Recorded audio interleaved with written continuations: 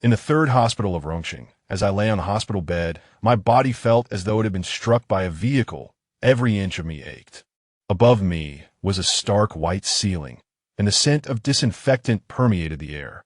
My mind was somewhat hazy, and I vaguely recalled having consumed alcohol with friends the previous night. Suddenly, a tightness gripped my heart. Had I been kidnapped? I couldn't help but curse under my breath, fearing that perhaps my kidney had been removed. I hastily reached down to check. Fortunately, there were no wounds, and my kidney remained intact, allowing a sigh of relief to escape my lips. At that moment, a flood of unfamiliar memories surged into my mind, causing a splitting headache, and darkness enveloped me once more.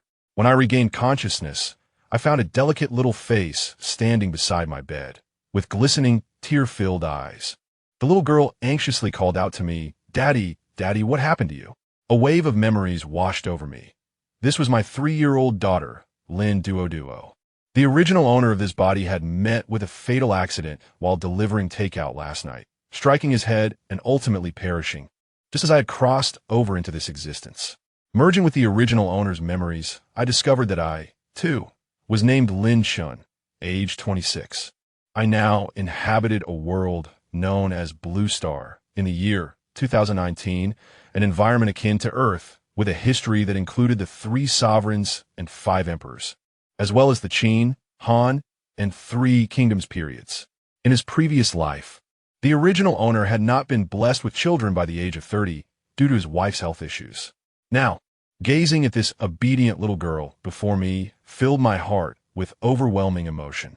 As she called out to me, I quickly responded, "Good daughter, Daddy is fine. Are you behaving well at Grandpa Gua's?" Duo is very well behaved," the little girl replied in her sweet, childish voice. Gua Baoquan, the man I now called my landlord, was a retired professor who had a great fondness for children. Whenever the original owner was busy, Uncle Gua would help look after the child. However, my current wife was no longer with me. The reason being that shortly after giving birth, the original owner's mother required treatment for cancer, depleting the family's savings, and eventually, the house was sold. Tragically, the elderly lady passed away. The original owner's father had perished in a mining accident when he was just a child, leaving the family in dire straits. Faced with having nothing and a sister needing to attend university, my ex-wife sought solace in the arms of a company manager, ultimately abandoning him. As for whether he had been unfaithful before, that remained uncertain. I sat up, cradling my daughter in my arms, gently wiping away her tears, and inquired, "Where's Grandpa Gua? Where has he gone?" Duo nestled in my embrace, tilting her little head upwards, and remarked, "Grandpa Gua has gone to buy food for Daddy." No sooner had she finished speaking than the hospital room door swung open, revealing a sprightly old man with graying hair who entered carrying a bag of provisions. With a warm smile, he addressed me. "Ah, Shaolin has awakened. Come, let us partake in some nourishment. Duo, come here for a hug from Grandpa. Let your father eat first." I promptly expressed my gratitude, saying, "Thank you, Uncle Gua."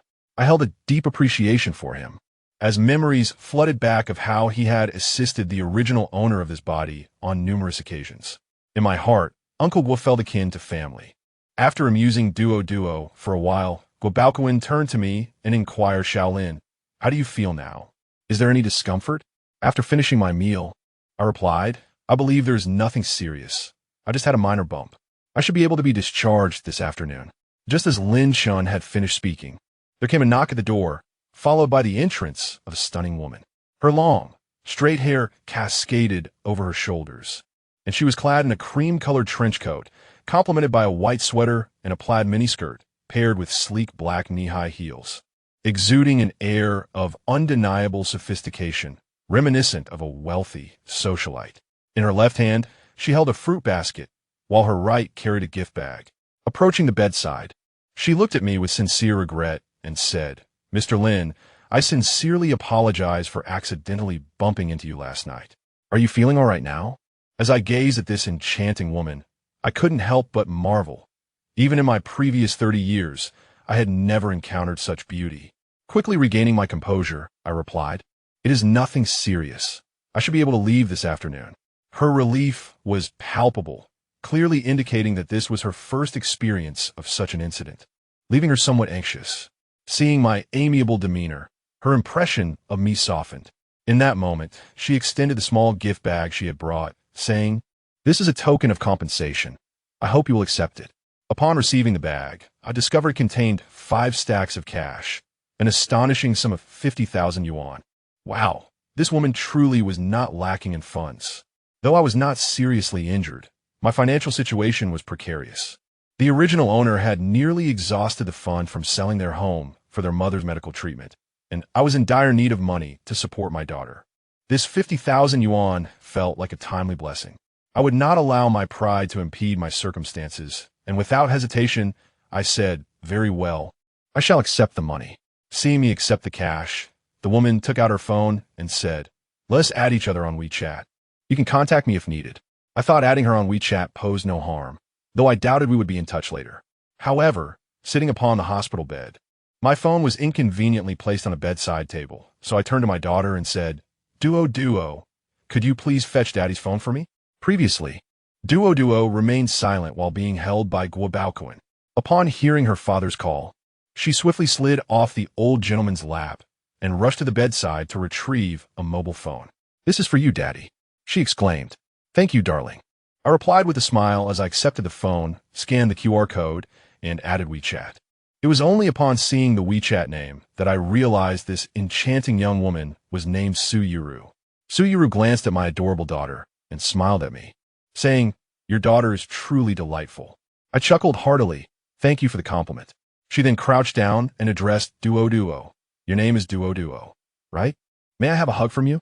Duo stood beside the hospital bed, casting a glance at Suyuru and then at me, her little hands unsure of where to rest.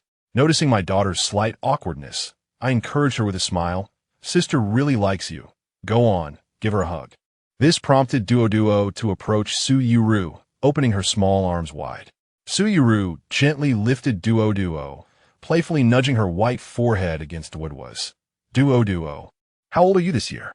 Duo, beaming with joy, extended 3 fingers. "I'm 3 years old this year."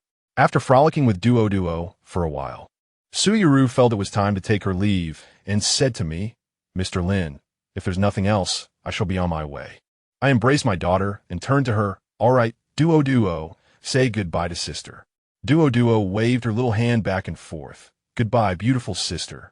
"Goodbye, Duo." I heard Suyuru's voice, and my heart swelled with delight as she waved at us, the sound of her heels echoing enticingly in the ward. Watching her retreating figure, I pondered that I might never have the chance to see her again. Suddenly, Guobaoquan spoke up. "That girl is truly stunning, Xiaolin. What do you think?" I glanced at his expression, understanding his implications.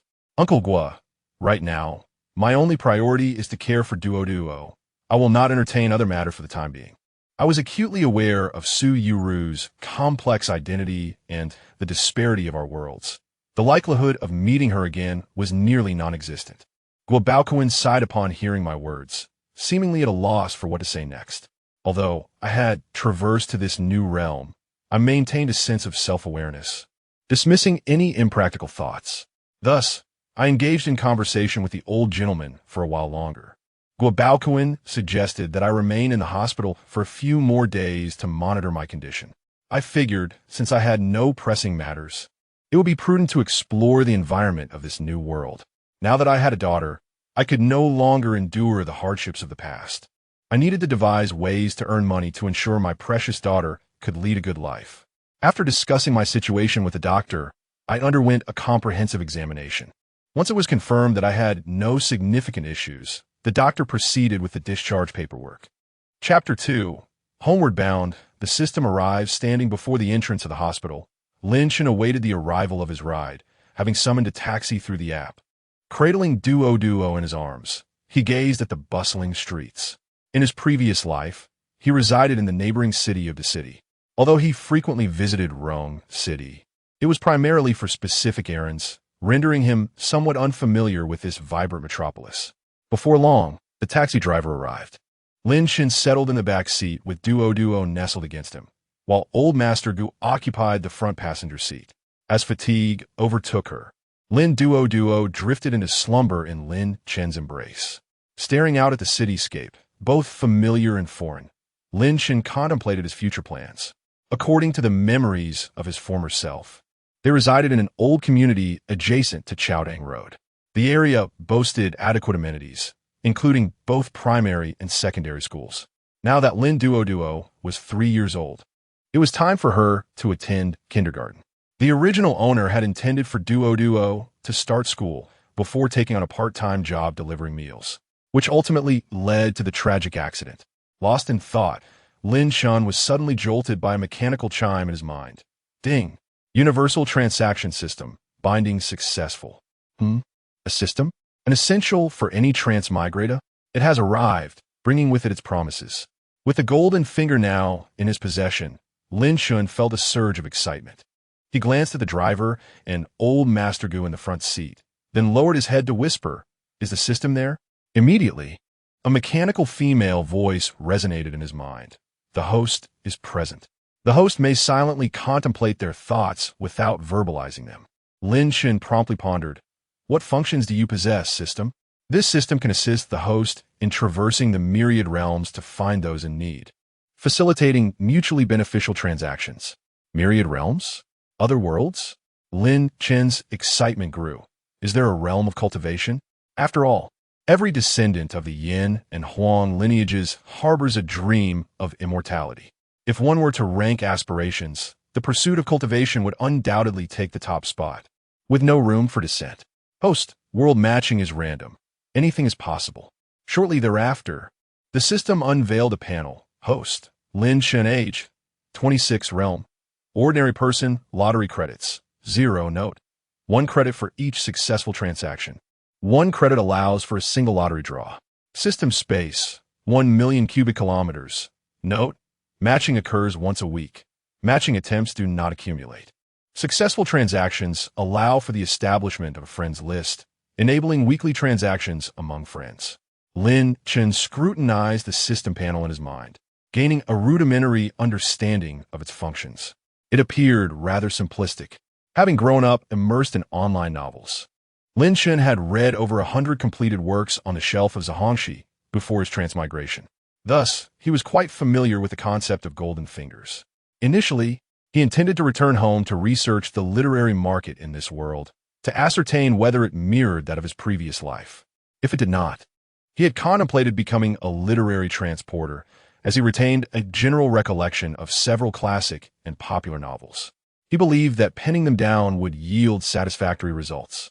Yet, with the system now at his disposal, who would still bother to write novels? With the presence of the system, I, Lin Shun, am invincible. In my previous life, I lived with my wife, devoid of children or significant burdens, and with some savings, my mindset was rather laid back, lacking any lofty aspirations. Now that I have traversed to another realm, blessed with a lovely daughter, I am determined to strive for her well-being. Moreover, with the system at my disposal, exploring higher realms is indeed a possibility. Lost in thought, I arrived at the community, bidding farewell to the elder Babaokuan before returning to our third-floor abode, cradling Duo in my arms. Upon entering, I was greeted by a modest living room. To the left was the kitchen, and to the right, a corridor. The left side of the corridor led to a secondary bedroom, while at the end lay the master bedroom. The dwelling spanned approximately 70 square meters, situated in a less-than-ideal environment, with peeling paint in the living room corner. It seemed imperative for me to earn money swiftly to acquire a better home, Lin Chen mused. After closing the door, I gently placed Duo in her small room, laying her down on the bed. She furrowed her brow, prompting me to tenderly stroke her hair. Instantly, her expression softened. It was early April in Rongqing, and the weather remained quite cool, so I covered her with a blanket. After shutting the door, I visited the restroom, and upon emerging, I caught a glimpse of my reflection in the bathroom mirror. This visage was rather handsome, complemented by my height of 1.8 meters, which surely contributed to my ex-wife, Zhao Iyaki's pursuit of me during our university days. Venturing into the kitchen, I opened the refrigerator to find eggs, tomatoes, and noodles. The previous owner had been accustomed to cooking at home. In my former life, I was quite lackadaisical. My wife did most of the cooking, and while I could cook, I simply chose not to. Now, with such an adorable little bundle by my side, it was time to revive my culinary skills. For I preferred home-cooked meals over dining out. Noticing it was only 4 in the afternoon, I realized it was a tad early to prepare dinner. Returning to the living room, I took out my phone, intending to browse recent news. Just as I settled down, I heard Duo crying in her room, calling for her father. I hastily rushed to her side, reassuring her, "Daddy is here, don't cry." I scooped her up and brought her back to the living room. Gazing down at my little girl, "Look at our precious one. You've turned into a little kitten." Duo was typically quite sensible. At just 1 year old, her irresponsible mother had abandoned us, never to return, leaving her with only memories of her father. Furthermore, after my accident yesterday, Duo awoke to find me absent, causing her to feel insecure, hence her tears. She offered no reply, clinging tightly to me. "It's right, sweetheart. Daddy is always here," I softly patted her back. After a while, seeing her calm down, I asked, "Would you like to watch a cartoon?" Cartoons hold a significant allure for little ones. Duo eagerly responded, "I want to watch Xianjiang." I playfully pinched her little nose. "All right, Daddy will find it for you." Once I set up the show, I intended to resume my news browsing, but my phone rang, displaying a call from Manager Liu. It dawned on me that the original owner still had work obligations during the day. Due to the previous economic strain, coupled with the necessity for Duo to attend kindergarten, I took on a part-time job delivering food at night, which ultimately led to a series of unfortunate events, including a car accident. Manager Liu, the head of our department, whose full name is Liu Jinhua, is colloquially known as Liu the Fatty. As soon as the call connected, a barrage of words erupted from the other end. "Lin Shun, do you even want to keep your job? Is the project proposal from yesterday finished? Are you really going to be absent again today? Do you still expect to receive your salary this month?" Listening to the tirade through the phone, I furrowed my brow, ensuring that Duo was undisturbed while watching television. I stepped in my room and shut the door, then snapped into the phone, "Shut up. Are you done yet? I've long since lost interest in your pathetic team. I work to earn a living, not to be your slave. Earning a mere few thousand a month, I am burdened with a workload of several people. I hereby clearly inform you that I quit." "You, what do you mean?" "Fool." With a sharp click, the call ended. The company exploits its employees, forcing one person to do the work of many. If it weren't for Duo needing to go to kindergarten, I would have left long ago. However, due to the pressures of life, I had no choice but to grit my teeth and endure. I could no longer tolerate even a fraction of this. In my previous life, I had already been quite lackadaisical and despised companies that exploit their workers. Now that the system has arrived, why should I fear not earning money? So I shall simply proceed. As for the salary, with only 10 days left in the month, I hardly care to forfeit a meager sum. Chapter 3. The system's first match in the office of Rongqing New Ideas Planning Company, Limited, Liu Jinhua stared blankly at his phone. Taken aback that the usually docile Lin Shun dared to scold him and even hang up the call. Contemplating a return call to issue a threat, he was met instead with a system voice message. "The number you have dialed is temporarily unavailable." It was akin to being berated in League of Legends, unable to retaliate due to being muted. Those who understand, understand. Frustrated, he slammed his palm on the desk, grimacing in pain. Outside, the employees whispered among themselves, speculating on what had driven the corpulent Liu to such a state. "Haha, I wonder who made him so furious. Serves him right for bullying us." Meanwhile, Lin Shun, having hung up and blocked the number, returned to the living room to find his daughter Duo engrossed in a delightful show. Not wanting to disturb her, he resumed browsing the latest news and stumbled upon a humorous video by the popular short video creator Xiaoyang. He mused that Xiaoyang had just begun his comedic journey and had yet to delve into product promotion. Hastily, he downloaded the dual platform and began scrolling through the short videos. "Here comes the little brother. Let me be your eyes so you can see clearly." Honestly, was I being bewitched? A little white rabbit, white and fluffy, with 2 upright ears. In a world of smoke and sand, one might ask a general to drink less. The whimsical phrases danced in his mind, conjuring a moment filled with endless possibilities. Before Lin Chen's time travel, it was 2024. Watching these videos now brought a wave of nostalgia, as if he had traveled back several years. Time slipped away unnoticed as he immersed himself in the videos. "Daddy, I'm hungry. It was Duoduo's voice that snapped him back to reality. Glancing at the clock, he realized it was already past 5. Considering the ingredients in the refrigerator, he cheerfully announced, "Tonight, we shall have noodles, my dear." "Okay, Daddy. Now, you play for a little while longer," he said. Heading into the kitchen, he heated the oil and soon fried 2 eggs. Before long, 2 bowls of tomato and egg noodles were ready. Duo, the noodles are done. Come and taste your father's culinary skills."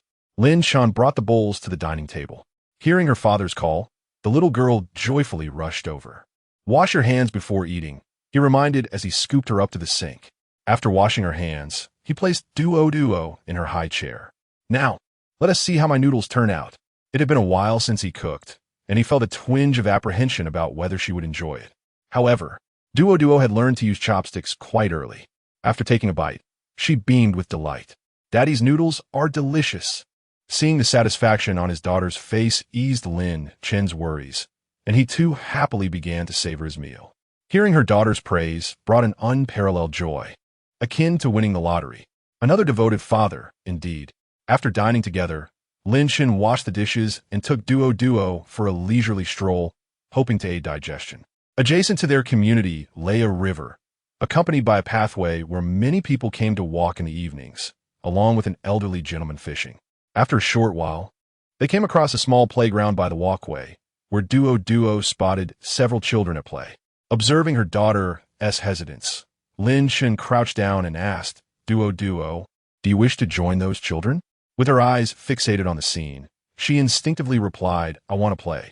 "Then, my dear, you must bravely approach them and say hello." Upon hearing this encouragement, Duo walked up to a little girl sliding down the slide and introduced herself. Lin Duo. "May I play with you?" The little girl, equally bold, eagerly nodded and replied, "Sure, let us play together." Her parents sat on a nearby bench, watching. Lin Chen chose to remain at a distance, smiling as he witnessed his daughter making a new friend, which filled him with immense happiness. As evening approached and the clock neared 8, Lin Chen called out to Duo, signaling it was time to return home. Duo, let us head back and say goodbye to your new friend." "Goodbye. My daddy is calling me home." She cheerfully waved at the little girl. Upon returning home, Lin Chen bathed Duo and tidied up the house. It was already 9 o'clock. He prepared to carry the little one back to her room. With her tiny hands tightly wrapped around Lin Chen's neck, Duo asked, "Daddy, can I sleep with you tonight?" She blinked her adorable big eyes at him, her gaze filled with anticipation. Lin Chen found it impossible to refuse, recalling her unease upon waking earlier that day. He nodded. "All right then, let's go to sleep." Their laughter filled the room as he placed her gently on the bed and began to tell her a story. Once upon a time, there were 7 dwarfs.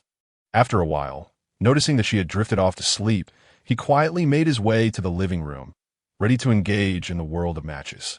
Having been busy all day and without a moment to spare, he silently intoned, "System Initiate Matching." Matching. After approximately half a minute, a mechanical voice resonated. "Ding. Matching successful. Constructing trading space." Trading space constructed successfully. "Would you like to enter?" "Enter," Lin Chen uttered. As soon as he finished speaking, darkness enveloped him, and he felt a rush of light once more. Opening his eyes, he found himself standing on a floating island, not very large, approximately 100 square meters in size. The environment of the trading space could be altered at will. Below lay a dilapidated modern city, sprawling and seemingly larger than Rongqing. What events could have transpired to ravage such a vast metropolis so thoroughly? Suddenly, a figure began to materialize before him, from feet to head. With cascading burgundy waves of hair and clad in form-fitting leather armor, she showcased her alluring silhouette to striking effect. The elongated thighs seemed to stretch longer than life itself. Flanked by 2 desert eagles, reminiscent of Alice from Resident Evil, Lin Chen noticed an approaching figure and greeted her. "Hello, I am Lin Chen," extending his right hand. However, the crimson-haired woman remained unmoved, casting a cold gaze upon him. Realizing her lack of intention to shake hands, Lin Chen awkwardly smiled as his hand lingered in the air. Subsequently, a chilling voice emanated from the woman. "A voice in my mind tells me that you possess what I require." Lin Shun surmised that the voice she referred to must be the celestial trading system. Yet, he was uncertain whether she also possessed a system or if it existed in another form. Indeed, what do you need? He inquired. Do you have food? Food? Is that all? Lin Shun thought she desired something more substantial. If it's food you seek, that is quite simple. I have provisions. How much do you require? And what do you intend to offer in exchange? Upon hearing that Lin Shun had food, the woman's expression brightened momentarily before she lowered her head in contemplation. I am unsure of what you need, she replied. Lin Shun, somewhat exasperated, responded, I am Lin Shun. Perhaps we should first familiarize ourselves with one another's circumstances before we engage in trade. With a wave of his hand, 2 sofas materialized before them, inviting the woman to take a seat. She nodded in acknowledgement and began to narrate the tale of her world's descent into ruin. The crimson-haired woman's name was Yi Qian, and her planet was known as Ingjia Star. Chapter 4. Concluding the deal, it is now the year 2030 on the planet of Ingjia.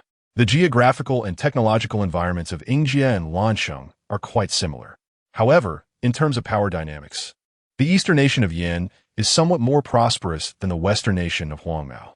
Yi Qian hails from the eastern nation of Yin. The Huangmao nation has long aspired to surpass the East, leading them to explore an alternative path in the research of super soldiers. Consequently, a laboratory incident resulted in the leakage of a virus known as the X virus, which can be transmitted through the air. This has led to a global transformation into a zombie apocalypse. Fewer than 5% of the population have survived the virus, and, among the survivors, a select few have awakened supernatural abilities. Currently, cities are devoid of electricity, water, and food, making survival exceedingly arduous. Yi Qian has also awakened her powers and has recently established a survivor base housing over 500 individuals. The most pressing issue at present is the scarcity of food, with daily scavenging yielding meager supplies. At this juncture, a list appeared in her mind, indicating that assistance was available, prompting her to enter the trading space. Lin Shin inquired about the list's functions, which merely consisted of a simple friends list and a marker for entering this exclusive trading space, accompanied by a system space. His system did not match, and there were no points for lotteries. Upon hearing this, Lin Shun pondered that this seemed to belong to his own unique system. After gaining a general understanding, Lin Shun briefly shared his circumstances with Yi Qian. She required a substantial amount of food, whereas Lin Shin's savings amounted to only 30,000 yuan, supplemented by a compensation of 50,000 yuan from Su Euro, totaling 80,000 yuan. Presently, the market rate for ordinary rice is around 5,000 yuan per ton, allowing for the purchase of approximately 16 tons with 80,000 yuan. Even inexpensive vegetables cost 1 or 2 yuan per gene, with a ton costing only a few thousand yuan. Lin Shin contemplated for a moment and suggested to Yi Qian, why not trade in gold? In your realm, gold is currently undervalued and relatively easy to accumulate. It would be prudent to gather more gold and jewelry whenever possible. For our initial transaction, I can provisionally prepare 10 tons of rice and 5 tons of vegetables for you, along with several tons of drinking water. In exchange, I would require 50 kilograms of gold. What do you think? Yi Qian deliberated briefly before agreeing, noting that she had an abundance of gold, with jewelry stores, banks, and resource collection being readily accessible. After confirming the delivery for 2 days hence, Lin Shun exited the trading space. Upon opening his eyes on the sofa, Lin Shun glanced at his phone. Less than a minute had passed. He had spent nearly an hour in the trading space. It seemed the flow of time was indeed different. Not wishing to dwell on it further, he instead felt a thrill of excitement. Over 10 tons of food in exchange for 50 kilograms of gold. He checked the current gold market price, finding that in 2019, it hovered around 360 yuan per gram. Thus, 50 kilograms of gold equates to an astonishing 18 million yuan. What a lucrative profit. Had this been in his past life in 2025, it would have doubled in value. There was no question of who was at a disadvantage. It was merely a matter of mutual benefit. Lin Shun mused about his newfound wealth and how to spend it. Purchasing cars and property was a certainty. His thoughts then turned to how he would care for his daughter. After a moment of contemplation, he returned to his room, gazing at his daughter, who was sleeping soundly. The corners of his mouth lifted slightly as he bestowed a gentle kiss upon the little girl's forehead. Lying in bed, thoughts of impending wealth filled him with excitement, making slumber elusive. He eventually drifted into a hazy sleep after an indeterminate time. Suddenly, an itch in his nose roused him, and upon opening his eyes, he found the little girl mischievously toying with her hair. He scooped her up into his arms, tickling her underarms, causing her to erupt into a fit of giggles. After their playful banter, the father and daughter rose to wash up. Standing side by side at the sink, the little one, too short to reach, stood atop a stool, creating a heartwarming scene. Once ready, he cradled her and ventured out for breakfast. Upon reaching the ground floor, they arrived at a beloved bun shop run by an elderly couple who had been in business for over a decade. Each day, they prepared fresh steamed buns, earning the trust of their neighborhood clientele. They ordered a steamer of soup dumplings, 2 eggs, 2 bowls of congee, and a plate of pickles. The father and daughter immersed themselves in their meal, savoring every bite. While enjoying breakfast, Lin Shun used his phone to research warehouse rentals, ultimately finding a nearby temperature-controlled storage unit. It was imperative to find a discreet location. Otherwise, direct income into the System S space might attract scrutiny and analysis. After breakfast, he took the little girl to the agreed-upon warehouse, renting it for a month at a cost of 1,000 yuan. They then took a taxi to the grain wholesale market, comparing prices among various vendors before successfully completing their transaction and informing the owner of the warehouse location and delivery time. Subsequently, they visited a nearby vegetable wholesale market, finalizing their vegetable and water orders. Due to the substantial quantity needed, the total expenditure amounted to approximately 75,000 yuan. As lunchtime approached, he cradled the little girl, searching for a dining spot. He noted that running around all morning without transportation was quite inconvenient, resolving to purchase a vehicle as soon as finances allowed. Lost in thought, he heard the little girl's voice, "Daddy, I want fried chicken." Lin Shun glanced up to see a Pizza Hut before him, its sign adorned with enticing images of delectable food. No wonder the little girl craved it. Although fried chicken is not the healthiest option, indulging occasionally is permissible. Upon entering the establishment, he noticed a fair number of patrons, mostly parents dining with their children. The little girl, nestled in his arms, curiously peered left and right, her eyes wide with desire. Lin Shun playfully pinched her nose, chuckling, "You little glutton, your mouth is watering." After ordering a parent-child meal, they settled at a table. Before long, the server brought out fried chicken and burgers. The little girl joyfully dug in, occasionally pouting at Lin Shun in delight, observing her greasy little mouth. He smiled and wiped it clean. After lunch, they took a leisurely stroll to aid digestion. Life in Rongqing is relatively relaxed, with numerous tea houses and game parlors. Spotting an outdoor tea house nearby, he ordered a cup of herbal tea and reclined in a chair, basking in the warm sun.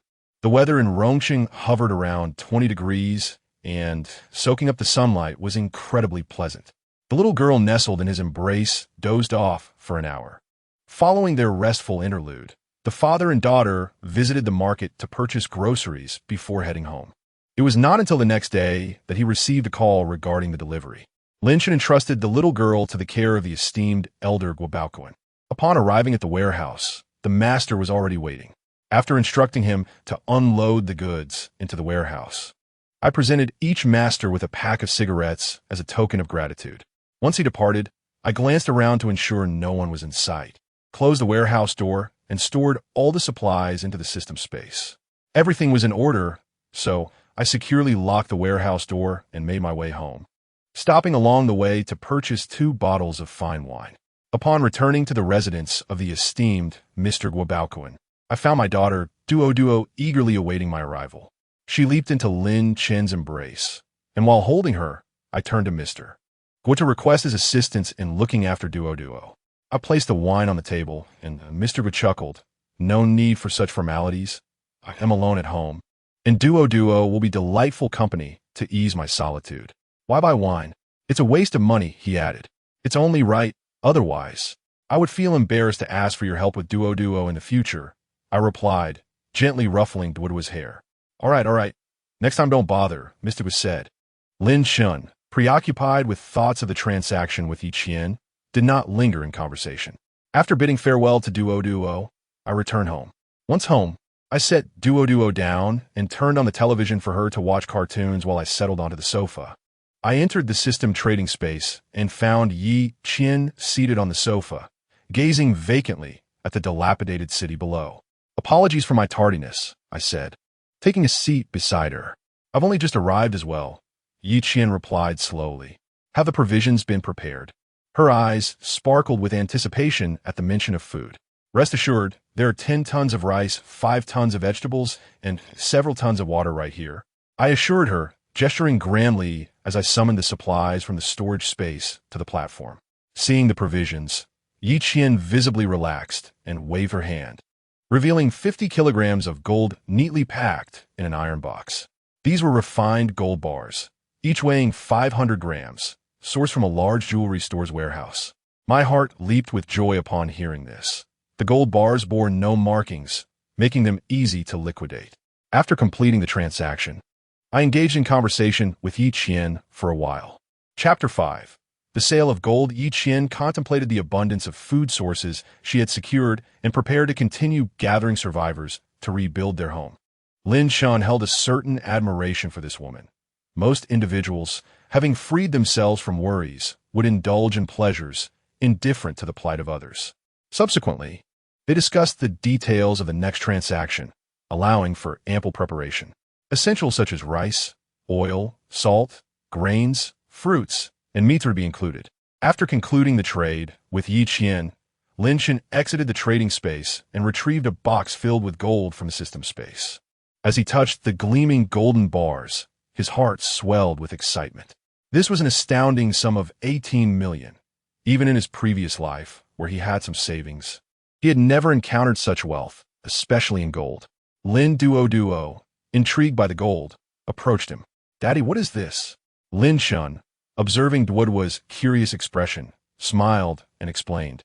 "This is called gold. It can be exchanged for a great deal of money. With it, I could buy you many dolls." Although Duo did not grasp the concept of vast wealth, her eyes sparkled at the mention of dolls. Joyfully, she began counting on her fingers and extended her right hand. Fingers spread wide. "Then I want this many dolls." "All right, sweetheart. However many you desire, Daddy will buy for you." "Look closely, darling. Daddy will perform a magic trick." With a flick of his wrist, the box of gold vanished from the table. Duo gasped in astonishment, her mouth agape, and scampered behind Lin Shan to search for it. Peering beneath the hem of his clothes, but finding nothing, Lin Shan chuckled at her comical antics. "So what do you think? Isn't Daddy impressive?" Duo exaggeratedly exclaimed. "Daddy is amazing. I want to learn too." Lin Shan, feeling slightly awkward, thought to himself that he couldn't possibly teach her just yet. "You're still too young for that, but when you grow up, I will teach you." Duo extended her tiny hand, pinky raised. "Then, Daddy, let's make a pinky promise." Lin Shan linked his pinky with hers and even sealed it with a stamp. Satisfied, Duo returned to watching television. The next morning, Lin Shan took his daughter to a well-established jewelry store, Golden Jade, located in the southern part of the city. Upon entering, a female attendant immediately approached them, displaying no signs of condescension. "Sir, are you looking to purchase a ring or a necklace?" Lin Shan did not respond to her inquiry, but instead asked, "Do you buy gold? Is the owner present?" The attendant paused momentarily before realizing, "Yes, we do buy gold. Allow me to fetch the owner." Shortly thereafter, the attendant returned with a middle-aged owner in his 40s. "Sir, this is our owner," she introduced. The owner smiled at Lin Shan and his daughter, inquiring, "We buy gold. How much do you wish to sell, young man?" Feigning a search in his pockets, Lin Shan discreetly retrieved 2 500-gram gold bars from the system space. He initially intended to sell a larger quantity, but deemed it wiser to sell in smaller batches for safety. "These are 2 500-gram gold bars. How much will you offer?" The middle-aged boss was momentarily taken aback upon seeing 2 gold bars, each weighing a substantial 1,000 grams. Quite a notable amount, considering a typical bracelet is merely around 20 to 30 grams. He took the gold bars in hand and mused, "Shall we verify their authenticity?" "Certainly," came the reply. The boss then retrieved his tools, first weighing the bars, then applying fire, and subsequently testing their purity with water. Everything checked out impeccably. Addressing Lin Shan, he remarked, "The gold is genuine. Do you possess an invoice? Lin Shun, maintaining her composure, replied, The invoice has long since vanished. I intended to sell it to secure a better kindergarten for my child. The boss, not overthinking the absence of an invoice, acknowledged that it would slightly diminish the offered price. With the current gold price at 363 per gram, he proposed a purchase at 350 per gram, totaling 350,000. What do you think? Lin Shun pondered momentarily. The price was acceptable, and she agreed to sell. She promptly provided her bank account number, and shortly thereafter, she received a text notification confirming the transaction. Subsequently, Lin Shun and her daughter embarked on a whirlwind journey across Chengdu, needing to visit over 50 establishments to sell the entire 50 kilograms of gold. To ensure safety, she even ventured into neighboring cities, dedicating 2 days to deplete her gold reserves. Ultimately, she realized a total of 17 million, divided across 3 cards, each containing 5 to 6 million.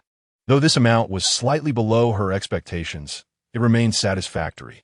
Prior to selling the gold, she had researched Blue Star's policies, confirming that significant transfers would not lead to account freezes. Lin Shun felt it prudent to exercise caution, aware of her modest financial standing and lack of influence. Upon returning to Chengdu late in the evening, she dined with her daughter, Duo, before heading home. With over 10 million in her possession, she felt a sense of relief wash over her. She resolved to purchase a car the following day, realizing the inconvenience of her recent travels without one. Duo, having accompanied her, was exhausted and soon retired to bed. Lin Shun took a refreshing shower, then reclined on the living room sofa, perusing options for her new vehicle. The original owner had lacked the means to buy a car, but fortunately, Lin Shun had acquired a driver's license, saving her time. After reviewing online automotive reviews, she narrowed her choices to 2 models, the Volvo XC90 and the Mercedes-Benz GLE, both SUVs known for their spaciousness, comfort, and high safety ratings. The fully equipped versions were priced around 800,000 to 900,000, and with funds available, she felt at ease. After finalizing her car selection, she looked forward to visiting the dealership the next day to inspect the vehicles in person. As she prepared for bed, she passed by Duo's room and noticed the little girl's hand protruding from beneath the covers. Gently, she tucked her daughter back in and quietly closed the door. Lying in bed, Lin Shun gradually drifted off to sleep, her recent days of ceaseless activity leaving her particularly fatigued. She slept soundly, awakened only by Duo's gentle call the following morning. Groggy yet determined, Lin Shun rose to find that her daughter had already completed her morning routine. After splashing cold water on her face, Lin Shun felt invigorated and quickly dressed. Scooping Duo into her arms, they set off, eliciting joyful laughter from the little girl in the hallway. As they descended the stairs, they encountered Grandpa Gua, who was engaged in his morning exercise. Little Lin, he called out, "Where are you and Duo headed?" "I took Duo for breakfast today and decided to explore the nearby kindergartens, as it is time for her to commence her schooling. I am quite familiar with the local options, particularly Yubei Kindergarten, where the principal happens to be my former teacher. This institution is quite commendable." Lin Shun checked his phone and discovered that this private kindergarten has a favorable reputation and is indeed among the top contenders in the Southgate area. Guobaokuan, unaware of the school's relatively high tuition fees and Lin Chen's newfound prosperity, would not have recommended this establishment otherwise. "All right, Uncle Gua, I find this school quite appealing. Could you provide me with a contact number? After breakfast, I would like to visit," Lin Chen requested. Shortly thereafter, Guobaokuan sent the principal's contact information to Lin Chen. Lin Chen then put away his phone and inquired, "Uncle Gua, have you eaten? I haven tea. If you could bring me something, that would be great." "I've already eaten. You carry on with your tasks." "Very well, Duo, say goodbye to Grandpa Gua." "Goodbye, Grandpa Gua." Duo waved her small hand. Lin Shan then took Duo to enjoy their breakfast. Reflecting on the school visit plan for the morning, he decided to postpone his trip to purchase a car until the afternoon, as the store for his 4th son was quite far. They promptly took a taxi to Yubei Kindergarten to assess the surroundings. Upon arrival, Lin Chen noticed the security guard standing upright at the entrance, which indicated the institution's quality. With an annual tuition exceeding 100,000, It was evident that this school was not accessible to just any family. He approached with duo and explained their purpose. The security guard retreated to his booth to make a phone call. Shortly after, a middle-aged man in his 40s emerged, impeccably dressed in a sharp suit and tie, albeit with a slightly receding hairline.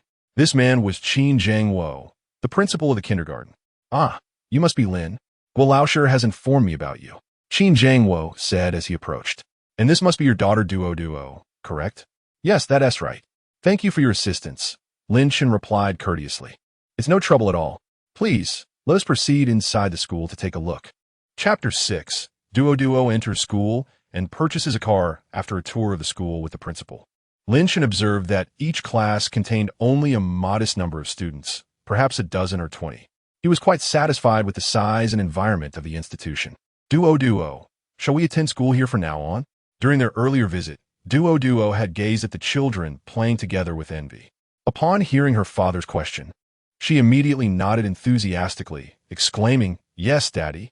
I want to study here and play with them." Upon receiving the child's response, Lin Shun turned to the principal and inquired, "Do you think we can complete the enrollment today?" "No problem," the principal replied. "Shall we proceed with the enrollment now?" Consequently, Lin Shun followed the principal to facilitate Duo's enrollment. Ordinarily, Duo would not commence school until the latter half of the year. However, due to the intervention of old Master Gua, who had contacted Qin Zhangwo, all obstacles were swiftly resolved. Once all the paperwork was completed and the payment settled, Lin Chen realized it was lunchtime and initially intended to treat the principal to a meal. However, Qin Zhangwo had prior commitments. So Lin Chen and Duo enjoyed their lunch together before preparing to visit a car dealership. Initially, they considered heading to the International Auto City, but ultimately decided against the distance and opted for the nearby Jinjiang Avenue instead. Lin Chen ultimately resolved to purchase a Mercedes-Benz, carrying Duo as they entered the dealership. A woman in professional attire approached them, inquiring, "Sir, what type of vehicle are you interested in?" Wang Monli, observing Lin Chen's modest attire and the presence of a child, quickly assessed, based on her years of experience, that he was likely just browsing and probably unable to afford a vehicle. Lin Chen, noticing her insincere smile, chose not to engage further. "I'm just browsing. Perhaps you could assist me with some introductions?" Upon hearing this, Wang Monli thought to herself, "I certainly don't have the time to give you a comprehensive introduction. You're clearly just a penniless visitor." She then called out to a nearby young woman, "Chu Xian, come over and assist this gentleman. I'm feeling a bit unwell and need to use the restroom." Without waiting for Lin Chen's response, she walked away, opting instead to chat with others at the front desk. The nature of their conversation was likely not favorable, eliciting a resigned smile from Lin Chen. At that moment, Chu Xian approached them, asking, "Sir, which vehicle are you interested in?" Observing the cautious and somewhat nervous demeanor of the young woman, Lin Chen surmised she was likely a recent university graduate. He refrained from mentioning the model he had in mind, as the disdainful gaze cast by Wang Monli had left him feeling irked. He simply replied to Chu Xian, "I'm looking for an SUV with a high safety rating. Which model do you recommend?" Chu Xian glanced at Lin Chen and then at Duo, pondering for a moment before articulating, "Sir, do you intend to purchase a vehicle to transport your daughter to school?" Taken aback, Lin Chen responded, "How did you deduce that?" Chu Xian, now less anxious, smiled and explained, "I noticed you brought your daughter along and mentioned safety, which suggests you intend to drive her to school. Given your daughter's age, she should be of kindergarten age." "Indeed, you are correct," Lin Chen affirmed. "Do you have any price range in mind?" "Price is not an issue. I recommend this Mercedes-Benz GLE." Lin Chen approached the car and asked his daughter in his arms, "Do you like this car, Duo?" Lin Duo glanced at it, and without understanding much about vehicles, replied without hesitation, "If Daddy likes it, then I like it too." Her charming expression brought a smile to Lin Chen's face. "You little rascal."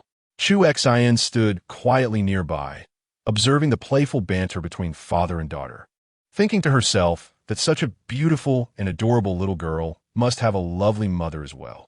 Lin Chen gently placed Duo on the ground, opened the car door, and took a seat inside, feeling quite pleased with the interior. After exiting the vehicle, he turned to Chu Xian and inquired, "What is the total cost of this fully equipped car?" Chu Xian's eyes brightened, feeling a surge of excitement. Sir, the fully equipped Mercedes-Benz GLE costs 1.06 million, but I can offer you a discount to bring it down to 1 million. Having recently come into wealth and anticipating even greater prosperity, Lin Chun was unbothered by the price. If he liked it, he would purchase it. All right, I'll take this car. Do you have it in stock? Chu Xian replied eagerly, yes, sir. Then let's proceed with the purchase contract. I will pay in full. Chu Xian led Lin Chun to the VIP lounge area, where he sat on the sofa while she excitedly went to fetch the contract from the manager. When Chu Xian returned, Lin Chun reviewed the contract, found no issues, and signed it, completing the payment. After a brief wait for the temporary license plate and insurance, he drove away in his new car. Inside the showroom, Wang Monli watched Lin Chun leave, her expression dark as soot. After years in sales, she hadn't anticipated such a misjudgment. Regret was now futile. Her gaze towards Chu Xian was filled with jealousy. This sale had originally been hers. Though her colleagues remained silent, their eyes gleamed with schadenfreude. In the car, Duo sat in the child seat provided by the dealership. Daddy, where are we going? Lin Chun replied to his daughter's inquiry. Daddy is taking you to the mall. Don't you need a new backpack for school tomorrow? Then I want a pink one. He parked the car in the underground parking lot of Wanda Plaza and took the elevator to the second floor of the mall. At the stationery store, he purchased a pink backpack adorned with a character from a popular children's show for Duo, which delighted her immensely as she insisted on wearing it immediately. Next, he carried Duo to the children's clothing section, where he bought her 5 sets of brand-name outfits. Although money was not an issue, he found it perplexing how expensive children's clothing could be. With a daughter, he was determined to dress her like a little princess. After all, daughters are meant to be cherished. Afterward, Lin Chun took Duo to the 3rd floor to the upscale brand Anima's boutique, intending to buy a few outfits for himself as well. Just as he stepped into the store, he noticed a woman accompanied by a middle-aged, balding man, browsing through the clothes. The woman sensed someone entering and turned to look at Lin Chun. It was none other than Lu Xiao, his ex-wife's close friend. Birds of a feather flocked together. Both shared a penchant for wealth. Upon recognizing Lin Chun, Lu Xiao's eyes sparkled with mockery. Oh, isn't this our handsome Lin? Did you perhaps enter the wrong store? Can you afford the clothes here? Lin Chun furrowed her brows. What does it matter to you whether I can or cannot? She thought, feeling an ominous sense of misfortune. She brushed past Lu Xiao and began to examine the garments within the store. Lu Xiao, witnessing Lin Chun's disregard for her, felt her face flush with anger. I shall see what act you are putting on. It will be amusing when you cannot settle the bill. Duo leaned against Lin Chun's shoulder, casting a glance at Lu Xiao and made a face, huffing softly. The store attendant, however, did not indulge in prejudice. Attentively presenting options to Lin Chun, Lin Chun casually selected several styles she fancied and instructed the attendant, please pack these outfits. Once the attendant had completed the packaging, Lin Chun proceeded to the front desk to settle the payment with her card. With bags in hand, she exited the store without casting a single glance at Lu Xiao. Lu Xiao was taken aback by Lin Chun's ability to pay. Still reeling from the shock, she watched as Lin Chun ignored her entirely, and her anger surged. She pondered the origins of that money, questioning its legality. Lin Chun, cradling Duo in one arm and carrying the shopping bags in the other, made her way to the underground parking lot to deposit the bags in her car. She paid no heed to the minor interruption caused by Lu Xiao, for they were not of the same world. There was no need to sully herself for the sake of a contemptible person. Chapter 7. The lottery. As the clock approached 6 in the evening, Xiaohei brought Duo to a seafood restaurant. It was the little girl's first visit to such an establishment, and she gazed in awe at the myriad of seafood displayed before her, her curious eyes darting from one delicacy to another. Spotting a large lobster, she turned to Lin Chun and inquired, Daddy, can we really eat that? Lin Chun chuckled, gently ruffling Duo's hair. Of course we can. It's absolutely delicious. Meanwhile, as Lin Chun enjoyed his meal, Lu Xiao dialed her best friend Zhao Yaqi. Yaqi, guess who I just ran into? Who? Lin Chun. I just saw him at the Anima boutique with your daughter. Lin Chun? My daughter?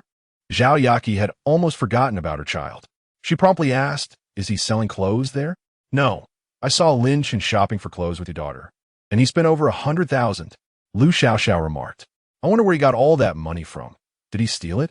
Zhao Yaqi remained silent on the other end, contemplating how Lin Chen could afford such luxury items.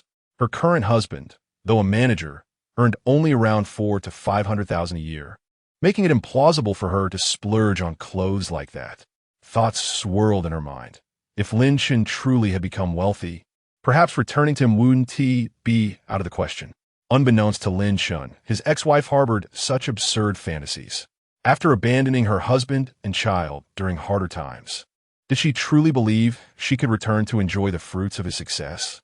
Life seldom grants such favors. As Duo finished her meal, Lin Chen settled the bill and led her to a nearby claw machine in the mall. After exchanging 50 yuan for tokens, he embraced the little girl and taught her how to catch a plush toy. After over 20 attempts without success, disappointment etched itself on Duo's face. The little girl pleaded, Daddy, I can't catch it. Please help me. All right, watch how Daddy does it, Lin Chen replied. After much effort, he finally snagged a long-eared rabbit plush toy, secretly relieved to avoid a blunder in front of his adorable daughter. He crouched down to hand the rabbit to Duo, who hugged it tightly, exclaiming, Daddy, you're amazing. She planted a kiss on Lin Chen's cheek, causing him to beam with joy. By the time they returned home, it was already 9 o'clock. With Duo set to start kindergarten the next day, Lin Chen helped her wash up, and, after coaxing her to sleep, he retreated to his room.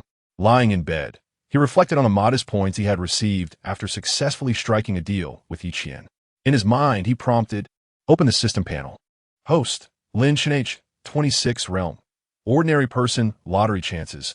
1 system space. 1 million cubic kilometers, friends list. 1. The system interface remained as straightforward as ever. What could he possibly win in the lottery? Host, the points lottery is entirely random. Anything is possible. Lin Chen found himself at a loss for words, treating the response as if it had never been spoken. Originally, he had intended to save up for a 10-draw lottery, but reconsidered. With so few trading partners, accumulation would take time. In a moment of whimsy, a bicycle transformed into a motorcycle. Witness the miraculous draw. Before Lin Chen's eyes, a vibrant, multicolored wheel of fortune appeared. The wheel spun faster and faster. Ding! Congratulations, host. You have drawn a celestial beast pup, the Xintian black dog. A master-servant contract has been automatically signed. It has been stored in the system space. Once released, it cannot be returned to the system. A celestial beast pup? The Xintian black dog? Lin Chen released the pup from the system space. Suddenly, a small, pitch-black creature appeared on the bed, devoid of any stray hairs. Upon inspection, he found that this little black creature was curiously gazing back at him. System, is this not merely a small black dog? Host, due to the depletion of spiritual energy on Blue Star, the Xintian black dog has reverted to its primal form. Lin Chen paid little heed to the dog's appearance. Goodness, with Blue Star devoid of spiritual energy, does that mean one can no longer cultivate? Looking down at the Xintian black dog, which tilted its head in response, he couldn't help but find it rather endearing. Can you understand me? The pup nodded. A celestial beast reduced to a common dog, yet it seemed to possess a decent level of intelligence and comprehension of human language. Well, a dog is a dog. It shall be a pet for Duo. I believe she will adore it. He noticed a pleasant fragrance emanating from the little black dog and decided not to shoo it off the bed, allowing it to sleep at the edge. Lin Chen scrolled through his phone for a while and then drifted off to sleep. In the morning, Lin Chen felt warmth and a slight dampness on his face. Upon opening his eyes, he was startled to find a dog's head before him.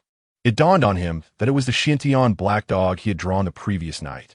He lifted the pup before his eyes. From now on, your name shall be Xiaohei. If you remain silent, I shall take it as your acceptance. The dog stared at him blankly, wagging its tail. All right, it is settled. He then rose and placed Xiaohei on the ground before proceeding to wash up. After completing his morning routine, he glanced at the time. It was 7:30, and Duo had yet to awaken. Lin Chen entered the kitchen and began preparing breakfast, making some milk oatmeal porridge and boiled eggs. Once finished, he pinched Duo's nose, but she remained snugly nestled in her bed. Sweetheart, it's time to wake up. Today is your first day of kindergarten. Come, Daddy will give you a hug. Duo stretched out her little hand. He lifted her from the warmth of her blankets while helping her get dressed, saying, "Wait a moment, Daddy has a surprise for you." "What surprise?" Duo, still a bit groggy, began to awaken. "First, let us get you dressed." After adorning her in the new clothes he had purchased, Duo appeared even more adorable, and Lin Shin helped her style her hair into 2 cute buns. As they entered the living room, they spotted Xiao Hei lounging there.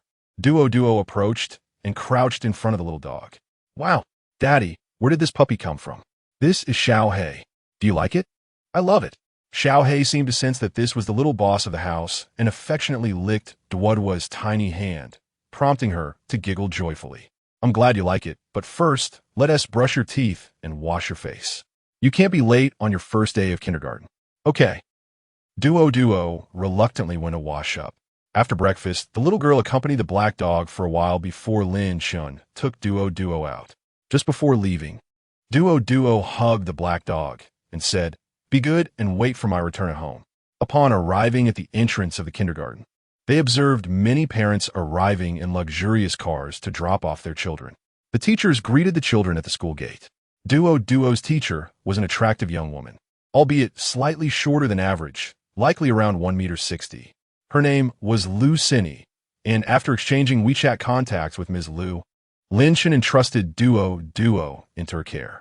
He lingered at the school for a while, and once he saw Duo seamlessly integrating with her peers, he felt a slight relief from his earlier anxiety. He then drove to the market where he had previously procured supplies. After securing the grains, fruits, and meats he had negotiated with Yi Qian, he proceeded to gather daily necessities and other materials, totaling 100 tons, which would suffice for Yi Qian and her team for quite some time. Lin Shin contemplated registering a company to hire someone to assist him. Otherwise, he would exhaust himself with such frequent errands. Without delay, he posted a recruitment notice online to gauge interest. By the time he finished, it was nearly 5 o'clock, and Duo would soon be dismissed from school. Lin Shan drove directly to the kindergarten, arriving precisely at 5. The children were lining up, awaiting their parents. Upon stepping out of the car, Lin Shan immediately spotted Duo among her classmates. She saw him too and joyfully waved her little hand, exclaiming, "Daddy, moments latte." Ms. Lu emerged from the kindergarten, holding Duo's hand. Lin Shan approached to take Duo from her. Duo, were you well behaved at kindergarten?" Ms. Lu replied. Looking at Duo, indeed, she was especially good and very understanding. "That's wonderful. Now, say goodbye to your teacher." Lin Shan gently tugged at Duo. "Goodbye, teacher. Goodbye, Duo." Chapter 8. A new match. As Lin Shan helped Duo into the car, the little one was busy bidding farewell to her friends. During their drive to the market, Duo chattered incessantly about amusing incidents from kindergarten and her newfound friendships. After shopping, upon returning home, the sound of the door opening drew the eager little black dog, Xiaohong, who was already wagging its tail in anticipation. It was becoming increasingly dog-like. Realizing that Xiaohong hadn't eaten all day, Lin Shin suddenly remembered that he hadn't purchased any dog food. However, since Xiaohong was not an ordinary dog, it likely did not require such sustenance. Duo, brimming with excitement, was eager to play with Xiaohong. Once she was set down on the floor, Lin Shan surveyed the house and found no signs of disarray. After allowing Duo to frolic with Xiaohong, he retreated to the kitchen to prepare dinner. Before long, he had crafted a meal of 3 dishes and a soup: braised pork ribs, twice-cooked pork, stir-fried greens, and a tomato egg soup. For Xiaohong, he seared a steak, placing it in a bowl and setting it down for the dog to enjoy before joining Duo for dinner. After their meal, he noticed Xiaohong's bowl was completely empty. He picked up Xiaohong and inquired, "Are you full?" Xiaohong paused for a moment before nodding, seemingly comprehending Lin Shan's question. Being still a puppy and no larger than a couple of palms, it likely did not consume much. After dinner, Lin Shan decided to take Duo for a stroll to aid digestion. He carried Xiaohong along, intending to buy a leash and perhaps a dog bed as well. Although Xiaohong was quite clever and would not run off, it was prudent to maintain appearances. As they reached the ground floor, they encountered Elder Gua, who had just stepped out, presumably for a walk as well. Lin Shan greeted him with a smile. "Uncle Gua, are you going for a stroll?" Elder would turn to Lin Shun and replied, "Yes, just finished dinner. I'm heading to the square to take a walk and watch some dancing," followed by a chuckle. Lin Shun, aware that Eldergua's spouse had passed away long ago, chose not to comment further. Eldergua, Duo called sweetly, cradling Xiaohong in her arms. Noticing the little black dog, Eldergua asked, "Where did this dog come from?" "It's a gift from my dad," Duo proudly replied. After exchanging a few words with the elder, Lin Shun took Duo to the pet store. Inside, various cats and dogs were confined in cages, barking excitedly upon seeing new visitors. Xiaohong suddenly emanated a subtle, yet commanding presence, silencing the other animals with a single bark, which seemed to instill a hint of fear. Lin Shun couldn't help but acknowledge this remarkable aura. Indeed, as a celestial beast, Xiaohong was incomparable to ordinary pets, even in the absence of its spiritual energy. In the store, Lin Shun purchased a leash and a dog bed, initially intending to give Xiaohong a bath at the pet shop. He soon realized that the little creature was already immaculate and exuded a pleasant fragrance. After all, it was a celestial beast and not an ordinary pet. After spending some time outside, Lin Shun captured numerous photographs and videos of Duo and Xiaohong together. With a casual gesture, I posted it on Dole, not with the intention of gaining followers, but merely to document life. I envisioned that when Duo grows up, she could look back at how adorable she was in her childhood. After playing for a while, I took Duo home. Upon our arrival, I let Duo play with Xiao Hei while I tidied up the house. As I glanced at the time, it was nearly bedtime for Duo. "Daddy, I want to play a little longer." "That won't do. Look, you could barely get up this morning."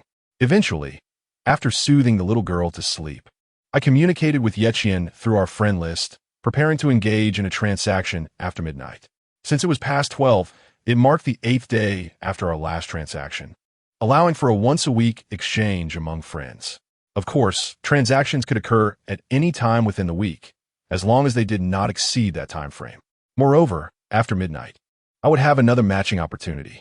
As the clock struck 12, I lay in bed and entered the trading space. Upon entering, I found Yeqian sipping tea. She noticed my arrival and poured me a cup. "Welcome, please have a seat." This time, seeing Yeqian felt less frosty than before. There was a hint of warmth in her demeanor. After I settled down and took a sip of tea, I waved my hand to produce 100 tons of supplies. "Here, take a look. This is what you need this time." The sight of such a substantial pile of resources filled my eyes with excitement. "Thank you," Yeqian said, suppressing her exhilaration as she revealed a collection of gold and jewelry. This time, we have 100 kilograms of gold along with several exquisite pieces of jewelry. Previously, 50 kilograms of gold had been sold for 17 million. Thus, 100 kilograms would amount to nearly 34 million. Coupled with a multitude of beautiful jewelry, it appeared to be more valuable than the gold itself. Among them was a stunning necklace adorned with a blue gem the size of a pigeon's egg. Holding the necklace, I admired the flawless blue gem radiating a captivating glow. Yeqian, noticing my fascination with the gem, smiled and said, "This necklace is called the Ocean Star. We discovered it in a wealthy collector's chamber. It is said that before the calamity struck, it was auctioned for over 400 million. Upon hearing that staggering figure, I was taken aback.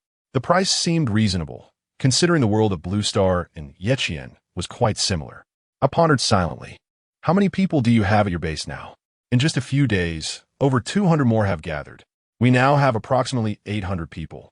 Then this 100 tons of supplies should sustain you for a while." After chatting for a bit longer, we exited the trading space.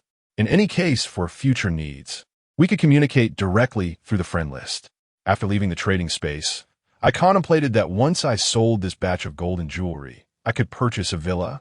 Initially, I had intended to buy an apartment building, but with newfound wealth, it seemed only fitting to acquire something more splendid. The villas in Rongqing are rather expensive. A cursory search revealed prices ranging from 30 to 40 million, with some exceeding 100 million. Subsequently, I decided not to dwell on this matter, as I could once again engage in a matching process. I'm uncertain what realm I shall encounter this time. The system initiated the matching process. Matching in progress. Ding. Match successful. Constructing trading space. Trading space successfully established. Would you like to enter? Enter. I have my vision blurred. I found myself aboard a flying vessel, which, while stationary, hovered gracefully in the air. The scene was strikingly futuristic, with towering skyscrapers reaching towards the heavens. They seemed to soar at least 1,000 meters high, yet the clouds above were tinged with a murky yellow hue. Occasionally, small flying craft zipped through the sky, painting a vivid picture of a city from the future. A striking young man with golden hair and a transparent visor gradually materialized before me. "Greetings, I am Lin Shun. Hailing from Blue Star," I said politely. The golden-haired man addressed his wristwatch, instructing, "Remove the visor." The transparent shield slowly vanished, and he inhaled deeply, exclaiming, "Is this the scent of fresh air?" I marveled at the watch and the visor. Soren regarded me thoughtfully. "I belong to the Henry family. My name is Soren, and my planet is called Morningstar. You are the one the system spoke of, possessing fresh food?" I chuckled awkwardly, given the advanced technology of your world. "Is there truly a scarcity of food?" Soren let out a sigh. "Have you observed the sky around you? My world, due to technological advancement and the excessive exploitation of natural resources, has suffered environmental degradation, rendering it largely inhospitable for agricultural growth." Chapter 9. Batteries and Artificial Intelligence. Air is delivered through a breathing mask, and sustenance is synthesized food. Due to the considerable influence of my family, I have access to historical narratives that remain elusive to ordinary civilians. Previously, I gazed upon ancient historical footage depicting our ancestors relishing fresh produce amidst lush mountains and clear waters, inhaling the invigorating air, which left me profoundly enchanted. Today, the system within my mind has informed me that there exists someone who can provide me with fresh food, prompting my arrival here. Soren regarded Lin Shun with a hint of excitement. Lin Shun listened attentively to Soren's account, gradually comprehending the nature of their world. The relentless consumption of technological advancements and harsh realities would be unbearable for anyone. Lin Shun also elucidated the conditions of his own planet. "We find ourselves in an era of the internet, where artificial intelligence is still in its infancy. The environment is pristine, brimming with verdant landscapes, fresh air, and abundant natural food." Lin Shun then expressed his curiosity. "Given the advanced state of your technology, why do you not explore neighboring star systems for further development?" Soren sighed deeply, responding, "Though our technology is sophisticated, we have yet to discover other life-bearing planets in our vicinity. As for terraforming other celestial bodies, we have encountered persistent challenges without significant breakthroughs. I require agricultural trade. What do you seek in exchange?" Soren inquired.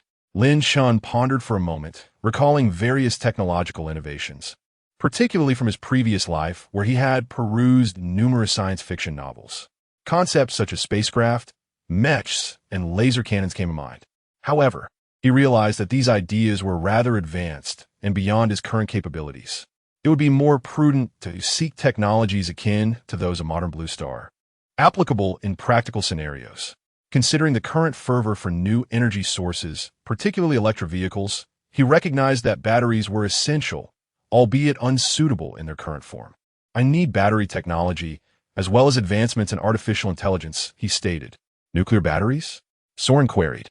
Lin Shun, feeling somewhat embarrassed, replied, "You speak of concepts too advanced for my use.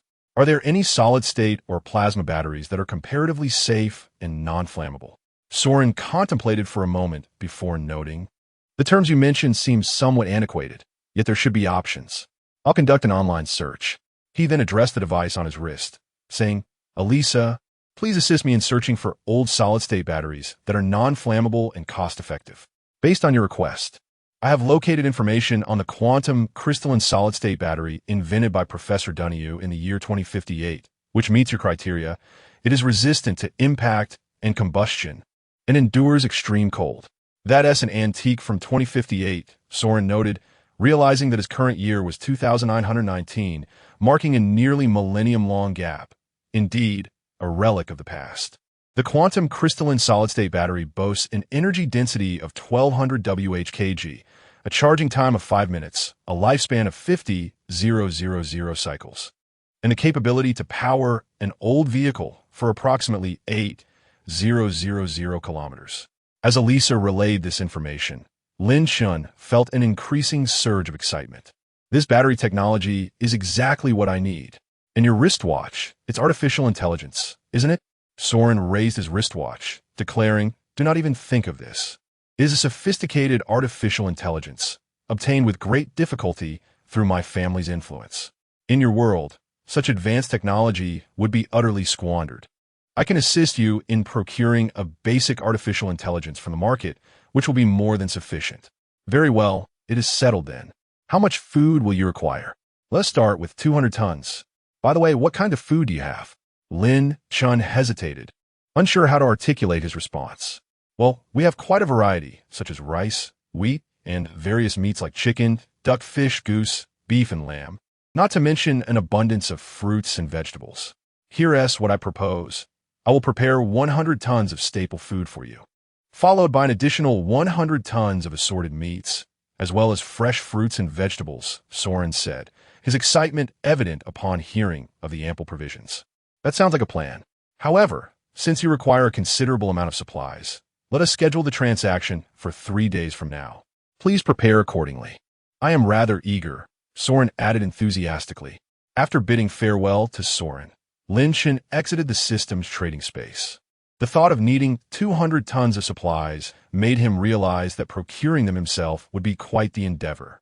Remembering that he had posted a job advertisement earlier in the day, he picked up his phone to check for applicants. He had specifically advertised for a management position, resulting in only 3 responses, 2 men and 1 woman.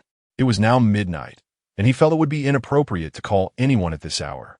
Instead, he sent messages to the 3 candidates, inviting them to meet at a nearby CAF at 9:30 a.m., conveniently after he dropped off his child. After finishing his tasks, Lin Chun went to bed. The following morning, he rose early at 7 a.m., prepared breakfast, and even cooked a steak for his dog, Xiaohei. He woke his daughter, Duo, to have breakfast together. After tidying up the house, he set out with Duo for kindergarten, leaving Xiaohei at home. Upon arriving at the kindergarten at 8:40 a.m., they found the gates still locked, leaving them momentarily bewildered. Checking his phone for the date, Lin Shin suddenly realized it was Saturday. Father and daughter exchanged puzzled glances, holding hands tightly. "Why didn't you remind Daddy that there's no school today?" Duo blinked her innocent eyes and replied, "I didn't know." Lin Chun shook his head in resignation. "All right, it's my fault. I promise to remember next time." Duo smiled brightly, forgiving him. "Daddy, I want to go to the amusement park today," she added, seeing how considerate she was. Lin Chun showered her cherubic face with kisses. "All right, once I finish my errands, I will take you to the amusement park, okay?" With their plans set, they drove to the CAF. The place was empty, and Lin Chun found a cozy spot against the wall, ordering a cup of coffee. A strawberry cake was ordered for Duo. Glancing at the clock, it was only 9 o'clock. I estimated that the interviewees would still be a while longer. Thus, I opened Duel and began browsing videos. To my surprise, the video of my daughter that was posted yesterday had garnered a bit of attention. Upon viewing, I discovered there were hundreds of comments, and my follower count had increased by 1,000. I'm amused that gaining followers on Duel was remarkably easy nowadays. Even without an awakening system, possessing memories from a past life, I wouldn't have to worry about sustenance while creating short videos. I then perused the comments beneath the video. "Are you trying to trick me into having a daughter again?" A user warned with a yellow-haired emoji. "It's you who caused me to have another son. Will this not turn my son into a simpleton?" Another commenter lamented, "Dear netizens, how does one compete for custody with a stranger?" There were various comments in the section, many showcasing pictures of their daughters. Some praised my little black dog, inquiring about its breed and where to purchase one, expressing a desire to acquire a similar pet. Lin Shun, upon reading the myriad of comments lauding his daughter's charm and beauty, felt an immense joy swell within him. Anren, today sporting a chic bob haircut and wearing a light blue professional outfit, presented herself as a refined urban woman. Previously, she had worked as the secretary to a general manager at a Fortune 500 company. She had also held a managerial position at another firm, but was forced to leave when the company's owner appointed a relative to usurp her position. Consequently, she was now seeking new employment. Chapter 10. Company Preparation. Farewell to Su Yuru. As Lin Chun browsed videos, and Ran entered the establishment, glancing around and noting that aside from a father-daughter duo, there were no other patrons. Feeling a twinge of uncertainty, she approached Lin Shun. "Hello, are you Mr. Lin?" Lin Shun looked up to see a woman in her 30s. "That would be me. Are you Ms. Ran?" And Ran nodded, taken aback by the youthful and handsome appearance of her prospective employer, who also had a daughter. "Please have a seat. If you could wait a moment, 2 more individuals will be joining us shortly for the interview," Lin Shun said with a smile. He then called over a server to order a cup of coffee for Ran. In just a few minutes, the other 2 candidates arrived.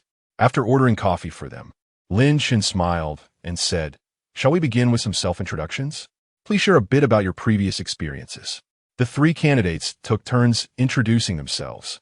The other 2 men had management experience, and Lin Shun, gauging their demeanor and eloquence, deemed them satisfactory since they wouldn't be required to engage in business development. As for my situation, it is somewhat unique.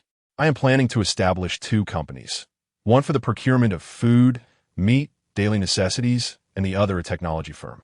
The first step is to get the companies registered and set up their frameworks. Regarding salary, the annual compensation is tentatively set at 500,000 with comprehensive company benefits. Future salaries will be adjusted upward, contingent upon your capabilities. Having conveyed the essential details, Lin Shun inquired if there were any questions. One man, sensing that Lin Shun was boasting, made an excuse to leave as soon as Lin Shun finished speaking. Lin Shun did not dwell on it.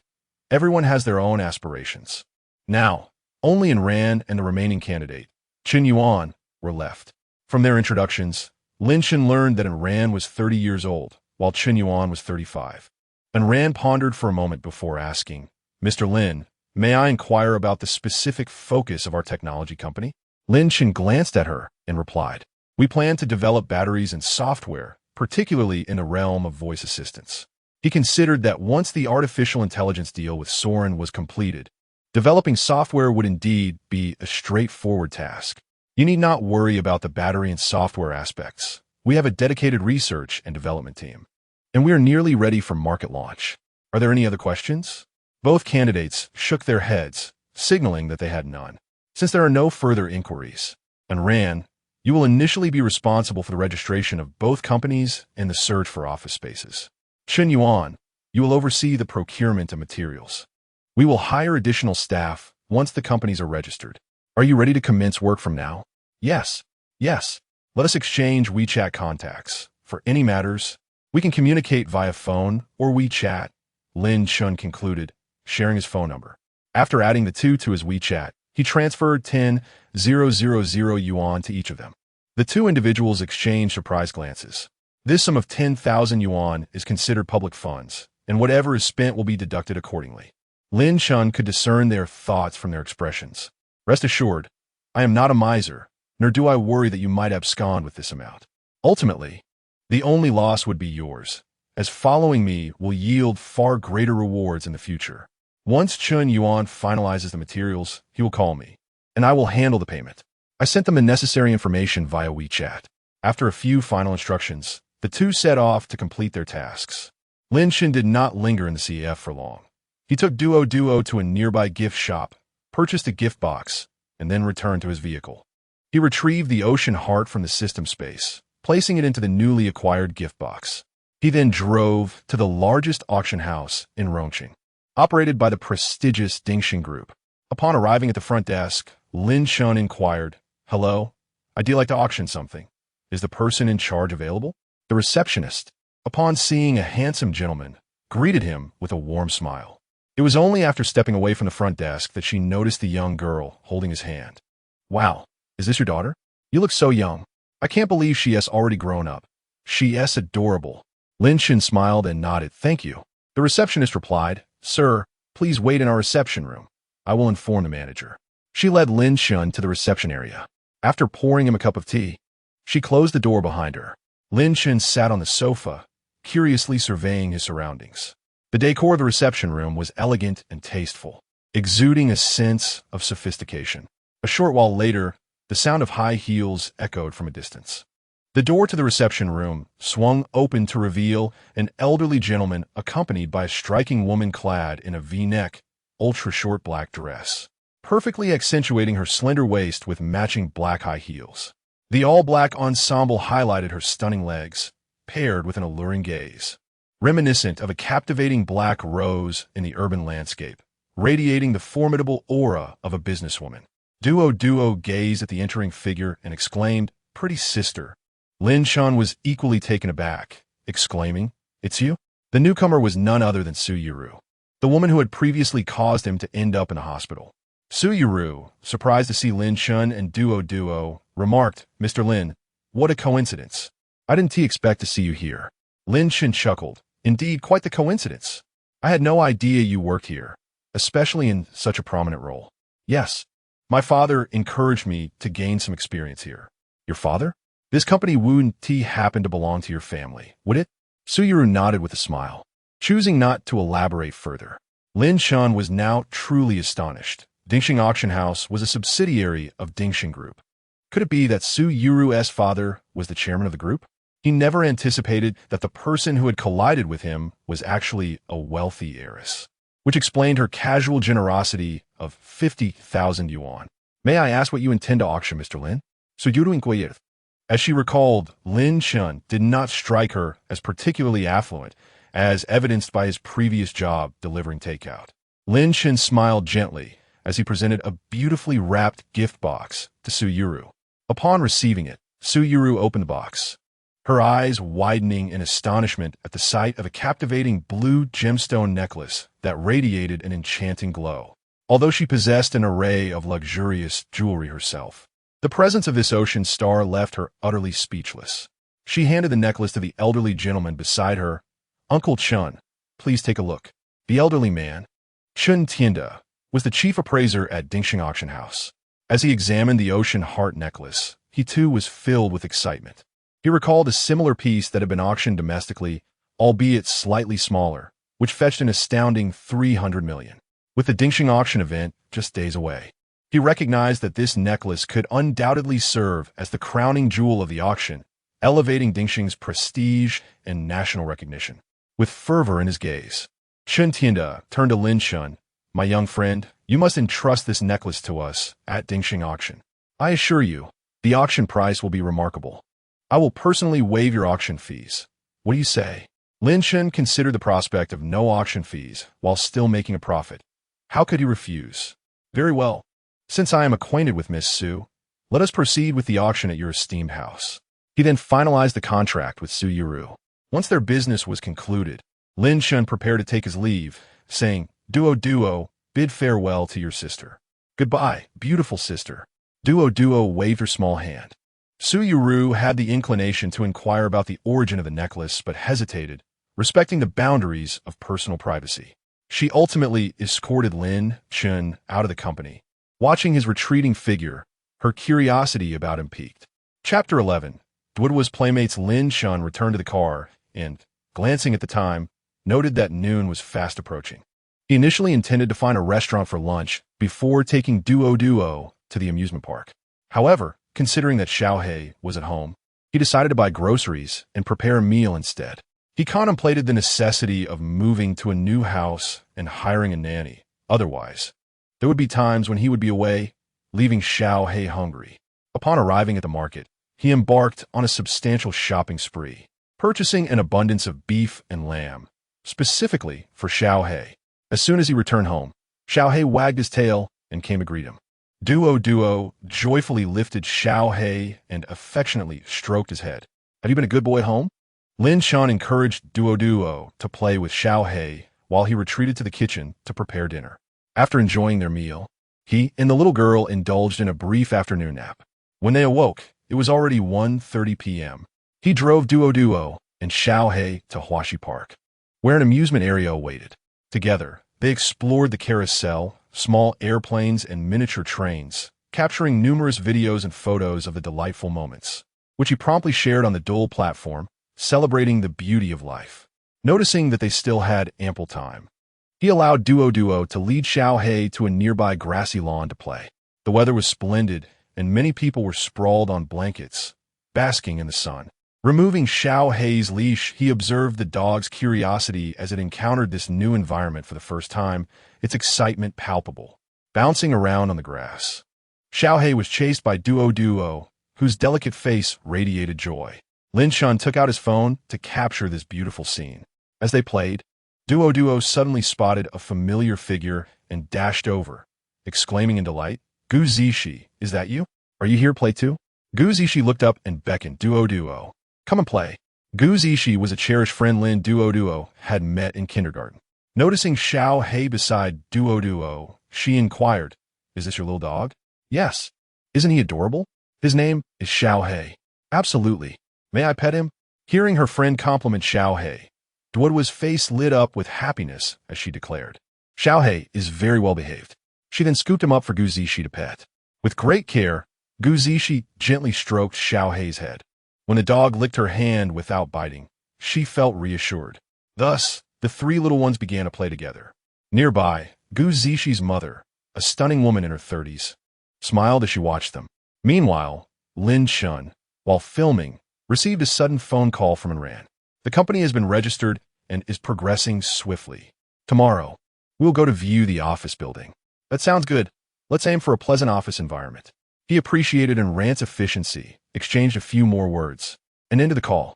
Chun Yuan also sent a message via WeChat, stating that negotiations with several partner companies have been finalized and payment could be made tomorrow. Once he wrapped up the conversations, Lin Shin noticed the little girl playing with another young girl and walked over to join them. As Duo approached, she took Gu Zishi's small hand. "Daddy, this is my good friend from kindergarten, Gu Zishi." Lin Shin smiled and greeted, "Hello, little friend Gu Zishi." Although Gu Zishi felt a tad shy, she managed to call out a polite uncle. Gu Zishi's mother, upon noticing Lin Shin's arrival, cheerfully said, "Hello, Duo's father. I am Gu Zishi's mother. I didn't expect you to be so young." Lin Shun, feeling slightly awkward, replied, "Well, it's just that I got married quite early." Gu Zishi's mother then shared a wealth of parenting experiences with Lin Shun. The two little friends played until 5 in the afternoon, reluctantly bidding farewell. After returning home and finishing dinner, Duo, having spent the entire day playing, fell asleep early. As he lay in bed, Lin Shin opened Duo and found a myriad of compliments praising his daughter's beauty and cuteness, which filled him with joy. He thought to himself that this was the happiness of having a daughter. The night passed without a word. The next day, after breakfast, Lin Shun had no pressing matters and stayed home to accompany his little girl in drawing. Around 10 o'clock in the morning, Anren called to inform him that she had found the office building and invited him to come and take a look. Lin Shun drove with Duo to the address provided by Anren, located on South Renmin Road. It was a newly constructed Grade A office building. Upon arrival, they saw Anren waiting downstairs. Through Anren's introduction, Lin Shun learned the general details. The building had only recently been completed, featuring exquisite renovations and well-planned spaces. Due to its newness, half of the building remained unoccupied. The entire office building stood at 40 stories tall, with each floor covering approximately 500 square meters. The rental price was set at 100 yuan per square meter per month. Lin Shun ascended to the 20th floor to inspect the vacant space, finding no issues with the layout or decor. Afterward, he inquired of Anren, "What are the terms of the lease?" The landlord mentioned that we can either pay a deposit of 3 months and 3 months' rent in advance, or pay for a year up front, which would grant us 1 month of rent free, Anren replied. After contemplating, Lin Shun decided to lease the entire floor for a year, with a monthly rent of 250,000 yuan for 500 square meters. The total for a year, after the discount, would be 75 million yuan. After signing the contract, the property management would provide office desks and chairs. Anren was taken aback, realizing that her young new boss was quite generous. Initially, she had some concerns since the company had nothing during the interview, but now, with the upfront payment of 75 million yuan for the year's rent, she felt a surge of confidence in the company's future. The company was named Xingchen Technology Company Limited, along with Xingchen Food Company Limited, with a primary focus clearly on Xingchen Technology Company Limited. The future technology's batteries, once developed, would undoubtedly outshine the rest of the world. "Daddy, I'm hungry," Duo said, patting her belly. Lin Shin glanced at the time and realized it was already noon. "Oh dear, my precious daughter is hungry. Gulme, Daddy will take you out for a meal." He scooped Duo into his arms and turned to Anren, saying, "Anren, let us go. I'll treat you to lunch." Upon arriving at the hotel, the attendant presented the menu, and Lin Shun ordered several dishes that Duo relished.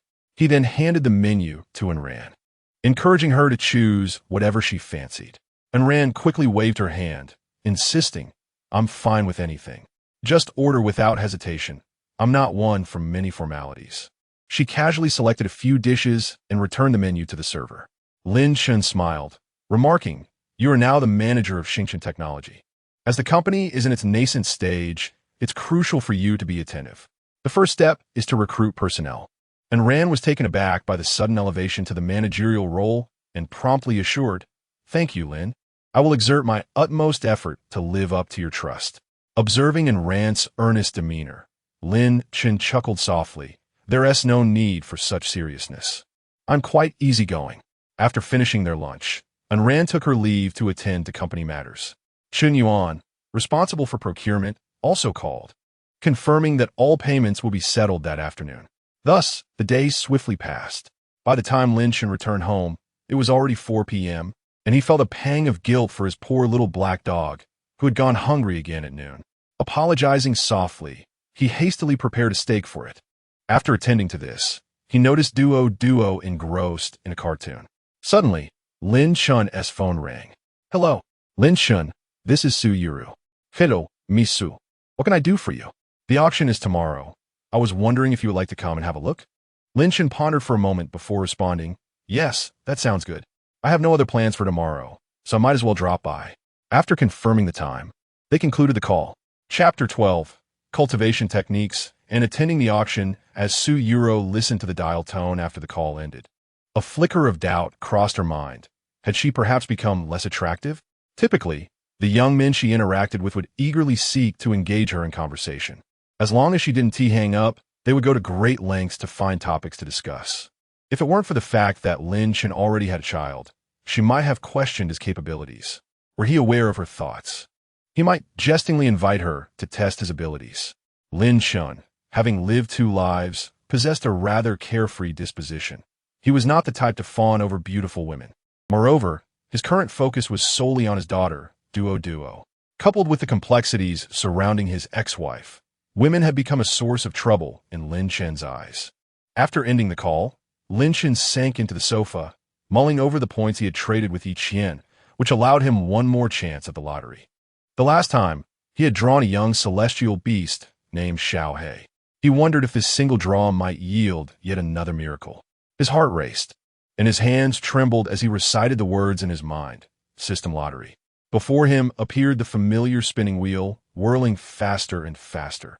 "Ding! Congratulations, host. You have drawn the primordial chaos Taoist scripture. It has been infused into the host's mind."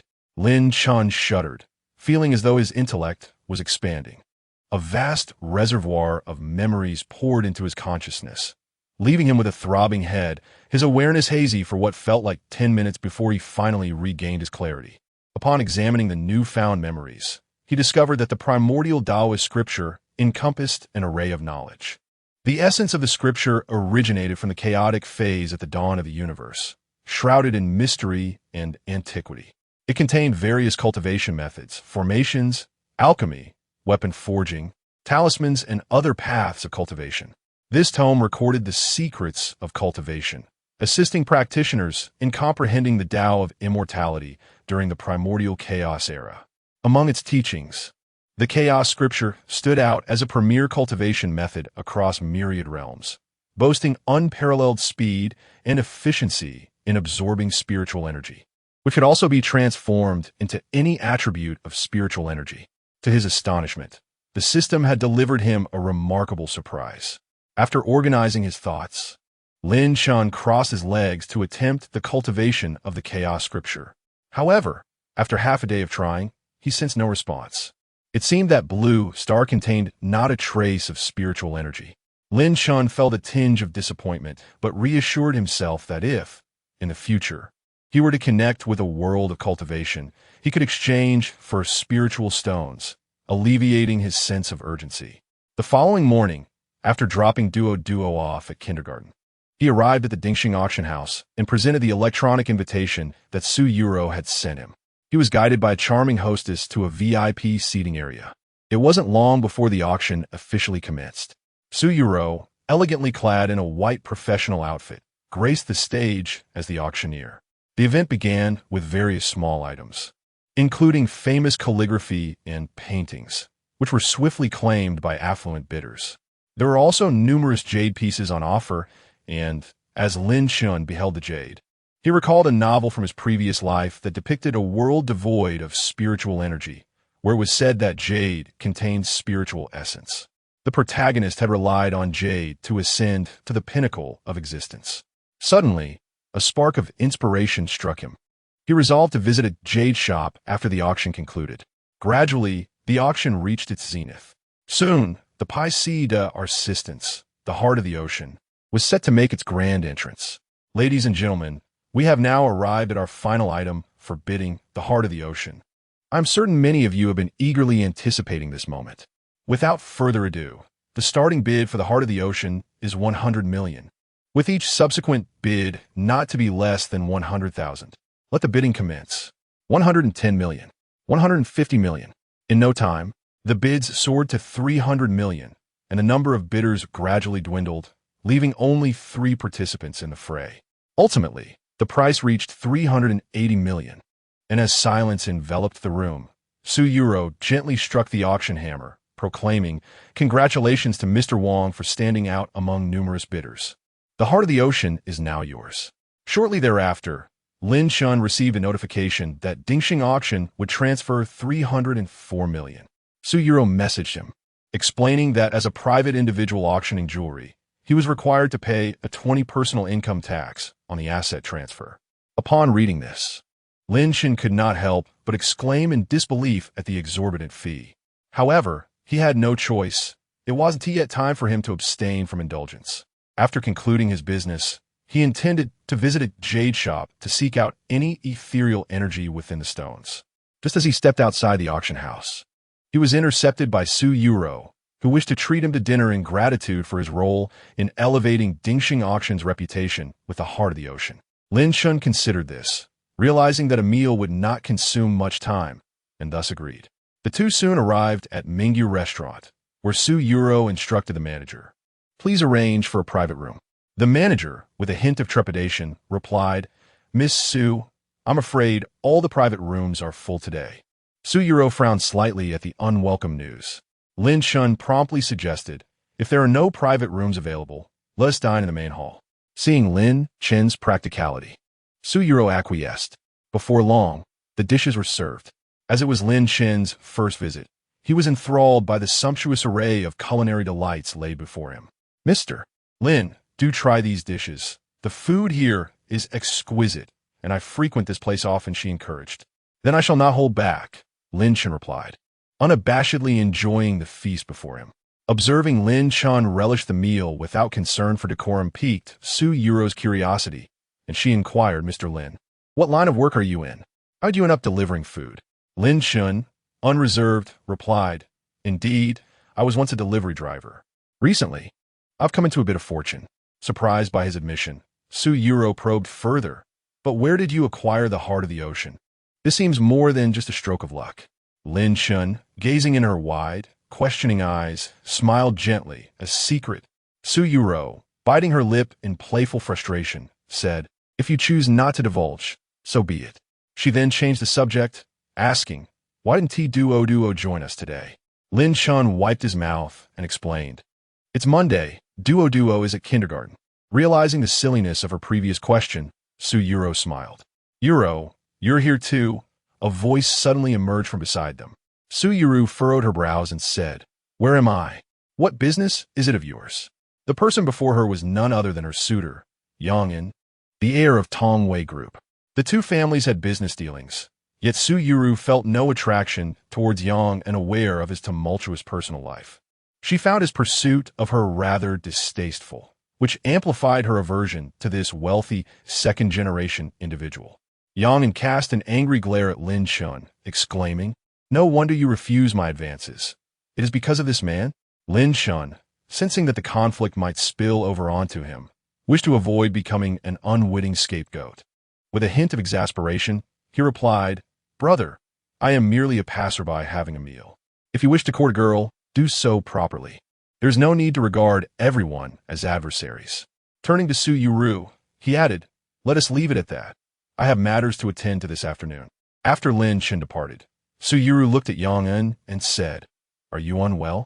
I have already told you that I do not like you. Please refrain from bothering me in the future. With that, she picked up her bag, settled the bill at the front desk, and left. Yang was left standing alone, his expression dark and sullen. Once Lin Chen exited the restaurant, he prepared to drive home, only to receive a call from Chun Yuan informing him that the batch of supplies he had ordered had begun to arrive at the warehouse. He had no choice but to turn around and head to the warehouse, where he would store all the supplies in the system space. Chapter 13. Intermediate Artificial Intelligence. On his way home, Lin Chen happened upon a store named Kui Yunfei. He nearly forgot his earlier intention to seek out a piece of jade to test its spiritual energy. After parking by the roadside, he entered the shop. Hello, welcome, greeted the attendant. What style are you looking to purchase, sir? Lin Chen gazed at the display case, which showcased an array of exquisite ornaments. He pointed to a jade guanine priced at 888. Could you take this out for me to examine? The salesgirl carefully retrieved the jade guanine and placed it on the counter. Lin Chen picked it up, scrutinizing it closely, while secretly channeling his energy to attempt to absorb any spiritual essence. To his dismay, nothing materialized. Truly, online novels are not to be trusted. He set the jade guanine down, indicating that he would like to browse further, and left the shop under the salesgirl's disdainful gaze. Upon returning home and preparing a meal for his pet Black, he reclined on the sofa, scrolling through short videos. Old Sue, do you want a wife? Mom, I want to eat roasted yam, big chunks. The ugly live long, while the handsome age quickly. I'd rather be an ugly creature, lively and endearing. Thinking of you makes me, woo, only regret the long dreams apart. Are you ready? Beep, beep, beep. As the dawn song accompanied the wind, fate's bell tolled. While engrossed in the videos, an alert from the system echoed in his mind.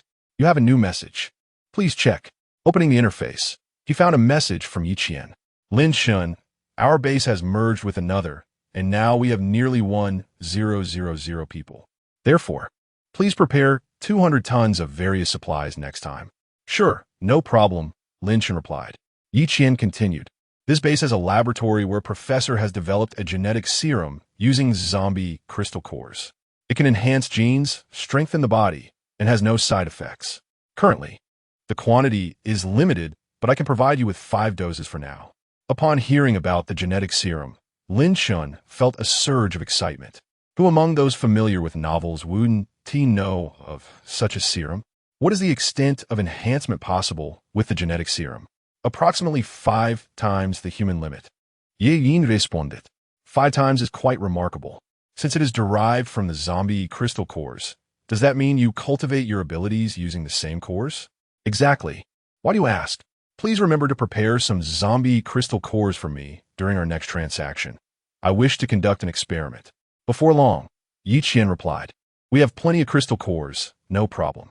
After closing the system interface, Lin Chen pondered, given that Yiqian and her group also used crystal cores for cultivation. It suggested that these cores possessed energy. Could it be that zombie crystal cores are akin to spiritual stones? Would they not serve to cultivate and transform into spiritual energy?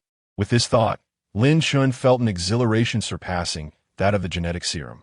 He then contemplated the fact that even Yiqian's world could develop such a serum. In the realm of Sauron, might there exist genetic potions or even more advanced concoctions? I initially intended to inquire through my friend list, yet the first transaction was unsuccessful. Consequently, I did not add any friends and must await tonight at midnight to consult Sauron. Currently, I could trade with Yiqian. As the system imposes no restrictions on trading friends, transactions can occur at any time within a week. However, the system's resources are depleted, and I must wait for the next matching opportunity, which is only a few days away.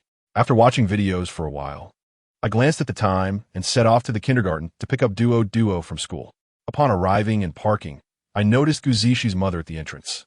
I exchanged greetings with her, and shortly thereafter, the kindergarten began to release the children. After Duo bid farewell to her friend, she returned to the car. eagerly pointing to her pristine forehead. "Daddy, look, what is this?" Lin Shan had already noticed the small red flower on her forehead and feigned curiosity. "What is it?" "This is my little red flower awarded by the teacher. She said I was the best in school." Lin Shan gazed at Duo, her expression radiating pride. He chuckled and said, "My precious daughter is truly remarkable," giving her a thumbs up, which satisfied her immensely. Upon returning home, the little girl continued to show off to Xiaohei. Lin Shan, with a smile, began preparing dinner. After the meal, instead of going for a walk, the father and daughter settled on the sofa to watch television together. By 9:30 p.m., after their nightly routine, it was already 10 o'clock when he coaxed the little one to sleep. He checked the WeChat report from Aaron, who informed him that they had successfully recruited staff for finance, reception, and several other positions today. After reading the message, Lin Shan called Chen Yuan, instructing him to continue procuring supplies tomorrow. He then transferred 10 million to the accounts of both companies for operational expenses. Chen Yuan could directly procure supplies through the company account, relieving him of further hassle. Finally, midnight arrived, and the system entered the trading space. It was the familiar spaceship platform, where Sauron was already waiting. Upon Lin Chen's arrival, he promptly approached, presenting a USB drive. The quantum crystal solid-state battery technology is contained within this USB. He then produced a smart bracelet, similar to the one he had previously. "You are fortunate. I have found you an intermediate artificial intelligence." He proceeded to instruct Lin Shan on how to bind it. After successfully completing the iris and DNA binding, he asked, "Please name your new companion." Lin Shan contemplated for a moment and declared, "From now on, you shall be called Xiao Xing and refer to me as boss." "Understood, boss," replied the AI. After Sauron observed the completion, he added, "I am uncertain whether this USB will function in your world. If it is not, simply bring the USB close to the smart bracelet, and it will be able to read the information within." "Thank you," Lin Shan responded. He then waved his hand to retrieve the resources from the system space. Soren beheld the fresh cuts of beef and lamb, along with an array of fruits and vegetables. His excitement palpable as he picked each item up to examine and inhale their fragrant aromas. Is this the essence of fresh food? It was truly intoxicating. After a while, Lin Shan observed Soren calming down and seized the opportunity to pose a question that had been on his mind since the afternoon. "Soren, does your world possess extraordinary powers? Perhaps something akin to genetic potions?" Soren was taken aback by Lin Chen's inquiry. "In our world, there are no extraordinary powers. We have been researching genetic issues, yet it feels as if we are shackled, making little progress. Consequently, we have reduced our investments in this area, focusing instead on enhancing the capabilities of our mechs." Reflecting on this, it became evident to Lin Shan that Yi Qian's world was able to develop genetic potions solely due to the emergence of zombie crystal cores. Unable to comprehend further, he decided to set aside the thought. After discussing the necessary resources for their next encounter, he exited the system's trading space. Lin Shan retrieved a USB drive and a smart bracelet from the system space. "Boss, Little Star has detected a new network. Should we connect?" Lin Shan recalled Soren's assertion that artificial intelligence held no potential for betrayal. He contemplated connecting to the Blue Star network to acquire knowledge and monitor information. "If there is any information related to me or my surroundings, please alert me at once." "Understood, boss." Within mere minutes, Little Star had commandeered the global network, emerging as an omnipotent entity. What were those supercomputers compared to Little Star? They seemed less capable than mere children, or even embryos for that matter. Even now, Lin Shan could effortlessly launch a mushroom egg as a firework display. Infiltrating global satellite link bases was simpler than returning home. However, Lin Shan was not foolish enough to create chaos, for when the mushroom eggs began to rain down, he would find himself with nowhere to take refuge. Chapter 14. The first visit to the company. Lin Shan gazed at the USB drive in his hand. Its oval shape bore no ports, rendering it unreadable by contemporary computers. It could only transmit battery technology to the smart wristband. "Xiao Xing, please extract the battery technology data from the USB drive and save it." A thought crossed Lin Chen's mind. He opened the system's friend list and sent a message to Soren. "Lin Chen, surely your world has bionic robots?" "Soren, indeed. We have humanoid robots, quite commonly, assistants, caretakers, bodyguards, and the like, indistinguishable from real humans. Lin Shun. Then, could you prepare 1,000 for me during our next transaction? 800 males and 200 females. Lin Shun. Is customization of appearance possible? Soren. Absolutely. Lin Shun. Let the male robots have average features, while the female robots should be somewhat more attractive, as I intend to employ them as assistants and caretakers. Soren. Leave it to me. You need not worry. Hee hee hee. Lin Shun. Why are you being so lascivious? It's not what you think. Once the robots were arranged, Lin Shun felt a wave of relief. In the future, battery production could be managed directly by these robots. As for the identity issues surrounding the robots, with Xiaoxing's assistance, it would be a trivial matter. Xiaoxing, are you ready to write the code for Blue Star now? Certainly, boss. What code do you wish to write? Lin Shun pondered. Do you believe there's a market for a smart voice assistant that aids mobile phones? Given that Blue Star's voice assistant is still in its infancy, we could develop a weak artificial intelligence voice assistant, slightly inferior to advanced AIs. It would be capable of genuinely conversing with a phone's owner, assisting in shopping, and most importantly, enhancing the phone's performance and fluidity, surpassing all existing voice assistants in the market. A surge of excitement coursed through Lin Shun. This concept aligned perfectly with what he had discussed with Rand during his interview. A voice assistant that could serve as an electronic girlfriend, indistinguishable from a real person, while also improving phone performance. He could hardly believe there would be no market for it. Xiaoxing seemed to sense his thoughts.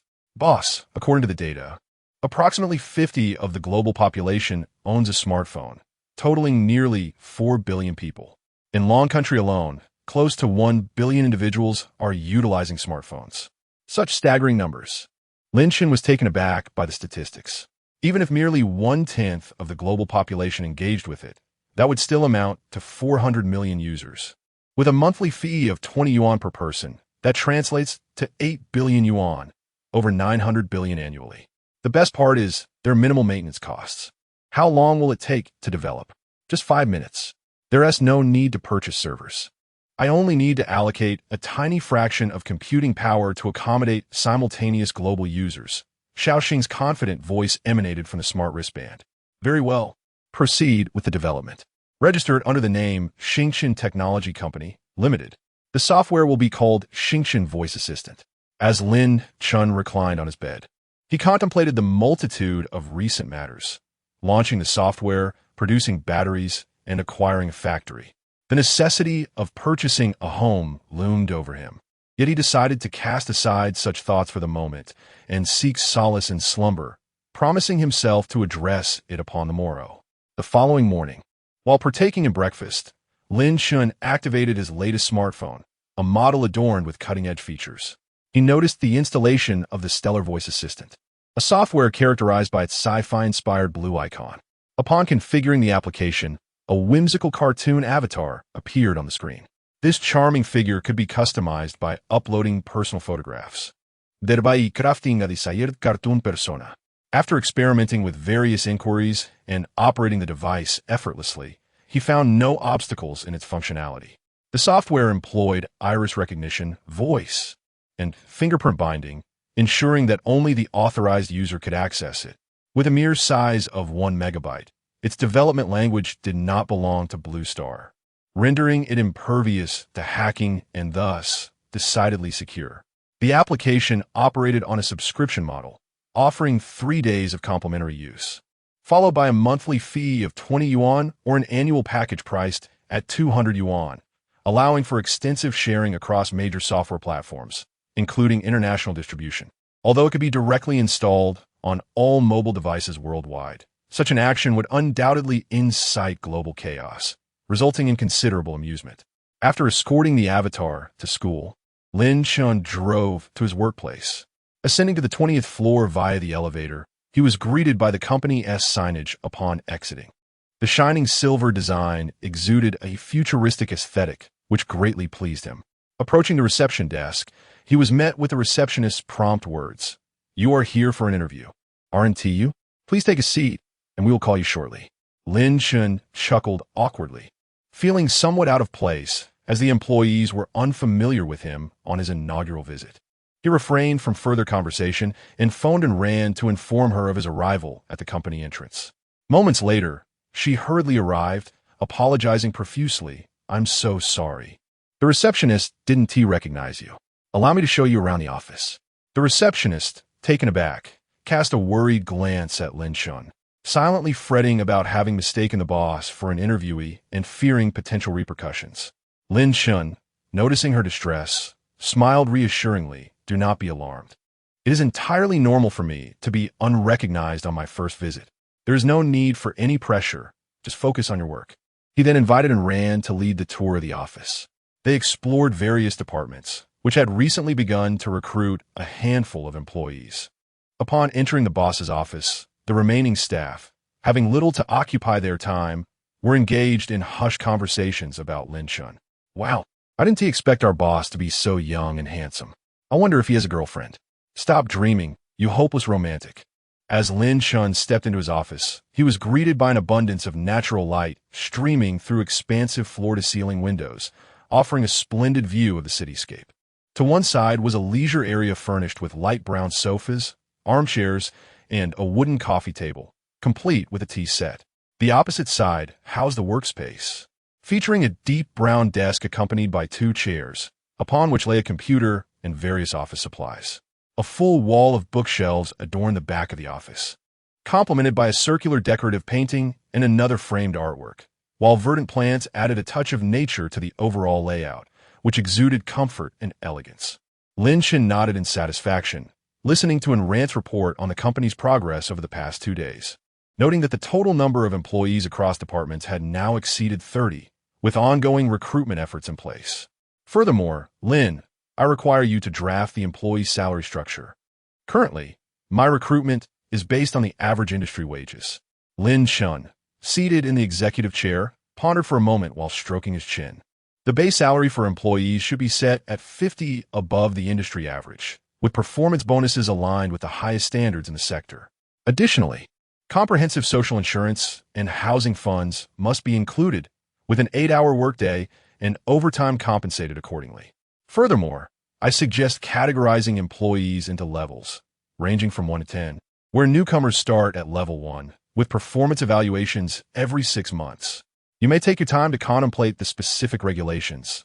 There is no need to rush.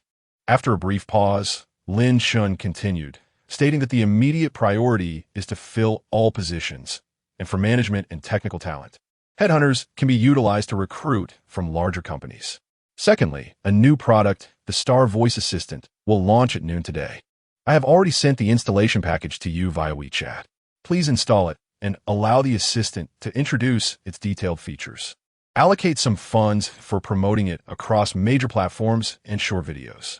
It would be ideal to collaborate with some review influencers to create video content.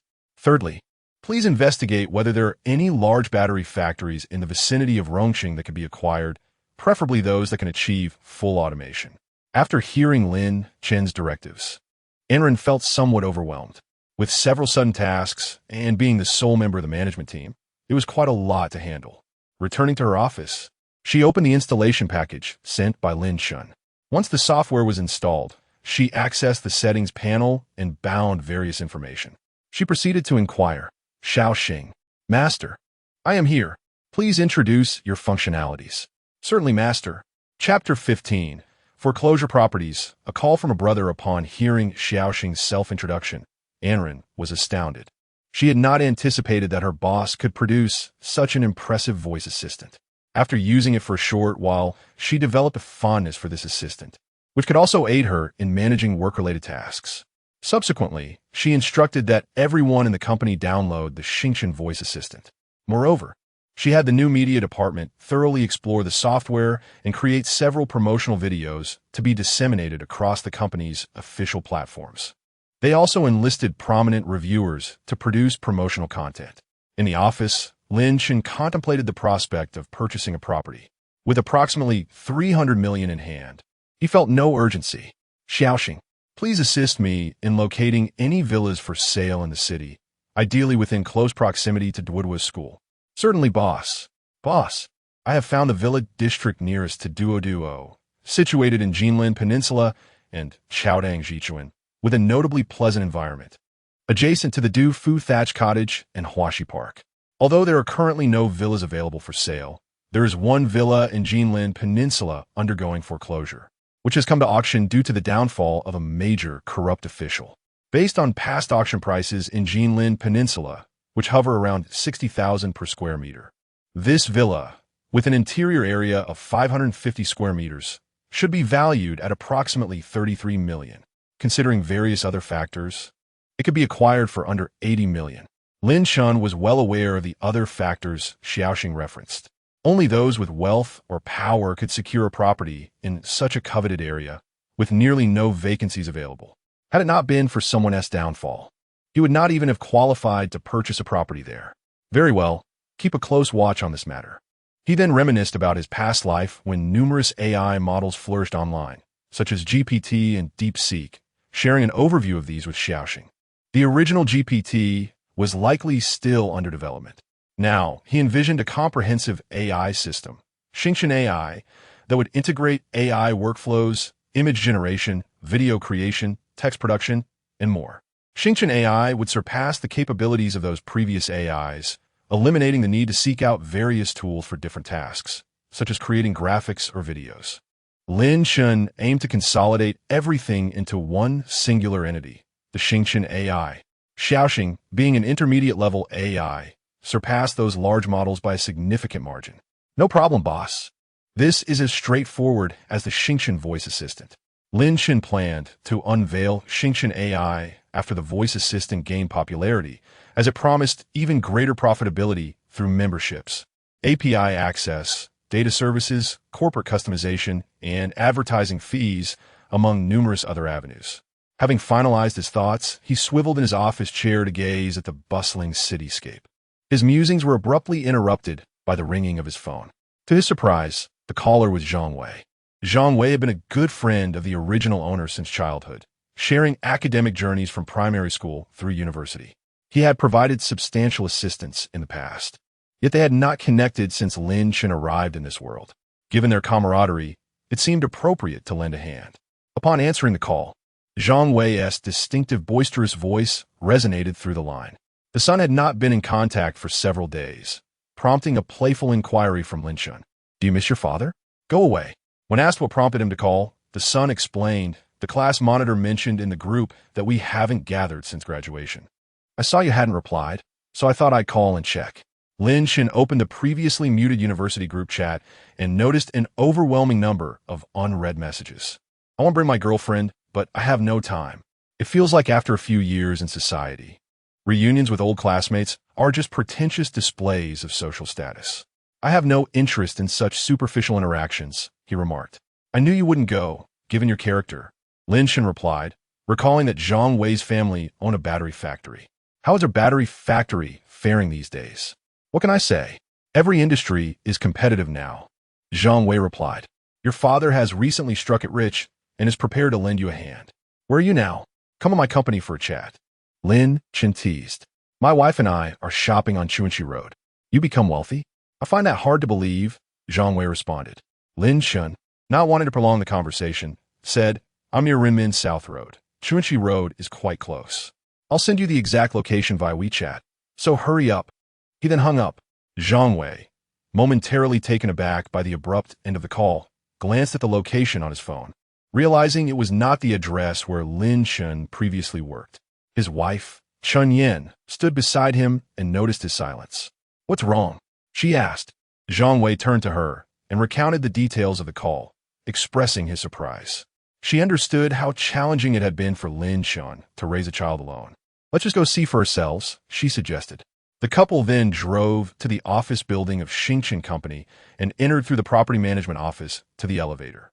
Upon reaching the 20th floor, Zhang Wei felt uncertain. Is this really Lin Chun's company? Chun Yin, however, was more assertive and led him to the front desk. "Excuse me, is your boss Lin Chun?" The receptionist confirmed. "Yes, our boss is indeed named Lin Chun. How may I assist you?" "I'm a brother of your boss. I have come to see him," Zhang Wei quickly replied. The receptionist smiled and said, "Please wait a moment while I confirm." She then dialed the office phone. and after receiving confirmation, gestured for them to follow her. The couple exchanged astonished glances as they followed the receptionist, who led them through an entire floor dedicated to Xingqian technology, leaving them even more amazed. Lin Shan was in his office, scrolling through short videos when he heard a knock at the door. "Come in," he called out. Zhang Wei entered first, followed closely by Chun Yan. The receptionist exited and closed the door behind them. Zhang Wei then boomed, "Lin Shan, you must be kidding. How did you become so successful?" He expressed a typical sentiment of fearing that his brother might struggle, while simultaneously envying his newfound luxury. Lin Shan chuckled, deciding against an explanation. "That's a secret. I will tell you later." Zhang Wei surveyed the spacious office with admiration, lamenting, "This office has such a great view. I could just kill you. Can I sit here?" Chun Yan regained her composure and tugged at Zhang Wei's sleeve, saying, "All right, behave yourself." Lin Shan looked at Zhang Wei and remarked, "Isn't this the reason we called you here, to discuss how to generate profits moving forward?" He proceeded to introduce Zhang Wei to the company's primary business operations, after which Zhang Wei and his wife promptly downloaded the Starry voice assistant. Upon using it, they were both astounded. Zhang Wei exclaimed, "This is nothing short of a miracle. It surpasses Siri and Xiao AI by leaps and bounds." He continued, "As for battery production, once the quantum core solid-state batteries are launched, the core technology will undoubtedly need to be outsourced. Otherwise, with such a vast market, Starry technology simply cannot absorb it all. We must develop step by step." After explaining that Starry had successfully developed the quantum core solid-state battery technology, Zhang Wei, whose family already operated a battery business, understood the significant impact the emergence of such batteries would have on the market. He remained in a state of astonishment. "Your factory is a medium-sized battery manufacturer. As good brothers, you will certainly have a spot for outsourcing. How much you can handle will depend on your future actions. Discuss this thoroughly with your uncle when you return home." After hearing this, Zhang Wei recognized the opportunity before him, confident that Lin Shan would not deceive him. Excitedly, he declared Shaolin, "No, wait. You must secure me a spot. My future happiness depends on you." Chun Yan glared at Zhang Wei, her eyes wide with disbelief. "Are you wishing for death?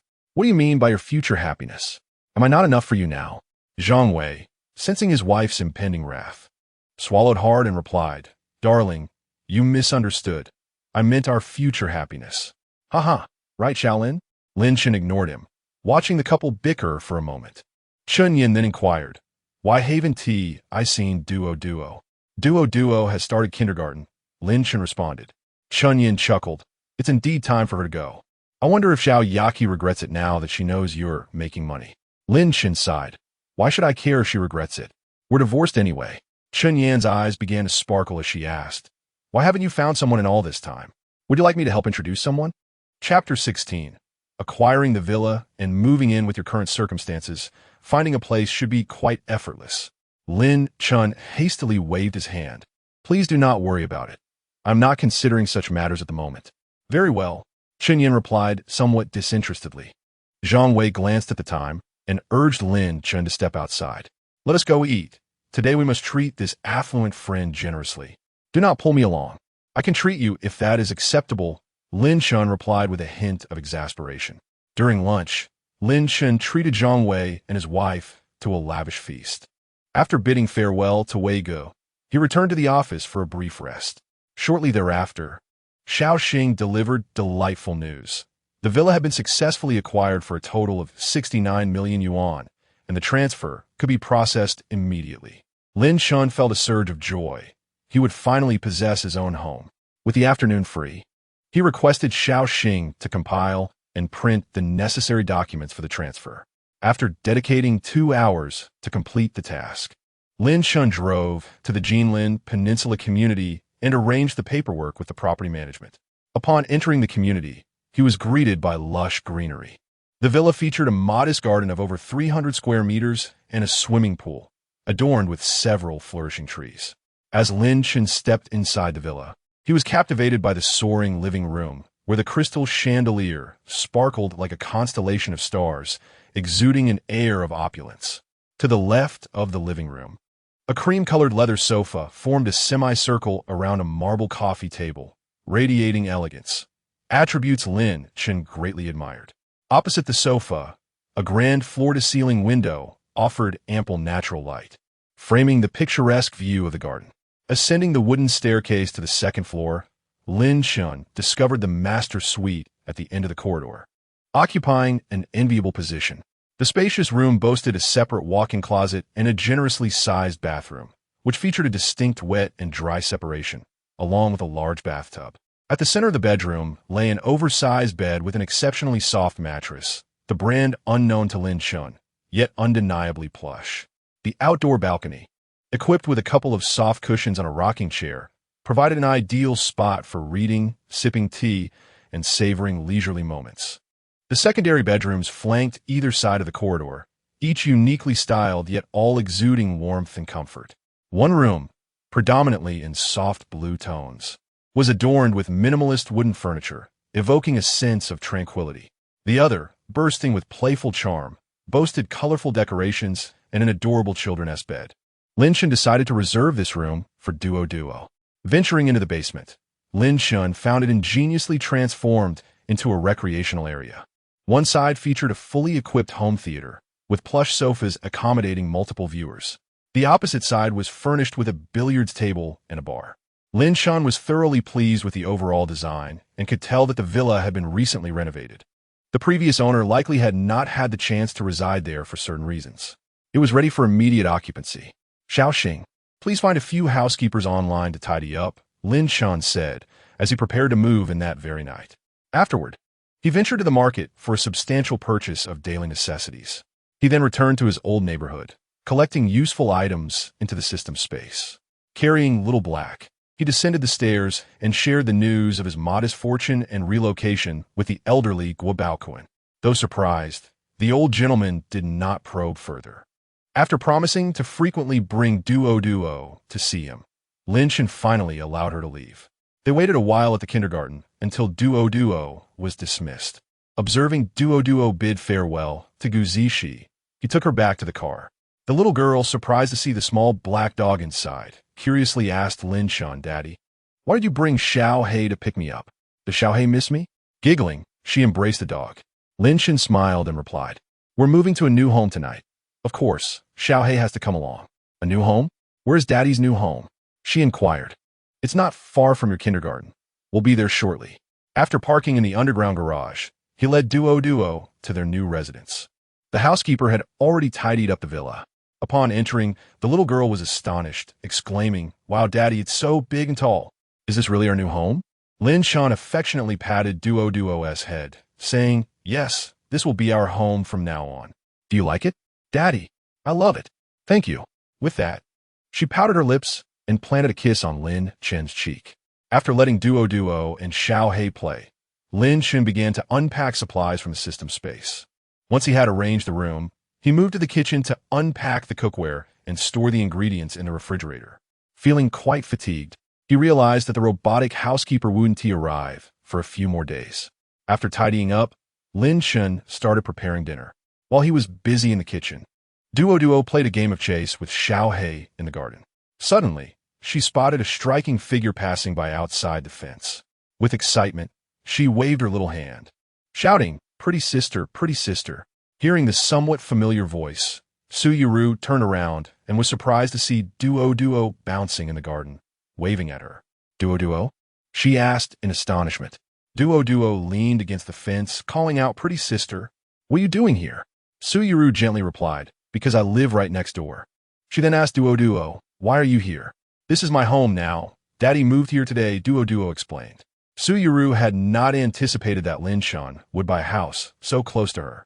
"Where's your father?" she inquired. "Daddy is in the kitchen making dinner for me." Duo then ran to the front door, tiptoeing to open it. She pulled Su Yuru in, saying, "Sister, come in and play for a while." Su Yuru found it difficult to refuse and was drawn into the garden by Duo.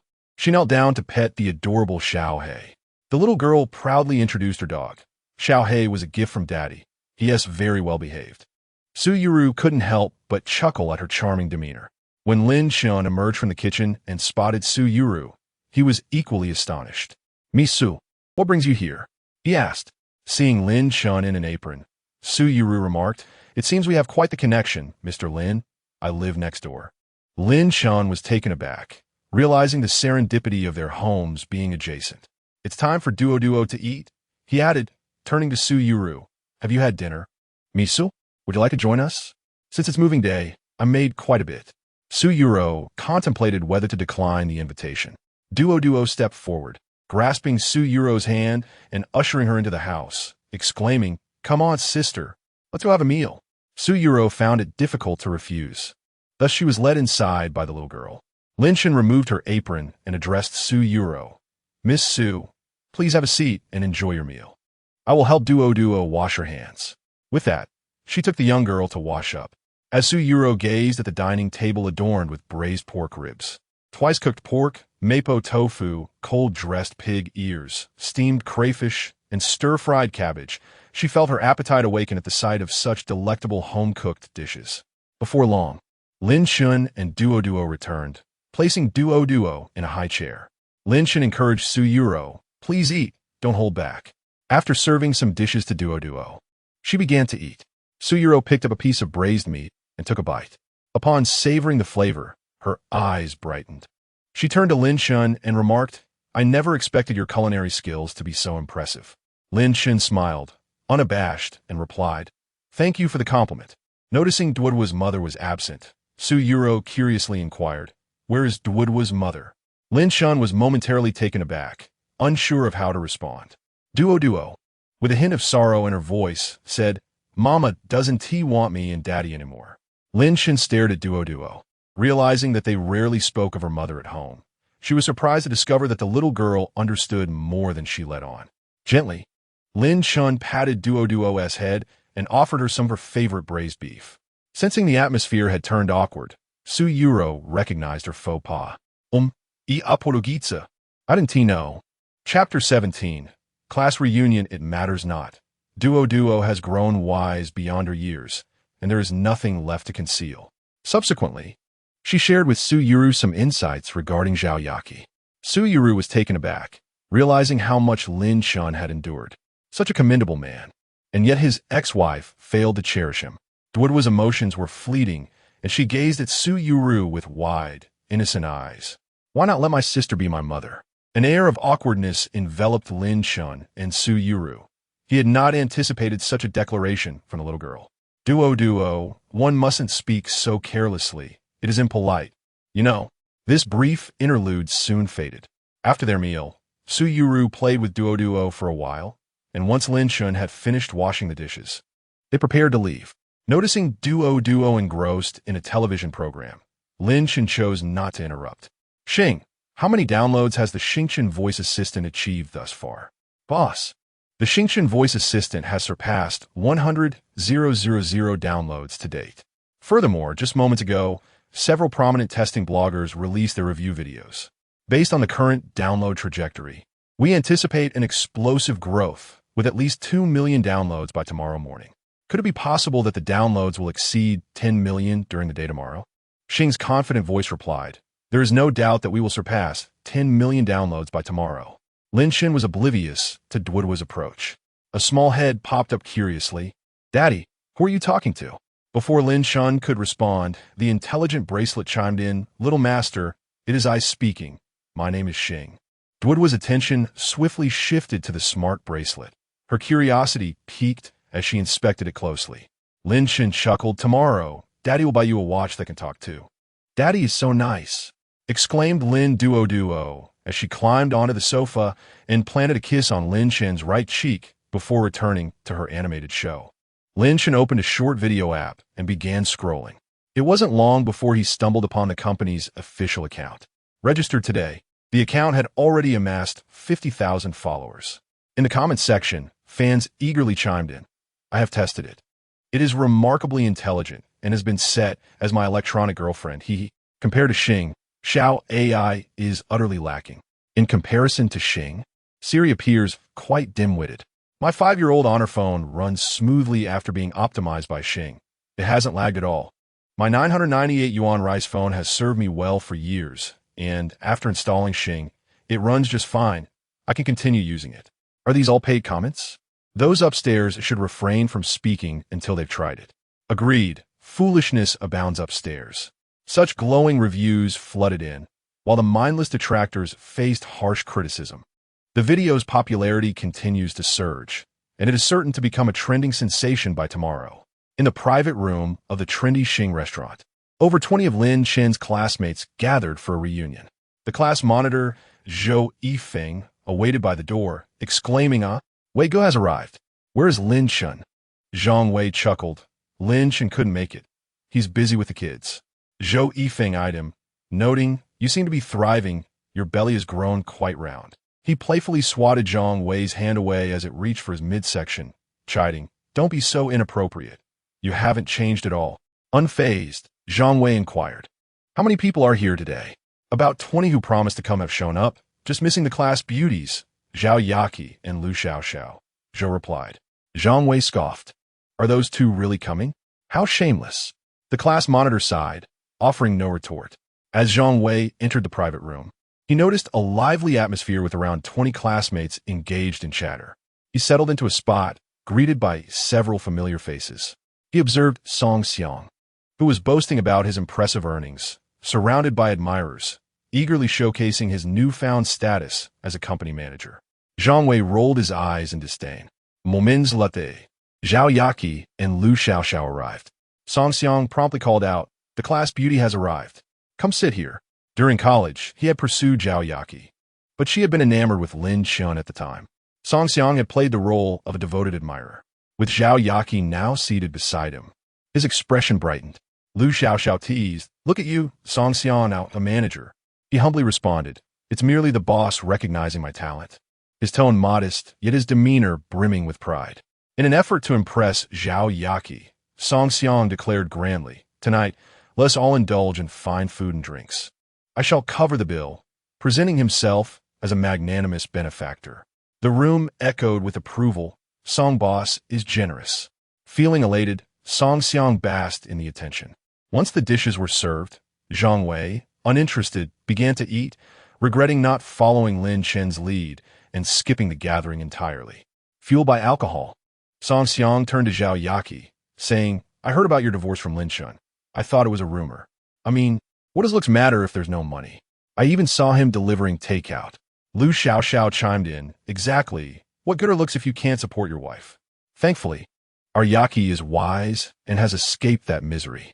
A few classmates nodded in agreement. Zhou Yifeng stepped in to mediate. Everyone, Lin Chen isn't here. Let's refrain from discussing him. Lu Qian, wearing glasses, added, talking behind someone's back isn't right. He hasn't wronged you. Not appreciating the pushback, Song Xiang's expression soured. Am I wrong? Lin Chen is just a destitute fool, unworthy of Zhao Yaqi. Zhang Wei, unable to contain himself, retorted from across the table, shut up, Song Xiang. Don't think that just because you're a manager, you're superior. Someone like you isn't worthy of even looking down on Lin Chen, let alone me. You may flaunt your arrogance as you wish, but must you trample upon others? Are you even aware of the consequences of your actions? All of this for a woman who has forsaken her own child and husband. The way you speak of her with such lofty rhetoric is enough to make one feel uneasy on your behalf. Lin Chen's company, I assure you, dwarfs yours in scale. Are you familiar with the Starry Intelligent Assistant? If not, I suggest you look it up.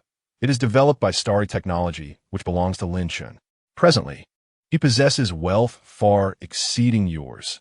Yet you have the audacity to speak of him? Song Xiang expressed disbelief. If he is so affluent, why does he not dare to attend the class reunion? Zhang Wei retorted disdainfully. Do you believe everyone is as eager to show off as you are? A little bit of money can certainly cloud one's sense of identity. Song Xiang's face flushed with anger, yet he found himself at a loss for words. The classmates around them, upon hearing Zhang Wei's revelations, were filled with astonishment. They hastily retrieved their phones to search online, and upon discovering that Lin Chen was indeed the legal representative of Starry Technology, they found it hard to believe. After speaking, Zhang Wei felt a twinge of regret. Never mind, this is pointless. Class monitor, I shall take my leave. Upon reaching the restaurant's entrance, he called Lin Chen to inform him of the earlier events. Lin Chen, upon receiving Wei Ji's call, said little, as he had little interaction with those classmates anymore. Once Zhang Wei departed the private room, a heavy silence enveloped the gathering.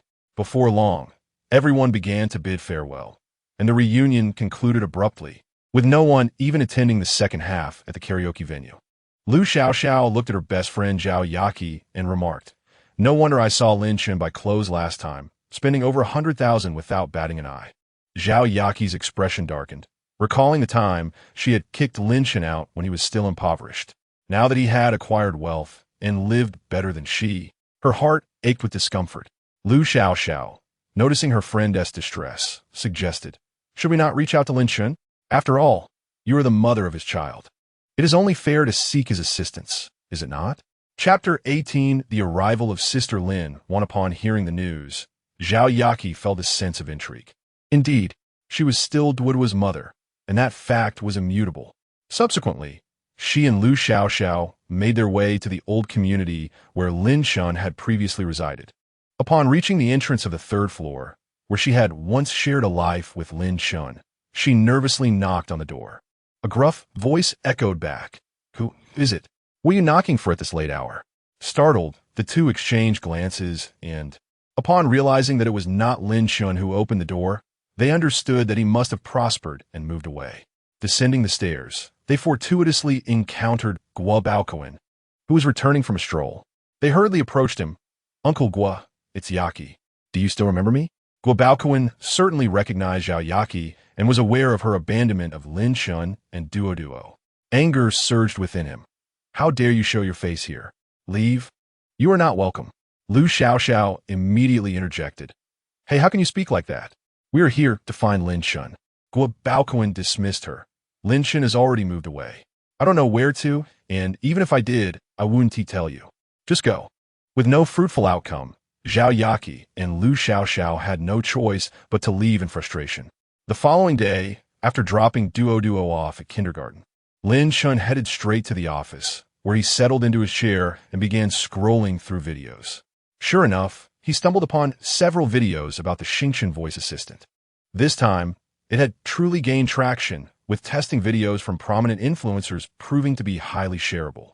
Moreover, the software's small memory footprint meant that anyone would be inclined to download and try it out. Even if they felt deceived, they could simply uninstall it without any loss. As he was absorbed in the videos, there came a knock at the office door, and he looked up to see and ran, entering with palpable excitement. "President Lin, our Xingchen voice assistant has taken off. As of now, downloads have surpassed 3 million. Lin Chen, not particularly surprised, smiled at Ran and remarked, "No need to be overly excited. It is quite normal for us to exceed 10 million by midnight tonight, with 2 to 3 million being a possibility. Once downloaded, our software has hardly been uninstalled.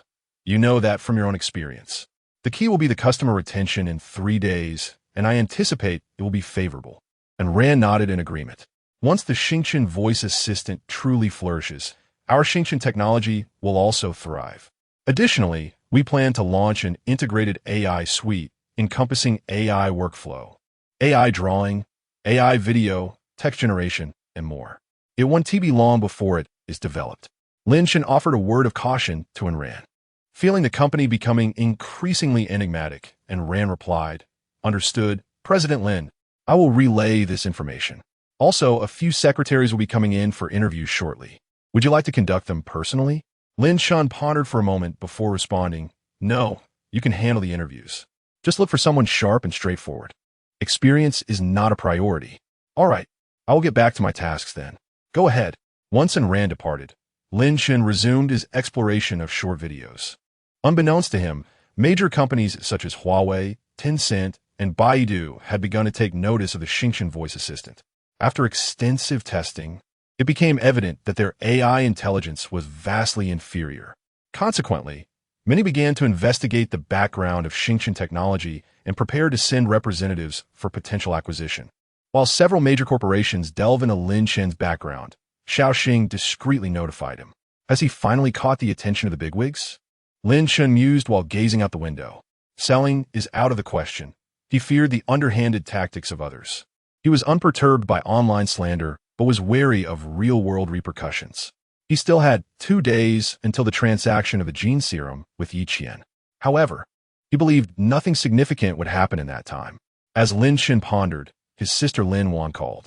Lin Wan, the original owner's younger sister, was currently in her third year at Rongda University. Upon answering, her playful voice chimed in. Brother, why didn't you tell me about the move? I ended up making a pointless trip. I just moved yesterday. Who knew you would come today? Shouldn't you be at school? Running low on funds? Not at all. I have my own part-time job. I just started my internship as required by the university. I thought I'd come see you and duo. You started your internship this early? Come to Renmin South Road. I'll send you the location. When you arrive, there will be a surprise. What kind of surprise? I hope it's not a scare. Wait for me. I'll be there soon. After hanging up, Lin Wan received the address. Xingchen Technology? Why does that sound so familiar? She couldn't recall and decided not to dwell on it. Taking the bus to the building, she contacted the front desk through property management and took the elevator. Upon reaching the 20th floor of Xingchen Technology, she thought, could brother be working here? Approaching the front desk, she introduced herself. Hello, I'm Lin Wan. I'm here to find. Before she could finish, the receptionist interjected. You must be the boss's sister, Lin Wan. He just mentioned that when you arrive, he would take you inside. Please follow me. Following the receptionist, Lin Wan pondered. My brother is the boss? She felt a wave of confusion wash over her. Upon entering the office, she saw Lin Chun seated, momentarily at a loss for words. Once the receptionist left, Lin Chun smiled playfully. Well, surprised? Unexpected? Observing her brother, Lin Wan noted her faded jeans and knitted cardigan, her figure slightly slender. Yet her delicate face radiated beauty, undoubtedly inheriting the Lin family's lineage. Still in disbelief, Lin Wan exclaimed, What exactly is going on, brother? Lin Chun then recounted the recent events to his sister. After some time, Lin Wan's emotions began to settle. Before I came, I had heard about Xingchen Technology. It sounded familiar. I didn't realize it was your company. I even downloaded the app on my phone. Seeing she had processed the information, Lin Chun continued. So, weren't you looking for an internship? You could start working at the company. That sounds good, but what will I be doing? Thinking it over, Lin Chun decided to nurture Lin Wan's potential. You could be an Rant's assistant. Learn company management well. You'll help me manage the company in the future. Lin Wan, perplexed, replied, If I'm helping you manage the company, what will you do? Lin Chun spread his hands. I'll be taking care of your niece. Duo. Lin Wan rolled her eyes playfully. Are you already beginning to exploit your younger sister as a capitalist? She summoned and ran to introduce her to Lin Wan, facilitating their acquaintance. Since you have commenced your internship, does that mean you can move out of the school? I can, but I still need to inform the school. Then let's have lunch, and afterward, I will accompany you to move. Following their meal, Lin Chun and Lin Wan drove to Rome University. With a vibrant energy of youthful students filled the air, Lin Chun couldn't help but reflect. University life is truly delightful. As they walked through the campus, many students whispered upon seeing them. Lin Wan was the belle of her department, well known among her peers. Seeing the campus beauty walking alongside an attractive young man, they whimsically speculated about her romantic entanglements, lamenting the unfortunate fate of Lin Chun. Upon reaching the dormitory, they registered with the dormitory supervisor before returning to Lin Wan's room. Upon entering the female dormitory, a delightful fragrance enveloped them. Fortunately, Lin Wan had communicated with her roommates beforehand to tidy up. Otherwise, Lin Chun would have been greeted by an array of undergarments strewn about the space. The three girls marveled at Lin Chun's good looks, and after exchanging pleasantries, they joined forces to assist Lin Wan in organizing her belongings. With an abundance of items to manage, the three girls helped transport everything to the area where Lin Chun had parked. Upon seeing Lin Chun's car, they were taken aback, aware of Lin Wan's diligent efforts to support herself. They had not anticipated that her brother would own such an affluent vehicle as a Mercedes. Noticing their astonished expressions, Lin Wan clarified, My brother has only recently come into wealth. The voice assistant we downloaded today, Starry Assistant, is a product of his company. Chapter 19, The Talking Watch. After bidding farewell to the three ladies, Lin Chun glanced at the time. It was past 4 o'clock. He drove to Dwudwa's kindergarten, waiting for her to finish school. Observing the children lining up, Lin Chun chose to remain in the car, asking Lin Wan to fetch Duo instead. The little girl looked around, puzzled as to why her father had not arrived early as usual.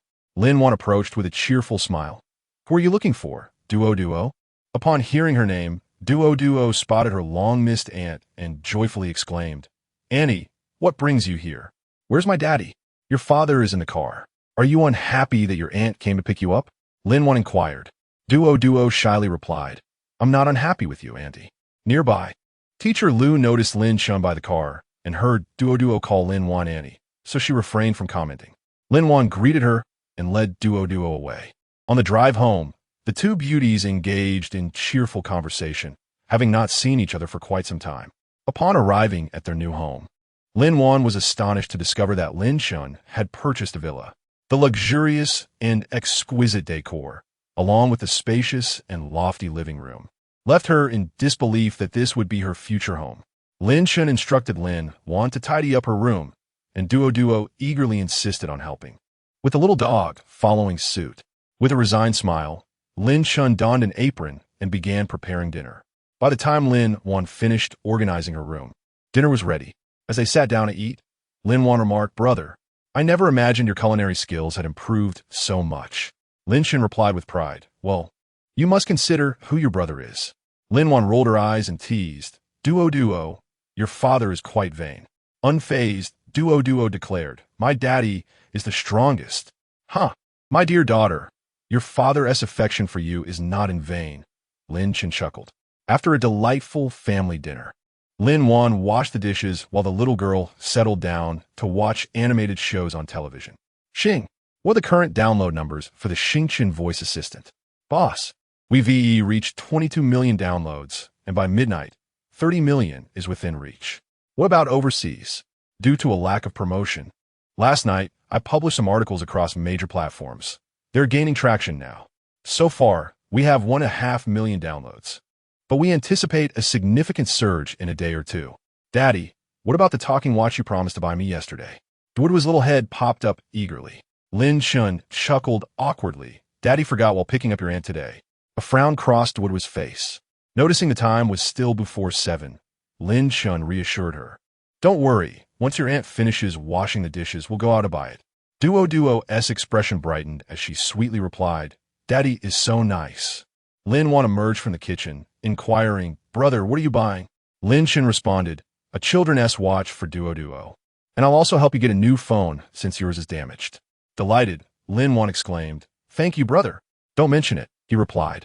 Remembering Lin Wan's lack of pocket money, he transferred her an additional 100,000 yuan. Overjoyed, Lin Wan embraced Lin Chun, prompting Duo Duo to feel jealous and seek a hug as well. As the trio tidied up and stepped outside, they fortuitously encountered Su Yuru returning home. Duo Duo greeted her with a smile. Aunt Su. Su Yuru, upon noticing Lin Chun and his companions, particularly Lin Wan, mistakenly assumed she was Lin Chen's new girlfriend. However, she refrained from voicing her thoughts and instead turned to Duo Duo, asking, Hello, Duo Duo, where are you headed? With joy, Duo Duo replied, Dad is taking me to buy a talking watch, and he is also getting a phone for my aunt. Upon hearing Duoduo's response, Su Yuru realized that the lovely girl beside her was Lin Chen's sister, which inexplicably relieved her. Curiously, she inquired, What kind of talking watch? Duoduo struggled to explain.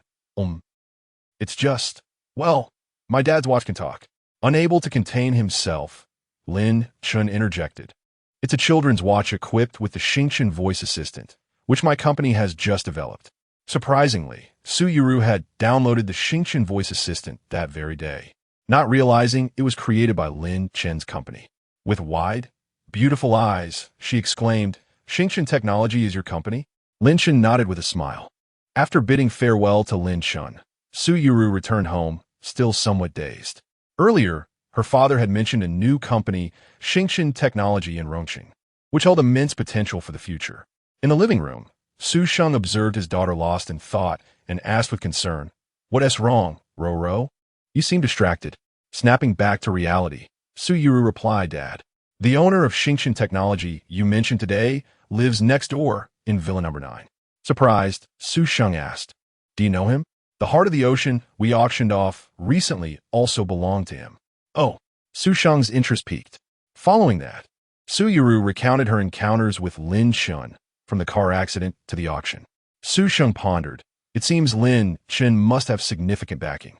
Meanwhile, Lin Chen and his companions arrived at the Huawei boutique, where they purchased a children's watch for Duo and the latest Mate 30 Pro for his sister. After browsing them all for a while, they also acquired several Chanel outfits for Lin Wan, along with a few sets of children-esque clothing for Duo.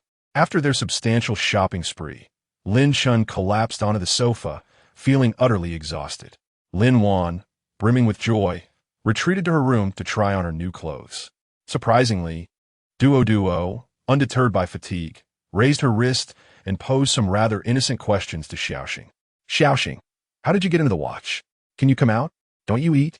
Aren't you hungry? Within Duo's children's watch, it was the genuine intermediate AI, Xiaoxing, responding to her queries, not the Xingchen voice assistant. In her room, Lin Wan shared her outfit with her roommates in their group chat. Wow, I wish I had a bird like that. Her three friends expressed their envy unabashedly. Upon learning that Lin Chen was the owner of Xingchen Technology, Lin Wan's friends, eager to begin their internships the following day, quickly chimed in. Lin Wan, do you think you could ask your brother if we could join? Asked Guan Yuding. I want to go too, added Li Qianxue. Me as well, chimed Yulin. All right, I'll ask my brother, Lin Wan agreed. Subsequently, I descended the stairs to find Lin Chen engrossed in watching videos. Brother, is the company still in need of personnel? My roommate is also eager to intern here. She has assisted me greatly in the past. Lin Chen, taken by surprise, replied, certainly. However, the three of you will not be placed in the same department. Have her report to the company tomorrow. Lin Wan, filled with delight, exclaimed, thank you, brother. She promptly shared the good news in the group chat. Dear sisters, my brother has given his approval. We shall report to the company tomorrow. Li Qianxue responded, Banwan. Love you. Yulin chimed in, Wan, I love you too. Guan Yuding added, Wan, I adore you even more. Lin Wan replied, I will post the location in the group chat. Remember not to be late tomorrow. Acknowledging the messages, she noticed the time was getting late. Wanner, could you assist the little one with her bath today? Duo, hurry along. Annie will bathe you, and afterward, you can rest well. Once the two ascended the stairs, Lin Chen turned off the television and proceeded to wash up. The night passed in silence. The following morning, Lin Chen arrived at the office, listened to Enrant's report, and then indulged in some leisure time watching videos. Lin Wan and her roommate commenced their formal internships. The Starry Voice Assistant began to experience a surge in downloads. The company had nearly completed its recruitment, thriving in an atmosphere of prosperity. Notably, the entire building's staff, upon hearing about the employee benefits at Starry Technology, expressed their astonishment and admiration. The employee benefits of Starry Technology became a sensation online, garnering significant attention. The official video received numerous comments inquiring whether there were still openings available. Due to the popularity of the Starry Voice Assistant and the employee benefits, the official account amassed over 5 million followers in just a few days, having released only a handful of works. Chapter 20. Lin Chen's fury at his ex-wife time flew by, and soon it was Friday afternoon, the eve of another trading day. In Lin Chen's office, Anren exclaimed with excitement, President Lin, our Xingchen voice assistant has just surpassed 200 million downloads. The international market is a bit slower to catch up, currently standing at 50 million downloads. Tomorrow, we will witness the first-day payment ratio for the Xingchen voice assistant. Lin Chen remained composed, responding coolly. As anticipated, I remain unperturbed. Anren, somewhat speechless, thought to herself that Lin Chen was unaware of the numerous records their Xingchen voice assistant had shattered. Wanner, how is your learning progressing? Lin Chen inquired. Lin Wan was quick to grasp new concepts and would soon be capable of handling matters independently. Furthermore, regarding the battery factory acquisition you previously suggested, I discovered a large battery manufacturing plant in Paidu that is up for sale. I will send you the specific details shortly. Very well. You may return to your tasks, Lin Chen replied. Once Anren forwarded the battery factory information, Lin Chen instructed his assistant, Xiaoxing, investigate the situation regarding the battery factory Anren mentioned. Understood, boss. Not long after, Xiaoxing's voice came through, boss. The owner of this battery factory has a son who has incurred substantial gambling debts and is now preparing to sell the factory to settle these obligations.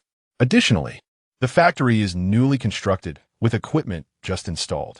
The total investment for the factory was $55 million, and given the owner's urgency, we could potentially acquire it for $50 million in cash. This factory aligns perfectly with our standards, and since it has yet to begin hiring, there will be no severance costs. Our simulation robots can be integrated directly. Lin Chen was taken aback, reflecting on the tragic fate of a man whose entire life's work crumbled due to the incompetence of his son. It was indeed lamentable, yet it presented an opportunity for him. He dialed an internal extension to summon Chen Yuan. Upon his arrival, Chen Yuan inquired, "Boss, what can I do for you?" Seeing that Chen Yuan had managed the grain procurement company effectively and had maintained a clean record, Lin Chen decided to entrust him with the acquisition task. After sharing the details of the battery factory, he instructed, proceed with the acquisition as planned and ensure that grain supplies continue to be procured without interruption. Noticing the time, Lin Chen realized it was time to pick up Duo. He asked Lin Wan if she would accompany him, but she had matters to attend to. Thus, Lin Chen left work alone, enjoying the privileges of being the boss. After picking up Duo and preparing dinner, Lin Wan arrived home just in time. During dinner, Lin Chen asked, "How have you been adjusting to your internship these past few days?" With her mouth full, Lin Wan replied, "It's all right." Aaron said, "I'm learning quickly. It doesn't seem too difficult to work." Lin Chen rolled his eyes, responding, "You are fortunate yet unaware of it. Perhaps you should ask your classmates who are employed and inquire about the ease of their work." After dinner, while Lin Wan washed the dishes, Lin Chen sat with Duo watching television. Suddenly, an unfamiliar phone call came in, and Lin Chen casually answered, "Hello? Who is this?" "Lin Chen, it's me." The voice on the other end was both familiar and strange to Lin Chen. In a moment of confusion, she pondered, "Who exactly are you? What is the matter?" Zhao Yaqi clutched the phone, astonished that Lin Chen had forgotten her voice. Anger surged within her. "Well, Lin Chen, it's Zhao Yaqi. I can't believe you forgot my voice. How foolish I was to have ever been attracted to you." Upon hearing Zhao Yaqi's voice, Lin Chen furrowed his brow. Casting a glance at Duo, who was engrossed in her television show, he retreated to the garden of the villa. "Why should I remember you, Zhao Yaqi? A woman who abandoned both her husband and daughter. What gives you the audacity to believe I would remember you? Where do you find your confidence? What gives you the right to call me?" Zhao Yaqi, taken aback by Lin Chen's tirade, found herself momentarily speechless, unsure of how to counter his words. Taking a deep breath, she stated, "Lin Chen, I realize that leaving you and your daughter was my mistake. I've come to understand that Duo cannot grow up without her mother, right? How about we consider remarrying?" Upon hearing Zhao Yaqi's proposition, Lin Chen was struck with incredulous laughter. "Huh, Zhao Yaqi, has your mind been befuddled by a donkey? You once scorned me for my poverty and even abandoned your own flesh and blood. Now, you think a mere apology will suffice for us to remarry? Who do you think you are? Does the world revolve around you? Is my existence so inconsequential to you? In my eyes, you are merely a worn-out shoe, hardly worthy of a glance. Have you even bothered to see Duo once since our divorce, or called to inquire about her? How dare you still claim to be her mother? I assure you, without you, Duo and I are perfectly content. We do not need a woman so enamored with vanity. I only hope you refrain from disturbing us in the future. Otherwise, I will show you the darker side of this world. You should understand that I am capable of doing so now." After venting his frustrations, Lin Chen hung up and blocked her number. He exhaled deeply, calming his emotions before preparing to return indoors. His gaze caught sight of a white figure standing outside the wall. Su Yu suddenly felt embarrassed. I happened to pass by. I wasn't eavesdropping on purpose." Returning home from work, Su Yuro had overheard the conversation between Lin Chen and Zhao Yaqi, and out of curiosity, she listened in, gaining a rough understanding of the situation. She found the woman on the other end of the line to be utterly shameless, which led to the ensuing awkward moment. Lin Chen chuckled wryly. "It's no trouble. I apologize for making Miss Su a witness."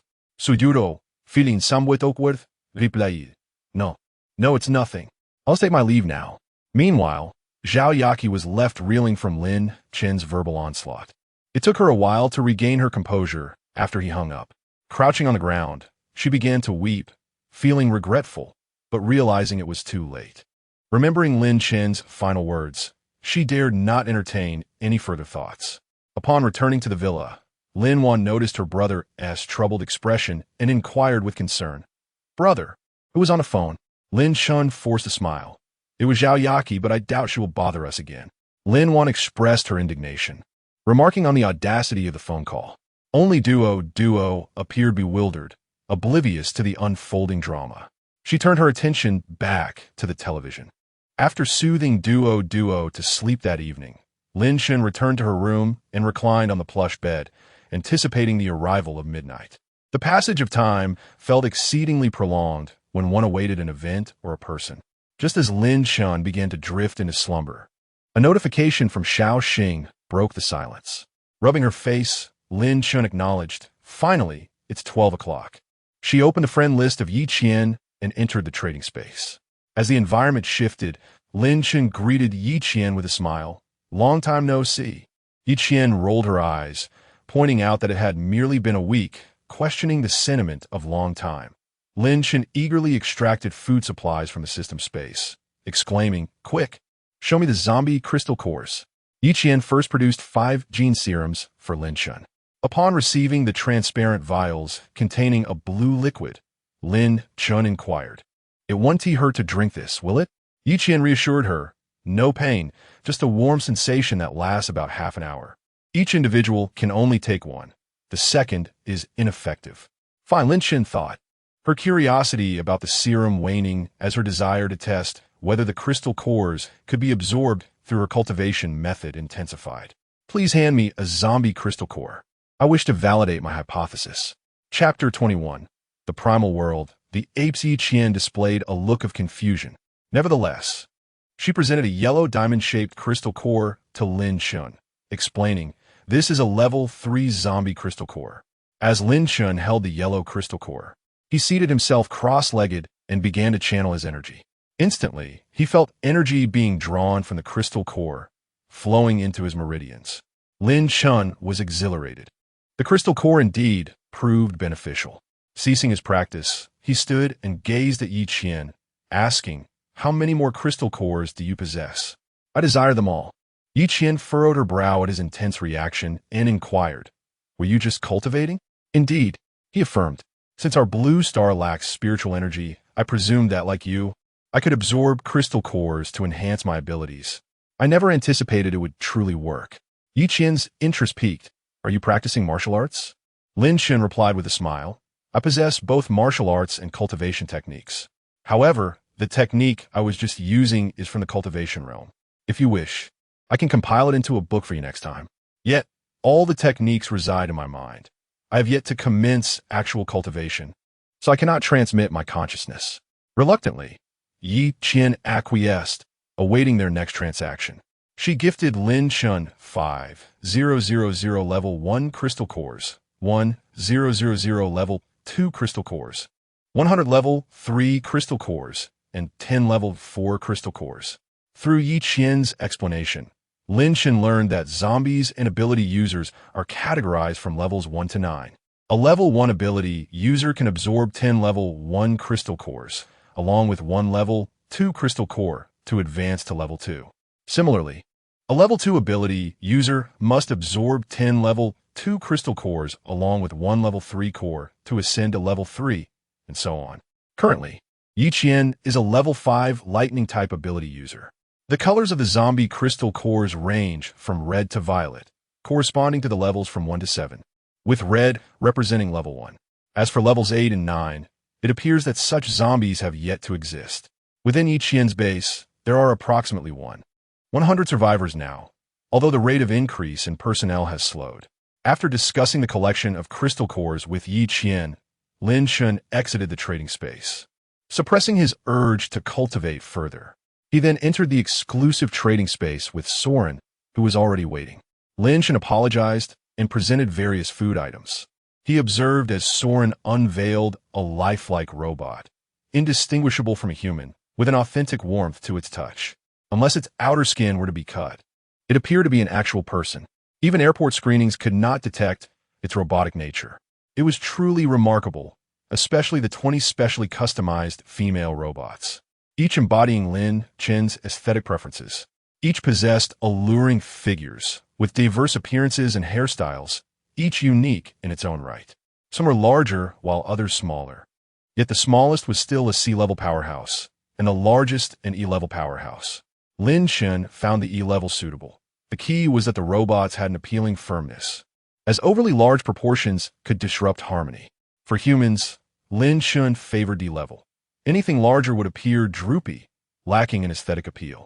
Soren explained to Lin Shen, once bound, each robot possesses the intellect of an ordinary person. Through diligent learning, one can acquire various skills. With an intermediate level of artificial intelligence, knowledge and expertise can be directly imparted. Furthermore, artificial intelligence possesses the capability to manage multiple entities simultaneously. Lin Shen nodded in satisfaction. Within the trading space, he bound all the robots to his command. After engaging in a brief conversation with Soren, Soren was the first to exit the trading space. In the trading environment, Lin Shen instructed Xiaoxing to instill the knowledge of the Blue Star into all the robots. Alongside an array of skills ranging from mundane daily tasks to intricate abilities such as reconnaissance, combat, and assassination. They were virtually omnipotent, capable of mundane chores by day and wielding weapons when necessary. Once the task was completed, he exited the trading space, initially contemplating the release of one robot. However, he realized it would be challenging to explain to Lin on the following day, thus deciding to wait until he could return with an explanation that it was a newly hired nanny. Reflecting on another opportunity for matching, he pondered what world he might encounter this time. Without hesitation, he silently recited in his mind. The system began the matching process. Matching. Ding. Match successful. Constructing trading space. Trading space successfully established.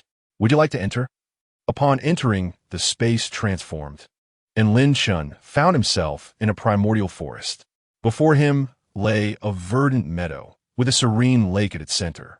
Towering trees loomed overhead, casting shadows that obscured the sky, allowing only a sliver of sunlight to filter through the dense canopy. As Lin Shen surveyed his surroundings, he was left wondering what world he had matched with. Before long, a creature resembling a cross between a monkey and a human appeared before him. Inspecting him with keen curiosity, Lin Shen, equally bewildered, attempted to greet it. Hello? The creature responded with a series of garbled sounds, flailing its arms in confusion. Lin Shen was taken aback, struck by its resemblance to ancient hominids from millions of years ago. System, what is the situation? How can I conduct transactions without the ability to communicate? Host, each matching is random. Please find a way to navigate this situation. Lin Shen sighed, contemplating his predicament. In every different world, the language varied. Yet if communication were possible, the system could facilitate mutual understanding. However, without speech, what could he do? Observing the creature's apparent lack of intelligence confirmed his suspicion. This was a primitive world inhabited by ancient hominids who had yet to evolve. With a heavy sigh, Lin Shen contemplated a strategy. He waved at the primitive being, who merely squatted on the ground, gazing at him. Suddenly, an idea struck him. Since they had not yet evolved, they likely lacked sufficient food. He retrieved a pack of sausages from the system space, brandished one toward the ancient hominid to capture its attention. Lin Shen then bit open the packaging and took a bite, demonstrating the food to the creature. The ancient being watched in excitement as Lin Shen chewed. Unsure if it understood, Lin Shen produced another sausage and offered it to the primitive hominid. The other party abruptly seized the ham sausage, mimicking Lin Shen's previous actions, and began to indulge in it. Upon tasting the flavor of the ham, excitement surged within him, causing him to leap and bound with joy. Lin Shen let out a sigh, realizing that the prospect of exchanging items was virtually impossible. Suddenly, he noticed a medicinal herb on the ground that bore a resemblance to the legendary thousand-year ginseng. His mind, filled with the vast knowledge of the primordial chaos and the celestial scriptures, recognized the herb as a potent elixir. Approaching it, he squatted down and confirmed that it was indeed the thousand-year ginseng. It seemed that this world was infused with spiritual energy. After extracting the ginseng, Lin Shen presented it to the ancient ape, gesturing towards himself and then offering another piece of ham to the creature, signifying a mutual exchange. Watching the other party consume the ham once more, he was left uncertain whether the ancient ape understood his intentions. He sighed, finding the situation exceedingly challenging. Unsure if a unilateral transaction would yield points, he left enough ham for the ancient ape to sustain itself for several days before exiting the trading space. The system activated the panel. Host, Lin Shun, age, 26, realm. Ordinary person, lottery draw. Force system space. 1 million cubic kilometers, friend list. 3 Lin Shun felt a surge of joy. It seemed that the transaction had indeed been successful. Having traded 3 times that evening, he still had 1 point remaining from a previous transaction, totaling 4 points. He pondered whether the friend list could facilitate communication with the ancient ape. Clicking on the ancient ape's friend list, he sent a simple greeting. After a prolonged silence, he mused whether the creature could even comprehend such thoughts. Lin Shun felt a sense of frustration. However, he realized that even without an exchange, accruing points was a favorable outcome. Xiaoxing, how can I communicate with the ancient ape that has yet to evolve? He inquired. Boss, our entire database lacks knowledge on this matter. However, I can generate a video akin to elementary students illustrating stories, allowing the creature to learn gradually. Lin Shun concurred. That sounds promising. Please create the video using a model of myself and the ancient ape to facilitate understanding. Understood, boss. Chapter 22. The 10th layer of body refinement. With 4 points remaining, preparations were underway for a lottery draw the following day. Presently, the pursuit of immortality took precedence. Lin Shun retrieved a crystal core and began to prepare for his cultivation. According to the records of the primordial chaos method, the levels of cultivation in the mortal realm are categorized into 9 major stages: Qi refinement, foundation establishment, golden core, nascent soul, spirit severing, void returning, body merging, great ascension, and tribulation crossing. Each stage is further divided into early, middle, late, and peak phases. The realms beyond seemed a distant dream. To transcend the Qi refinement stage through the cultivation of the chaos scripture, the foremost requirement was to refine the body, enhancing one's constitution, strengthening bones, and widening meridians. Thus, Lin Shun embarked on the initial step of refining his body with spiritual energy. Suddenly struck by an idea, he produced a gene elixir and consumed it. Instantly, he felt a surge of immense energy coursing through his body. Lin Shun promptly activated the chaos scripture, guiding the energy through his meridians to commence body refinement. What would ordinarily take half an hour to absorb was completed in a mere 5 minutes. His cultivation level ascended to the 3rd layer of body refinement, and he felt the effects surpassed those of consuming the elixir alone. Lin Shun estimated that, according to Yi Qian, directly ingesting the elixir could enhance human limits 5-fold. However, his current sensations suggested an even greater augmentation, likely due to the efficacy of his cultivation, maximizing energy utilization. He consumed another elixir and, while channeling the chaos scripture, began the refinement process anew. In just 4 minutes, he reached the 4th layer of body refinement, sensing no bottlenecks, which he attributed to the chaos scripture. The refinement speed for each subsequent elixir increased. After consuming another gene elixir, he absorbed it without breakthrough, requiring 10 first-tier crystal cores to reach the 5th layer of body refinement. With each advancement, the required consumption escalated. Observing he had 2 elixirs remaining, Lin Shun decided to reserve them for Lin Wan and Duo. Given the scarcity of resources, he resolved not to teach Lin on the path of cultivation for the time being, preferring to strengthen himself first. Once he accumulated more resources and elevated his own level, he could guide Lin Wan more effectively. As for Duo, still in her rapid growth phase, he planned not to instruct her until after she turned 5, as ages 5 to 10 are optimal for honing one's physique. Thus, she could initially consume the elixirs to bolster her health and enhance her genetic constitution, reducing susceptibility to illness. Lin Shun held the crystal core he had just retrieved and began to absorb it. The absorption rate of the crystal core was somewhat slower. It took over 20 minutes and 108 first-tier crystal cores to achieve the 6th layer of body refinement. Upon absorbing the energy, the crystal cores transformed into transparent crystals. Lin Shun then experimented with his second-tier crystal core, which took 10 minutes and 23 cores to break through to the 7th layer of body refinement. The energy from second-tier cores was approximately 10 times that of first-tier cores and was more refined, allowing for quicker absorption. He then returned to first-tier crystal cores, utilizing over 400 crystals to reach the 8th layer of body refinement, a process that consumed more than an hour. As the breakthrough levels increased, the absorption speed accelerated. The allure of becoming stronger was addictive, and Lin Shun continued his cultivation fervently. Ultimately, after expending nearly 3,000 first-tier crystal stones, he finally broke through from the 8th to the 10th layer of body refinement. Checking the time, it was already 7:30 in the morning. Lin Shun rose from his bed, his body crackling with energy. After a night of cultivation, he felt invigorated rather than weary. Last night, I expended a total of 3 vials of potions and over 3,000 first-level crystal cores, along with 23 second-level crystal cores. In total, it equates to approximately 5 or 6,000 first-level crystal cores. Cultivating in this realm truly requires a considerable financial investment. No wonder wealth is prioritized above all else. However, strength is undeniably formidable. Lin Shun now perceives that ordinary blades cannot inflict harm upon him. Upon entering the kitchen, he took a kitchen knife and lightly grazed it against his fingertip, feeling nothing. When he pressed down harder, only a faint white mark appeared. Could I become impervious to blades after merely one night of cultivation? Lin Shun found it difficult to believe. He contemplated finding a sturdier stone to test his newfound resilience. Stepping outside the villa, he observed a granite formation, roughly 3 to 4 tons in weight.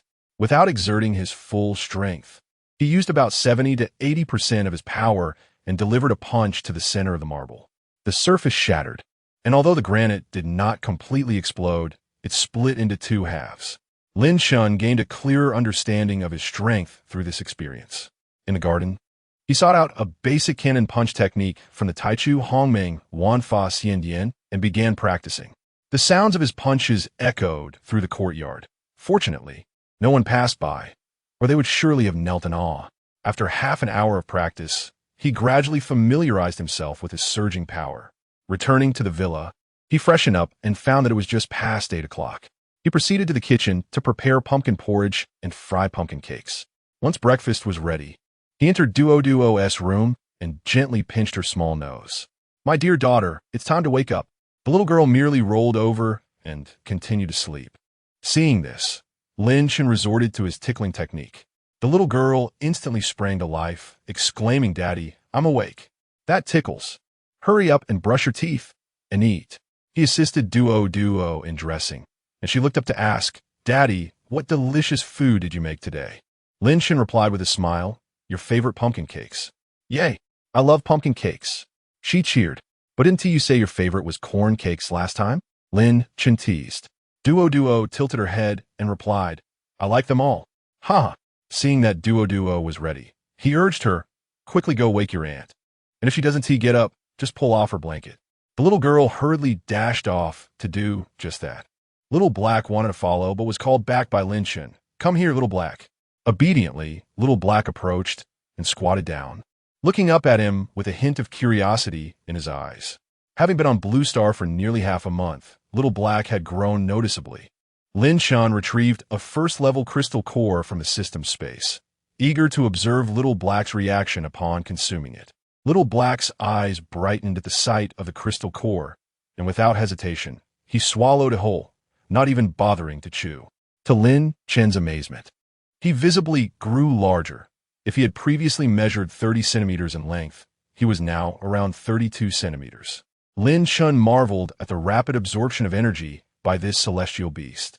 Soon after, Duo came downstairs, looking at Little Black with uncertainty, glancing back and forth. She picked him up to inspect, and then tugged at Lin Shun's pant leg, asking, "Daddy, did Little Black get bigger?" Lin Shun pretended not to know, replying, "Oh, is that so? It must be because Little Black is not picky with his food and eats a lot, which helps him grow quickly." Duo inquired with a hint of skepticism, "Is that true?" But it wasn't that significant just moments ago. I must have misjudged. You can confirm with Xiaohe, Lin Chen retorted. Xiaohe. Shortly thereafter, Lin Wan descended the stairs and was equally taken aback upon seeing Xiaohe. Lin Chen chuckled softly, but remained silent. After finishing breakfast, he noted that it was Saturday, a day free from work. He turned to Lin Wan and said, Wanner, you don't have to work today. I have a matter to attend to and will be stepping out for a while. Please keep an eye on Duo Duo. All right, brother. Duo Duo chimed in, Daddy, where are you going? Why can't I come along? Lin Chen affectionately ruffled the little girl's hair.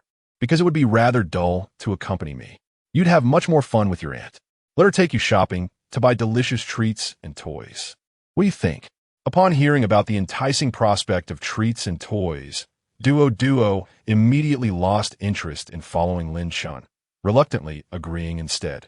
Lin Chen drove out, contemplating the serene weekend at the company with no one around, and made his way to the office. Once there, he retrieved a beautiful and a more ordinary female robot.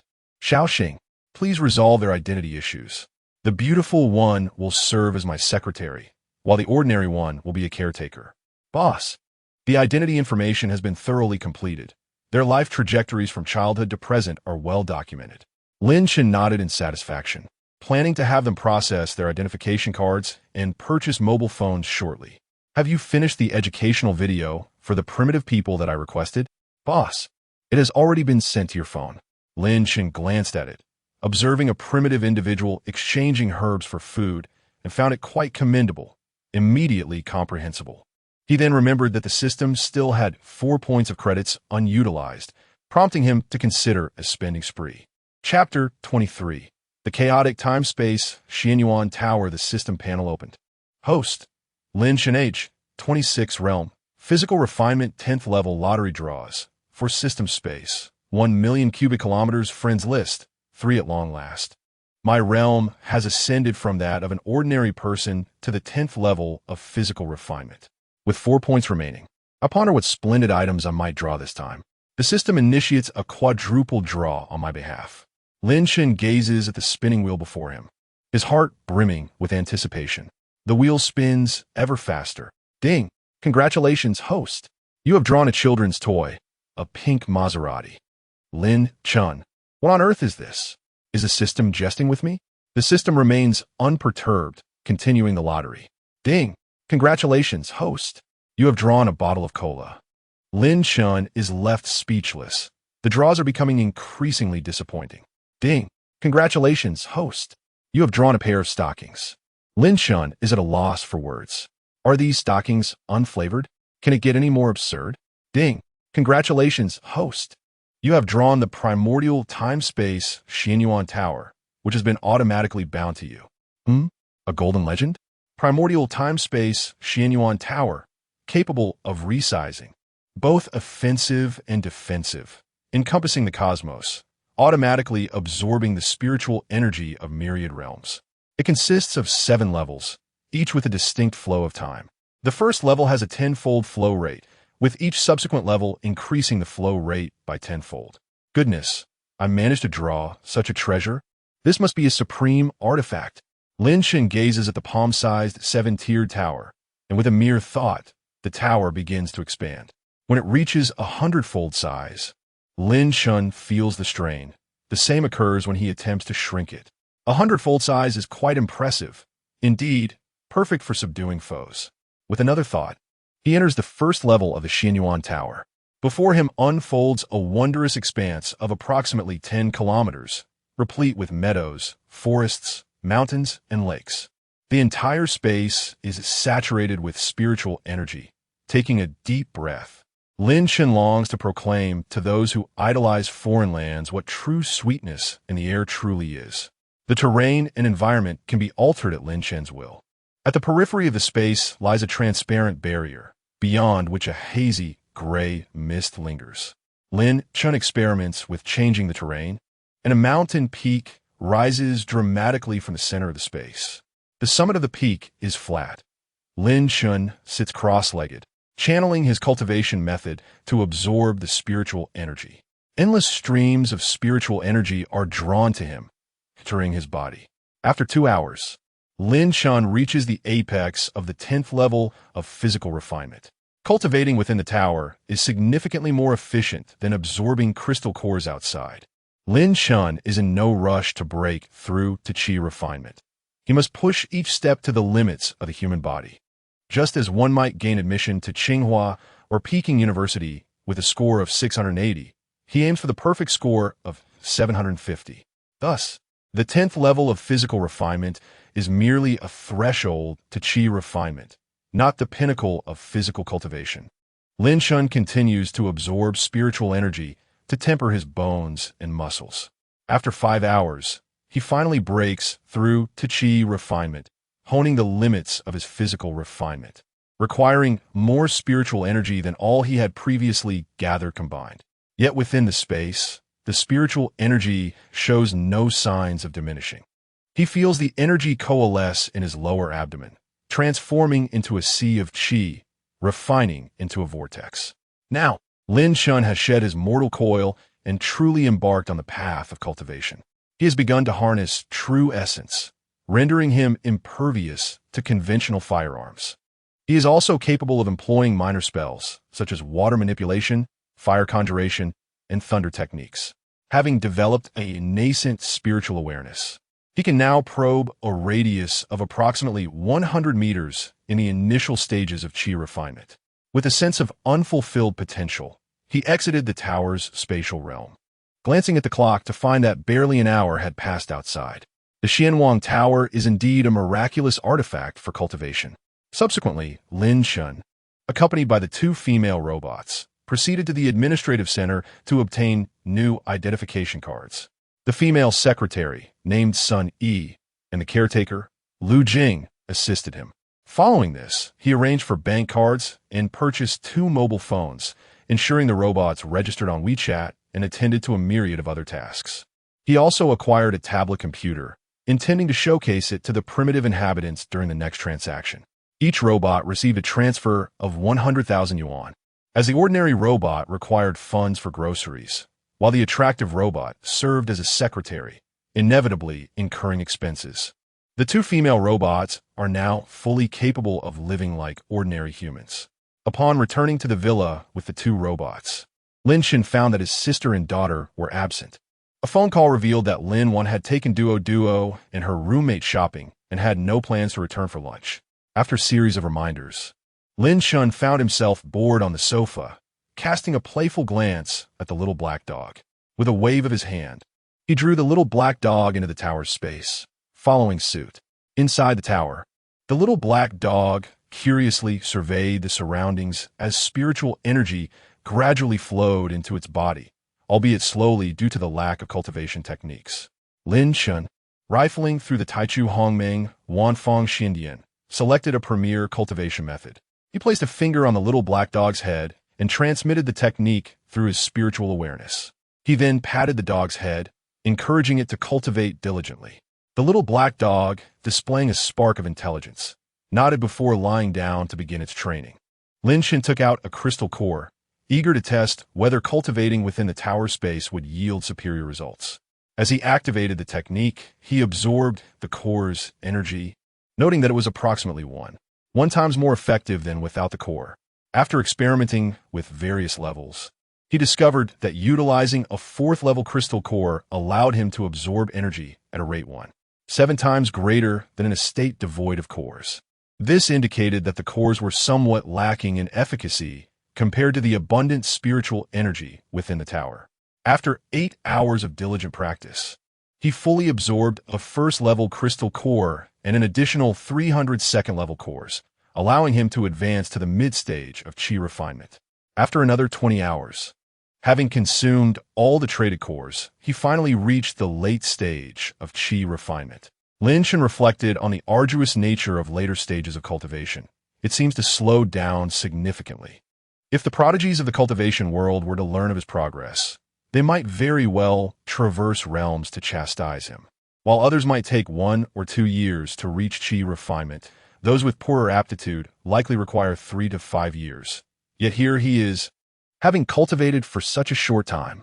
It's utterly absurd. observing the little black dog, which took 28 hours to reach the 5th level of body refinement. Lin Shun realized that he was indeed different from others.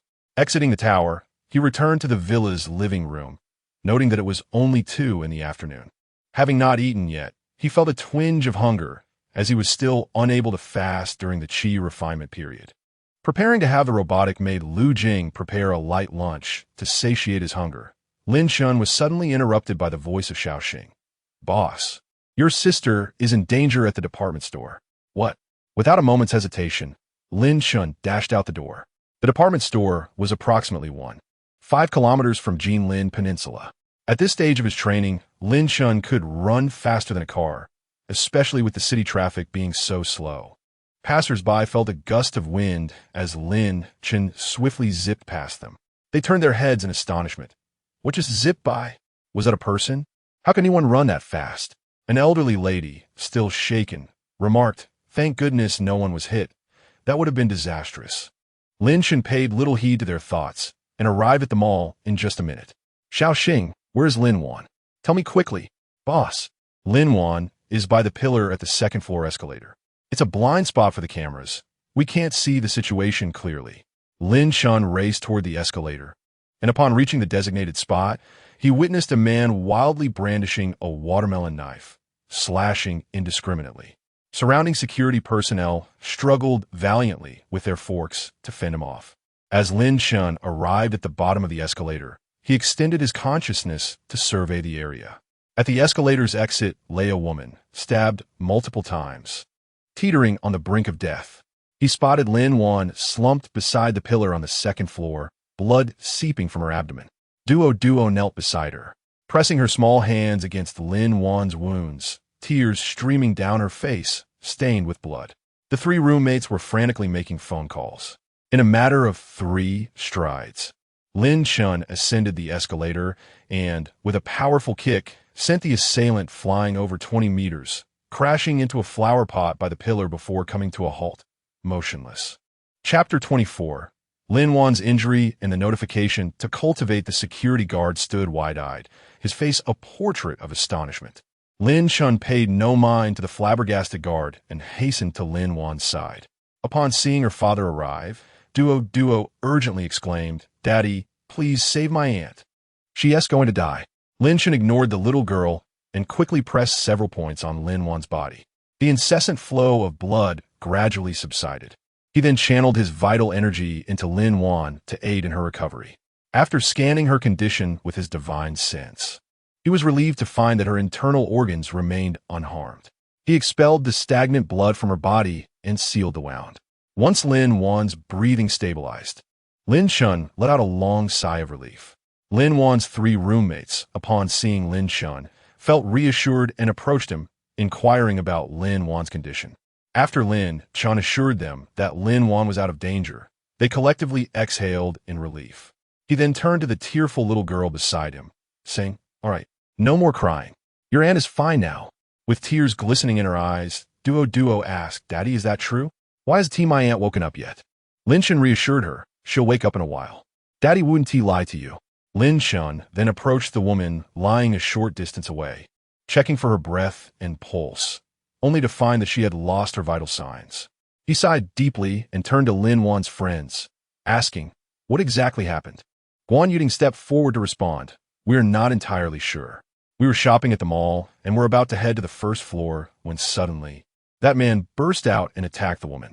He was shouting about infidelity and humiliation. Then he turned on the people around him. One air was ahead, holding on to Duo, and didn't he have time to evade the attack?" Listening to Guan Yuding's recollection, the sequence of events became clearer. Noticing that the ambulance had yet to arrive, Lin Shun wished to avoid drawing too much attention, especially since Lin Wan did not require hospitalization. He picked Lin Wan up, preparing to return home, instructing the 3 girls to follow with Duo. Upon exiting the mall and reaching the roadside, the secretary conveniently parked the car there, having received prior instructions from Xiaoxing to do so, since Lin Wan needed to lie in the back seat and could not accommodate that many passengers. Lin Shun sent the 3 girls home. After bidding them farewell, he directed the secretary to drive straight to the villa. As he carried Lin Wan out of the car, She stirred at her brother's embrace and murmured, "Brother, where are we? Am I not dead?" Lin Shan smiled and replied, "We are almost home. With me around, it's not so easy to die. It's just a minor injury. Some rest will do." He laid Lin Wan on the bed, and, given her current inability to move, he asked the nurse, Lu Jing, to help her change into fresh clothes. Standing by the bedside, Lin Shan took out a vial of genetic serum and opened it, saying, "Here, drink this, and you'll be better in no time." Lin Wan, puzzled, inquired, "Brother, what is this?" Nevertheless, she drank it. "I'll explain later. You should rest for a bit. I'll go help Duo take a bath first." Observing Duo, who had been following closely, with remnants of tears on her small face and bloodstains on her clothes and hands, he comforted her. "All right, your aunt is fine now. Let's go take a bath." Duo turned to Lin Wan and said, "Aunt, I'll come to see you later." After giving the little girl a bath and wrapping her in a towel, I noticed Duo looking despondent. "My dear, you must have been frightened today," I said, cradling her in my arms. "Rest assured, Duo, nothing like this will ever happen again, I promise." After gently placing Duo on the bed to lull her to sleep, I quietly slipped away, gazing at her serene face. A thought crossed my mind. Had I administered the genetic serum to Lin Wan in the morning, today's calamity might have been averted. Subsequently, Xiaoxing retrieved the details of the official investigation. The incident arose when a man discovered his wife's infidelity multiple times and sought a divorce. The woman, unwilling to comply, engaged in a series of heated arguments, ultimately promising to sever ties with her lover. Yet, today, she succumbed to temptation, only to be encountered by her enraged husband. In a fit of fury, he seized a watermelon knife from a nearby store and unleashed a brutal attack, resulting in her demise, while the lover fled, severely injured. And several innocent bystanders were also harmed, including Lin Wan. Then, a mysterious figure appeared, intervening heroically. With a swift kick, he incapacitated the assailant, breaking several of his bones. This enigmatic savior was none other than Lin Shan, who, fortunately, had not exerted too much force. Otherwise, the injuries would have been far more critical. Upon entering Lin Wan's room to assess the situation, I found her wounds were not grave, the cuts nearly scabbed over. Lin Wan, eager and curious, inquired, "Brother, what did you give me to drink? I feel so much stronger now, and the pain has subsided." I gazed at my sister and asked, "Do you believe that this world holds the possibility of cultivation?"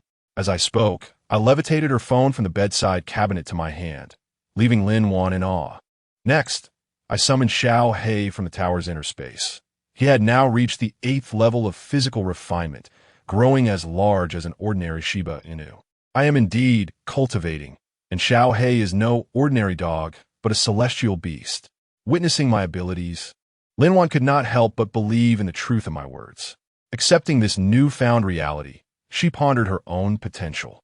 "Brother, can I cultivate too?" I smiled and replied, "Since you are aware now, it is certainly within your reach. Although resources are scarce on Blue Star, lacking in spiritual energy, I had planned to reveal this to you later. However, today I acquired a treasure." I then revealed the Xian Huang Tower.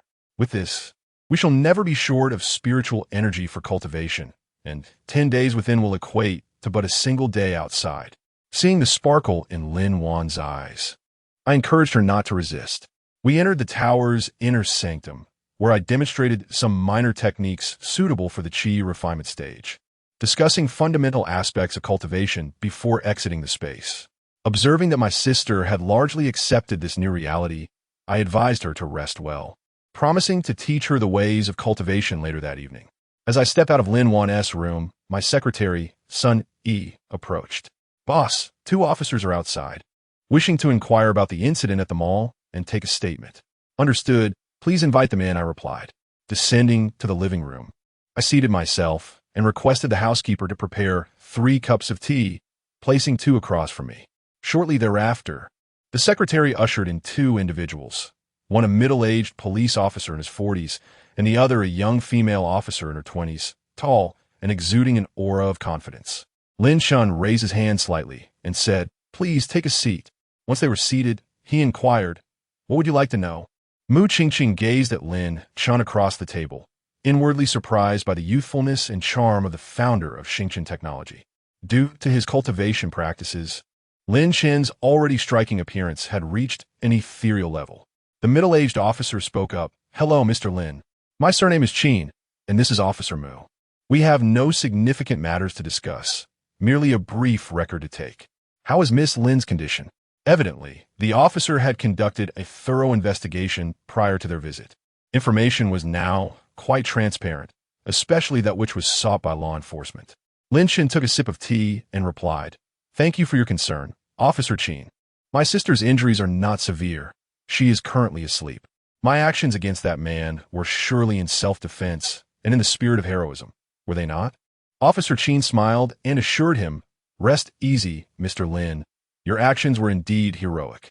Without your intervention, the assailant may have harmed many more. We are even considering honoring you with an award." Lin Chun waved his hand dismissively, stating, "There is no need for an award. Acting heroically is something every citizen should do, especially with my sister present at the scene." Officer Qin did not press the matter further and remarked, "We observed the incident through surveillance footage and noted your remarkable skills. You must have trained extensively." Chapter 25. The initial foundation of Lin Chen, slightly stronger than an average person. Lin Chen humbly acknowledged that his skills were merely a result of imitating online videos. After taking notes, the two returned to the car. Mu Qingqing gazed at Qin long and remarked, "I never expected Lin Chen to be so young and handsome. He even owns Xingchen Technology Company and possesses remarkable combat skills, just like a protagonist from a television drama." Qin Long teased, "What is this? Are you developing a crush?" It seems he is divorced and raising a child on his own, which indicates he is a responsible man. Mu Qingqing blushed and replied, "Oh, master, please don't say such things." Once Lin Chen saw the two depart, he fell into contemplation, currently in the qi refining stage. He knew he was still susceptible to heavy artillery. It was not yet the time to indulge in luxuries. He needed to cultivate more. If he were capable of abstaining from beef, the assailant from earlier today would have undoubtedly met a grisly end. Regardless of any personal grievances, harming others is indefensible, especially when his sister was involved. Moreover, scaring his precious daughter was utterly inexcusable. Returning to his daughter's bedroom, Lin Chun retrieved a gene serum. Contemplating whether to administer it to his child, uncertain of any potential side effects on young ones. Opening his system's friend list, he messaged Yi Qian, "I have a question. Can a 3-year-old child consume the gene serum?" Yi Qian replied, "We haven't tested that yet. As you know, we currently lack the resources for such experiments." Lin Chen responded, "All right, I understand."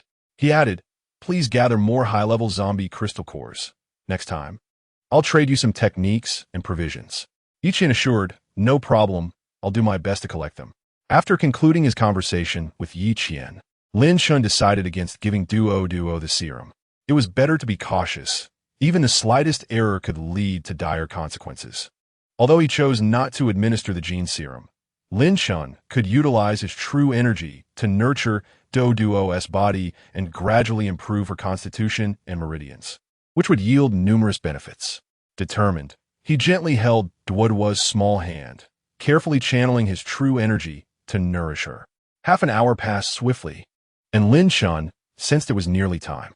Just as he released Duo's hand, she opened her eyes and, upon seeing her father nearby, joyfully embraced his neck.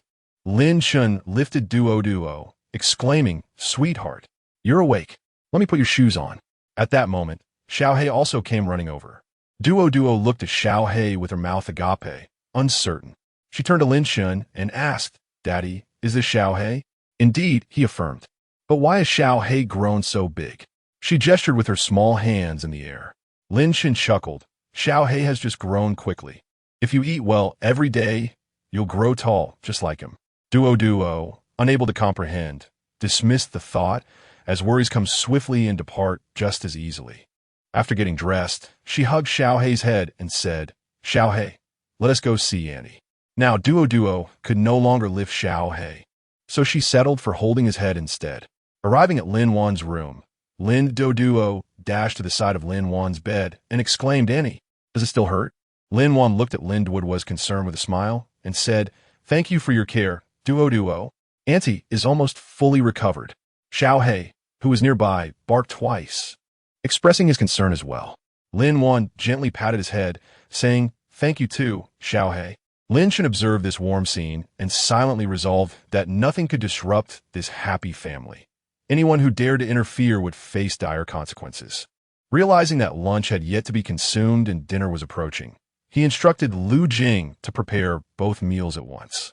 The housekeeper quickly finished cooking, presenting dishes that were exquisitely crafted, reminiscent of those prepared by a hotel chef. Upon tasting, Lin Wan exclaimed, "Delicious. Where did you find this cook? Their skills surpass yours." Lin Shun nonchalantly replied, "Just picked up someone outside." Lin Wan rolled her eyes. "Fine, if you won't tell me, I won't press further." Duo transformed into a little food enthusiast, her mouth greased with oil from her meal. Lin Shun chuckled and asked, "My dear daughter, which do you think is tastier, Daddy's cooking or the housekeeper's?" Duoduo's mind momentarily stalled for a few seconds before she replied, "Both are delicious." Lin Shun pressed on, "But if you had to choose just one?" The little girl's eyes sparkled as they darted back and forth. "The housekeeper's is good, but I prefer Daddy's." Hearing this, Lin Shen's heart swelled with joy. She truly was his little darling. He generously filled her bowl with more food, prompting Lin Wan to roll her eyes again. After finishing their meal, they took a stroll in Huashi Park beside the community. Lin Wan felt restless throughout the walk, and Lin Shen knew she was eager to return and continue her cultivation.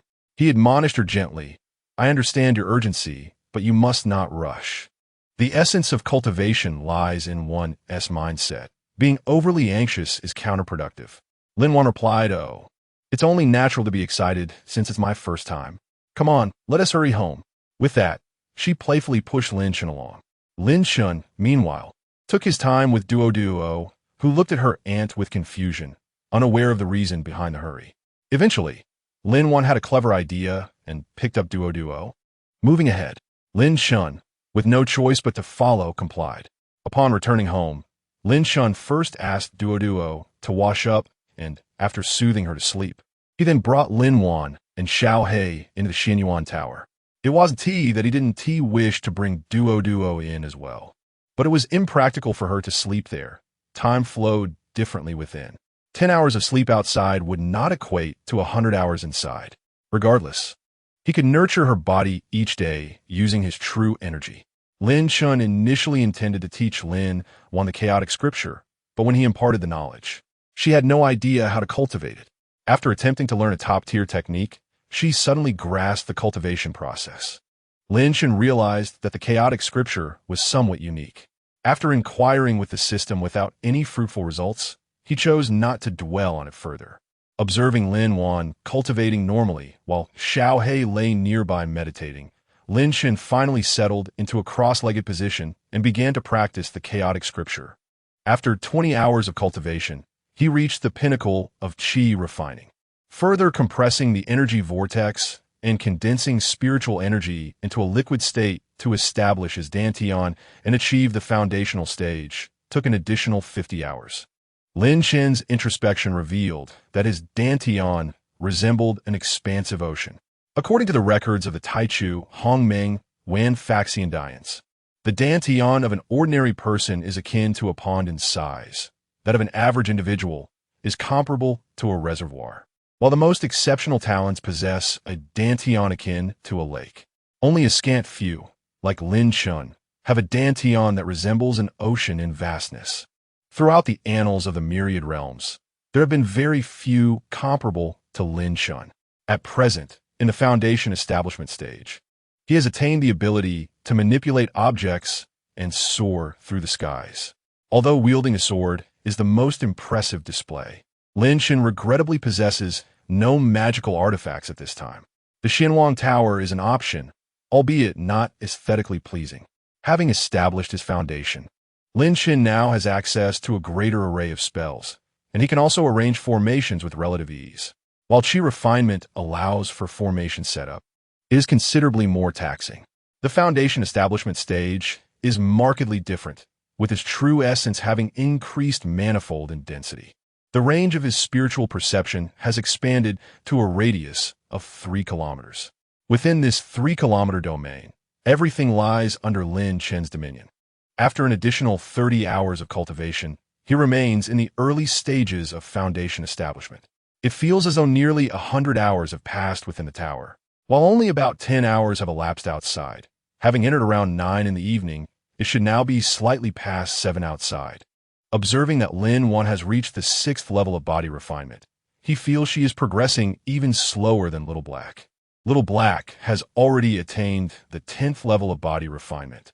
Lin Chen releases both Lin Wan and Little Black, recognizing the necessity of balancing work and rest.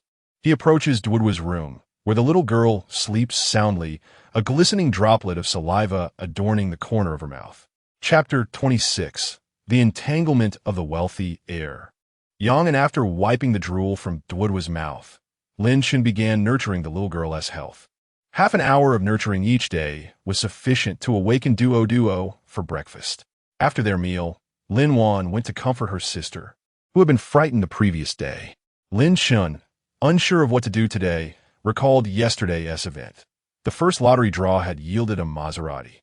He retrieved it from the system space. The System-S products were undeniably exquisite. It was permanently rechargeable and had 2 seats. Upon seeing Lin Chen, Duo excitedly produced a pink toy car, her eyes sparkling. "Daddy, is this for me?" "Of course. Who else could it be for?" Lin Chen replied. Duo beamed. "I knew you were the best, Daddy. Come on, let us take it for a spin around the community. There's plenty of space," Lin Chen said with a smile. On the Villa District's pathway, Lin Chen patiently taught Duo how to drive. Eagerly, she insisted on taking the driver's seat. From that moment on, Duo drove the entire way while Lin Chen squeezed into the passenger seat.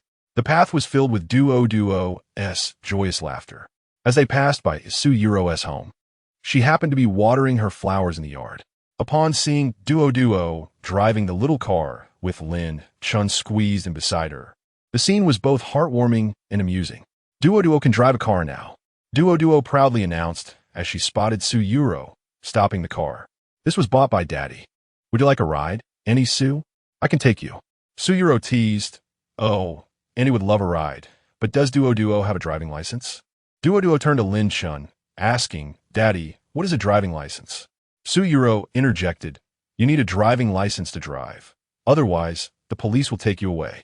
Hearing about the police and noticing Duo's helpless expression, Lin Chen smiled reassuringly. "Your Annie Su is just teasing you. We want to go on the main road. Driving the community is perfectly safe." Gaining confidence, Duo declared, "Daddy said it's safe." Not wishing to continue teasing, Su Yuro replied, "I was just joking, Duo. You are such a timid little thing." Duo, feeling slightly bashful, retorted, "I'm not scared at all." With that, she prepared to drive off. Lin Chen nodded at Su Yuro with a smile as a form of greeting. Upon returning home, Duo insisted Lin Chen step aside, and she took Xiaohei for a ride around the community. Meanwhile, Lin Wan had returned to her school dormitory, where her 3 friends surrounded her. Finally convinced that her injury had healed, Guan Yuding, puzzled, remarked, "But Wonder, you lost so much blood yesterday, and your brother stopped the bleeding with just a few presses." "Yes, certainly pleasant. Venna. Did the company develop some kind of super serum that healed your injury instantly? And is your brother skilled in martial arts?" He kicked that man away with such force. Lin Wan, startled by Guan Yuding's vivid imagination, chuckled nervously. "Oh, Yuding, don't think too much. It may have seemed like I bled a lot, but my injury was quite minor, just a small cut. My brother applied some ancestral ointment to help me. He is in great shape and exercises regularly." Subsequently, the conversation shifted as someone remarked, "All right, the weather is splendid today. After the events of yesterday, shall we enjoy ourselves to the fullest today?" With that, they rose and pulled the 3 girls downstairs.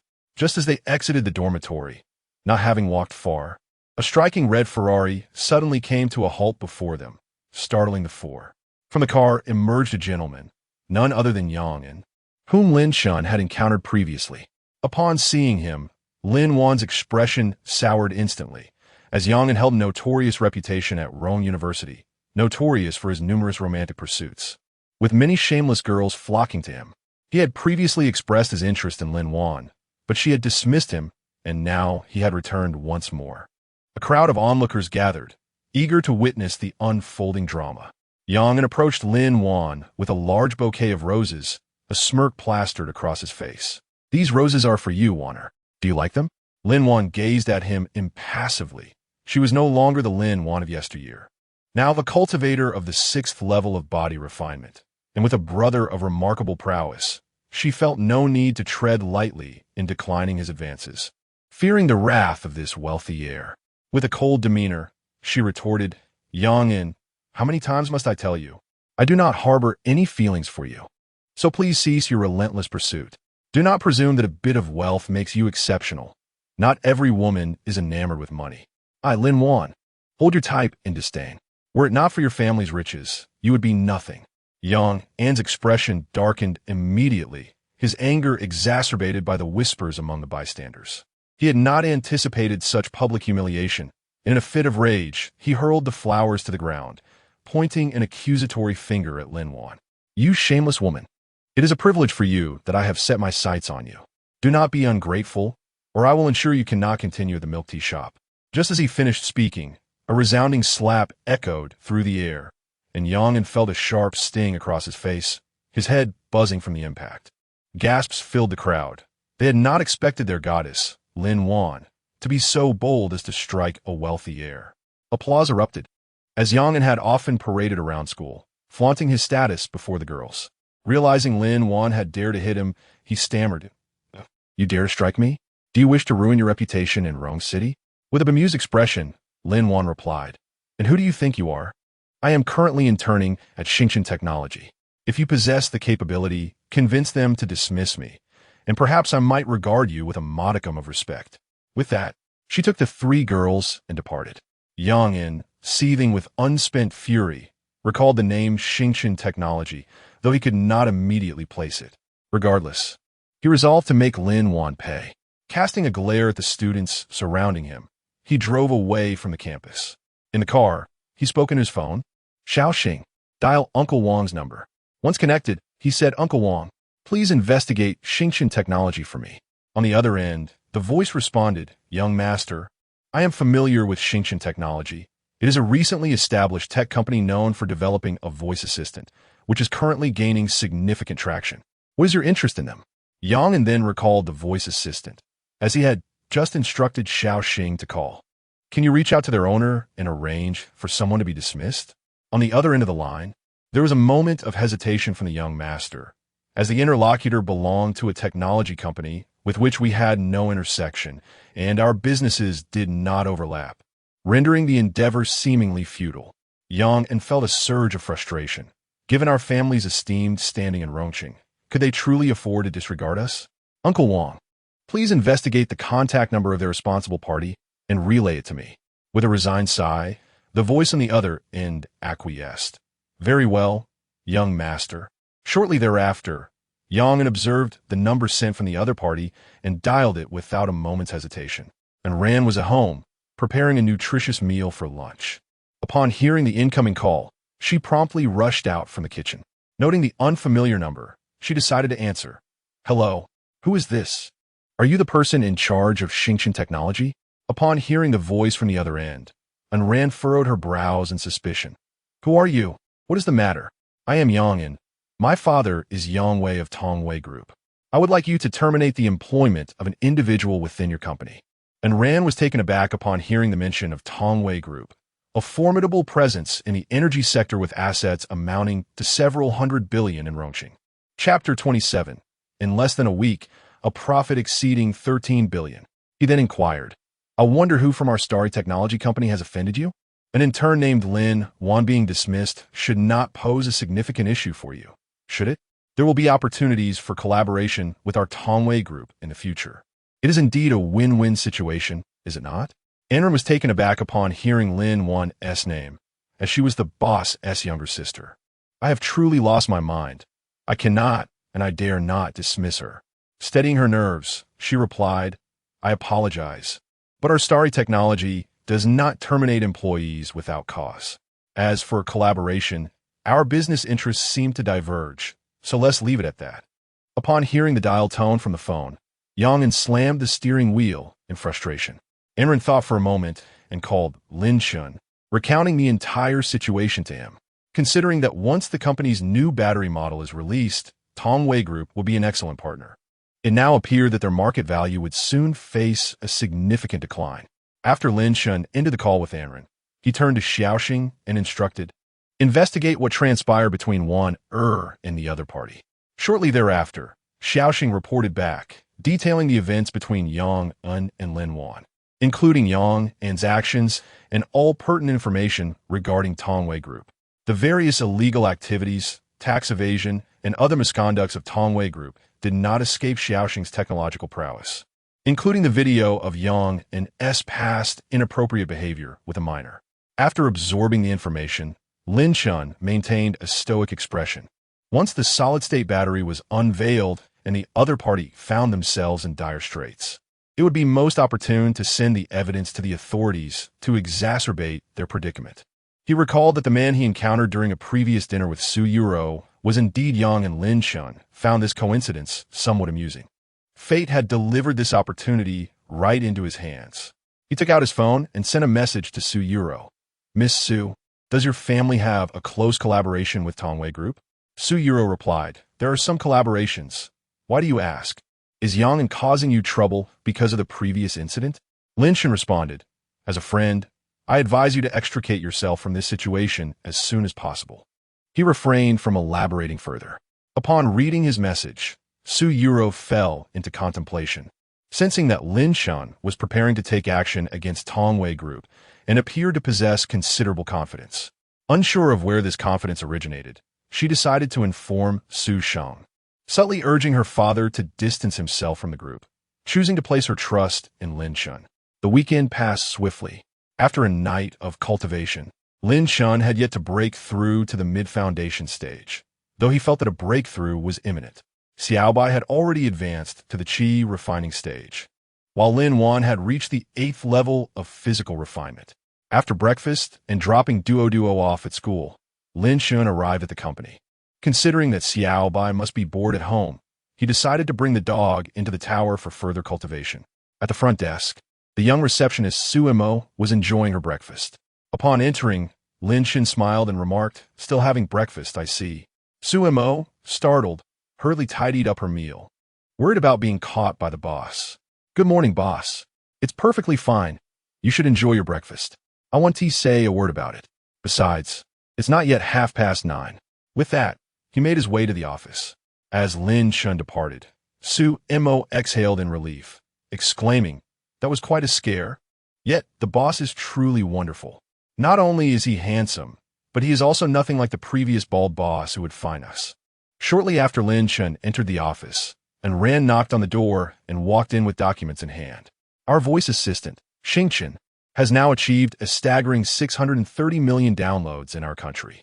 Based on the data, it is estimated that virtually all young individuals have downloaded it. The growth rate for future downloads will inevitably slow. However, internationally, the downloads have also surpassed 500 million due to heightened exposure. And it will not be long before it exceeds domestic figures, given the larger overall user base abroad. The primary focus, however, is customer retention. Among the 180 million users who have downloaded the app for over 3 days, the conversion rate to paid subscriptions has reached an astonishing 88. Of these paying users, 35 have opted for annual subscriptions, which means that nearly 160 million of the 180 million users are paying, with around 55 million opting for the annual plan. And Ran became increasingly animated as she spoke. This means that our software has generated over 13 billion in revenue within less than a week of launch. Lin Shun, having not kept track over the past few days, was momentarily taken aback by such a colossal figure, despite having anticipated it. Regaining his composure, he looked at Ran and said, please inform everyone that this month's salaries will be doubled to bring them some joy. And Ran hesitated. Mr. Lin, is that not a bit excessive? Lin Shun chuckled, I'm not a capitalist. The company is thriving. It is only fitting to share some benefits with our employees to enhance their sense of belonging to the company. Besides, we haven't worked full days this month, so the total won't be too much. You must broaden your perspective. And Ran, with a sigh of resignation, replied, very well, Mr. Lin, I see my previous narrow-mindedness. There's one more thing, she continued. This afternoon, representatives from several major companies are expected to discuss potential acquisitions. Lin Chun smiled. Acquisitions? What could they possibly offer for such a lucrative asset as ours? Let us wait and see what they propose. He then considered the opportunity to introduce their battery technology, ensuring that these industry leaders would be prepared as long as they retain control over the core technologies. Otherwise, relying solely on Xingchen technology would not suffice to meet market demands. Lin Chun understood that wealth is inexhaustible and instructed his secretary to prepare the necessary materials. After Rand finished her report, she busied herself with her tasks. Gazing out the window, Lin Chun mused, I can now say that I am not interested in money. I simply relished the process of making it. As for those seeking to acquire his company, they were unaware that in a few days, he would possess a cash flow in the hundreds of billions. What could they possibly offer in exchange? Having established a solid foundation, Lin Chun felt invulnerable, with only powerful artillery posing a threat to him. He had also arranged for a lifelike robot to protect Duo. Other threats did not faze him. Once he entered the golden core stage in a few days, he would hardly need to consume beef anymore. In the realm of typical cultivation planets, reaching the golden core stage was considered a pivotal achievement, while the nascent soul stage was revered akin to that of an ancestor. Life is truly as lonely as snow, Lin Chun lamented. Meanwhile, outside, the employees erupted in excitement upon hearing Rand's announcement of the salary doubling. What an extraordinary company this is. It's been less than half a month since we began working here, and the benefits are simply delightful. After the incident was exposed online by the company's employees, Xingchen Technology found itself in the spotlight once again. The official account's followers surged to over 8 million, and the downloads of the Xingchen voice assistant experienced a significant uptick. The comments section of Dull videos was inundated with messages. Numerous graduates from prestigious universities, including 211 and 985 institutions, were clamoring for positions, even vying for roles as custodians. Lin Chun felt a sense of helplessness. The avarice of capitalists was glaringly apparent. Employees were treated as mere beasts of burden, worked to the bone as long as they could endure. However, his company was limited in size and could not accommodate so many idlers. Before long, Chen Yuan approached Lin Chun to report on his work. President Lin, I visited the battery factory over the weekend, and the conditions align well with our acquisition criteria. I spoke with the owner, who is eager to sell. The price has been reduced to 50 million. President Lin, they said that as long as we pay in full, we can immediately proceed with the transfer process. Lin Chun smiled and replied, Manager Chun, you have done well. I will entrust the acquisition to you. Let us finalize everything today. Understood, President Lin. If there is nothing else, I will get back to work. Wait a moment, there is one more thing. Please have the team procure some live cattle, sheep, chickens, ducks, fish, and rabbits. I have a use for them. Of course, President Lin. Chen Yuan was perplexed about Lin Chen's intentions for these purchases, but nodded and proceeded with the instructions. Lin Chen contemplated whether placing these livestock in the tower to absorb spiritual energy would enhance the quality of their meat. Although it might not serve him directly, it would surely benefit Duo. Furthermore, he mused that after absorbing spiritual energy, the meat should indeed become superior in quality. Chapter 28. Acquiring Star Technology after finishing lunch. Lin Chun returned to the office, contemplating that a midday nap paled in comparison to the comfort of training within the tower. Star Technology commenced work at 9:30 a.m., with a break from 12 to 1:30 p.m., and concluded the day at 5:30 p.m. Having enjoyed his meal, he had approximately 1 more hour to rest, equating to nearly 10 hours of cultivation. Upon entering the tower, he observed Xiao He diligently practicing, prompting a satisfied nod from him. He too began his training, the hours swiftly passing by. Once he attained a higher realm, seclusion would likely span decades or even centuries. Exiting the tower's space, Lin Chun found himself back in the office, scrolling through short videos. To his surprise, he discovered himself unmasked as the owner of Star Technology, with unread notifications numbering over 999. Under a video featuring his daughter, comments flooded in. How does one compete for custody of a child with someone as wealthy as Mr. Lin? I had no idea Mr. Lin's daughter was so beautiful and charming. Is she indeed the daughter of the Star Technology CEO? Can I be her mother? Does Mr. Lin's company still have job openings? This is the future heiress of a wealthy family. I must hurry to have a child with golden hair. Dad, I'm your long-lost son. I didn't expect Mr. Lin to be such a doting father. I can affirm he is a devoted father to his daughter. Watching his fan base swell to over 1 million, Lin Shin noted the online buzz surrounding both his daughter and Star Technology. Observing the absence of negative news, he opted not to involve Xiao Xing in managing the situation. As Lin Shun continued to browse videos, his secretary, Sun Yi, entered. Boss. General Wang from Huawei. General Wu from Ali, General Li from Penguin, General Wang from Baidu, and General Zhu from ByteDance have all arrived in the conference room. Lin Chen lifted his gaze, his expression remaining composed. Understood. I will be there shortly. He stood, adjusting his attire. His casual office wear today included a checkered blazer paired with a white t-shirt, blue jeans, and white sneakers.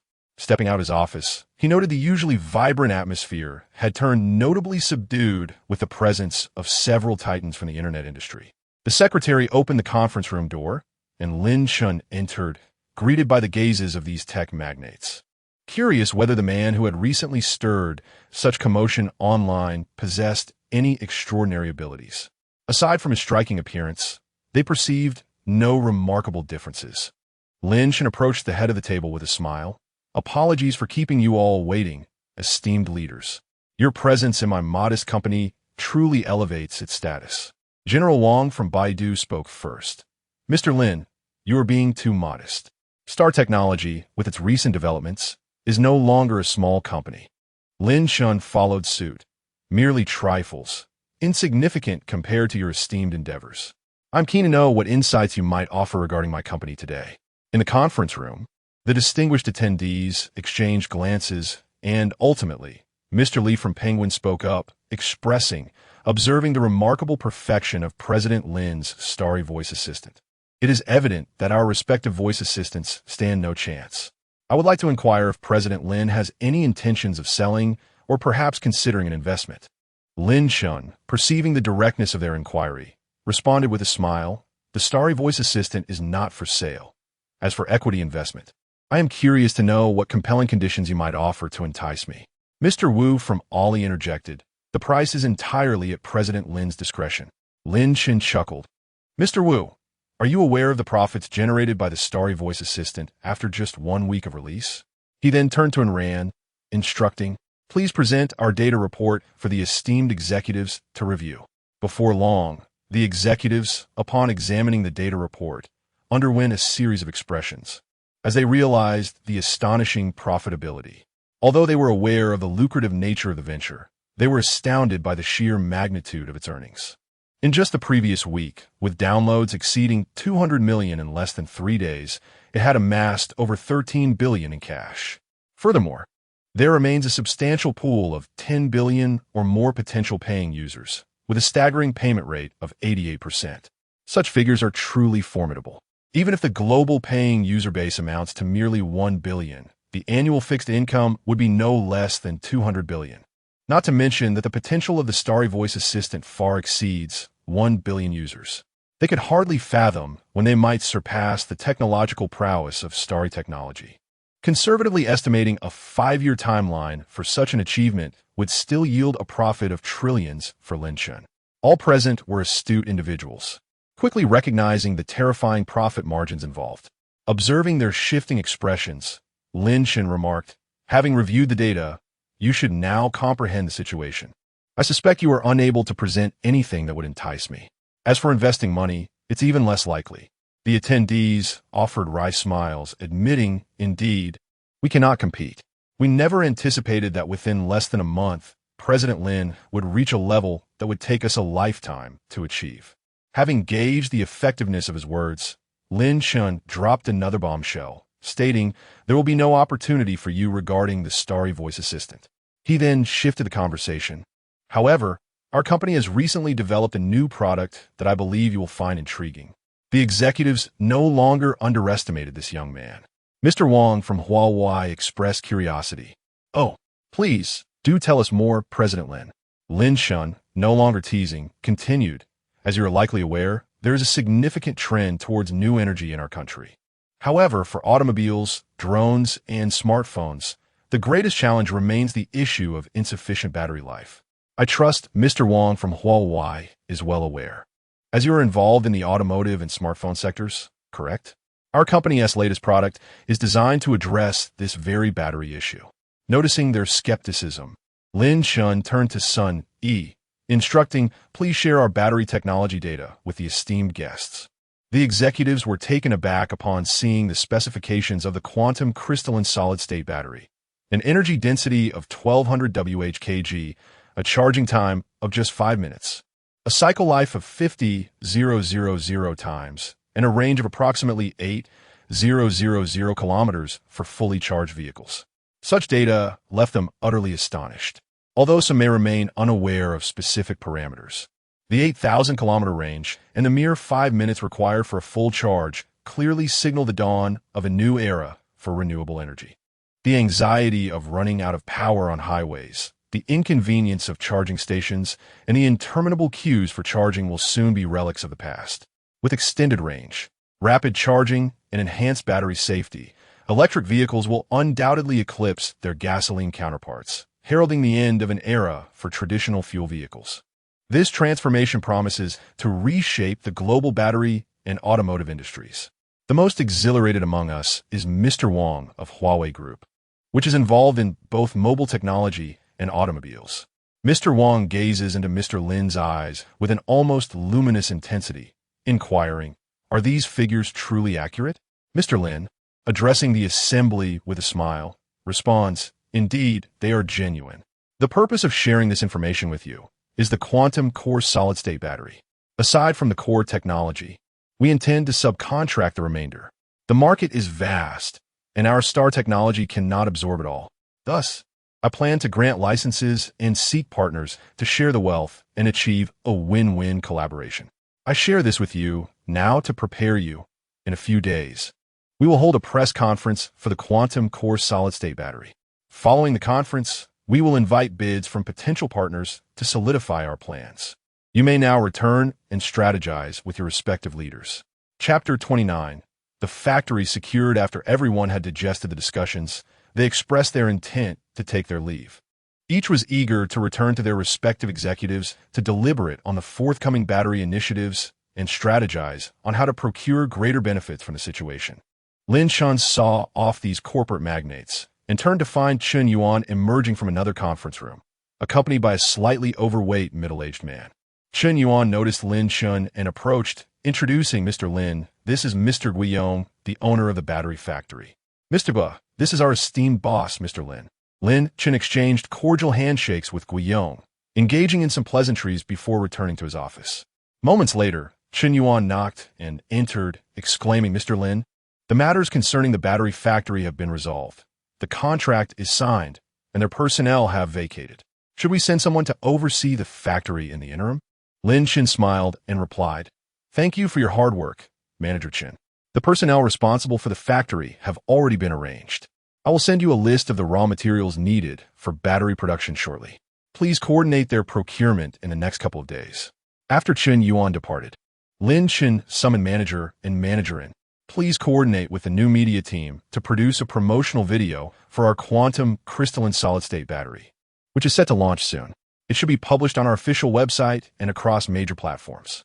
Additionally, let us schedule the press conference for the morning of the 30th and subsequently hold a bidding meeting in the afternoon for those interested in becoming agents. Be sure to send invitations to various conglomerates, industry giants in the new energy sector, and major media outlets. We should aim to complete all these arrangements before the May Day holiday. Manager and diligently noted the instructions and responded, understood, Mr. Lin. I will proceed with the arrangements immediately. Noticing the time was just past 3 o'clock, Lin Chen drove to the Pidu factory, preparing to release the remaining bionic robots and finalize their identification processes. This would facilitate adjustments to the production line, enabling battery manufacturing as soon as the materials arrived. In less than 40 minutes, Lin Chen and his secretary arrived at the expansive factory, equipped with brand new machinery. He released all the bionic robots, instructing Xiao Xing to complete their identification details before having the secretary assist them in obtaining their identification information. Lin Chun, not wishing to squander time, returned to the city, mindful that he needed to pick up his child later. Fortunately, he arrived before the peak rush hour. Otherwise, given Chengdu's traffic conditions, delays would have been inevitable. Shortly thereafter, as he picked up Lin Duo from kindergarten, teacher Liu playfully remarked, "I didn't expect Mr. Lin to be the owner of Xingchen Technology. The online heiress is indeed Duo." Lin Chun chuckled awkwardly. "It's merely internet chatter, Teacher Liu. There's no need to pay it any mind." He continued, "I should take Duo home now." With that, he picked up Duo and began to leave. Perplexed, Duo inquired, "Daddy, what is heiress? Is it something delicious?" Lin Chun found himself both amused and exasperated, responding, "A heiress isn't something to eat. It's simply a title. Duo, you are my little heiress, meaning you're a good daughter." Though Duo remained somewhat confused, she understood the essence of being her father's cherished daughter. "I am Daddy's good daughter." With that, she planted a kiss on Lin Chen's cheek, and the father-daughter Duo joyfully made their way home. Upon returning home, Lin Chun released Xiao He from his confined space in the tower to join Duo in playful companionship. He received a phone call from Iran, informing him that the invitations for the press conference had been dispatched and that the video had been completed. After reviewing the video, Lin Chun found no significant issues and subsequently uploaded the parameters of the quantum core solid-state battery, along with the promotional video, to various major platforms. Initially, some netizens were indifferent, but as industry experts began to provide clarifications in the comments, the quantum core solid-state battery and Xingchen technology swiftly gained immense popularity. "If the battery proves genuine, I shall immediately sell my newly purchased gasoline vehicle in exchange for an electric one. I can't help but wonder if this is yet another FAAD." The upstairs dwellers marveled at the prowess of the Xingchen voice assistant, firmly believing in the miraculous innovations of Xingchen technology, especially since their official website confirmed the press conference for the day after tomorrow. If true, this would not only disrupt the automotive sector, but also create significant upheaval in industries such as smartphones and drones. I also ponder the cost. I only just acquired my gasoline car today. I hope this isn't a deception. As the video gained traction, the secretary hurriedly entered the office of the head of CTL. Ningde Times. Zheng Yuqian admonished, "What s with the fluster?" The secretary, breathless, presented her phone, saying, "Chairman, just take a look." Upon finishing the video from Xingchen Technology, Zheng Yuqian's expression shifted dramatically. If this is genuine, it would deliver an unprecedented blow to Ningde Times. He promptly instructed the notification of all board members to convene a board meeting. Similarly, upon receiving the news, the headquarters of BYD erupted into chaos, hastily organizing a meeting to deliberate. Industry magnates received the news instantly, dispatching individuals to verify its accuracy. Consequently, Lin Chen's background was scrutinized thoroughly. However, despite the extensive investigations, no useful information emerged. A consensus formed among the magnates that Lin Chun must have significant backing, merely serving as a front. What baffled them was the choice of an ordinary individual like Lin Chun for this role, truly an enigma. Unbeknownst to them, Lin Chun possessed a system enabling interdimensional transactions. Meanwhile, in a splendid manner in the beautiful country, Musk, the CEO of Tesla, lounged by the pool, enjoying a massage from a stunning blonde with captivating curves. A secretary rushed over and whispered urgently in his ear. Musk, previously relaxed, suddenly opened his eyes wide. "Is the news authentic?" The secretary promptly confirmed, after verification. Xingchen Technology has scheduled their press conference for April 30th. Enraged, Musk exclaimed, "Damn it, damn it, damn it." He continued, perplexed. "How is it possible that even we in the beautiful country have not developed the latest battery technology, yet the Chinese have succeeded?" He declared, "No matter the truth, I must see this for myself. Arrange a flight for me immediately. I'm going to China." Meanwhile, Lin Chun remained oblivious to the reactions of the industry titans, as his family enjoyed a cheerful dinner together. After their meal, Lin Chun took Duo and Xiao He for a stroll in the park. As for Lin Wan, feeling inferior, she lamented her plight. believing herself to be in a state lower than that of Xiao He, akin to being worse than a mere dog, which left her rather discontented. Consequently, Lin Shun had brought her into the tower, where she became engrossed in her cultivation, aspiring to surpass Xiao He. While wandering through the park, they fortuitously encountered Gu Zishi, a little companion of Duo from kindergarten. The two children, accompanied by the dog, joyfully engaged in playful pursuits. Gu Zishi's mother, upon noticing Lin Shun, greeted him with surprise. "What a coincidence! I didn't realize Mr. Lin is the owner of Xingqian Technology." She then gestured towards the man beside her. "This is my husband, Gu Liang, who happens to be Duo's father." Gu Liang, aware that Lin Shun was indeed the proprietor of Xingqian Technology, promptly extended his hand. "Hello, Mr. Lin. I did not expect the owner of Xingqian Technology to be so youthful." Lin Shun, courteously shaking Gu Liang's hand, replied, "It is indeed a coincidence. Do you reside nearby as well?" Through their conversation, Lin Shun learned that Gu Zishi's family also lived in a nearby community, which was quite upscale. Gu Liang owned a decoration company, and his business was thriving. Chapter 30. Su Yuro's Accident. A life devoted as the time seemed appropriate. Both families bid farewell and made their way home. Upon reaching an intersection, just before entering the community, a sudden and jarring crash echoed through the air. Lin Shun turned his head to investigate, only to witness a Maserati collide with a stone barrier for reasons unknown. Thankfully, the light had just turned green and pedestrians had cleared the road. Otherwise, it could have led to a tragic disaster. Onlookers directed their attention to the accident involving the Maserati, and Lin Shun initially considered the adage that it is better to avoid trouble. However, as flames began to flicker from the vehicle and the driver remained inside, he sensed urgency. A familiar and exquisite visage appeared in his mind's eye. Su Yuro, unconscious within the wreckage. Without further ado, he placed Duo on the ground, instructing her not to wander off while asking Xiao He to keep a watchful eye on her. And then he dashed toward the car. The door was inexplicably jammed, but Lin Shun summoned his inner energy and, with a forceful pull, yanked the entire door away. Discarding the door to the side, he unfastened Su Yuro's seatbelt and carefully extracted her from the vehicle. Moments later, the small flames escalated into a raging inferno, engulfing the entire car. Had Lin Shun delayed even a minute longer, Su Yuro's fate would have been dire. Lin Shun was relieved that it was not an electric vehicle, as battery-related accidents tend to result in rapid explosions, leaving little room for escape, especially for an unconscious driver. Holding Su Yuro in his arms, he inhaled a delightful fragrance that filled his senses. Noticing a slight swelling on her forehead, likely due to the impact, he channeled his energy to help her regain balance. Assessing that her injuries were not severe, as he carried her toward Duo, Su Yuro gradually began to awaken. Surprised at first, her expression softened into tranquility upon seeing Lin Shun's strikingly handsome features. Feeling her stir, Lin Shun looked down and inquired, "You're awake?" Momentarily lost in thought, Su Yuro blushed as she regained her composure. Stammering, at a loss for words, she felt a reluctant attachment as Lin Shun gently set her down. Observing her silence, he pressed further. "How did you collide with the stone barrier?" After calming herself, Su Yuro replied, "I'm not sure. The car suddenly lost control and the brakes failed, leading to the crash. Thankfully, I didn't hit anyone."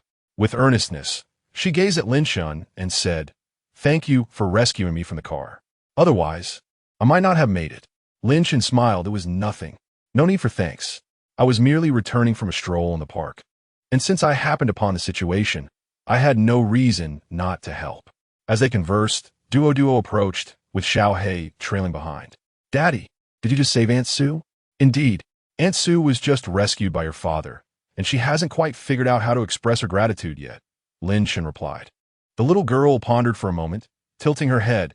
Aunt Sue could dedicate her life in gratitude. Lin Shun was momentarily taken aback. Duo. "Where did you learn such a phrase?" He was surprised at her unexpected declaration, while Su Yuro's face flushed crimson, leaving her momentarily speechless. Lin Duo proudly remarked, "That's how it is portrayed on television."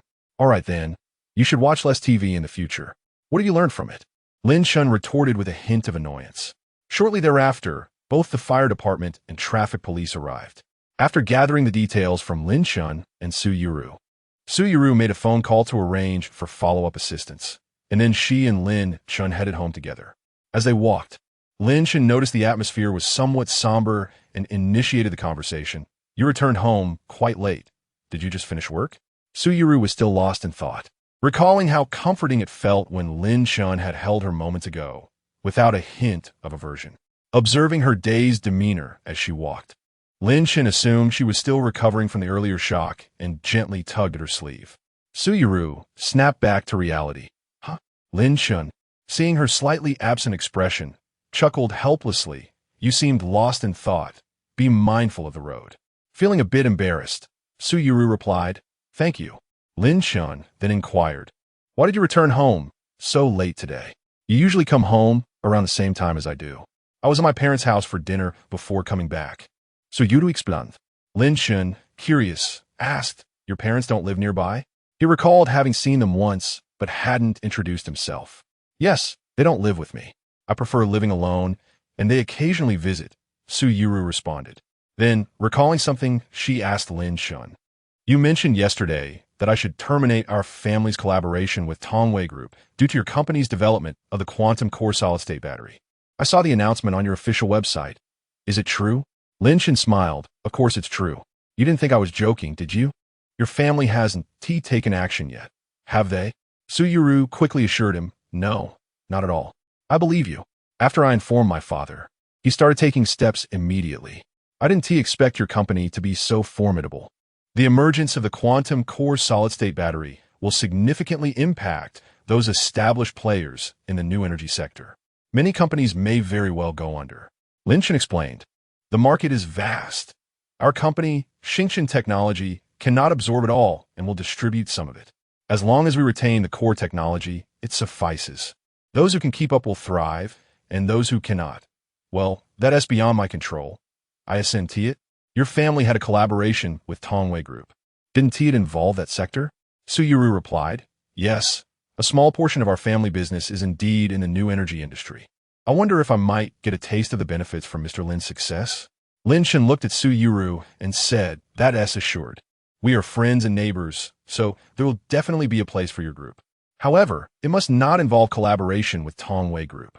Su Yuru, Basil, inquired why Lin Chun harbored such disdain for Tongwei Group. She sensed it wasn't merely due to the incident during their last meal, believing Lin Chun to be above such pettiness. Thus, she asked, "Did Tongwei Group offend you in some way?" Lin Chun proceeded to explain the events involving Yang En and his sister from the previous day, and Su Yuru soon comprehended the situation, unable to suppress a laugh. "Haha. Yang En is likely still unaware that he called to urge Wanner's brother, the owner of Xingchen Technology, to dismiss his sister yesterday. He cannot fathom the calamity his own reckless behavior will bring upon their family conglomerate. If his father were to learn the truth, he would surely be incensed. How amusing it is. I could hardly contain my laughter. I was infuriated before, and now it seems entirely deserved." Lin Chun was at a loss for words, gazing at the resentful Su Yuru, who is indeed a woman of petty grievances. Before long, they approached the entrance of the house, and Su Yuru gasped in astonishment, her eyes widening with curiosity as she inquired of Lin Chun, "What has your little black been eating? It has grown so quickly." Previously, little black had quietly trailed behind without making a sound, unnoticed by Su Yuru until she realized its remarkable transformation. Before Lin Chun could respond, Duo chimed in. "Daddy says little black eats a lot, so it grows fast. I should eat more too, so I can grow tall quickly." Su Yuru was clearly not as easily convinced as Duo. Lin Chun replied dismissively, "Perhaps little black is of a special breed. It eats a lot regularly, hence its rapid growth." After bidding farewell to Su Yuru, Lin Chun entered the villa with Duo. Upon witnessing Lin Chun return home, Su Yuru felt a pang of disappointment. She wished they could continue walking together indefinitely. "Oh dear, what am I thinking?" She hurried home, her face flushed with embarrassment. Chapter 31. A Daughter's Matchmaking. An appointment with Su Yuru. Upon returning home, Lin Chun attended to Duo's evening routine, regaling her with stories until she drifted into slumber. Afterwards, he and Xiao He entered the tower's inner space. As tonight marked the moment of his breakthrough into the mid-foundation stage. He had been on the verge of breaking through last night. And after an additional 10 hours of cultivation at noon, he found himself at the brink of this significant advancement. Lin Wan was engaged in her own practice nearby, undisturbed by his efforts. Observing Xiao He lying beside him, beginning its own cultivation, Lin Shen settled into a cross-legged position, channeling the chaotic sutra and fervently refining spiritual energy. After 5 hours, a gentle fluctuation of spiritual energy heralded Lin Shen's successful breakthrough into the mid-foundation stage. He calculated that the transition from the initial to mid-foundation stage had taken approximately 140 hours, equivalent to 6 days. While only 14 hours had passed in the outside world, less than a day. If only he had access to crystal cores. Previously, he had tested a level 4 crystal core, which allowed for refinement speed 7 times greater than normal within the tower's confines. He speculated that a level 5 crystal core could potentially double his cultivation speed, thereby having the time required. The mere thought sparked excitement within him, as he wondered how many crystal cores each yin might collect next. Time flew by during his cultivation, and soon 100 hours had elapsed. Lin Wan had reached the pinnacle of body refinement and would likely become a Qi practitioner the following evening. Meanwhile, Xiao He, who diligently practiced every day, had already attained the mid-Qi stage.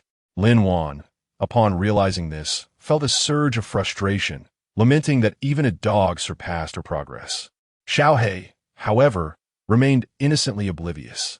After breakfast, Lin Shen resumed his daily routine of dropping his child off at kindergarten. This time, however, he noticed many mothers approaching him to greet him. Numerous parents enrolled their children in this kindergarten, aiming to build connections, as the annual tuition exceeded hundreds of thousands. They couldn't afford for that investment to go waste. Life was imbued with social intricacies. Upon arriving at the office, Lin Shen continued to take it easy.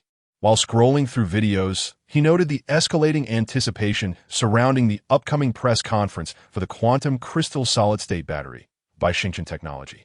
The company had become a common topic of conversation among the public, solidifying its status among the elite tech giants. Today, the Xingchen voice assistant was set to welcome an influx of 200 million users needing to make payments, resulting in over 10 billion in funds accumulating in the company's account. However, to Lin Shen, it was merely a string of numbers. He regarded the funds as wasted if left idle. He instructed his secretary to discuss with and ran the establishment of an investment department, emphasizing the necessity of putting the money to use. After arranging these matters, Lin Shen found himself bored. While other CEOs were preoccupied with various tasks, he pondered why he felt unburdened. His company's voice assistant, overseen by Xiao Xing, faced minimal issues. The battery production line had been fine-tuned by simulated robots, and with the arrival of materials today, production would commence, coinciding with the press conference tomorrow. Countless individuals would vie for a chance to secure an agency position. The market required no further attention. He contemplated releasing Xingchen AI simultaneously, leaving those companies developing AI to gaze in envy. As lunchtime approached, Lin Shen, now capable of fasting due to his foundation establishment, still chose to indulge in the enjoyment of a meal, for eating was a pleasure he did not wish to forsake. After finishing his meal, Lin Shen did not return to the office. Instead, he headed to the warehouse to collect the grains and the newly procured live chickens, ducks, cattle, and sheep, all of which were stored in the space within the tower. He subsequently found a spot by the river to enjoy some tea and sent Wei to his location. Before long, Zhang Wei arrived, exclaiming, "What made you think to invite me for tea today?" As he spoke, he handed a cigarette to Lin Shen. Having not smoked since arriving in this world, and considering it inappropriate while spending time with Duo, Lin Shen lit the cigarette and took a deep puff. "Isn't it a bit dull? I thought I'd let you bask in the sun," he remarked. Wei Gu, with a hint of jealousy, retorted, "Now that you're such a big boss, how can you still be bored? You must be out of your mind." Lin Shen dismissed him casually, saying, "What's wrong with that? Just because I'm a boss doesn't mean I have to be busy all the time. What do you think employees are for? You're just being superficial." Wei Gu took a long drag from his cigarette and replied, "Who doesn't worry about company profits, management, energy conservation, and market trends when they become a boss? Lin Shan chuckled, sorry, but today alone, we made over 10 billion. I'm not particularly interested in money. Hearing this, Wei Ge felt an urge to strangle Lin Shun, who was showing off.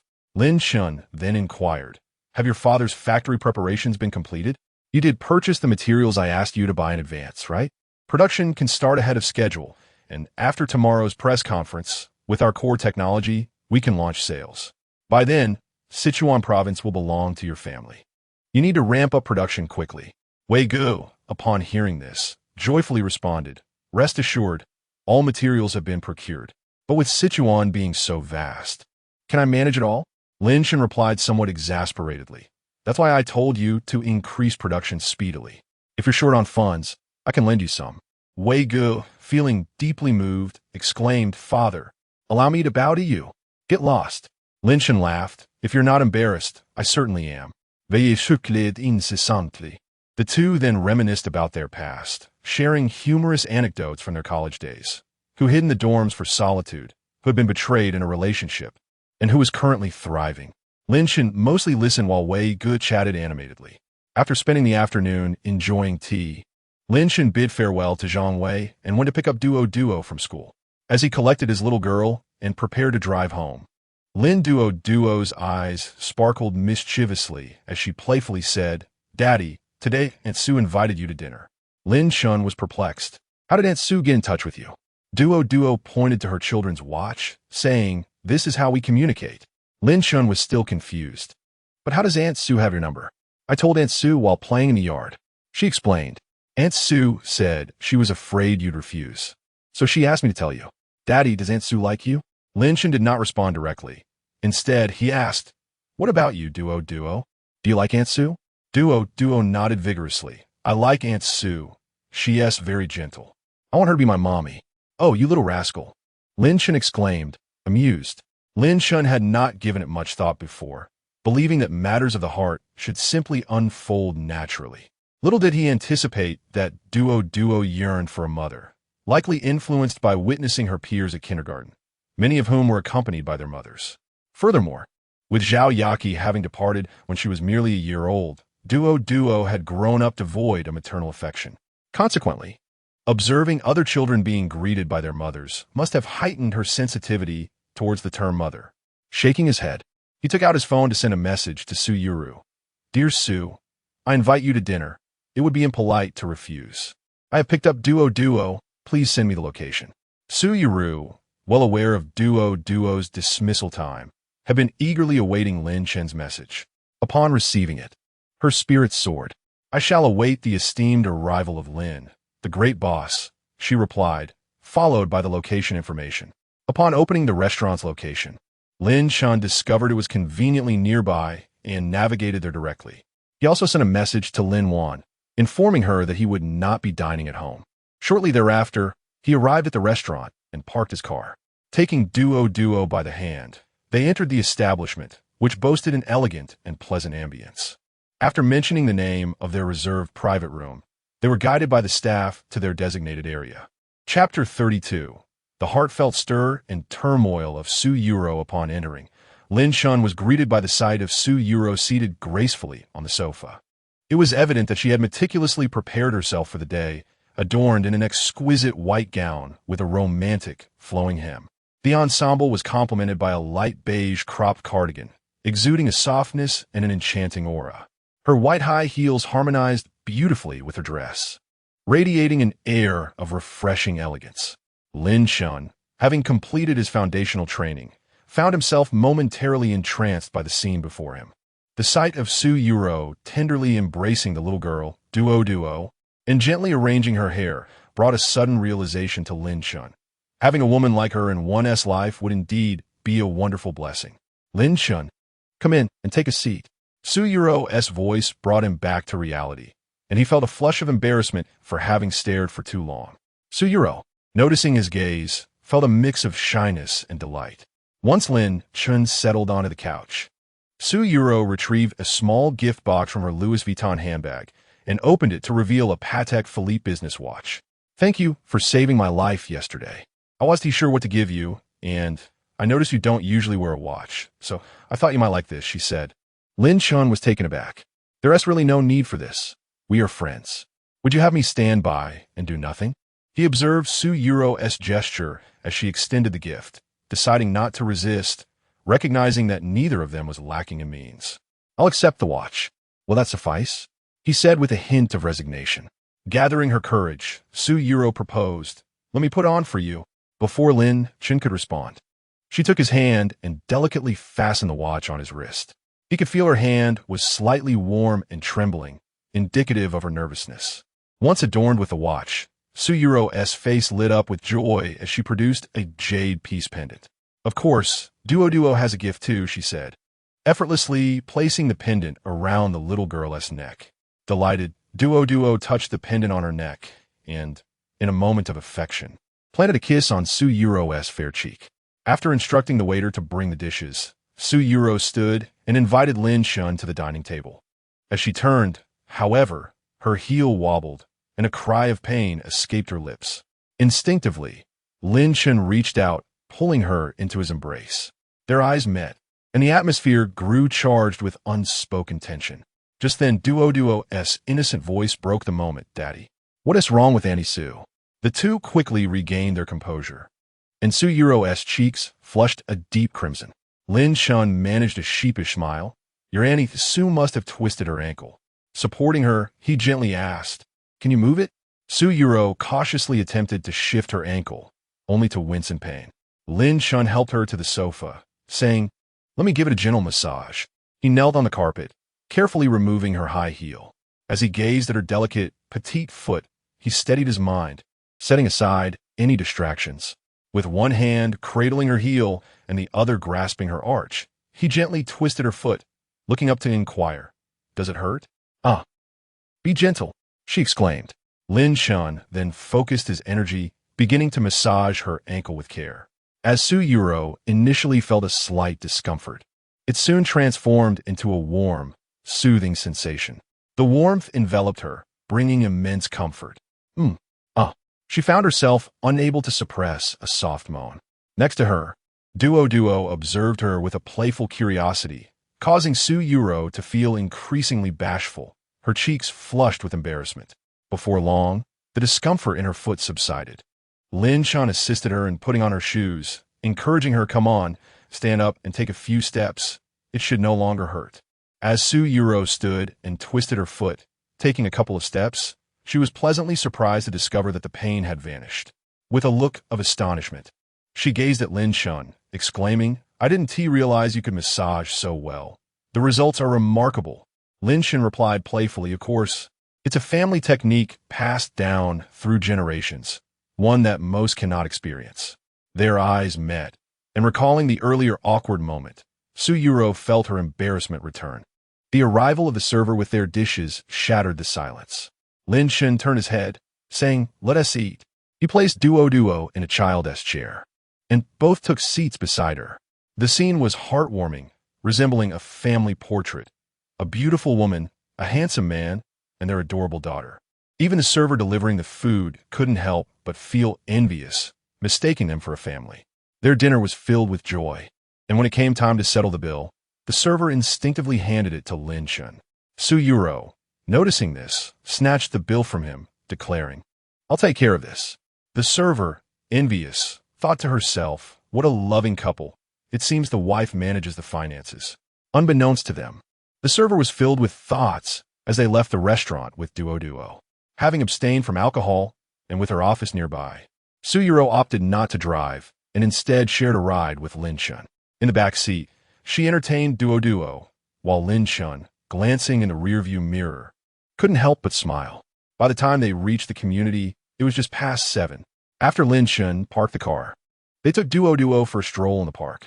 Curiously, Su Yuro inquired, Lin Chun, do you often come to the park?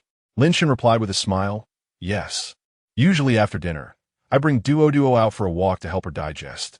Otherwise, she just sits at home glued to the television. Duo interjected playfully, Ansu. I don't. Daddy is wrongfully accusing me. All right. I believe you, Su Yuro assured her. As they strolled, they unexpectedly encountered Gu Zishi and her family. Gu Zishi's mother, upon seeing Su Yuro, was momentarily taken aback but approached to greet them, saying, "Mr. Lin, what a coincidence to see you again. Fening dosu." She added, "I didn't realize Duo's mother was so beautiful." Lin Shun awkwardly clarified, yes, my friend. I've been divorced for quite some time. Gu Zishi's mother hastily responded, "I'm so sorry, Mr. Lin. I thought otherwise." Her gaze darted between the two, implying an understanding that only heightened their discomfort. They quickly excused themselves and departed. Upon returning to the villa, Lin Shun turned to Su Yuro, asking, "Would you like to come in for a while?" Reflecting on a series of ambiguous moments from the evening, Su Yuro shyly declined. Once home, she lay on her soft bed, pulling out her phone to message her best friend. "Su Yuro, Qingyan, I have realized that I have fallen in love with a man." "Luo Qingyan what?" "Luo Qingyan. Have you been drinking?" "Su Yuro, no, I'm serious." "Su Yuro, the thing is I am uncertain if he reciprocates my feelings. And he also has a daughter." "Luo Qingyan what?" "Yuro, have you lost your mind? Pursuing a married man?" "Sujuru, oh, it's not what you think. Let me explain." Subsequently, Su Yuru recounted the story of their acquaintance and shared her past with her best friend. "Luo Qingyan, Yuru, you have finally blossomed. But what a grand bloom it is. And he is the owner of Xingqian technology." "Luo Qingyan, he is quite the sensation lately. When will you introduce him to me?" "Luo Qingyan, I want to see how he managed to captivate our Yuru's heart." "Sujuru, oh, I won't tell you anymore." This is the first time Su Yuru has experienced such feelings, and she's uncertain how to express them, tossing and turning in her bed. Lin Shen returned home to find Lin Wan engrossed in watching television. Upon noticing Lin Chun's arrival, Lin Wan eagerly exclaimed, "Brother, hurry, I need to practice." Lin Shen found himself helpless against her enthusiasm, and he had no choice but to bring her into the tower's space. Chapter 33. Press conference. Noticing that it was still early, Duo was not yet ready to sleep. Lin Chun accompanied her in play until past 9, finally coaxing the little girl to slumber. He then embarked on his own day of cultivation, aspiring to break through to the later stage of foundation building that evening.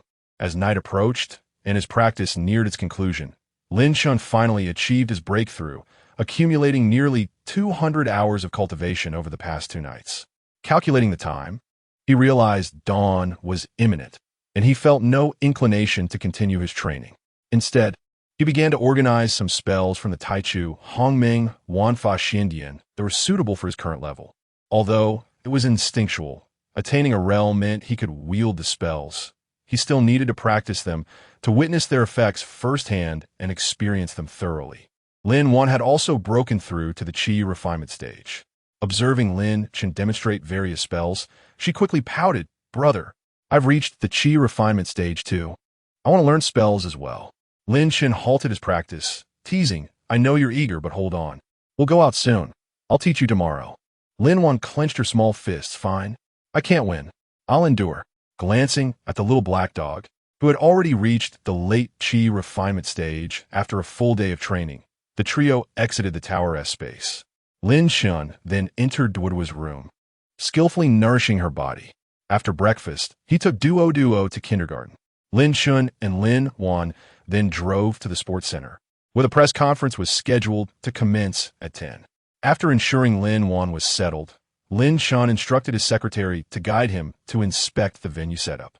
The stage was adorned in a highly futuristic style, befitting the ethos of Xingqian technology. The venue could accommodate 2,000 to 3,000 attendees, and guests were gradually arriving. Among them were representatives from various invited companies, media reporters, and fans of Xingqian technology, who had won tickets through an online lottery for the chance to attend the event live. The conference would also be streamed live online, and even before the broadcast began, hundreds of thousands were already waiting in the virtual viewing room. As the time drew near, Lin Shun made his way to the specially arranged seat in the center of the front row. He acknowledged the other corporate dignitaries who had been invited, nodding and greeting, and they reciprocated in kind. The first session was the battery launch, hosted by Enran. Soon it was 10 o'clock, and the venue gradually quieted down. Enran emerged from backstage, countless lights following her steps to the center of the podium. Facing the audience with a smile, Enran greeted, "Good morning, everyone. Welcome to the Xingchen Technology Quantum Core Solid-State Battery Launch Conference. I am Ran, the General Manager of Xingchen Technology. As her words concluded, applause erupted from the audience, particularly from the fans who had won tickets online. Meanwhile, the live stream commenced, and the viewership numbers steadily climbed. Finally, the broadcast began. It was rumored that Ran of Xingchen Technology was still single, prompting enthusiastic cheers from the audience. Once the crowd calmed, Ran continued, I believe many of you, upon first encountering our quantum core solid-state battery technology, may have had doubts and disbelief. However, I stand before you today to unequivocally declare that our quantum core solid-state battery is ready for mass production. Ladies and gentlemen, please direct your attention to the large screen, where we present empirical data regarding our quantum core solid-state batteries. Many may be unfamiliar with the implications of these figures, so allow me to illustrate with an example. Consider the batteries commonly found in our mobile phones, which typically boast a capacity of around 5,000 milliampere hours, correct?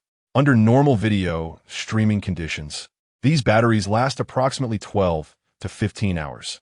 However, if we were to replace them with quantum core solid-state batteries of the same size, they could sustain usage for an astonishing 240 hours or even longer, owing to the remarkably low rate of degradation in these batteries.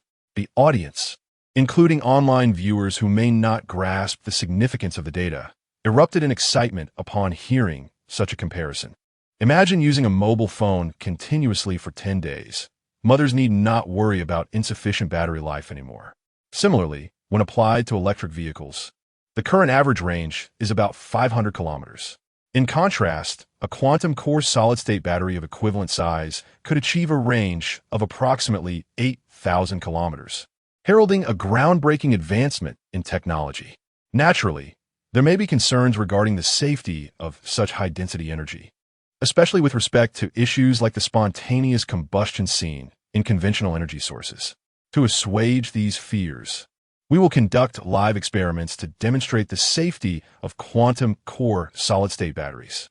Shortly, our staff will bring several quantum core solid-state batteries, comparable in size to electric vehicles, along with various tools to the stage. As we zoom in, we can observe that these batteries are fully charged. Each battery is connected to high-power household appliances, all functioning seamlessly. First, we will employ a portable blowtorch to examine how the quantum core solid-state battery reacts to fire. After 5 minutes of exposure, we see that while the battery has darkened slightly, it remains intact and shows no signs of combustion or explosion, in stark contrast to the glowing red steel nearby. The audience gasped in astonishment, particularly the prominent figures in the front rows who were rendered speechless by the demonstration. The safe experimentation continues. Next, we will perform puncture tests with various sharp objects, penetrating the quantum core solid-state battery without any smoke or fire, illustrating its remarkable safety. Following this, we will subject the battery to extreme cold by immersing it in liquid nitrogen, yet it continues to operate various household appliances without issue. Representatives from major battery, automotive, and mobile phone companies are increasingly captivated, unable to contain their excitement. Having introduced our product, I know many audience members are concerned about the pricing. Some may wonder if such an outstanding battery comes at steep cost. I assure you that the price of the quantum core solid-state battery will not exceed that of conventional batteries currently available on the market, so you can rest assured. The audience and online viewers are thrilled. At the same price, they can acquire a battery that far surpasses previous endurance capabilities. The choice is clear. Mobile and automotive manufacturers are equally exhilarated, facing no losses, merely a transition to a new battery supplier. However, companies like Ningda Times, Tesla, and BYD, which produce their own batteries, found themselves in a state of alarm. With the advent of quantum crystal solid-state batteries, their existing batteries could soon be rendered obsolete. Standing on stage, Ran reassured everyone, stating that due to the owner's sudden decision, the company had a new product to unveil. The presentation proceeded with Ms. Sun E, the secretary to the president of Xingchen Technology, who would introduce this innovative offering. Sun E, a remarkably lifelike robot clad in a tailored professional outfit, gracefully ascended to the stage. The audience gasped at her beauty. Her stunning visage rivaled that of a celebrity, her figure embodying the golden ratio. Unbeknownst to them that she was a simulated robot, the audience's innate admiration for beauty surged, and they erupted into applause. The online buzz intensified as netizens eagerly shared videos and screenshots. With a serene smile, Sun E patiently awaited the crowd's silence before speaking. "Thank you, everyone. The product we're about to unveil is an AI software." As she spoke, a futuristic app icon illuminated the large screen behind her. Instantly, the prominent figures of the internet industry felt a wave of anxiety. After all, Xingqian Technology had a track record of releasing products that consistently disrupted the market. How could they remain unperturbed now that they were entering the realm of the internet? Chapter 34. Starry AI. Many individuals are undoubtedly curious about the nature of this application. It is common to encounter instances where the designs fail to satisfy the client, the presentation does not meet the boss's expectations, or the script is deemed inadequate. This application, aptly named Starry AI, is here to assist in such scenarios. Starry AI can aid users in crafting presentations, composing copy, coding, conducting data analysis, generating images, and creating videos. Among other tasks, simply articulate your requirements to Starry AI, and it will produce the desired outcome. The audience, whether present in the room or viewing online, gasped in astonishment, recognizing the remarkable contributions to the fight against global warming. The capabilities of this AI were unlike anything they had ever encountered. Sun E then suggested they put it to the test. As she clicked on the AI's drawing feature, she entered a prompt: a young woman with long hair, dressed in a simple white sundress, strolling along the beach on a clear day. The sea breeze tousles her hair, and she wears a radiant smile, with the shimmering ocean and azure sky as the backdrop. With a plethora of styles available, they opted for a realistic approach. Within seconds, the image materialized, and the attendees were astounded by its beauty, surpassing even that of a seasoned photographer's work. Sun E continued, "Now, let us animate this image." As she manipulated the interface, the once static image began to dance gracefully by the seaside, transformed into a dynamic video. Subsequently, Sun E experimented with various features such as lip syncing, changing outfits, and altering backgrounds. In mere minutes, she could create a half-hour anime or film. The audience and viewers were left in awe, muttering this is simply miraculous. My goodness. Starry Technology is incredible. A mother inquired why her child was kneeling to watch the live stream. Sun E further demonstrated the capabilities of the AI by composing copy, creating presentations, and even writing code to develop a simple game for live testing. The impact of Starry AI was nothing short of groundbreaking, rivaling that of quantum solid-state batteries. As Sun E roused the audience from their amazement, she expressed her gratitude for their attendance at the Starry Technology launch event, announcing the conclusion of the presentation and inviting them to anticipate the next product unveiling. She instructed everyone to exit in an orderly fashion. During the subsequent interview segment, Ran took the lead. Lin Shen quietly departed the venue and made his way to the underground garage, where he awaited Lin Wan's arrival. "Brother," she exclaimed, "after today's launch, Starry Technology has truly risen." Lin Shen reflected, "Indeed. However, there is much for you to learn. You must grasp these concepts quickly to take charge." Lin Wan appeared disheartened. "Brother, do I really have to manage? I'm afraid I won't do well." Lin Shen chuckled. "What is there to fear? Our products operate autonomously. It would be difficult to incur losses. Come, let us find a place to dine. We have much to accomplish this afternoon." After finishing lunch and returning to the company, Lin Shun seized the opportunity during the break to engage in rigorous training for 10 hours within the tower space. Shortly after concluding his practice, Ran arrived to report that the corporate moguls were already waiting in the conference room. Notably, Yang Wei, the CEO of Tongwei Group, was among them. Lin Shun had previously informed that there would be no collaboration with Tongwei Group, causing Yang Wei to be denied entry at the company's gates. Under the scrutinizing gaze of his peers, Yang Wei found himself utterly humiliated. As he returned to his car, Yang Wei could not fathom the reasons behind this predicament. Pondering whether he had unintentionally offended Xingqian Technology, he recalled the previous partnership with Dingxing Group, who had raised the issue of contract termination. They must have been privy to some information. Without delay, Yang Wei dialed Su Sheng's number, entreating him to shed light on the situation due to their long-standing acquaintance. Su Sheng merely replied, "You have a good son." In a rush, Yang Wei contacted his son, Yang, who was at a club with a group of friends. Upon receiving his father's call, he quickly gestured for silence, then answered Dad. "What is the matter?" On the other end, Yang Wei's voice boomed, "Unfilial son. What have you been doing these past few days? Are you trying to ruin the company?" "Confuset," Yang An responded, "Dead. What do you mean? I haven't done anything." Yang Wei, trembling with anger, retorted, still in denial, "Are you? Get back here immediately." The tense atmosphere lingered as he hung up, instructing the driver to take him home. Lin Chun entered the conference room, which was filled with industry leaders. Undaunted, he smiled and addressed them. "Thank you all for attending the launch event of Xingchen Technology. I trust you're all eager to learn about the future development of the battery industry. First, regarding the pricing of quantum crystal solid-state batteries. Even if we sell them at the same price as the current ternary lithium or lithium iron phosphate batteries, the profit margins will be significantly higher. Furthermore, Xingchen Technology will not monopolize this. We will only retain the core technology while outsourcing the rest. Once you produce semi-finished products, you can procure the core technological components from us for assembly. For example, in 2019, the average price of battery packs was 100 Longwa currency per kilowatt hour, with a gross profit margin of 35, yielding a profit of 385.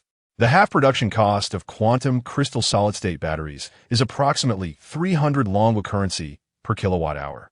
Our core technology components are even more affordable, costing only 20 Longwa currency per kilowatt hour. Selling these to you at 400 is quite reasonable. Wouldn't you agree?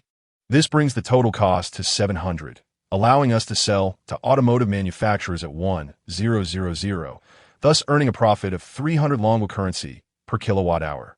As for representation in each province, there will be one quota available. However, with over 30 provinces in Longwa, the seats here are insufficient to accommodate all. Hence, today we will determine the allocations through an auction format, starting with a base price of 100 million. Anyone interested in a quota may place their bid. The provinces of Ba and have already secured their quotas, with Ba province designated for Wei Gu and in province for Su Yuro's family. Observing the esteemed individuals present, Lin Shin remarked, "There must not be any significant quality issues in each region. Otherwise, the agency qualifications will be revoked." Having conveyed what needed to be addressed, Lin Chun appointed and ran to preside over the auction, with Lin Wan assisting by her side. As for who would act as the agent, it was of little consequence to Lin Chun. The online discourse centered around the press conference of Xingchen Technology.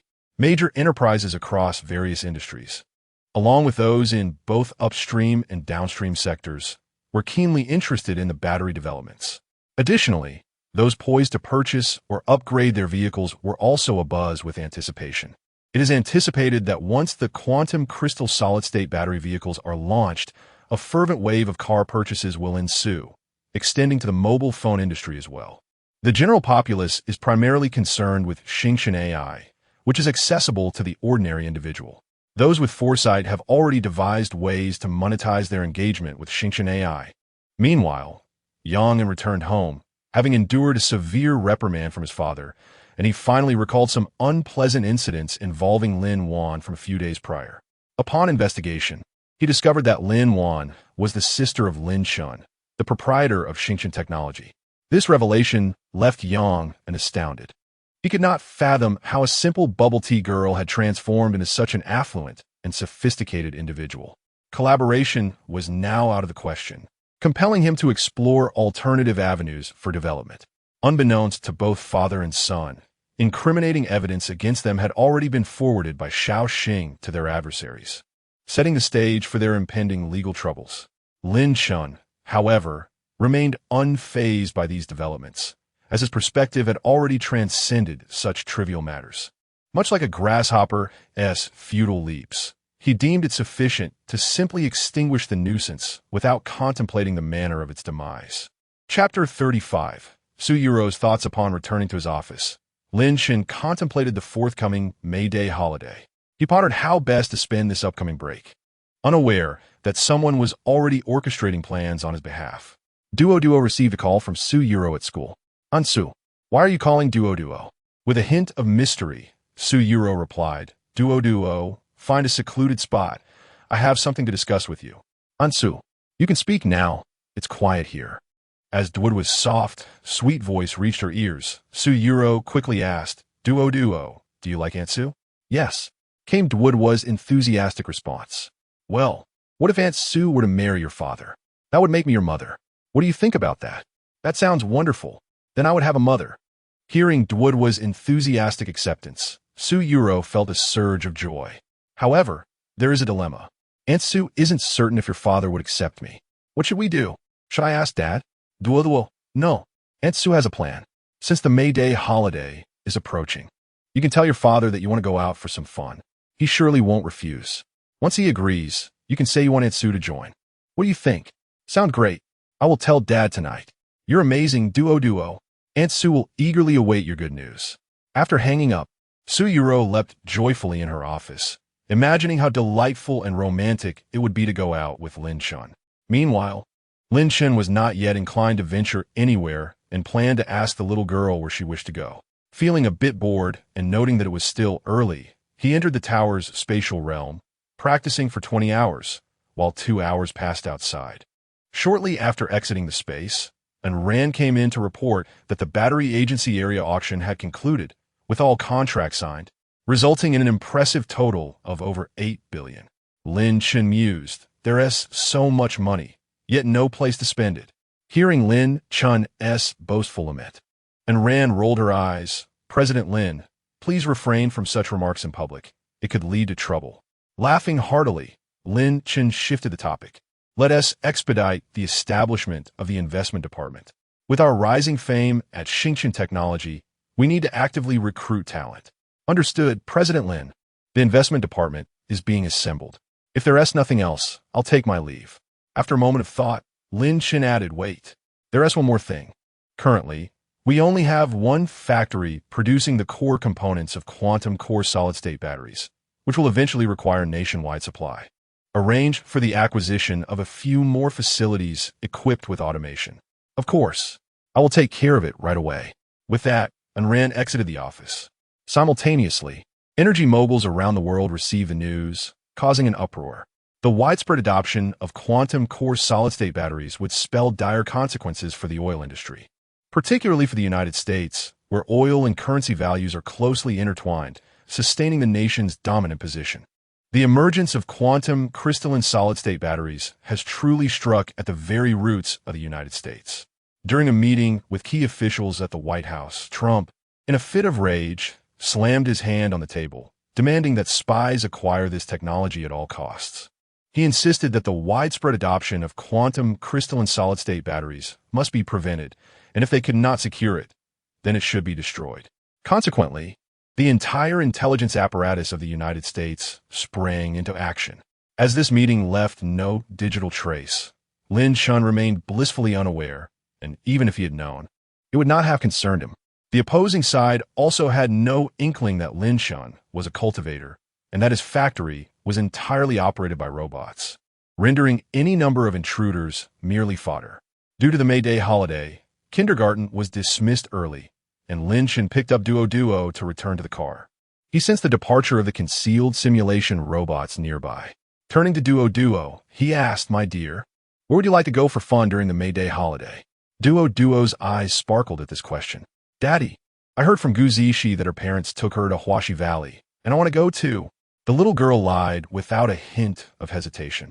It was actually Su Yuru who had mentioned it, not Guzishi.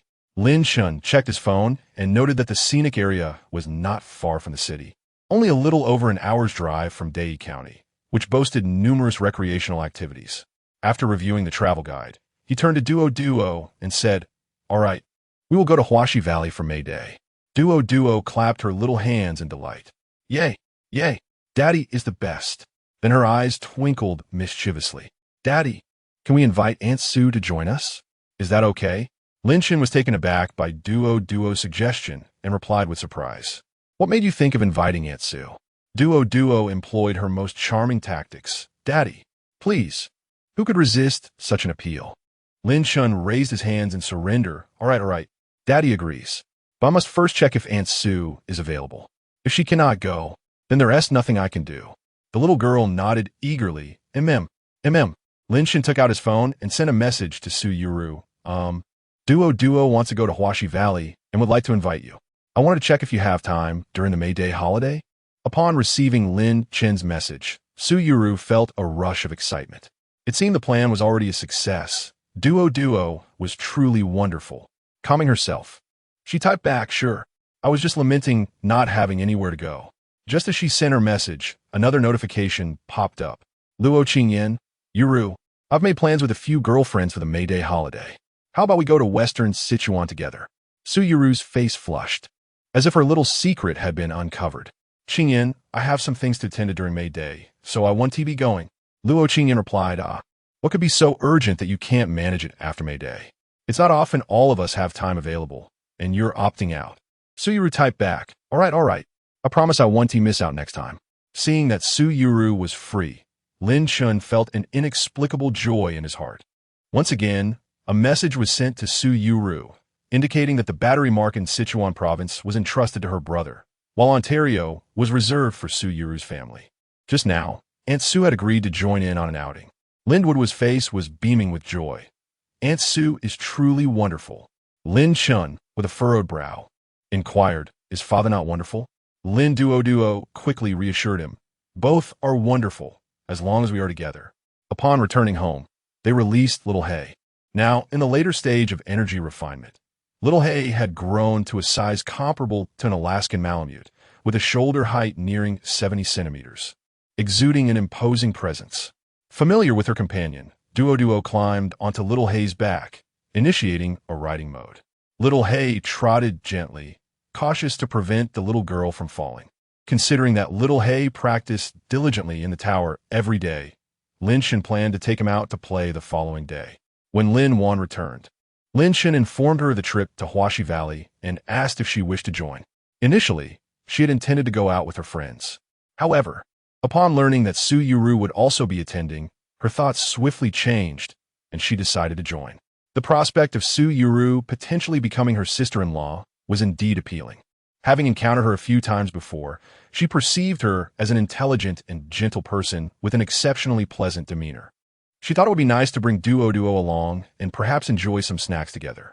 While Lin Shun was momentarily distracted, Duo rode Little Hay next door to Villa Number 10. Chapter 36. May Day Holiday Excursion. Duo pressed the doorbell. Upon seeing her outside, Su Yuru opened the entrance remotely. Stepping out of the villa, she was taken aback by the sight of Xiao He. What on earth had Lin Shun fed him? He had grown so large. Duo gently patted Xiao He's head, assuring, Aunt Sue, don't be afraid. Xiao He is very well behaved. Gathering her courage, Su Yuru stroked Xiao He's fur, marveling at its softness and smoothness. She then turned to Duo, inquiring, what brings you here, dear? With delight, Lin Duo exclaimed, I'm here to tell Aunt Sue that Dad has agreed, and we can go out to play together tomorrow. Su Yuru affectionately ruffled the little girl's hair, saying, Aunt already knew. She had intended to invite Lin Duo inside the villa for some fun. But upon learning that Duo had sneaked over to communicate without her father's knowledge, she decided not to press the matter. Watching as Duo rode Xiao He, she reminded her, be careful, stay safe. With such a little insider, it would be difficult for her plans to fail.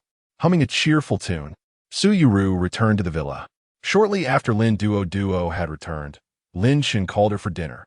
It is worth mentioning that Xiao He now had a greater appetite than the three of them combined, feasting on various meats that surpassed the usual fare of an average household. Most people could hardly afford to keep a dog like Xiao He. After dinner, they did not take a walk as usual. Instead, they coaxed Duo to sleep and continued their cultivation in the tower space. Lin Shun imparted some fundamental spells to Lin Wan, who joyfully scurried off to practice. Thus, they trained throughout the night. Yet Lin Shun felt that even with an additional 100 hours of cultivation the next evening, reaching the pinnacle of foundation establishment seemed unattainable. In the morning, after finishing breakfast, Lin Shun organized a few essential items in his room. Descending the stairs, he found Duo playfully tussling with Xiaohei. Smiling, he said, Duo, let us go call your Aunt Sue. It's time to set off. All right. Yes. Lin Shun and Lin Duo arrived at Villa number 10 and rang the doorbell. An urgent voice called out, just a moment. As the door swung open, Su Yuru emerged, pulling a small suitcase. Lin Shun stepped forward, saying, let me take that for you. Thank you. Su Yuru felt a little thrill of joy. Upon returning home, they called Lin Wan to help carry the suitcase. The four of them, along with the dog, made their way to the parking lot. Luckily, Lin Shun drove an SUV. Otherwise, Xiaohei would have felt quite cramped in the car. As they slowly drove out of the city, heading towards their destination in Dai County, Su Yuru, seated in the passenger seat, occasionally stole glances at Lin Shun, who was driving. Dad, will we be able to see little bunnies at the place we're going? Duo, perched in her booster seat in the back, asked eagerly with wide eyes. Lin Shun replied with a smile, of course. Not just little bunnies, but many adorable animals as well. Su Yuru turned around, gently speaking to Duo. I've heard that there are vast fields of flowers there, in all colors. So beautiful. Shall we take pictures together when we arrive? Duo nodded enthusiastically. Yes. I want to take lots and lots of pictures with Aunt Sue and Dad. Lin Shun, while driving, inquired, Miss Sue, have you been to that place before? Previously, I forgot to ask you, and if you have been there before, I would feel rather embarrassed to ask you again. Su Yuru softly replied, don't say that. I genuinely enjoy spending time with you all. Besides, we are friends now, aren't we? Calling me by my full name feels a bit distant. Just call me Yuru from now on. Upon finishing her sentence, a faint blush graced her cheeks as she gazed at Lin Shun. In the back seat, Lin Wan observed the two in front with an expression akin to that of spectator. Lin Shun, keeping his eyes on the road, chuckled, haha, that's true. I shall call you Yuru from now on. The car continued forward with music playing. Su Yuru listened as a classic old song resonated from the car's audio system. Once dreamed of wielding a sword to traverse the world, to behold the splendor of existence. The youthful heart always harbors a tinge of recklessness. Curiously, she inquired, I didn't expect you, Lin Shun, to enjoy such old songs. Lin Shun smiled in response. Indeed, these timeless melodies conceal countless memories, and every listen transports me back to the past. If it weren't for Duo, I would likely be roaming the world like this song suggests, experiencing the magnificent landscapes of our homeland. Hearing this, Lin Duo pouted, does Daddy not love Duo anymore? Lin Shun, though slightly exasperated, reassured her. How could that be? Duo is Daddy's little treasure. He added, where did you learn all these expressions? Lin Shun felt that the little girl was quite clever for her age. He certainly hadn't taught her such things. The journey was filled with joy, largely thanks to Duo's lively presence. She recounted amusing tales from kindergarten, causing the three in the car to burst into laughter. In this warm atmosphere, the vehicle gradually came to a halt in the parking lot of the scenic area. Lin Shun queued to purchase tickets, relieved to find that there were not many people today, with only a few ahead of him. Soon it was Lin Chen's turn, and he bought 3 tickets at $39.9 each, while Duo, being under 1 meter tall, enjoyed free admission. Upon entering the scenic area, Lin Shun was concerned about bringing a pet, especially such a formidable one as Xiaohei. So he cast a spell to disguise Xiaohei as a small dog. To onlookers, it appeared merely as a tiny canine. As the 4 of them and 1 dog stepped through the entrance, they were greeted by large red characters etched into a rock formation proclaiming Tianfu Huaxi Valley. Various flower beds, unfamiliar to Lin Shun, blossomed as they ventured deeper, where the greenery thickened, creating a natural oasis. This place, far removed from the city's clamor, naturally instilled a sense of tranquility. Lin Duo, brimming with excitement, exclaimed as she explored her surroundings, eagerly pointing at various attractions. The first encounter was with amusement rides, and upon seeing the pirate ship, she squealed, Daddy, I want to ride that. Lin Shun, observing the frightened expressions of those on the pirate ship, cautioned, look at how scared they are. Do you still want to go? With her head held high, Duo declared, Duo is not afraid. Ultimately, all 4 boarded the ship. Su Yuru felt a twinge of fear. As the pirate ship began to move, she tightly grasped Lin Chen's hand, screaming in fright. Duo, whether out of fear or excitement, joined in the screams. After the ride concluded, surprisingly, the little one appeared somewhat unsatisfied, not crying in fear at all. Meanwhile, Suyuru felt her legs weaken as she leaned on Lin-shun for support. Lin-shun teased, "Look, Duo isn't scared at all." Suyuru silently mused, "What a great blockhead. Am I truly afraid? If I were not afraid, how could I draw near? How could I hold your hand?" She then proceeded to ride the spinning chairs, which held no terror for her. Next, she joined the bumper car segment, where Duo shared a car with Suyuru, while Lin-shun and Lin-wan each took their own. 2 cars pursued Lin-shun, and Duo watched her father being jostled about, laughing heartily until drool escaped her lips. Upon witnessing Lin-chen's counterattack, she cheered enthusiastically from the sidelines. "Go, Aunt Sue! Go, Aunt Sue!" Lin-chen feigned annoyance. Duo, you little traitor." Afterward, they ventured through the maze, crossed the swinging bridge, and traversed the floating bridge over water, finally arriving at a small zoo. There, they encountered a delightful array of adorable creatures: alpacas, peacocks, swans, and more, while Duo's eyes widened in astonishment, filled with wonder. Lin-shun captured the moments with his camera at every opportunity for the trio. Ascending a winding stone staircase, they passed through a vast sea of flowers on either side, alongside green plants shaped like majestic horses and various small animals, vividly painted in nature's palette. Chapter 37. Suyuru's confession. After Lin-shun took photographs of Suyuru, Duo, and Lin-wan, Duo rushed over, tugging at Lin-shun. "Daddy, let's take a picture together. Ani, come help us." Lin-wan, fully understanding the situation, took the camera from them. She instructed the two to squat slightly, with Duo positioned in the center at the back. Noticing that the two were standing a bit too far apart, she remarked, "You two need to get a bit closer. The camera can't capture you like this." The pair exchanged awkward smiles and moved slightly nearer, while Duo wrapped her arms around their necks from behind. Suddenly, they were in close proximity, able to feel the warmth radiating from each other's cheeks. Seizing the moment, Lin-wan quickly snapped several photos. Once finished, Lin-shun and Suyuru found themselves unable to meet each other's gaze. As they continued up the stone steps, they arrived at a grove of fragrant bamboo. A refreshing breeze greeted them, and a winding stone path led deeper into the bamboo forest. Unbeknownst to them, Lin-wan had fallen significantly behind, holding Duo's hand.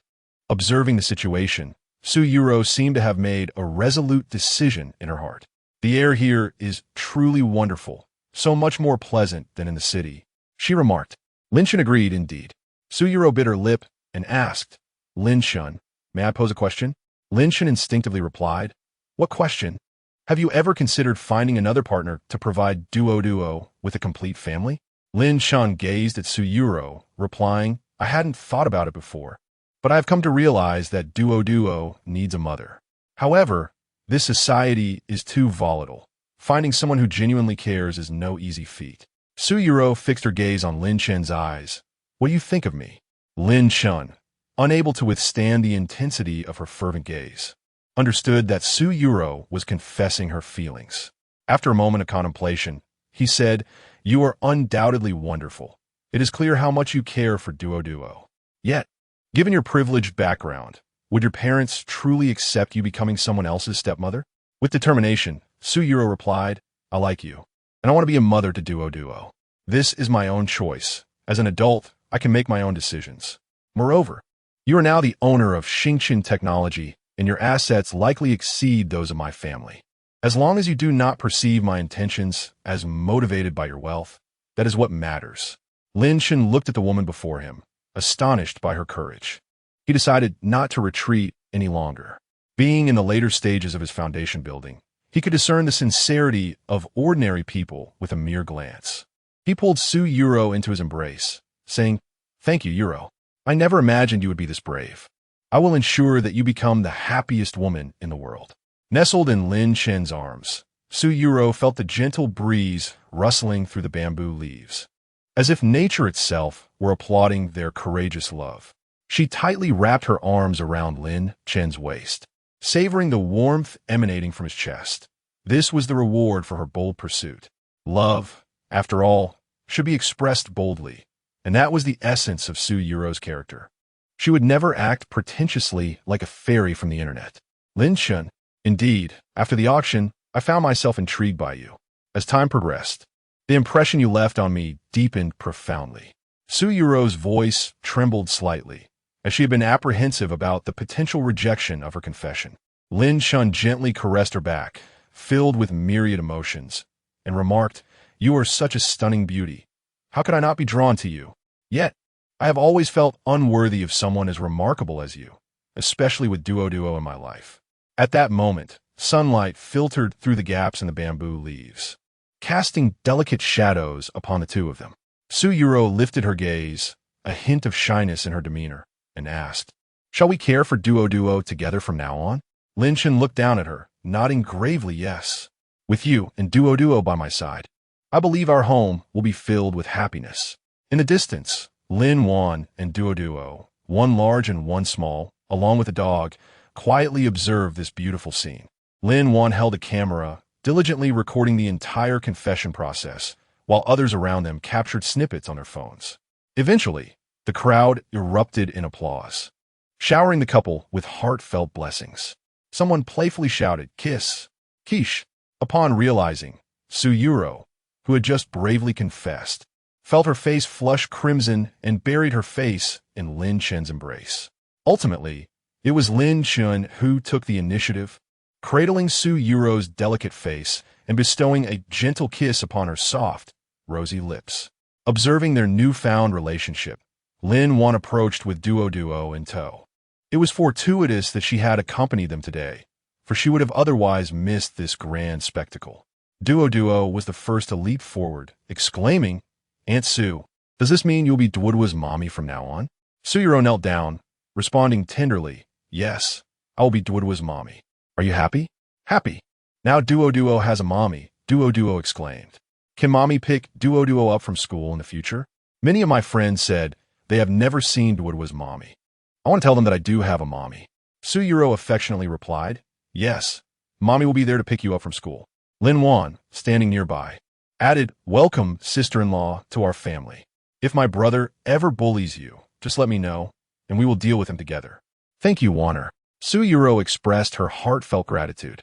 Lin Chun quietly observed this scene, feeling a deep sense of contentment. Subsequently, the three of them held hands, strolling through the bamboo grove. Lin Wan now felt somewhat superfluous, merely serving as a photographic assistant. However, the couple was no longer shy about standing close together for pictures as they had done before. Lin Wan captured numerous intimate moments of them together. After traversing the bamboo forest, they arrived at a high glass bridge. Su Yuro gazed at the aerial walkway before her, feeling a twinge of vertigo as she harbored a slight fear of heights. Lin Chun, ever considerate, took her soft hand, guiding her gently onto the glass pathway. Duo, however, showed no fear, curiously peering through the glass down to the more than 100 meters below. "Wow, Daddy, Mommy, look how high we are." Lin Chun, holding Su Yuro's hand, surveyed their surroundings. Gazing into the distance, the mountains stretch endlessly, shrouded in mist, resembling a celestial paradise. Traversing the glass bridge suspended high above the ground, one can also find a cliffside swing. Su Yuro, timid by nature, hesitated to partake, but was coaxed by Lin Chun to give it a try. The swing accommodates two, and throughout the experience, Su Yuro clutched Lin Chun's hand tightly, her eyes firmly shut, daunted by the precipice that plunged hundreds of meters below. Once the adventure concluded, Su Yuro felt her legs tremble, playfully tapping Lin Chun on the shoulder with a feigned pout. "It's all your fault. I'll want to do this again next time." After several of them had their turn, they sought out a restaurant in the scenic area for lunch. It was a charming farmhouse eatery, where the local free-range chicken was delectable, offering an authentic taste of nature. Following their meal, the family settled on the outdoor platform of the farmhouse, sipping tea while basking in the warm sunlight, feeling utterly relaxed and languid. After a brief rest, they ventured out again in the afternoon to indulge in the amusement offerings of the scenic area, including a miniature train, high-altitude zip line, glass rafting, jungle exploration, and a real-life version of QQ racing. After a day filled with excitement, Lin Duo was in a state of pure exhilaration. Lin Chun and his companions accompanied the little one, ensuring they experienced every attraction. That evening, they found a scenic hotel to stay in, which cost over 2,000 for the night, a mere drizzle to Lin Chun. The night view of the area was enchanting, with a bustling campsite nearby, alive with merriment. Chapter 38. Online public opinion after dinner. The four friends and a dog strolled through the scenic area. Duo, riding on the small black dog, captured everyone's attention. Suyuro, curious about the little black dog, asked Lin Chun, "What have you been feeding it? It has grown so large." Noticing the intrigue in Suyuro's eyes, Lin Chun smiled mysteriously. "Well, I'll tell you when we get back. You might be quite surprised." Suyuro, slightly perplexed, chose not to inquire further, sensing Lin Chun's enigmatic demeanor. At that moment, a voice interrupted them. "Boss, the video of you and the boss lady has been posted online today. You've been recognized, and the sentiment on the internet is rather unfavorable." Upon hearing Xiaoxing's report, Lin Chun frowned and opened his phone. He saw this afternoon's video on Dole, where numerous netizens had indeed recognized him. Several trending topics read, "The owner of Xingchen Technology has received a confession." Some comments beneath the video were relatively benign, such as, "Wow, they match perfectly, a couple of beauty and talent. I heard Lin from Xingchen Technology got confessed to, came to witness. Wow, I want to confess too. The young lady is so brave," and so forth.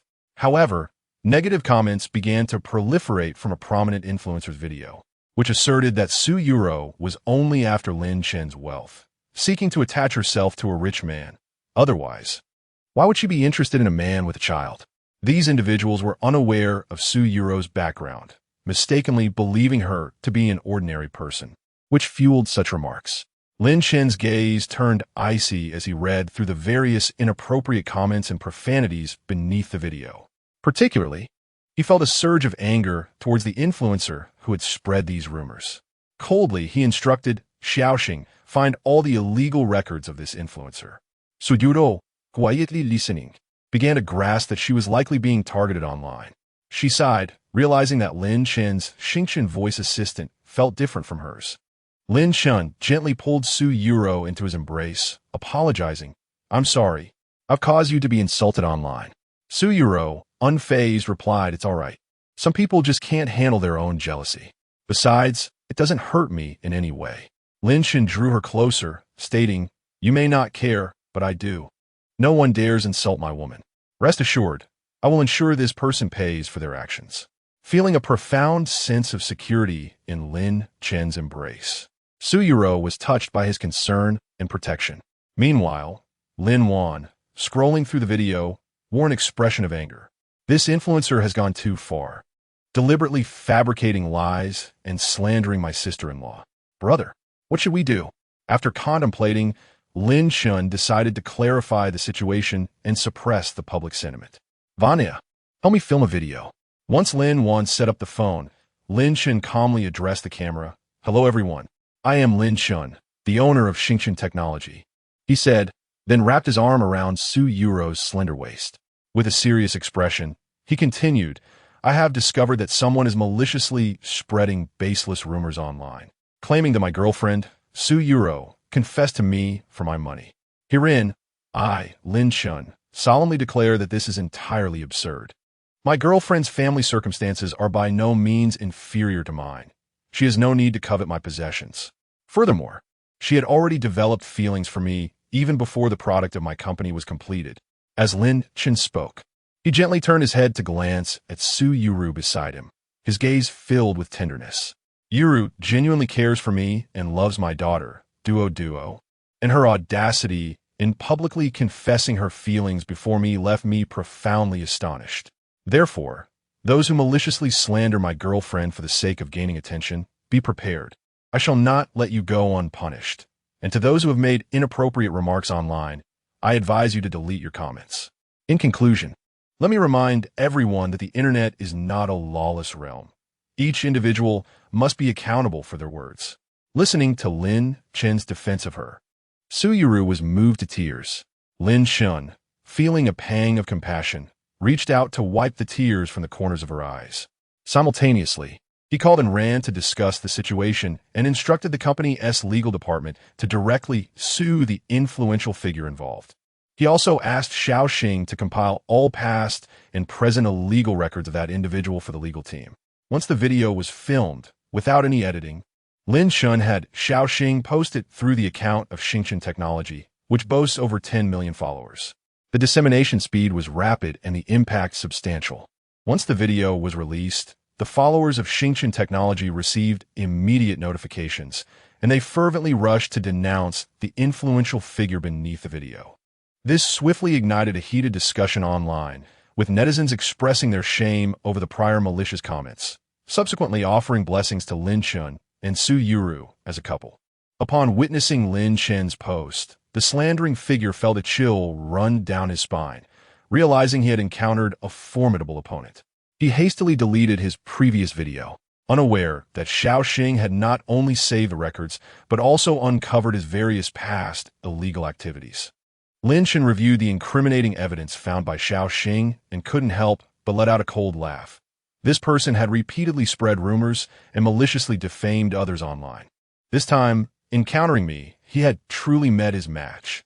Both Su Yuru and Lin Wan were equally infuriated, exclaiming, "How can such a person exist?" Lin Chen replied with a smile, "All for the sake of traffic. Online traffic is equivalent to money. Some even accept payment to deliberately defame others. Those who fabricate facts and slander others, especially in serious circumstances, should expect no less than 3 years of consequences." The family, no longer in the mood for a stroll, returned to the hotel to rest. Lin Shun had reserved a suite, with a living room featuring a panoramic floor-to-ceiling window that offered a complete view of the scenic night landscape. From a distance, it felt as though they were residing within a forest. After a day full of activities, Lin Duo fell asleep as soon as they returned to the hotel. It was still not even 9 o'clock. The three of them and their dog sat in the suite's living room. Lin Chen looked at Su Yuru and said, "Yuru, aren't you curious why Xiao He has grown so quickly and become so large? Prepare yourself mentally. Do not be astonished." With that, Lin Chen snapped his fingers, and a fireball appeared above his palm. Suddenly, the temperature within the room became palpably warmer. Su Yuru pointed at the fireball, her eyes wide and her mouth agape. Her mind momentarily blank. The searing heat emanating from the fireball confirmed that all of this was not merely a dream. After a considerable pause, Su Yuru regained her ability to speak and hurriedly inquired, "Lin Shun, what is happening?" Lin Shun smiled. "It is precisely as you see. Your husband possesses the ability to cultivate immortality.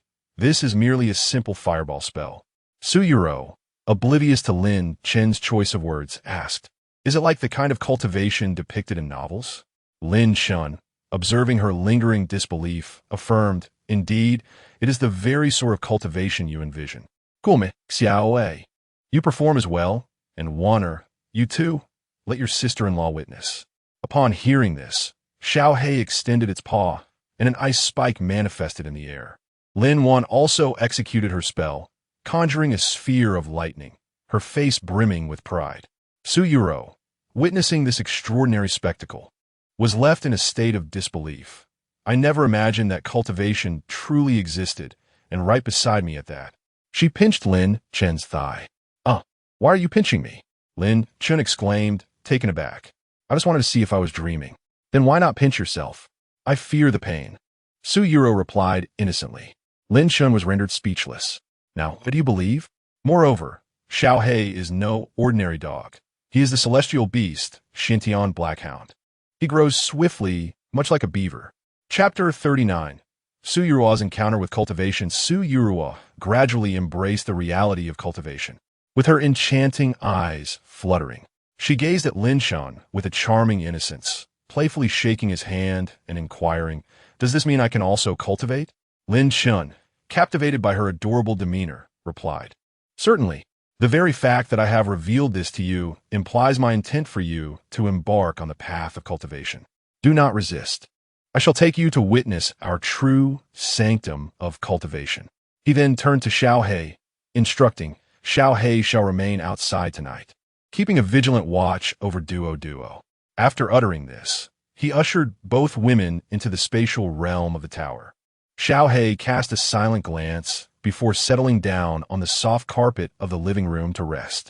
Suddenly, Su Yuruo experienced a dazzling transformation of her surroundings and couldn't help but inquire, "Where are we?" Lin Wan was the first to elucidate. "We are within a remarkable spatial treasure belonging to my brother. It is filled with a continuous influx of spiritual energy, which is essential for cultivation. Moreover, time flows here at a rate 10 times faster than the outside world." She emphasized her point with a cross gesture of her hands. Su Yuruo slowly absorbed the astonishing revelations, which fundamentally challenged her long-held beliefs. Lin Chen's voice interjected, "Due to certain fortuitous circumstances, entities like Shaoxing do not belong to the technology of Blue Star. It represents a genuine mid-level artificial intelligence. And the Starry Voice Assistant along with Starry AI were products created by Shaoxing in mere minutes. Furthermore, the quantum crystal solid-state battery technology released by Starry Technology is also not a Blue Star." Su Yuruo was taken aback by this profound revelation, exclaiming, "I always sensed an enigmatic aura surrounding you, making you inscrutable. Does this mean there truly are extraterrestrial beings?" Lin Chun chuckled softly. "I cannot confirm the existence of extraterrestrial life in the Blue Star universe, although I believe it is highly probable. We simply have yet to discover them. However, I am aware that the myriad realms are vast, encompassing countless different spaces and worlds. In time, I shall take you to explore these realms. Eagerly, Suyuruoirid. Lin Chun, please teach me how to cultivate. I yearn to embark on the path of immortality." With a teasing grin, Lin Chun responded, "Ah, you wish to cultivate. That is indeed possible, but first, I need to hear you call me husband." Her cheeks flushed with embarrassment. Su Yuruo shyly murmured, "Husband." Lin Chun, captivated by the sparkle in her eyes and the alluring tone of her voice, exclaimed, "All right, that's enough. I shall instruct you on the ways of cultivation." He then pointed a finger to her pristine forehead. In an instant, Su Yuruo felt an influx of unfamiliar knowledge flooding her mind. Upon opening her eyes and gazing at Lin Chun, she marveled. This technique is truly astonishing. Subsequently, Lin Chun guided her on how to cultivate, how to circulate her energy to absorb spiritual essence and refine her body. Once Su Yuruo commenced her independent cultivation, Lin Chun found himself transported to the center of the map, atop a flat mountain peak. With a mere thought, an edifice identical to his home S.No. 9 villa slowly rose from the ground. Surrounding it, several other flat-topped mountains also revealed their own villas, gradually materializing in the serene landscape. Lin Chun once again relocated Su Yuru and Lin Wan to the villa atop the mountain. Both were deeply engrossed in their cultivation, oblivious to the alteration of their surroundings. Lin Chun commenced his training by channeling the Chaos Sutra. The night passed in silence. Having gone to bed early, Duo allowed Lin Chun and the others to cultivate for 11 hours, equivalent to 110 hours in total. Su Yuru reached the 7th level of body refinement, while Lin Wan advanced to the 6th level after 10 hours of cultivation, both exhibiting similar talents for training. With the additional 100 hours from the previous night, Lin Chun had now cultivated for a total of 210 hours, still slightly short of reaching the pinnacle of foundation establishment. Lin Wan remained in the early stages of qi refinement. Throughout the night, they remained unaware of the online discourse surrounding them. The fanbase of Xingqian Technology demonstrated formidable prowess. Despite the prominent figure deleting the video, fans flooded the comments of his previous uploads with complaints, leading to numerous videos being reported and taken down. Other content creators who had followed suit had already removed their videos, while netizens deleted negative remarks and offered apologies where necessary. As Su Yuru enjoyed breakfast the following morning, she animatedly told Lin Chun that she felt capable of taking down a bull, blissfully unaware of the online turmoil. The group contemplated their plans for the day, searching for travel tips while dining. Ultimately, it was Lin Wan who suggested they explore the ancient towns of Dai County, such as Anren and Xinchang. The four of them, accompanied by a dog, strolled about, indulging in local delicacies. Lin Duo, in particular, was eager to sample everything.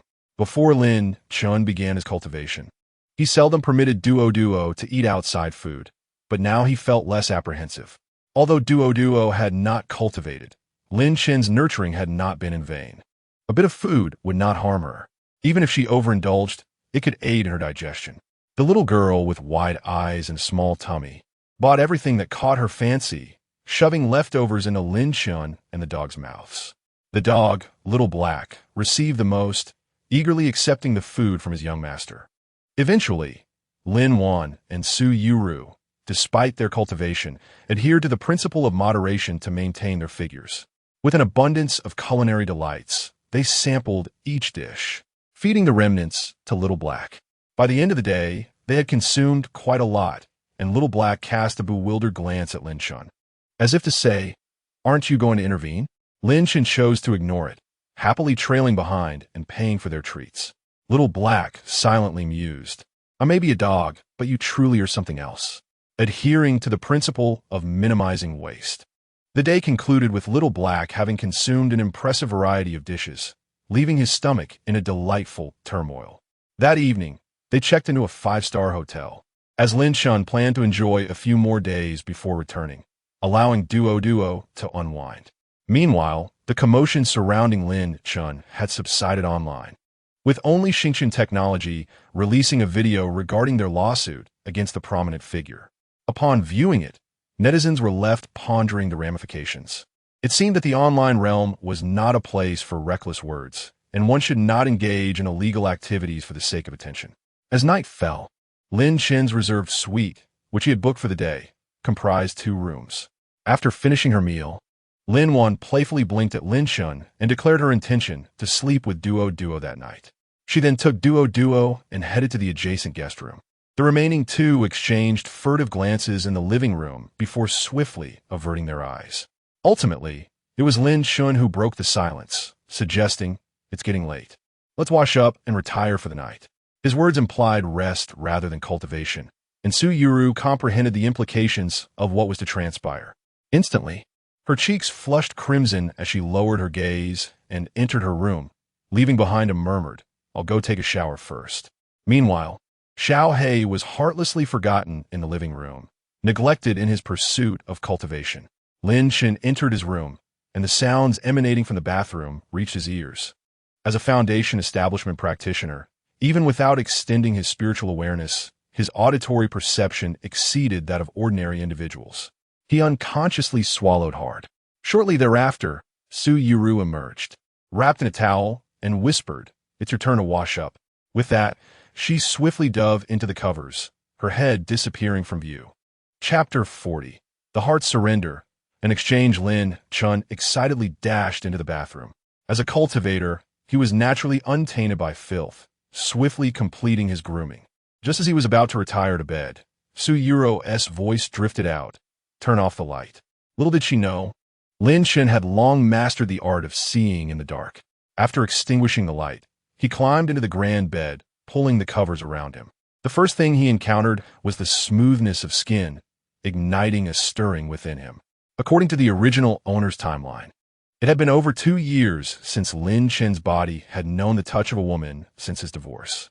As they embraced, he felt the softness against his chest. For Su Yuru, this was also a first.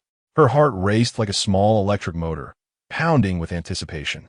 She felt her lips being invaded by a gentle tongue, alternately nibbling and sucking, their breaths becoming more hurried, as if the entire world had faded away, leaving only the sound of their heartbeats. Finally, she whispered, "Be gentle. I'm afraid it will hurt." That night, they were entwined until the deep hours before finally resting. When Lin Chen glanced at the clock, it was only 3 o'clock. He looked at the sleeping figure in his arms, contemplating that tonight was meant for a transaction, yet for the sake of happiness, it needed to be postponed. He accessed the system to inform Yi, Qian, and Soren of the delay. Rarely foregoing cultivation, he fell asleep holding Su Yuru. The next morning, at 7 o'clock, Lin Chen awoke to find Su Yuru still peacefully slumbering in his embrace. Not wanting to disturb her, he quietly exited the room. Upon emerging, he was met with Lin Wan's mischievous expression. Lin Chen pretended not to notice and inquired, "Is Duo still asleep?" Lin Wan, feeling slightly disappointed, replied, She is still in dreamland. Lin Shen entered the secondary bedroom, observing the little girl pouting her lips, seemingly dreaming of delectable treats. After nurturing Duo's health, he returned to the living room, finding Lin Wan looking bored. If you're feeling dull, why not practice? We can go out to play in the afternoon. All right. Lin Shun gathered Lin Wan and Xiao He into the tower's spatial realm, deciding to proceed with the transaction since there were no other immediate matters at hand. He summoned the system. Host, Lin Shun age, 26 realm. Late foundation establishment, lottery spin. 0 system space. 1000. 000 cubic kilometers, friend list. 3 He greeted Yi Qian first, then instructed Soren to prepare the controllable nuclear fusion technology they had discussed. Entering the trading space with Yi Qian, Lin Shun was greeted by her smiling face. Sensing her strength, he realized she was not his equal and asked, "What level of ability do you currently possess?" Yi Qian, somewhat smug, replied, "I just reached level 6 not long ago." Lin Shun felt that level 6 was still modest, saying, "Let us spar a bit. With your crystal core aiding my cultivation this week, I've made some progress."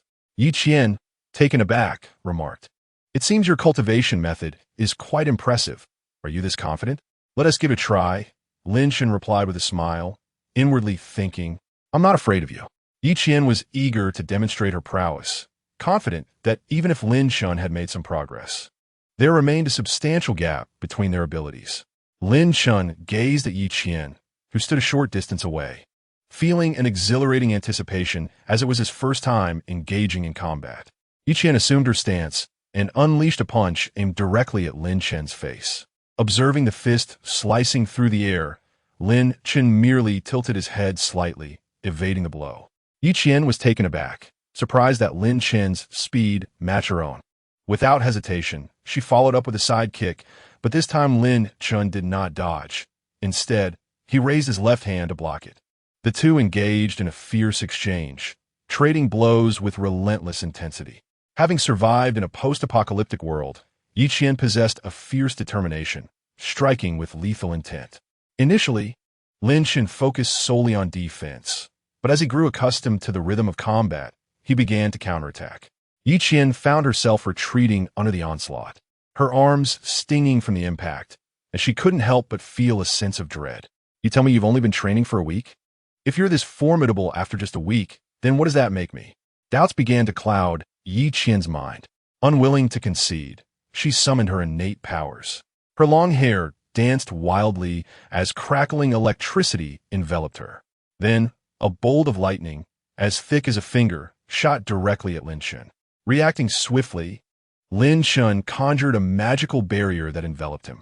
The lightning struck the barrier, creating ripples before settling into calm. Lin Chen retaliated with a fireball aimed at Yi Qian. Sensing the intense heat radiating from the fireball, Yi Qian quickly unleashed another bolt of lightning. The two energies collided. The lightning dissipated while the fireball diminished slightly, yet continued towards Yi Qian. She hastily crossed her arms in defense, only to be met with an overwhelming force and a wave of heat, sending her flying over 20 meters before crashing to the ground. As the smell of charred flesh reached her, she realized that had this been reality, she would have been severely harmed. Yi Qian could hardly believe she had been defeated by someone who had trained for less than a week. As her injuries began to heal, Yi Qian regained her composure, her spirits somewhat dampened. "I didn't expect you to be so formidable," she admitted. Lin Shun felt a twinge of embarrassment. He had not anticipated that his light-hearted sparring would result in such a decisive victory. "I apologize, I didn't control my strength well," he said, scratching the back of his head sheepishly. "It's all right. In a sparring match, injuries are inevitable, and here we need not fear harm." Yi Qian replied with a broad-minded demeanor. However, she was astonished by the vast disparity between their different training systems. "Last time you mentioned exchanging techniques. Let us trade our methods of cultivation," she proposed. Lin Chen readily agreed, for he was not lacking in techniques. He possessed an abundance of the Taichu, Hongmeng, Wanfa, Xindian cultivation methods. Curiously, he inquired, "In your world, aside from absorbing crystal cores for cultivation, is there also spiritual energy?" Yi Qian pondered for a moment before responding. "In our world, once one awakens their powers, They can absorb not only crystal cores, but also a form of energy substance that exists within the natural world, which we refer to as yuan. It is likely akin to what you call spiritual energy. This phenomenon emerged only after the Great Upheaval. Even ordinary individuals who have not awakened their powers have experienced significant improvements in their physical capabilities. Lin Chun contemplated this revelation, saying so, in your world, it should be possible to cultivate techniques without relying on crystal cores. I presume ordinary individuals could also cultivate without awakening. Do not resist. I shall impart my techniques to you, he declared. As she spoke, she pointed a finger at Yi Qian's forehead, imparting a mid-tier cultivation technique from the ancient tome of primordial chaos, which, despite its classification, could be deemed a top-tier skill across the myriad realms. After a period of silent contemplation, Yi Qian felt an unparalleled sense of wonder. The path of cultivation unveils the latent potential within the human body and allows one to comprehend the laws of the universe. By harnessing the energies of heaven and earth to confront adversaries, one achieves a transcendence in the essence of life that is simply ineffable. She now comprehended why she had previously been unable to best Lin Chun. Her abilities seemed rather rudimentary in comparison to the prowess of cultivators. The disparity was akin to that between a toddler learning to speak and a seasoned orator. Observing that she had nearly absorbed the essence, Lin Chun kindly advised, "When you return, I suggest you refrain from sharing this knowledge with others at first. While I have not experienced the apocalypse myself, I am aware of the unpredictable nature of humanity. Only strength is paramount. You may impart 1 or 2 layers to those you trust. Thank you for the warning." Yi Qian acknowledged, understanding the harsh realities of survival in a post-apocalyptic world. "How many crystal cores did you bring this time?" Lin Chun pondered the matter of crystal cores accelerating cultivation. Yi Qian responded without hesitation, "This week, I led 50 ability users and over 100 ordinary individuals in hunting zombies. After setting aside what I needed for myself, I brought back the following: 20,000 level 1 cores, 5,000 level 2, 800 level 3, 100 level 4, 50 level 5, and 5 level 6. Lin Chun found this satisfactory. It was certainly better than having none. He also traded for 10 vials of gene serums. Although these held little value for him, the energy they contained was beneficial for restoration or could be exchanged with others in the future. After concluding the transaction with Yi Qian, Lin Chun exited the trading space. Reflecting on the level 1 and 2 crystal cores, he realized that their quick absorption rendered them a waste of time. He planned to reserve them for Lin Wan and the others to enhance their cultivation speed. Chapter 41. Controllable Nuclear Fusion Technology, gathering his thoughts. Lin Chun activated the system and entered the trading space with Soren. Upon seeing Soren, who had been waiting patiently, Lin Chun produced a pack of cigarettes, lit one, and took a deep drag. After offering one to Soren and lighting it for him, the latter imitated Lin Chun with great enthusiasm. Initially, he inhaled too much and coughed a few times, but soon began to exhale clouds of smoke. Taking a deep breath, Soren remarked, "You're not being fair, my brother. Why didn't you bring this delightful treasure out sooner? The noble lords would surely relish it." Lin Chun chuckled, "No problem. I have more intriguing items. I'm not sure if they will be of use to you." Curiosity piqued, Soren inquired, "What intriguing items?" "It's the gene serum I mentioned to you before. Would you like to give it a try?" "Really? Of course I want to try it. This is a technology that has yet to break through in our world. It can enhance physical strength and perfect one's genes. It is truly a coveted treasure among the great families." Without further ado, Lin Chun produced a vial and handed it to him. Without hesitation, Soren tilted his head back and drank it down.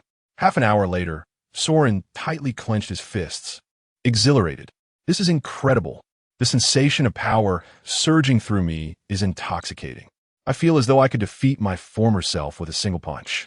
Lin Chun could only shake his head, bemused by Soren's metaphor, which had transformed himself into a unit of measurement. This also served as a confirmation that the gene serum was indeed effective for individuals from other worlds. Eagerly, Soren implored, "Lin Chun, my brother, please, I must have a few more vials. My family requires them." Lin Chun shook his head. "This substance is currently too precious and cannot be mass-produced. I can only provide you with one more at most. Such treasures must not be revealed all at once. Rarity breeds value, and it must be dispensed slowly. Very well. Do remember me if you acquire more, Soren replied, a hint of disappointment evident in his voice. He then produced a USB drive, stating, "The controllable nuclear fusion technology is contained within this device." Lin Shun instructed Xiaoxing to read and back up the contents of the USB drive, which not only included controllable nuclear fusion technology, but also various techniques for synthesizing high-temperature resistant materials, including several novel alloys yet to be discovered on Blue Star. Lin Shun felt quite pleased. Starry Sky Technology had unveiled several promising high-tech products. After concluding the grain transaction with Soren and providing him with a few boxes of cigarettes, Lin Shun exited the trading space, pondering the impending challenges of the primitive world. He wondered if he could successfully teach the ancient apes effective communication. He sent a few messages to the ancient apes, fearing they might not be aware of his entry into the trading space. Upon entering the trading space, Lin Shun was taken aback when he did not see the ancient ape. Could they truly be unaware of his arrival? Surely, the system should have provided a notification. Faced with uncertainty, Lin Shun could only wait, occasionally sending a message to the ancient ape. After approximately half an hour, the ancient ape finally arrived. Expressing excitement with incoherent sounds, Lin Shun breathed a sigh of relief, producing a sausage and offering it to the ancient ape, who quickly accepted it and skillfully tore open the packaging to indulge in the treat. After Lin Shun waited for him to finish the ham, he took out the prepared tablet. He retrieved the video previously generated by Xiaoxing and presented it to the primitive man. In the video, the primitive man exchanged various spiritual herbs for food with Lin Shun. Concerned that he might not comprehend, Lin Shun pointed at the primitive man and then at the one in the video, indicating that you are him. He then pointed at himself and the video version of himself, signifying this is me. Observing the primitive man deep in thought, Lin Shun was uncertain whether he understood. He then pulled out another tablet, displaying a series of videos designed for young children to learn phonetics, starting from the basics, UI, he, we, and so forth. After setting it to loop and connecting it to a power bank for prolonged use, Lin Shun gestured for the primitive man to continue watching before exiting the system space. Whether the primitive man would grasp the content remained unknown to Lin Shun. In any case, it was a transaction, and as long as the points were secured, the rest could come gradually. With 3 transactions completed, only one new century match remained. Lin Shun was filled with anticipation, wondering what kind of world he might be matched with this time. He fervently hoped not to land back in the primitive world, as that would be too arduous. Having performed a ritual with Su Yuru the previous night, he believed luck would be on his side.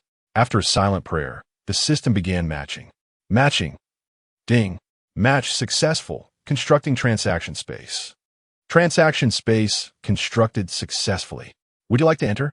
Upon entering, Lin Shun found himself in a quaint village, where the environment was exquisite and the scenery idyllic, resembling a paradise on earth. Shortly after, his trading partner appeared, donned in coarse hemp clothing, with long hair tied back. Upon seeing Lin Shun, the visitor was instantly excited by his modern attire. He eagerly inquired, "Fellow villager, are you also from Earth Star? Is the oddity of change consistent?" Lin Shun was somewhat taken aback. "Are you from the modern era?" "Yes, brother. I am just as bewildered. I somehow found myself here." "You mentioned you are from Earth Star?" The man was momentarily stunned. "Aren't you a fellow villager from Earth Star?" Lin Shun clarified, sensing the misunderstanding. "I'm not from Earth Star. I hail from Blue Star.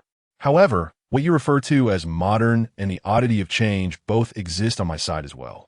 I surmise that your Earth Star is quite similar to Blue Star. It is indeed intriguing that you are a traveler. My name is Lin Shun, from Blue Star. Year 2019. I see. My name is Lin Fan, from Earth Star. Year 2015. I discovered that I have crossed over to the Qin dynasty in the year 231 BCE. Lin Shun was left speechless. This ancient world offered him little assistance. The only benefit was the successful transaction that would yield points for a lottery draw. It seemed luck was not in his favor. Lin Shun sighed inwardly, maintaining a calm demeanor as he remarked, "For what I understand. In the year 230 BCE on Blue Star, Emperor Qin Shi Huang will be mobilizing troops against Korea, which is to say, next year. I wonder if your timeline in the Qin dynasty aligns. Do you have any plans moving forward? Lin Fan uttered a sound of surprise. Is it really starting next year? My dear brother, our encounter is serendipitous. You must assist me. Lin Chun sighed in dismay. I can help you, but the first emperor is one of the figures I deeply respect. You should aid him in subduing the 6 states and ensure that he does not fall prey to slander, thus avoiding his demise from the poison of the golden elixir. Rest assured, my brother, I shall certainly accomplish this, allowing the Qin dynasty to endure a bit longer. He then chuckled awkwardly. Look at me now. I possess nothing. Could you spare me a meal? Lin Shin reflected on the lack of personal gain and ultimately relented, providing Lin Fan with some sustenance. He then produced a vial of genetic serum. This serum will enable you to surpass the human threshold by 5-fold in the Qin dynasty. This is practically the pinnacle of strength. When you join the military, you will not be easily dispatched. Though reluctant, Lin Shin recognized that the opportunity to earn points was slipping away and could only offer him this small advantage. Lin Fan, taken aback by the valuable item, eagerly seized the serum and consumed it, fearful that Lin Chun might reconsider. After concluding their transaction, Lin Chun imparted a few final words, urging Lin Fan to reach out should any matters arise. With a sense of resignation, Lin Chun exited the trading space. However, fortune smiled upon him once more, as he received 4 points, bringing him closer to yet another opportunity for a prize draw. Chapter 42. The Divine Art of Heaven and Earth Reclining on the Sofa. Lin Shin never anticipated that he would once again find himself matched with a world devoid of utility. In the trading space, so many events transpired, yet only a few minutes elapsed in the real world. Perhaps it would be best to utilize the points for a lottery draw. The system initiated the lottery. Before Lin Chen's eyes appeared a familiar spinning wheel. The wheel whirled. Ding! Congratulations, host, you have drawn a blood fruit. Ding! Congratulations, host. You have drawn a mid-grade spirit sword. Ding! Congratulations, host, you have drawn a lollipop. Ding! Congratulations, host, you have drawn the divine art of heaven and earth. Wow! Another golden draw. Lin Chan excitedly examined his prizes. The blood fruit could be consumed directly to enhance physical strength and elevate cultivation. It could also be used in alchemy for even greater efficacy, though it would be ineffective for those above the nascent soul realm. The mid-grade spirit sword was rather ordinary, but better to have than not. It should suffice on Blue Star. As for the lollipop, it was rather sweet. Was this a joke? The final golden treasure, the divine art of heaven and earth, could exponentially augment one's combat strength, enlarging the body and enhancing power. The greater the understanding of the Tao, the mightier its effect. Excellent, truly excellent. The Taichu Hongmeng Wanfang Xindian contained no records of such divine arts. This would perfectly compensate for Lin Chen's shortcomings and deepen his foundation. Ding! The divine art of heaven and earth has been automatically infused into the host's mind. In an instant, Lin Chun felt as if he had been bestowed with a new divine art, as if it were an innate ability. Were it not for being in a hotel, he would have been unable to resist the urge to test it out. Glancing at the time, it was just before 8 o'clock. After Lin Chun left, Su Yuro was awakened by a phone call. Luo Qingyan, the internet is in an uproar, and you still have the mind to sleep? Su Yuro, what time is it, dear sister? I haven't even rested well. Luo Qingyan, oh dear. What happened last night? Could it be about that? What was it like? Su Yuro, adults' matters are not for children to pry into. Luo Qingyan, Yuro, you've changed. Su Yuro, Chan, how so? Luo Qingyan, the girl has turned into a woman. Su Yuro, go away. Luo Qingyan, I never imagined you to be so bold. Lin Chun is equally domineering in protecting his wife online. Su Yuro, of course, just look at the man I've chosen. Luo Qingyan, oh look at you. At that moment, another call came in. Su Yuro glanced at the caller ID. It was her mother. Su Yuro, all right, I must go. My mother is calling for an interrogation.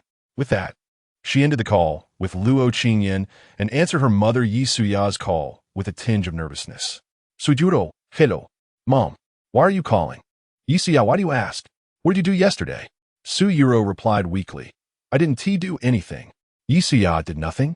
The whole world knows about your affair with that Lin Shin. Su Yuro, What is wrong with us dating normally? Yisuya, you're the daughter of the Ding Sheng group. Tell me, is it appropriate for you to like a divorced man with a child? Suyuro, what is wrong with being divorced and raising a child? We are in a free relationship. I like him, and that is all that matters. Which law states that one cannot have feelings for someone who is divorced and has children. Yisuya, you reckless girl, you will drive me to madness. What will others think when they see a wealthy young lady like you in love with a divorced man? How will I save face in front of your father? Suyuro, mother, your perspective is flawed. What do you mean by saving face? Linshin's Xingqian technology is on par with our family S, and its future is boundless. Besides, who dares to question our dignity? Suyuro, in any case, I have made up my mind about Linshin. Nothing will change that. I'll explain everything in detail when I return home. Listening to the busy tone from the other end, Yisuya sighed, her gaze shifting to Su Sheng, her irritation growing. Why don't you say something? Su Sheng replied helplessly. You've said it all. What more is there to say? A daughter can't be kept forever. You introduced her to so many suitors. Didn't he catch her eye? Now that she has finally taken the initiative, you disapprove. Moreover, I've looked into Linshin. Despite his child, he is quite a decent person, worthy of our daughter. Yisuya, forget it, I can't control this anymore. Let her do as she pleases. As Linshin entered the bedroom, Suyuro had just ended her call. Noticing her lying on the bed, Linshin refrained from inquiring about the phone conversation. Recalling the passionate night they had shared, he observed Suyuro still unclothed. A wave of excitement surged through him, but he suppressed it. Have you rested well? Suyuro, having attained the 7th level of body refinement, was fine despite it being her first experience. She got up to wash. Linshin also brought Linwan and Xiaohei out of the training space. The little girl had awakened as well. They all went downstairs and joyfully had breakfast together. Their itinerary for the day included a trip to Qionglai. Driving into the city, they were nearing lunchtime and decided to eat at the market. Their first destination was the Bamboo Sea in western Sichuan. The weather was pleasantly warm, making the scenic area a refreshing escape. After exploring the area until 4 o'clock, they descended just in time to visit an ancient town, indulging in a delightful mix of sightseeing and eating, with Xiaohei once again acting as a garbage disposal. In the evening, they checked into the best hotel in Qionglai. After a day of fun, Lin Duo fell asleep early. Lin Wan was placed into the tower space for cultivation, while Xiaohei stayed in Duoduo's room. Lin Shun and Su Yuro enjoyed a tender moment until midnight. Gazing at her smooth, delicate form, Lin Shun caressed her fair skin. He asked with concern, perhaps you should rest? Su Yuro looked up at Lin Shun. No, I want to cultivate too. Water has reached the qi refinement stage. I must strive to catch up. Unable to persuade her otherwise, they both vanished from the room. Upon entering the space, Lin Shan distributed the 1st and 2nd level zombie crystal cores to Su Yuro and her sister to accelerate their cultivation speed. Positioned at the edge of the space, Lin Shun invoked the divine power of the cosmos. He felt an instant elevation, his vision expanded, and his strength surged dramatically, enhancing his defenses. It felt as though he could shatter planets, though this was merely an illusion brought on by his rapid increase in power. Lin Shan endeavored to unleash an explosive surge of energy, reaching a remarkable magnitude of 10,000 times, yet he could only sustain it for a fleeting moment. The most optimal state for combat is a formidable 500 times, which allows for endurance. A staggering 3,000 times can deliver an unparalleled strike. However, after executing such a blow, if the enemy does not perish, he himself will be rendered incapacitated, devoid of any means for counterattack. After experimenting with his supernatural abilities, Lin Shun produced the mid-grade spiritual sword he had acquired, and upon performing a blood oath of ownership, he could then nurture it within his dantian. Having practiced the sword techniques and mastered the art of sword flight, Lin Shun was poised to commence his cultivation. He retrieved the crimson blood fruit he had drawn, uncertain of the extent to which it might enhance his cultivation. The fruit was modest in size, akin to a peanut, and upon swallowing it whole, he was immediately enveloped by an overwhelming surge of energy. Fortunately, the meridians and physique he had refined through the Chaos Sutra were exceptionally resilient. Though the crimson blood fruit was intended to improve one's constitution, it offered little significant enhancement to Lin Shun, as his ascensions were nearly flawless with each advancement. Lin Shun steadied his mind, channeling his cultivation techniques to refine the rampant energy within his body.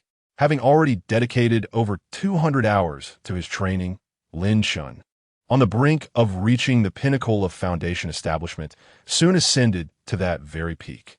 Chapter 43. The Tribulation of the Golden Core. After reaching the pinnacle of foundation establishment, Lin Shun began to refine his foundation using the remaining energy. With each cycle of his cultivation technique, the turbulent energy within him diminished. This process continued for a remarkable 90 hours, while the external time approached 8 o'clock. Yet, the energy remained unconsumed. Su Yuro and Lin Wan, having concluded their own cultivation, approached Lin Shun. Observing the dense spiritual energy surrounding him, they refrained from interrupting. Sensing the critical moment he was experiencing, Lin Shun was indeed on the verge of breaking through. Yet a rather awkward predicament arose. There was no thunder tribulation present in the space. Cultivating was inherently against the natural order, and advancing to the Golden Core realm necessitated enduring the tribulation. He pondered that if he stepped outside, the tribulation would likely commence immediately. Had he foreseen this, he would have prepared more thoroughly for the breakthrough. Venturing out to face the tribulation would certainly attract attention. However, there was no choice. He had to emerge eventually. Fortunately, the tribulation clouds would not coalesce instantaneously, but would require some time to brew, as documented in the Taichu Hongmeng Wanfang Xindian. Lin Shun gradually opened his eyes and addressed the two women, stating, "I am about to undergo the Golden Core tribulation. Once I step outside, it will begin. I intend to head towards the mountains. You both should remain in the hotel and wait for my return." Su Yuro's complexion paled at the thought of the dramas she had watched, where tribulation was fraught with peril. Anxiously, she inquired, "Do you have confidence? Is there any danger?" Lin Wan echoed her concern, suggesting, "Brother, why not wait a little longer before going out?" Lin Shun gently ruffled their hair, reassuring them, "Do not worry. I am a prodigy. A mere thunder tribulation poses no challenge. I simply wish to avoid causing too much of a commotion." After ensuring the two women were safely inside the tower's spatial realm, Lin Shun took a deep breath and stepped out. As he emerged, the time was precisely 9 o'clock in the morning, and Duo had already awakened and was playing with Little Black. Upon stepping outside, Lin Shun immediately sensed the energy gathering above him. He turned to Duo and said, "Be a good girl. Daddy has some matters to attend to. Stay at home and listen to your aunt and mother." Without waiting for a response, Lin Shun hurriedly exited the hotel. Looking up at the sky, he noted that the previously clear atmosphere had been overtaken by dark clouds. The residents of the city were equally astonished. Moments before, the morning sun had been shining brightly, and now a sudden shift had occurred. A sense of oppressive weight settled upon their chests, leaving them discomfort. Many were puzzled, unsure of the cause, some even questioning their own health. Lin Shun, glancing at the sky, chose not to linger and sprinted towards the mountainous area of the scenic region. The city was small, and soon he found himself outside its limits, running across gentle hills. After traversing several kilometers, the terrain abruptly rose, leading him into the mountainous region. Without a clear sense of direction, Lin Shun pressed forward. As he ran, the dark clouds above slowly coalesced, ominously trailing him. Observant individuals noticed the rapid movement of the clouds, capturing the spectacle on their devices. In today's society, the instinct was to document such extraordinary events on social media. Remaining calm in the face of uncertainty, Lin Shun's route traversed the majestic Shiling Snow Mountain. As the early morning sun graced the visitors with its radiant glow, a sudden dark cloud loomed ominously, prompting many to whip out their phones to capture the moment. Observing the towering mountains devoid of human presence, Lin Shun sought a flat mountaintop. He settled cross-legged to regulate his breath, preparing to face the impending tribulation in optimal condition, while carefully storing his smart bracelet and phone in the system space to prevent any potential damage. As Lin Shun ceased his movements, the ominous clouds suspended directly above him. The storm clouds gathered rapidly, expanding from a few kilometers to over a dozen, without any sign of abating. Visitors at Shieling Snow Mountain could distinctly witness the transformation of the clouds. Some marveled, reminiscing about never having seen such a phenomenon throughout their lives, while others jested, speculating whether a significant figure was undergoing a tribulation. Coincidentally, a popular streamer who had been broadcasting the sunrise to their audience was preparing to descend when this unusual weather struck. Dear viewers, today I encountered a rare meteorological event, and I plan to live stream this extraordinary spectacle for you all to witness. The streamer, eyeing the surge in viewership, felt as though he had struck a veritable gold mine.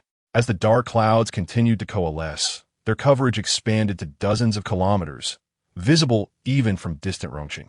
While the sun shone brightly in Rongqing, a stark contrast emerged with the encroaching blanket of darkness. Particularly under the shroud of clouds over Shieling Snow Mountain, the streamer felt an immense pressure, akin to the weight of Mount Tai pressing down. Viewers, you may not feel it as I do, but I can barely catch my breath under this oppressive atmosphere. While some viewers dismissed the streamer's sentiments as mere theatrics, others from within Rongqing chimed in, expressing their own sensations of unease. The situation had already garnered the attention of authorities. The Meteorological Bureau was left baffled, entirely unaware of the unfolding events. After escalating reports, satellite observations revealed only a vast expanse of dark clouds, yet it became evident that something was amiss. The clouds expanded at a perceptible pace, forming a remarkably symmetrical circle, with the center resembling a slowly rotating nebula. Within a hotel, two women and a dog gazed apprehensively at the ominous clouds above, their faces etched with concern. Only Lin Duo remained oblivious to the unfolding events. Lin Shun, acutely aware of the thunderous tribulation looming overhead, noted that the expansion had finally ceased within a radius of over 100 kilometers. Even Rongqing was now engulfed in darkness. Lin Shen's heart brimmed with astonishment. According to the records in the Tai Chuhong Meng Wan Facndn, a typical Golden Core tribulation spans merely a few kilometers, while prodigious talents face storms of only several dozen kilometers. What then could be said of this ominous expanse exceeding 100 kilometers? Was this a harbinger of his demise? Once filled with confidence, Lin Shen now felt apprehensive. Unbeknownst to him, the appearance of the storm clouds had ignited a frenzy online, particularly in the streamer's chat room, where viewership soared. Gazing at the pitch-black clouds above, Lin Shun observed the first bolt of lightning poised to strike. While an ordinary person must endure 9 tribulations to solidify their golden core, it appeared that his own trial would exceed that number. Suddenly, a bolt as thick as an arm descended with unerring precision. Lin Shun felt a surge of ease within his physical form, capable of withstanding the tribulations, while simultaneously utilizing the lightning tribulation to refine his body. Distant on the Shieling Snow Mountain, both the streamers and the visitors beheld the striking bolt, as bright as a day in the midst of night, descending with an unknown target. When the lightning descended, an oppressive silence enveloped the crowd, their breaths held in anticipation, only to release a collective sigh of relief once the bolt had struck. The barrage of comments in the live stream momentarily ceased, swiftly replaced by a flurry of new messages. As the tribulations continued to descend, after the 9th bolt had spent its energy, the dark clouds showed no sign of dissipating. Instead, they brewed with the promise of even more formidable lightning. Upon the arrival of the 10th bolt, Lin Shun felt a sharp sting, yet remained within his capacity to endure. Up to this moment, he had refrained from employing any spells for defense. With each successive bolt, Lin Shun had successfully traversed 18 tribulations, yet the ominous clouds showed no inclination to disperse. It was not until the 25th bolt struck that Lin Shun, caught off guard, coughed up a mouthful of blood. Chapter 44. The 9-pattern golden core. As Lin Shun gazed upon the tempestuous swirl of thunderclouds, he pondered to himself, "It appears the intensity is escalating." The 26th bolt of the tribulation brewed for over a minute before it struck down. Observing the bolt, which was as thick as a thigh, Lin Shun channeled his vital energy, enveloping himself in several layers of protective shields. When the bolt descended, the first layer shattered instantly. The second faltered within the span of a second, and just as the third layer was on the verge of crumbling, the energy of the lightning was expended, allowing it to hold firm. As the 27th bolt began to brew, Lin Shen commenced layering his shields once more. After more than a minute, he had amassed 10 layers. In an instant, 4 layers were obliterated. By the time the 8th layer succumbed, the 27th bolt finally dissipated. The thunderclouds rumbled ominously, as if in wrath. Yet they remained unyielding. Goodness! The third tribulation of the 9 heavens is meant for those at the nascent soul stage. Is this not yet over? Lin Shen felt the pressure mounting exponentially. He summoned various defensive techniques: earthen walls, fiery shields, thunderous barriers, indestructible auras, and 5-star shields, all layering upon him. To any onlooker, Lin Shen would appear resplendent, cloaked in a kaleidoscope of colors. Within his dantian, the previously liquefied spiritual energy gradually coalesced into a golden core, resembling the size of an egg, transforming liquid into solid and solid into gold. The golden core took shape. How could there still be tribulations if the core was already forming? Lin Shen was utterly perplexed. When the 28th bolt struck, all his shields crumbled in an instant. Lin Shen felt a numbing paralysis seize his body, rendering him immobile. Surely, the Chaos Sutra can absorb this, he thought. Without further hesitation, he activated the sutra, which absorbed the remaining energy of the tribulation. Meanwhile, the golden core manifested in a regular pattern. Thus, as he continued to summon shields and absorb energy, he finally reached the 35th bolt of tribulation. Lin Shen was nearly at his limit, blood oozing from his orifices and internal organs sustaining damage. The golden core now bore 7 irregular patterns, each darker than the last. As the 35th bolt descended, reminiscent of a barrel and tinged with a hint of red, Lin Shen unleashed the law of heaven and earth.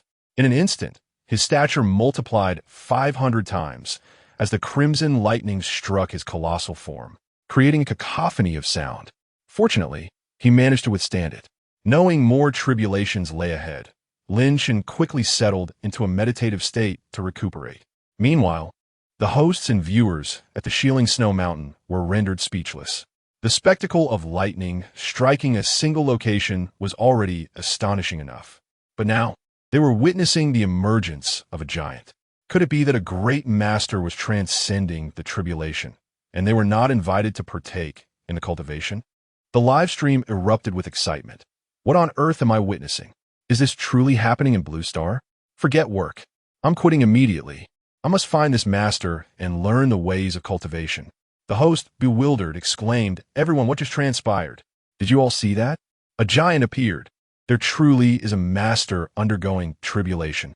Oh, great master, take me with you. I have yet to board the journey." The official observers had a clearer view. Even before Lin Shen faced the 30th lightning tribulation, an official helicopter had arrived 5 kilometers away, equipped with the most advanced and high-definition recording devices to capture the unfolding events.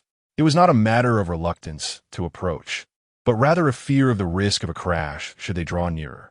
In a secret conference room in the capital of Kyoto, 9 of the highest-ranking officials of the Dragon Kingdom silently watched the footage that had been transmitted. The elder sitting at the head of the table finally spoke. "Surely you all have seen this? It appears that the existence of cultivators is indeed real.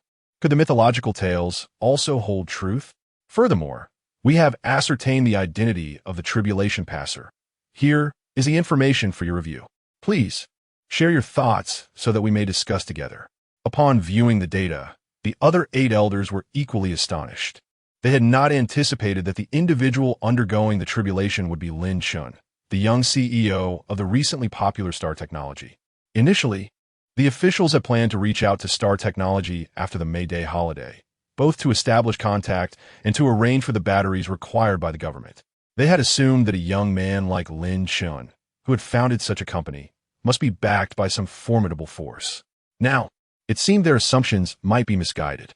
At last, the third elder broke the silence. Based on the energy readings from Lin Shen's tribulation, it appears that no one on Blue Star can constrain his personal power any longer. I wonder if the mushroom egg could still pose a threat to him.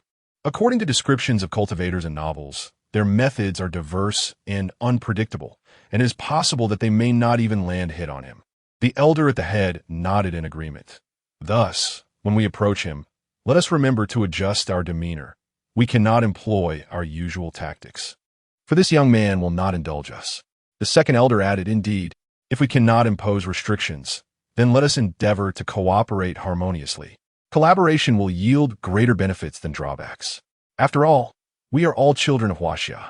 Meanwhile, Lin Shan was preparing for the imminent descent of the 36th lightning tribulation, which had been brewing for nearly 5 minutes. He observed the red lightning, fully aware of the peril it posed. A profound sense of urgency stirred within him. Surviving this tribulation meant life, while failure would lead to death. As the crimson lightning slowly descended, Lin Shan surged with an unprecedented force, amplifying his stature from 500 meters to an astounding 3,000 meters. The audience in the live stream was taken aback by Lin Chen's sudden transformation, and the barrage of comments dwindled to silence as they held their breath in anticipation. In an instant, Lin Shan felt the lightning strike his colossal form, each inch of his body ravaged by the explosive force. A cataclysmic energy surged within him, wreaking havoc on his internal organs. With all his strength, he endeavored to absorb the energy. At last, Lin Chen managed to endure. He felt as though he had been reduced to a mere rag. His body was battered and on the verge of unconsciousness, yet thoughts of his daughter, sister, and girlfriend waiting for his return propelled him forward. On the other side, Su Yuro and Lin Wan watched the live stream anxiously, their worry palpable despite their inability to see him. A surge of determination ignited within Lin Shan, and he ultimately prevailed against the odds. The ominous clouds in the sky rumbled thunderously, seemingly expressing an unwillingness to relent. Eventually, they began to dissipate slowly, and a beam of golden light descended upon Lin Chen's battered form. His body floated into the air, and he understood this to be the sign of having transcended the tribulation. His divine abilities restored at a visibly accelerating pace, and before long, Lin Shan felt himself returning to his peak condition. Is this the essence of the golden elixir? He was imbued with an overwhelming power, feeling unfazed even in the presence of the most formidable nascent soul cultivators. Lin Shan clenched his fist and remarked. Furthermore, intricate patterns adorned the golden elixir, which he named the 9-patterned golden elixir. During the final tribulation, he had initially contemplated forcibly enduring it with the Xianwang Tower. However, he realized that with each of the last 9 lightning strikes he overcame, an additional pattern would manifest on his golden elixir, significantly enhancing his foundation. Thus, he chose to embrace the purifying ordeal of the tribulation. Lin Shan sensed that he had reached the pinnacle of the early stage of the golden elixir, and with a bit more cultivation, he could easily break through to the mid-stage. As the golden light faded, Lin Chen stood suspended in the air, now capable of flight within the golden elixir realm. Moreover, his spiritual consciousness could now probe as far as dozens of kilometers away, capable of discerning even the intricate patterns on a mosquito with crystal clarity. Chapter 45. Homecoming. Lin Chen tested his flying speed, discovering it was akin to the speed of sound. Riding the sword was swifter and more effortless. After soaring for a while, he finally felt the chill of the wind against his skin. His clothes had turned to ashes beneath the previous thunderstorm. Hastily, he retrieved a set of garments from his system space and donned them. Gazing down, Lin Chen noticed that the once prominent mountaintop had now become a sunken hollow, its height diminished by approximately 100 meters. He couldn't help but exclaim, "This thunderstorm truly struck me mercilessly, disregarding my capacity to endure." His musings were abruptly interrupted by the roar of a helicopter. A military helicopter hovered about 20 meters away. A figure, adorned with the insignia of a colonel, shouted towards Lin Shan with a megaphone, "Mr. Lin, I am Wu Guodong, sent by the authorities to speak with you." The helicopter's din was overwhelming. Had Lin Shan not been extraordinary, he would have struggled to discern the words. After a moment's contemplation, he realized he needed to return to ensure everyone was safe. "How about this? I brought my child out for some leisure. Come visit my company after the May Day holiday for a discussion," Lin Shan replied. his voice steady though not raised. Yet, Wu Guodong could hear him distinctly, leaving him astonished and pondering whether this was the manifestation of a cultivator's prowess. Recalling the directive to avoid provoking Lin Shun, Wu Guodong nodded in agreement. Very well, Mr. Lin. We shall visit after the holiday. As the helicopter faded into the distance, Lin Shun ascended rapidly, soaring towards the city. Meanwhile, the online world erupted in chaos. The live stream spread like wildfire, with an overwhelming number of viewers. Many witnessed the event, and numerous recordings were retained. Thus, even if the authorities wished to impose control, they found it impossible. The security department, receiving orders from above, could only lament, why did we not act sooner? Now the news is everywhere. Can we truly manage it? One officer mused, I too wish to resign and pursue cultivation. However, skepticism lingered among some, who dismissed it as mere game graphics or special effect from a television drama. The majority speculated that the greatest opportunities for cultivation lay within the various Taoist temples, anticipating a significant influx of visitors in the coming days. Lin Shun remained oblivious to the online commotion. Previously, when he utilized the technique to expand his silhouette, no one could recognize that the person undergoing tribulation was indeed him. Shortly thereafter, Lin Shun landed on the hotel rooftop.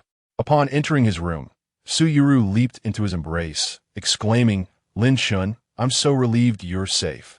Although she had not seen the entire live stream, she sensed the peril inherent in the situation. Lin Shun comforted her with a gentle pat on the back, saying, Didn't I mention before I left? A mere thunderstorm is inconsequential. You all lack faith in me. After reassuring Su Yuru and Lin Wan, Lin Duo, carefree as ever, rushed out. Daddy, where have you been? You didn't play with Duo. Haha. Daddy is back now. ISNT. This afternoon. I'll take you out to play. He scooped the little girl into his arms, eliciting laughter.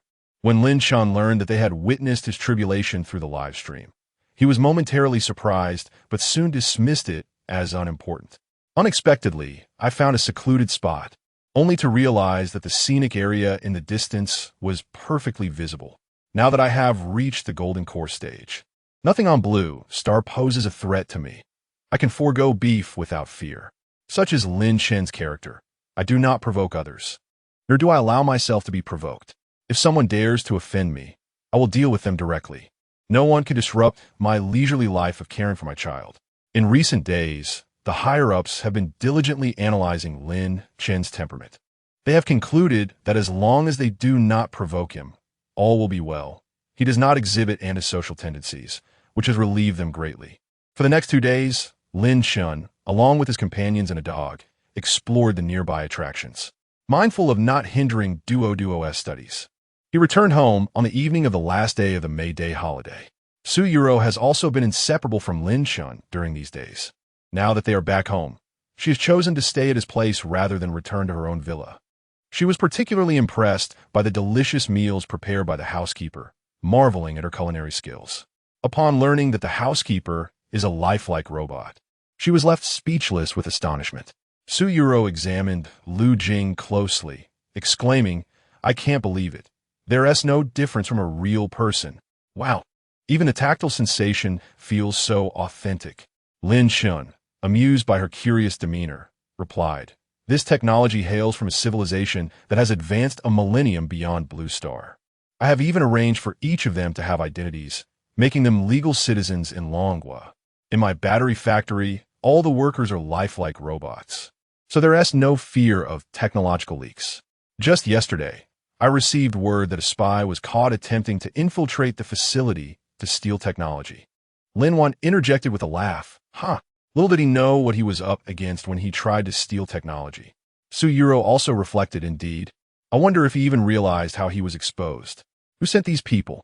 Lin Chun scoffed. They were dispatched by the beautiful country, fearing that my batteries might disrupt their oil market. They have no idea what lies ahead. I possess controllable nuclear fusion technology. Once I unveil it, it will spell disaster for them.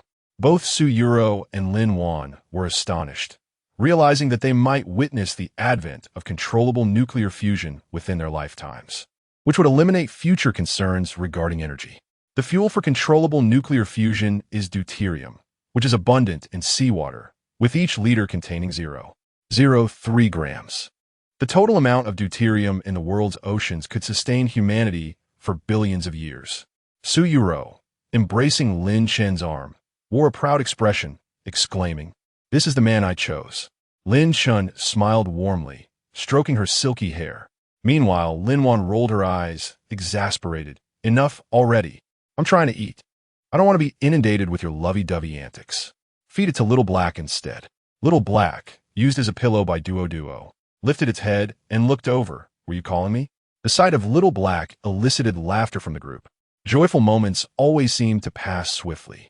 After Duo fell asleep that night, Lin Shun brought the two women and the dog into the tower's spatial realm.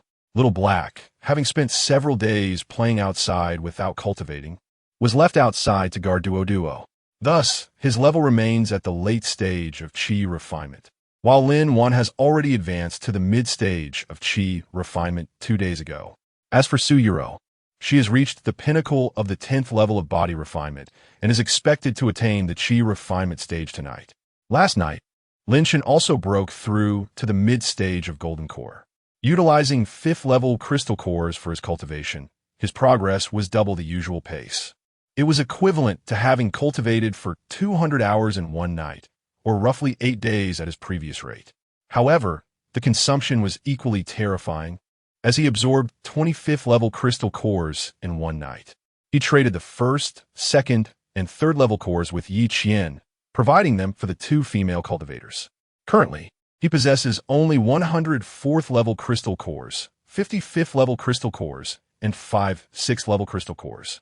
The disparity between each level is approximately 10-fold, which equates to merely 110 5th-level cores. This amount would barely suffice for a week, and moreover, Yi Qian's supply cannot keep up. Additionally, since Yi Qian has also practiced a cultivation technique, her demand for crystal cores has undoubtedly increased, resulting in an even smaller allocation for him. Chapter 46. The billionaire with a cash flow Lin Chun sighed and began his cultivation. The rate at which he absorbed spiritual energy in the golden core stage far surpassed that of the foundation establishment stage. However, the amount of resources required was staggering. 90 hours swiftly passed in a single night. After dropping Lin Duo off at kindergarten in the morning, Lin Shun made his way to the company. Many employees who had returned from vacation greeted him warmly.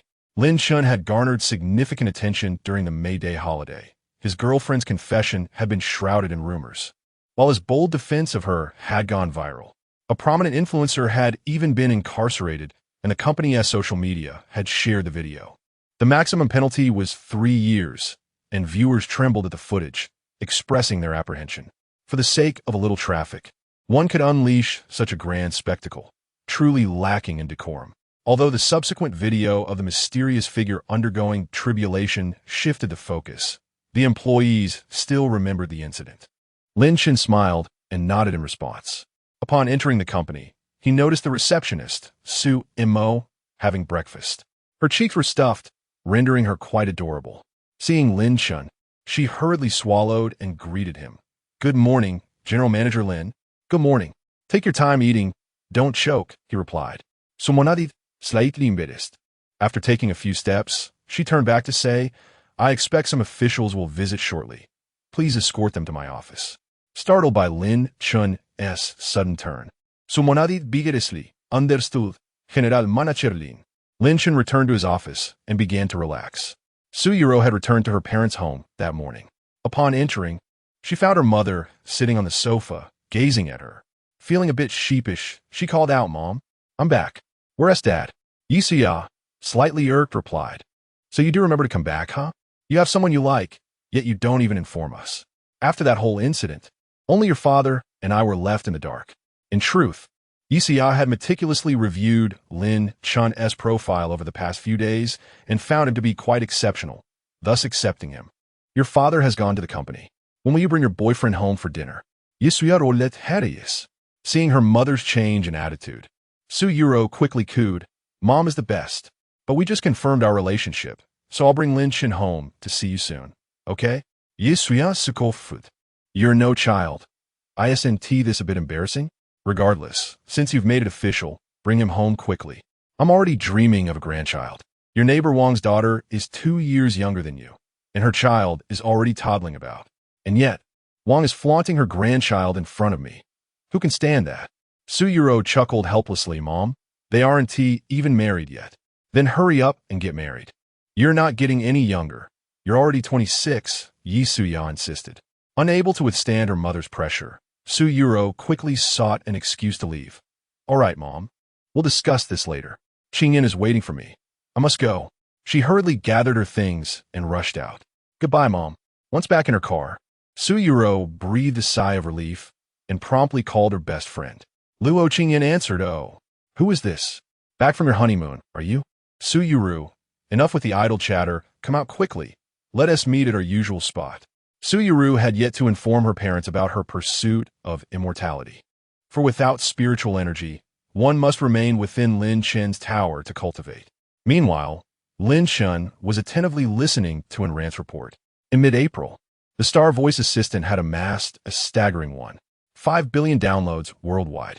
The number of paying users stood at 32 billion, with 460 million opting for annual subscriptions, leading to a total revenue of 92 billion. The monthly subscribers numbered 858 million, generating an income of 16 billion. Altogether, the sum reached an impressive 56 billion. The Star AI had only been launched for less than a week, thus the calculations were still being refined. Additionally, the auction for battery area agents had brought in over 8 billion. Lin Chen mused to himself. Had he just become a billionaire?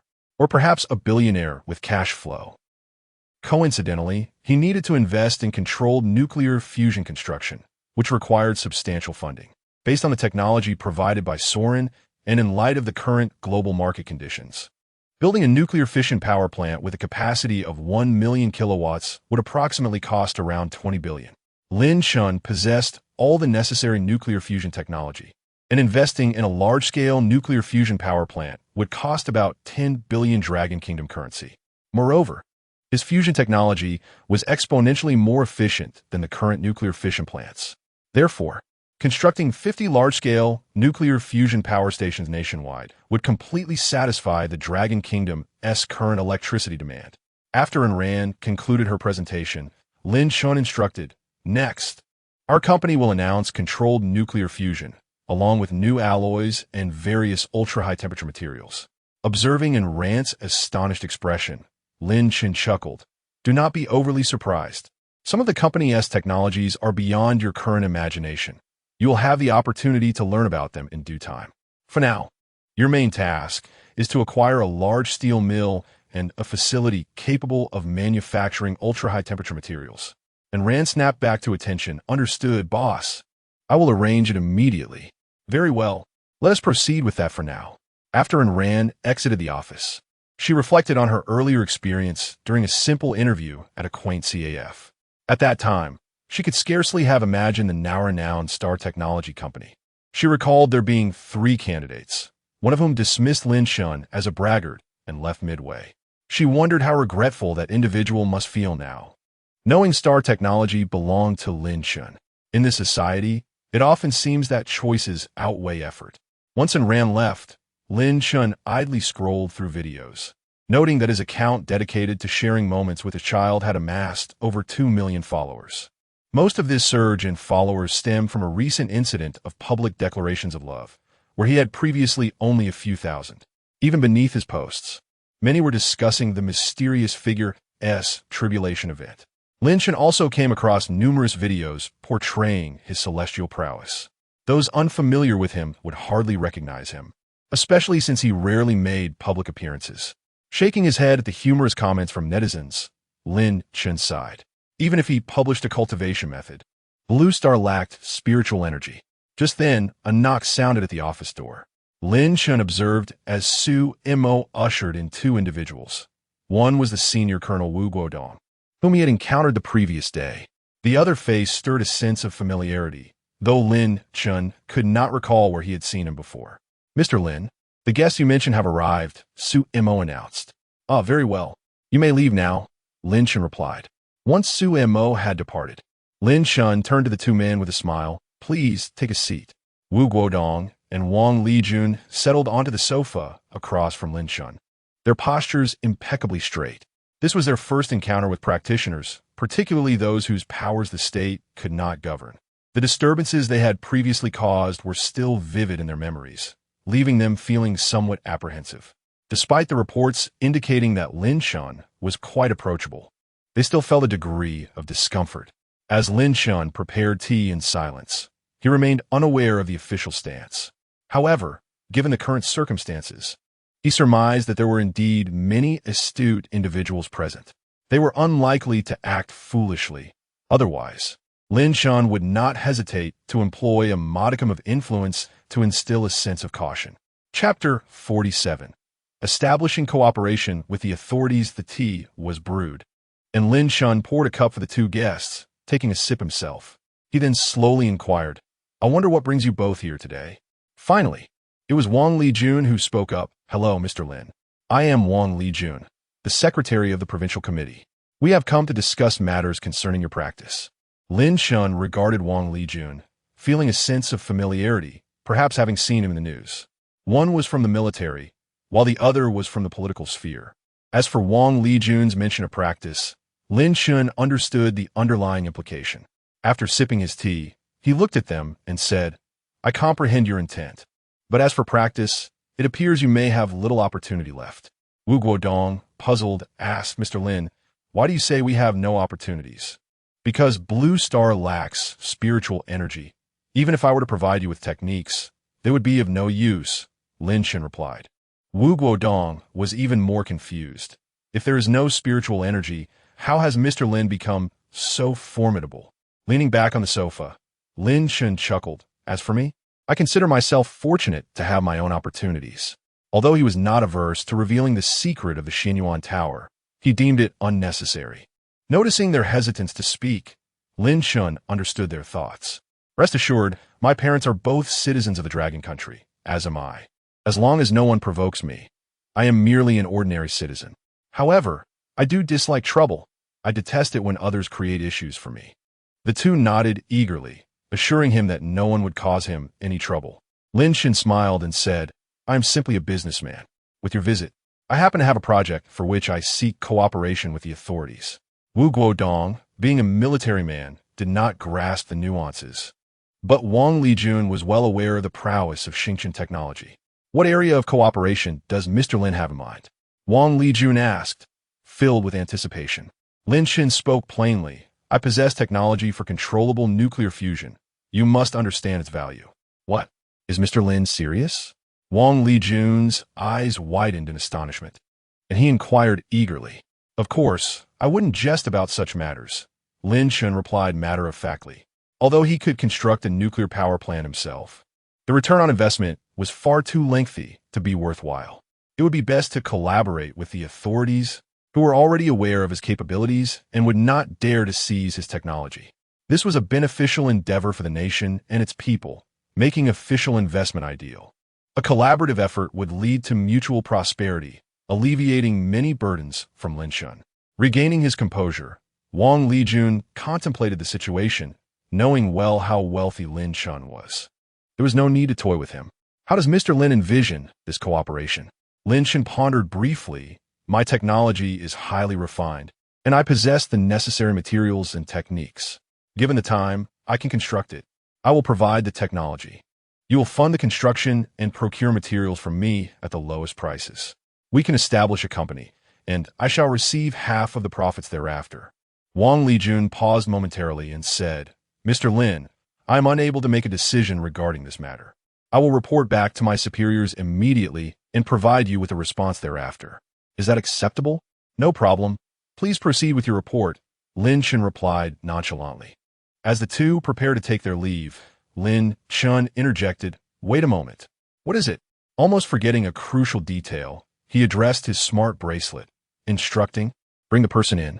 Turning back to the two men, he added with a smile, "A few days ago, while out for leisure, a spy attempting to steal technology was apprehended at the battery factory. You can take him back shortly." Before long, a robotic employee escorted a man in his 30s into the room. "Here he is, a man who forsakes his own country to become a traitor," Lin Chen declared, pointing at the man. You may take him away. The mere sight of him makes me wish to eliminate him. The two men, upon hearing Lin Chen's words, felt a twinge of embarrassment. Even if they were to eliminate the traitor, they would not dare voice their opinions. As they led the spy out of Xingqian technology, both men breathed a sigh of relief. Despite Lin Chen's approachable demeanor, they felt a chilling unease. Upon returning to the official building, they each reported to their superiors, detailing their encounter with Lin Chen. Wang Lijun's superior, upon hearing of Lin Chen's possession of controllable nuclear fusion technology and his willingness to collaborate with the government, became quite agitated. Although they were uncertain whether Lin Chen's claim about their inability to cultivate was genuine, the mention of controllable nuclear fusion technology shifted their focus away from cultivation. If the Dragon Kingdom possessed such technology, energy concerns would no longer be an issue, nor would there be a need to import oil. Even if Lin Chen demanded 50% of the profits, it was deemed entirely acceptable. The prospect of limitless energy promised unimaginable benefits for the future development of the Dragon Kingdom. Furthermore, Lin Chen mentioned new alloys and ultra-high temperature materials, which would greatly aid in the development of the next generation of aircraft and future spacecraft. Consequently, the higher-ups devised a plan to expedite collaboration with Lin Chen, instructing Wang Lijun to return to Xingqian technology the following day to finalize the agreement. Meanwhile, in the afternoon, Lin Chen received a report from Shaoxing, indicating that a group intended to kidnap Duo, which Shaoxing discovered to be orchestrated by individuals from the beautiful nation. It appeared they had been waiting for an opportunity since their prior outing with Duo, and now they had begun to act following her return to school. Lin Chen was immediately incensed. This repeated provocation was akin to pulling the whiskers of a tiger, and even a clay figurine would have its limits. Shaoxing suggested that the robots deal with those attempting to take action by burying them in a discreet location. What do you think I should do to retaliate against the beautiful nation without intervening myself? Lin Chen pondered aloud. Boss, I can create trouble for them. Shaoxing replied directly. After contemplating, Lin Chen instructed, Very well, please send them a message indicating that if they dare to provoke me again, they will face dire consequences. Understood, boss. Meanwhile, in the conference room of the White House, a group of high-ranking officials from the beautiful nation convened. Trump sat at the head of the table. Addressing the congressman, the two groups we dispatched have yet to report back. The crowd pondered over their next course of action. But silence enveloped the room as no one seemed to possess a viable solution. Perhaps we should impose sanctions upon him, compelling his surrender of technology, suggested an elderly man with spectacles and a white beard. Just then, the conference room's large screen flickered to life, revealing a panda face. The panda visage slowly began to speak. You, a bunch of pale-skinned swine, should prepare your graves if you dare to provoke me again. Consider this merely a warning. Upon concluding its message, the screen transitioned to play a cheerful animation. Meanwhile, the attendees remained bewildered when a secretary burst into the room. Mr. President, the White House network has been breached. All systems are down. The entire network in Washington is in disarray, with both advertisement screens and television stations broadcasting the cheerful Mindjiang. Traffic lights have become chaotic, resembling a carnival, resulting in numerous vehicular accidents. Chapter 48. The Beautiful Nation's Internet Paralysis, Retribution. In public opinion turmoil upon recalling the words just spoken by Panda Head, Trump's expression shifted dramatically. It appeared to be the vengeful tactics of the Dragon Nation. Is it possible to ascertain who was responsible? The secretary, feeling exasperated, replied, Sir, the entire network is down. How am I supposed to investigate? I do not possess a divine perspective. Nonetheless, the secretary continued, Sir, it is currently impossible to conduct inquiries. The network has yet to be restored. By the time it is back online, an hour will have elapsed. The internet in the beautiful nation erupted in chaos as the foremost power. Experiencing a 1-hour network outage was unprecedented. The ensuing losses were incalculable. From a moment the network collapsed, financial transactions were halted, transportation and logistics were disrupted, and the healthcare system faced risks. In a city of such magnitude, the damages amounted to at least tens to hundreds of billions of beautiful coins. Trump swiftly issued a statement condemning the Eastern hackers for their cyber assault on Washington, which resulted in immeasurable losses, demanding compensation from the Dragon Nation. The upper echelons of the Dragon Nation, upon learning of the situation in the beautiful nation, firmly denied any involvement, regardless of the truth. They deemed it sufficient not to applaud and considered it a courtesy. As for compensation, that was an absurd notion. According to reports, the beautiful nation had sought to acquire quantum core solid-state battery technology through nefarious means, even sending individuals to clandestinely obtain secrets from factories. Recent intelligence suggested they had also contemplated the abduction of someone's daughter. They were truly reaping what they had sown. The Ministry of Foreign Affairs promptly issued a statement. We strongly condemn the beautiful nation for its shameless behavior of making unfounded accusations. In light of their own network paralysis, they should reflect upon whether the fault lies within themselves. Why do hackers only target them and not us or other nations? We urge the beautiful nation to seek answers within. Netizens from various countries soon caught wind of the developments, clarifying the sequence of events. They cannot help but jest, suggesting that when trouble arises, one should first examine their own culpability. Additionally, speculation arose regarding the identity of the hacker capable of such a grand maneuver. Many surmised it was the work of someone from the Dragon Nation. After all, why else would the cheerful animation Pleasant Goat and Big Big Wolf be broadcast? This beloved children-esque show from the Dragon Nation had the netizens in fits of laughter, marveling at the audacity of the hackers' antics. Wang Lijun received the news and promptly placed a call to Lin Shun. Mr. Lin, was it you who orchestrated the beautiful nation's incident? Lin Shun answered the phone with a calm demeanor. Yes, it was I. Is there a problem?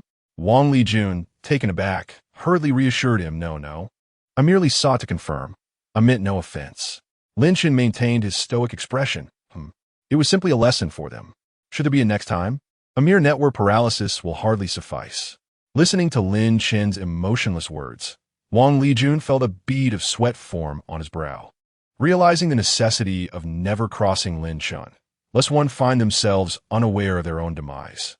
The individual on the other end of the line displayed no concern for status, relationships, or background. Very well, I shall not intrude further, Mr. Lin.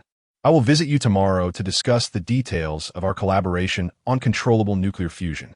After hanging up the phone, I let out a long sigh. It appears that Lin Chen harbors many secrets yet to be uncovered. With such ease, he managed to incapacitate a sprawling metropolis's network for an hour.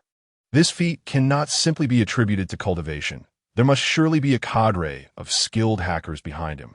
Upon hearing the report of the successful operation from Shaoxing, Lin Chen smiled faintly and chose to divert his attention elsewhere. He picked up his phone and sent a message to Su Yuru. Lin Chen, what are you up to? Work is so dull. I miss you.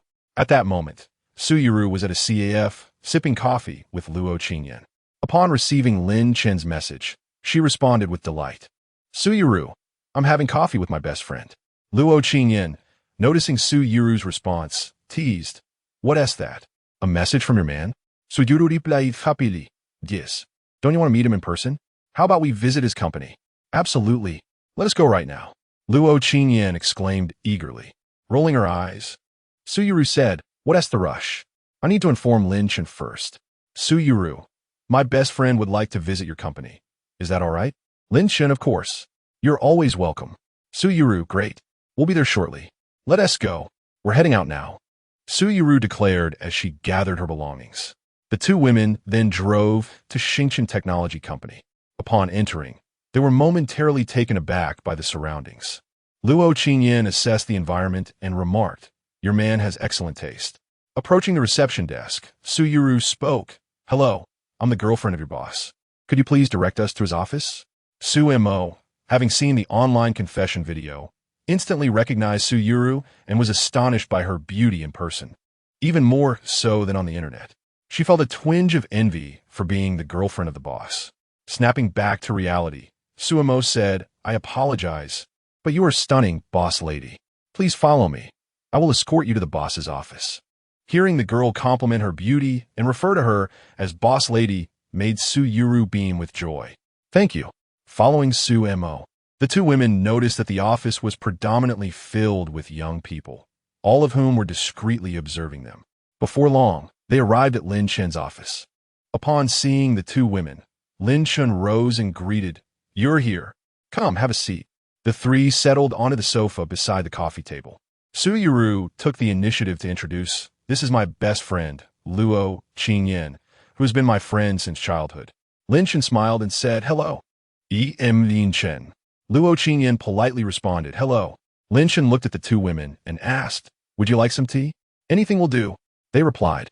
Lin Chen's office offered little more than tea and plain water. As Luo Qingyan began brewing tea, she remarked, "I never imagined that the much-discussed future star Xingqian technology would be captured by our Yuru." Lin Chen poured tea for the two and turned to Su Yuru, saying, "What do you mean captured? We are genuinely in love. It's simply a natural progression, right, my dear?" Su Yuru, feeling shy, retorted, "What nonsense are you talking about? Who is your wife?" Luo Qingyan, unexpectedly teased, found herself unwittingly fed a mouthful of dog food. Suddenly, feeling discontented, he exclaimed, "Ahem, there are others present. One should not flaunt affection so openly." Su Yuro retorted disdainfully, "If you disagree, why not seek a partner for yourself?"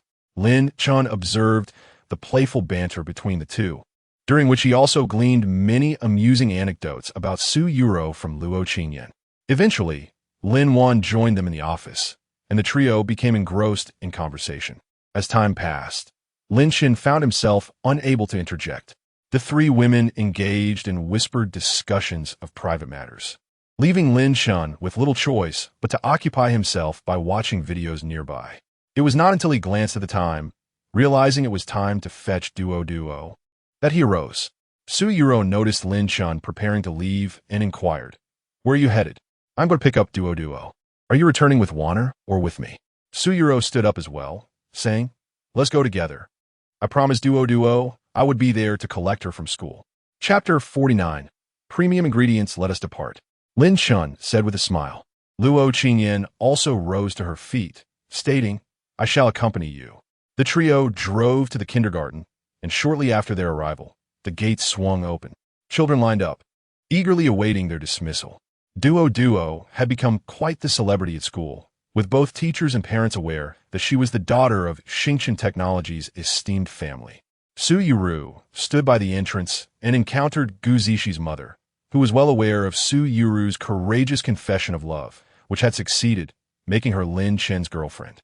With a smile, she greeted Su Yuru, "Ah, Miss Su, here to pick up Duo today?" "Indeed," Su Yuru replied with a smile. "I promised Duo I would collect her today."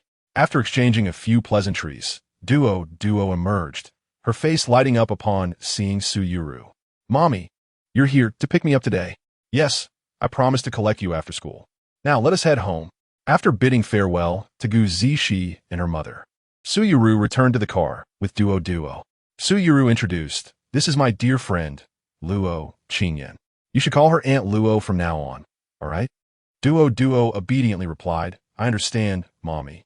Then she enthusiastically called out, "Aunt Luo, hello. You're so beautiful, just like Mommy." Luo Qingyan, charmed by Duo's sweet demeanor, couldn't help but smile. "What a delightful child. I wish to have one of my own someday." Su Yuru chuckled, "That's wonderful. I support you. If you don't find someone soon, you might end up as an old maid." Luo Qingyan retorted playfully, "What nonsense. I am still a beautiful young lady. The term old maid is rather harsh." Before long, they arrived home. Lin Chen encouraged them to play in the living room. Unbeknownst to Luo Qingyan, he let out Xiao He.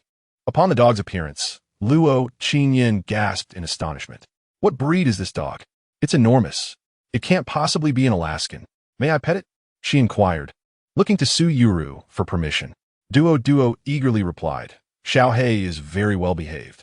He won't bite." With cautious curiosity, Luo Qingyan reached out to touch Xiao He. Noticing that he remained calm, she grew bolder and embraced the majestic creature. "Xiao He looks so impressive, far more attractive than my family's husky." Su Yuru shot her a playful glare. "Do not compare your silly dog to Xiao He. They are not even in the same league." Luo Qingyan did not dispute this and curiously asked, "What does Xiao He eat to grow so robust?" "He is all muscle. Just meat," Su Yuru replied succinctly. Meanwhile, while they conversed, Lin Chen stepped into the yard and retrieved a cow from the tower's spatial dimension. This cow had been raised within the tower's confines since before the May Day holiday. Though only 10 days had passed outside, over 100 days had elapsed within, equating to more than 3 months. It was time to sample its flavor, and this cow had grown significantly larger than a typical one. While an ordinary cow weighs around 1,000 pounds, with larger ones reaching about 2,000, this particular specimen weighed at least 2 tons. Its mass had tripled over the course of 100 days, indicating a remarkable transformation due to the absorption of spiritual energy. Lin Shun gently tapped the bull's head with his spiritual energy, causing its eyes to dissolve, clearly indicating its demise. He then took out a large basin he had prepared and used his spiritual sword to bleed the bull, filling 2 sizable basins with its blood. Contemplating the bull's immense size, he realized it would provide sustenance for his family for an extended period, far exceeding the capacity of their refrigerator. Consequently, Lin Shun decided to detach a leg from the bull, storing the remainder in his system space. From the tower's space, he also retrieved a fish weighing over 20 pounds, which he recalled had been approximately 5 or 6 pounds when he stored it. Additionally, he took out a chicken, also over 20 pounds, which had grown rapidly, weighing merely 1 or 2 pounds when placed inside. After carefully organizing all the ingredients, he instructed the housekeeper, Lu Jing, to prepare dinner for that evening. At that moment, Lin Wan returned home, and, upon noticing the ingredients the housekeeper was carrying, inquired curiously, "Brother, are these the ones raised in the space? Are they ready to eat?" Lin Shin smiled and replied, "Indeed. I didn't expect them to grow so quickly. You're in for treat tonight." As they made their way to the living room, Su Yuru also observed the unusual ingredients the housekeeper had just brought in. She turned to Lin Shun and asked, "Did the housekeeper just bring those ingredients from the space?" "Yes." Lin Shun thought about the presence of Luo Qingyan that evening and decided it was the perfect opportunity to test the flavors. Luo Qingyan, puzzled, looked at the two and asked, "What are you two talking about? Is there something special about the meat that was just brought in?" Lin Shun chuckled without providing an explanation, saying, "You'll have to discover it for yourself."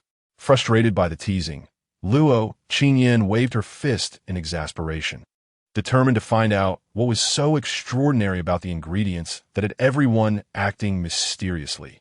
Before long, amidst their conversation, an indescribable aroma wafted through the air, making mouths water involuntarily, especially for Luo Qingyan, who frequently glanced toward the kitchen, eagerly awaiting the meal.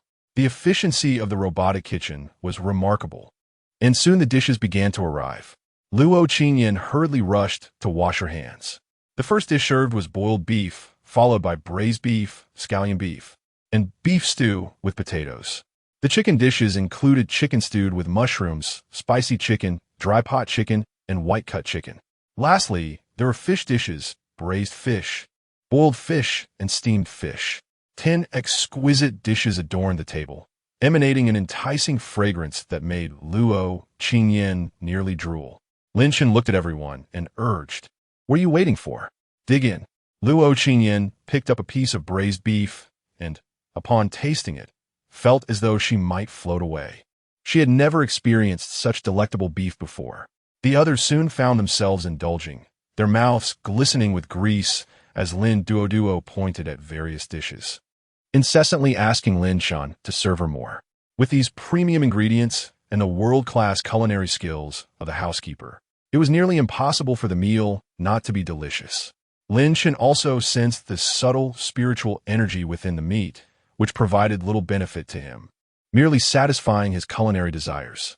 For the two girls in the qi refinement stage, it offered minimal assistance, with only slight long-term benefits. However, for ordinary individuals, it could strengthen the body and gradually improve their constitution. Luo Qingyan's most pressing dilemma at that moment was staring at the feast laid before her while feeling exceedingly full and unable to consume another bite. She surprisingly has not consumed as much as Lin Duo. Lin Shan observed her amusing expression and remarked, "If you cannot finish it, there is no need to force yourself. These meats are rich in energy and can enhance your constitution. Overindulgence may not be beneficial for you." Luo Qingyan inquired with curiosity, "Is this also a new product from your company?" Lin Shan chuckled softly. "In a sense, yes, but it is not intended for market release. It is for internal use only. When you return home, Feel free to take some for your family. In the future, if you wish for more, you can simply ask Yuro. Upon hearing this, Luo Qingyan graciously accepted. Thank you. However, why can I eat more? Even Duo consumes more than I do. Perhaps their bodies are simply more robust than yours. Lin Shun replied ambiguously. Naturally, Su Yiruo and Lin Wan did not comment, as both were cultivators at the qi refinement stage. After receiving prolonged nourishment from Lin Chen's spiritual energy, Duo was certainly not someone to be easily compared to. Chapter 50. Stargazing with my daughter after a delightful meal, the group found themselves utterly satiated, reclining on the sofa, reluctant to stir. Meanwhile, Xiaohei continued to indulge voraciously in its large bowl. Luo Qingyan observed the gluttonous display. Now I understand why Xiaohei has grown so robust. It truly is a bottomless pit. How I envy it. Why can't I eat as much? She added, and, Yuro, your housekeeper's culinary skills are exceptional. How am I to survive if this continues? Su Yuro shot a disapproving glance at her friend. Look at your ambitions, only focused on eating. Can't you strive for something more? Luo Qingyan retorted, you're the one living in luxury. My survival is of no concern to you. I'm determined to come over for meals every day. With an eye roll, Su Yuro replied, suit yourself. It's no big deal. After the meal, Luo Qingyan lingered at Lin Chen's home, allowing her full stomach to settle before noticing the time and bidding farewell. She took with her a few pounds of ingredients, careful not to waste any uneaten food, and promised to return for fresh supplies whenever desired. Today, Lin Chen opted not to take his usual evening stroll, but instead turned to his daughter. Darling, would you like to fly up high and gaze at the stars? Lin Duo looked at him with eager anticipation. Daddy, can we really fly up to see the stars? In her eyes, her father was the most formidable being. Lin Chen scooped the little girl into his arms. Of course. When have I ever deceived you? He then addressed the two women. Would you like to experience the sensation of flying in the air ahead of time? Upon hearing that Lin Chun could take others along, Su Yuro readily agreed, as did Lin Wan. They knew it would be a long wait until they reached the golden core stage. Let us go. Carrying Duo, Lin Chun made his way to the garden and summoned his spirit sword. As it floated in midair, he performed a spell, watching as the sword gradually expanded to 0.5 meter in width and 3 meters in length before coming to a halt. With Duo's mouth agape in awe, Lin Shan was the first to step onto the spirit sword, beckoning the two women to join. As they cautiously climbed aboard, Lin Chun positioned himself at the front, with Su Yuro nestled in the middle and Lin Wan at the rear, holding on to Su Yuro. Ready? We're about to take off, Lin Chun announced cheerfully. Lin Duo waved her tiny hand and, in her sweet, childlike voice, called out, "Let us go." In an instant, the three felt a rush as the scenery shifted rapidly, and within the blink of an eye, they found themselves soaring 1,000 meters high, gazing down at the dazzling lights of Rong City. Words failed to capture the sheer beauty of the moment. They could only marvel at the sight. Lin Duo exclaimed in wonder, "Daddy can really fly. You're amazing, Daddy." The two women felt as if they were firmly rooted to the sword, free from any fear of instability. A protective barrier surrounded them, shielding them from the gusts of wind at such heights. As Lin Chun guided them gracefully over the city, they floated like celestial beings, observing the bustling world below. The night offered them anonymity, free from the worry of being seen. However, as they neared the airport flight path, a passenger plane ascended slowly into the sky, filled with travelers. As the airplane ascended to an altitude of 2,000 meters, a curious little boy seated by the window gazed in wonder at the breathtaking scenery outside. Just then, he spotted a family soaring through the air on swords. However, they vanished swiftly from sight, trailing behind the aircraft. The boy eagerly shook his mother, who was engrossed in a book. Mom, there are people flying outside." His mother, of course, did not believe him but feigned interest and glanced outside, asking, "Where are the flying people? I don't see anyone." The boy, recalling the sight he had just witnessed, felt his face flush with urgency. "But I really saw them flying. They were there." His mother, not wanting to dwell on the matter, placated him, saying, all right. If you say there are people flying, then let us just leave it at that. Now, rest a bit. You have school tomorrow." understanding his mother's disbelief. The boy felt a wave of melancholy wash over him. Unbeknownst to them, Lin Shun and the others remained oblivious to the little boy's brief encounter with his mother. After enjoying the breathtaking night view of the entire city, Lin Shun soared through the clouds to an altitude of 10,000 meters. Gazing at the myriad stars, he inquired, "How do you like the stars, my dear daughter?" "They're magnificent, Dad. You're the best to me, Daddy," she replied, giving him a kiss. Lin Wan, following behind, reflected, "It has been ages since I've seen such a beautiful starry sky. I vaguely remember that when I was a child in the countryside, the night sky was filled with stars. Indeed, nowadays, pollution is so severe that we can hardly see anything," Su Yuru expressed. Lin Wan, intrigued, asked sister-in-law, "Your family has always been wealthy. Did you also grow up in the countryside?" Su Yuru chuckled, "Yes, my grandmother's home was in the countryside, and I spent some time there as a child." Lin Shun, gazing into the vastness of space, realized that he was currently in the golden core stage and could not remain in space for long. He yearned for the day when he could elevate his realm and take his companions on a celestial journey. After a moment of admiration, Lin Shun returned home, where the little girl was still brimming with excitement. She clung to him, chattering away, sometimes uttering words even she didn't understand. Such is the nature of children. Initially intending to take a stroll by the seaside and enjoy some barbecues, they decided it was too late for the evening and planned to postpone their outing until the following night. After the little girl's excitement subsided, he lulled her to sleep and guided Lin Wan and the little black dog into the tower's spatial realm for cultivation. Su Yuru, catching Lin Chen's gaze, immediately understood. She was no longer the timid woman who once merely begged him to be gentle.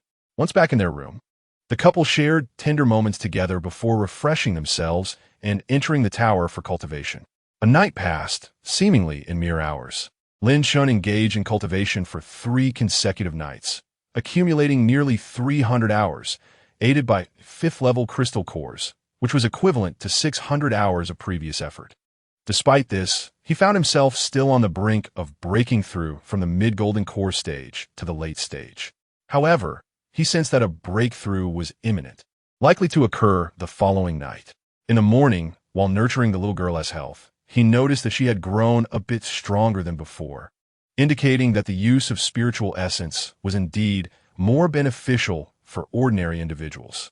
After enjoying breakfast, Lin Shun presented Su Yuru with some spiritual meat, encouraging her to take it home for her parents to savor, as it would be beneficial for their health.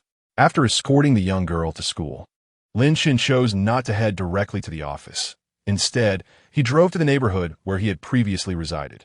Coincidentally, he spotted the elderly Guo Baoquan returning from his morning exercise.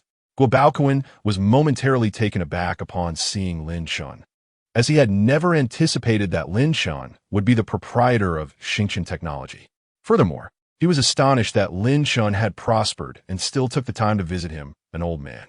A wave of warmth washed over him, as he felt reassured that he had not erred in his past support.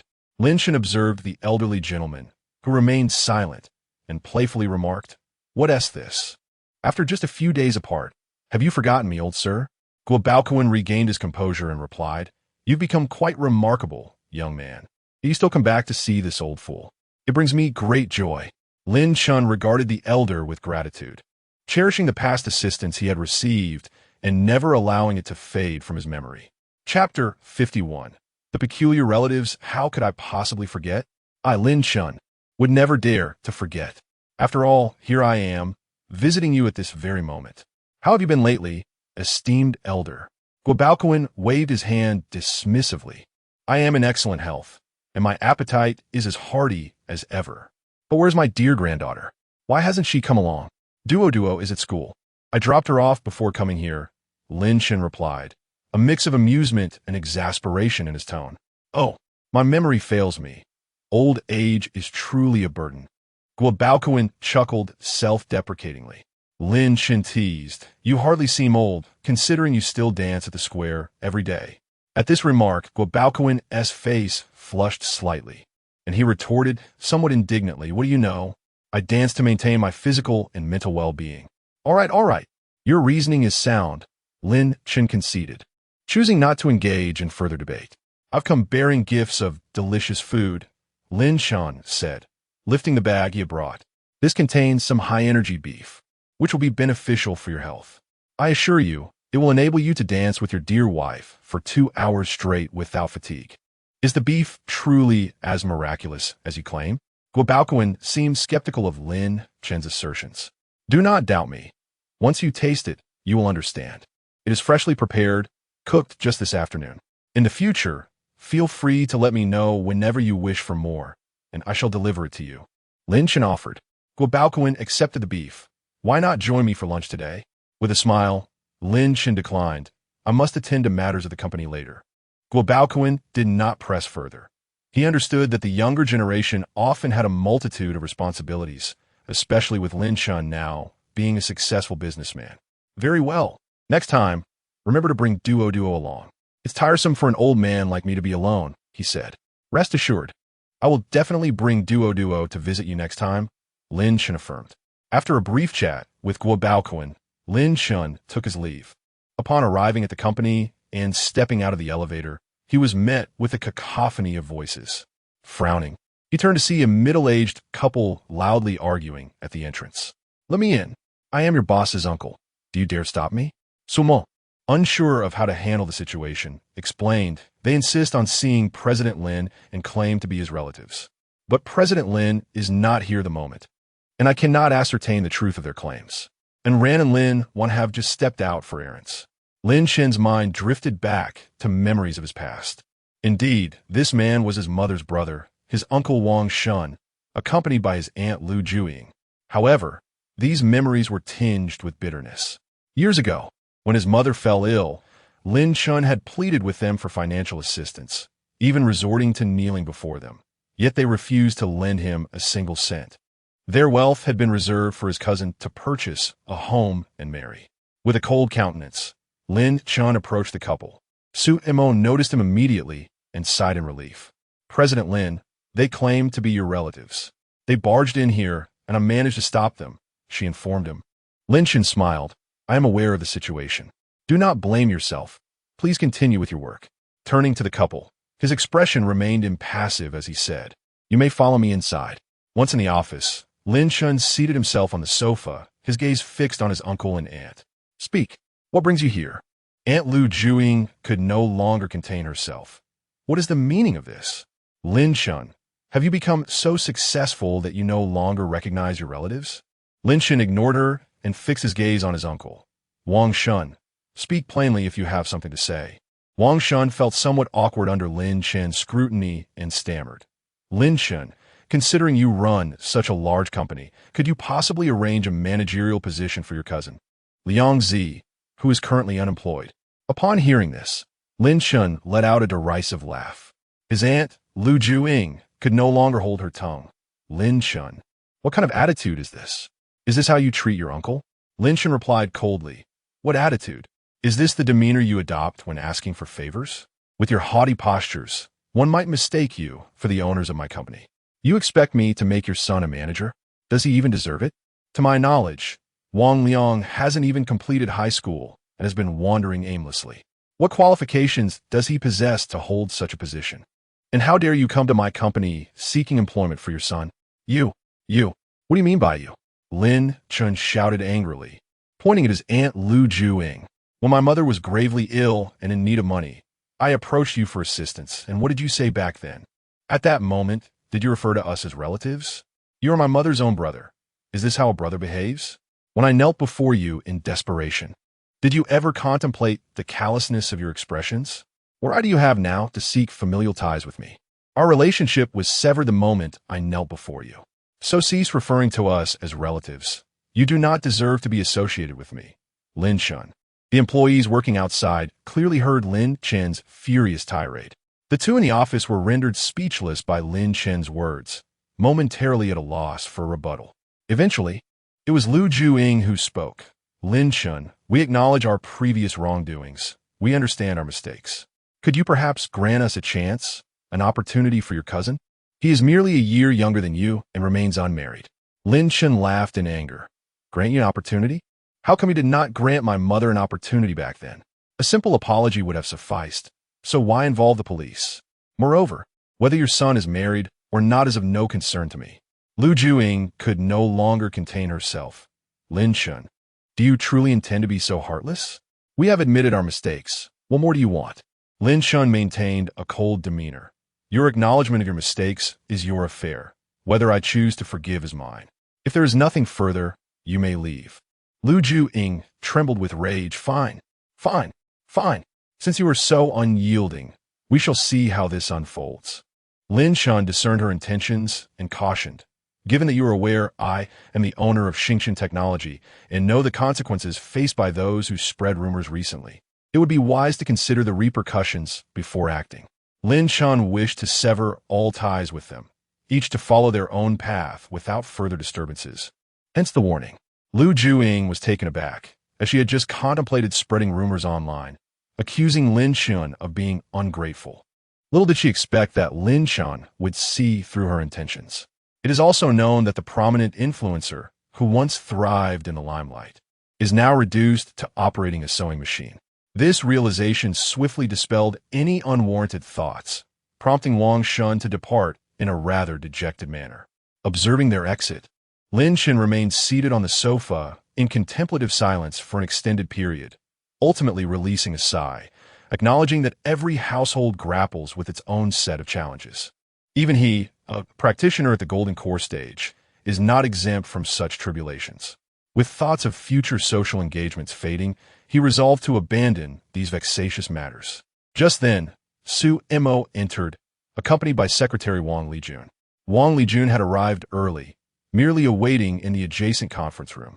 He dared not speak of Lin Chen's family affairs, reflecting that today's visit was indeed ill-timed, and hoped that matters would unfold smoothly.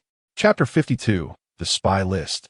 Xiaohong's transformation. Lin Chun observed Wang Lijun entering and gestured for him to take a seat. With a smile, Lin Chun remarked, I hope I haven't caused you any embarrassment. Secretary Wang.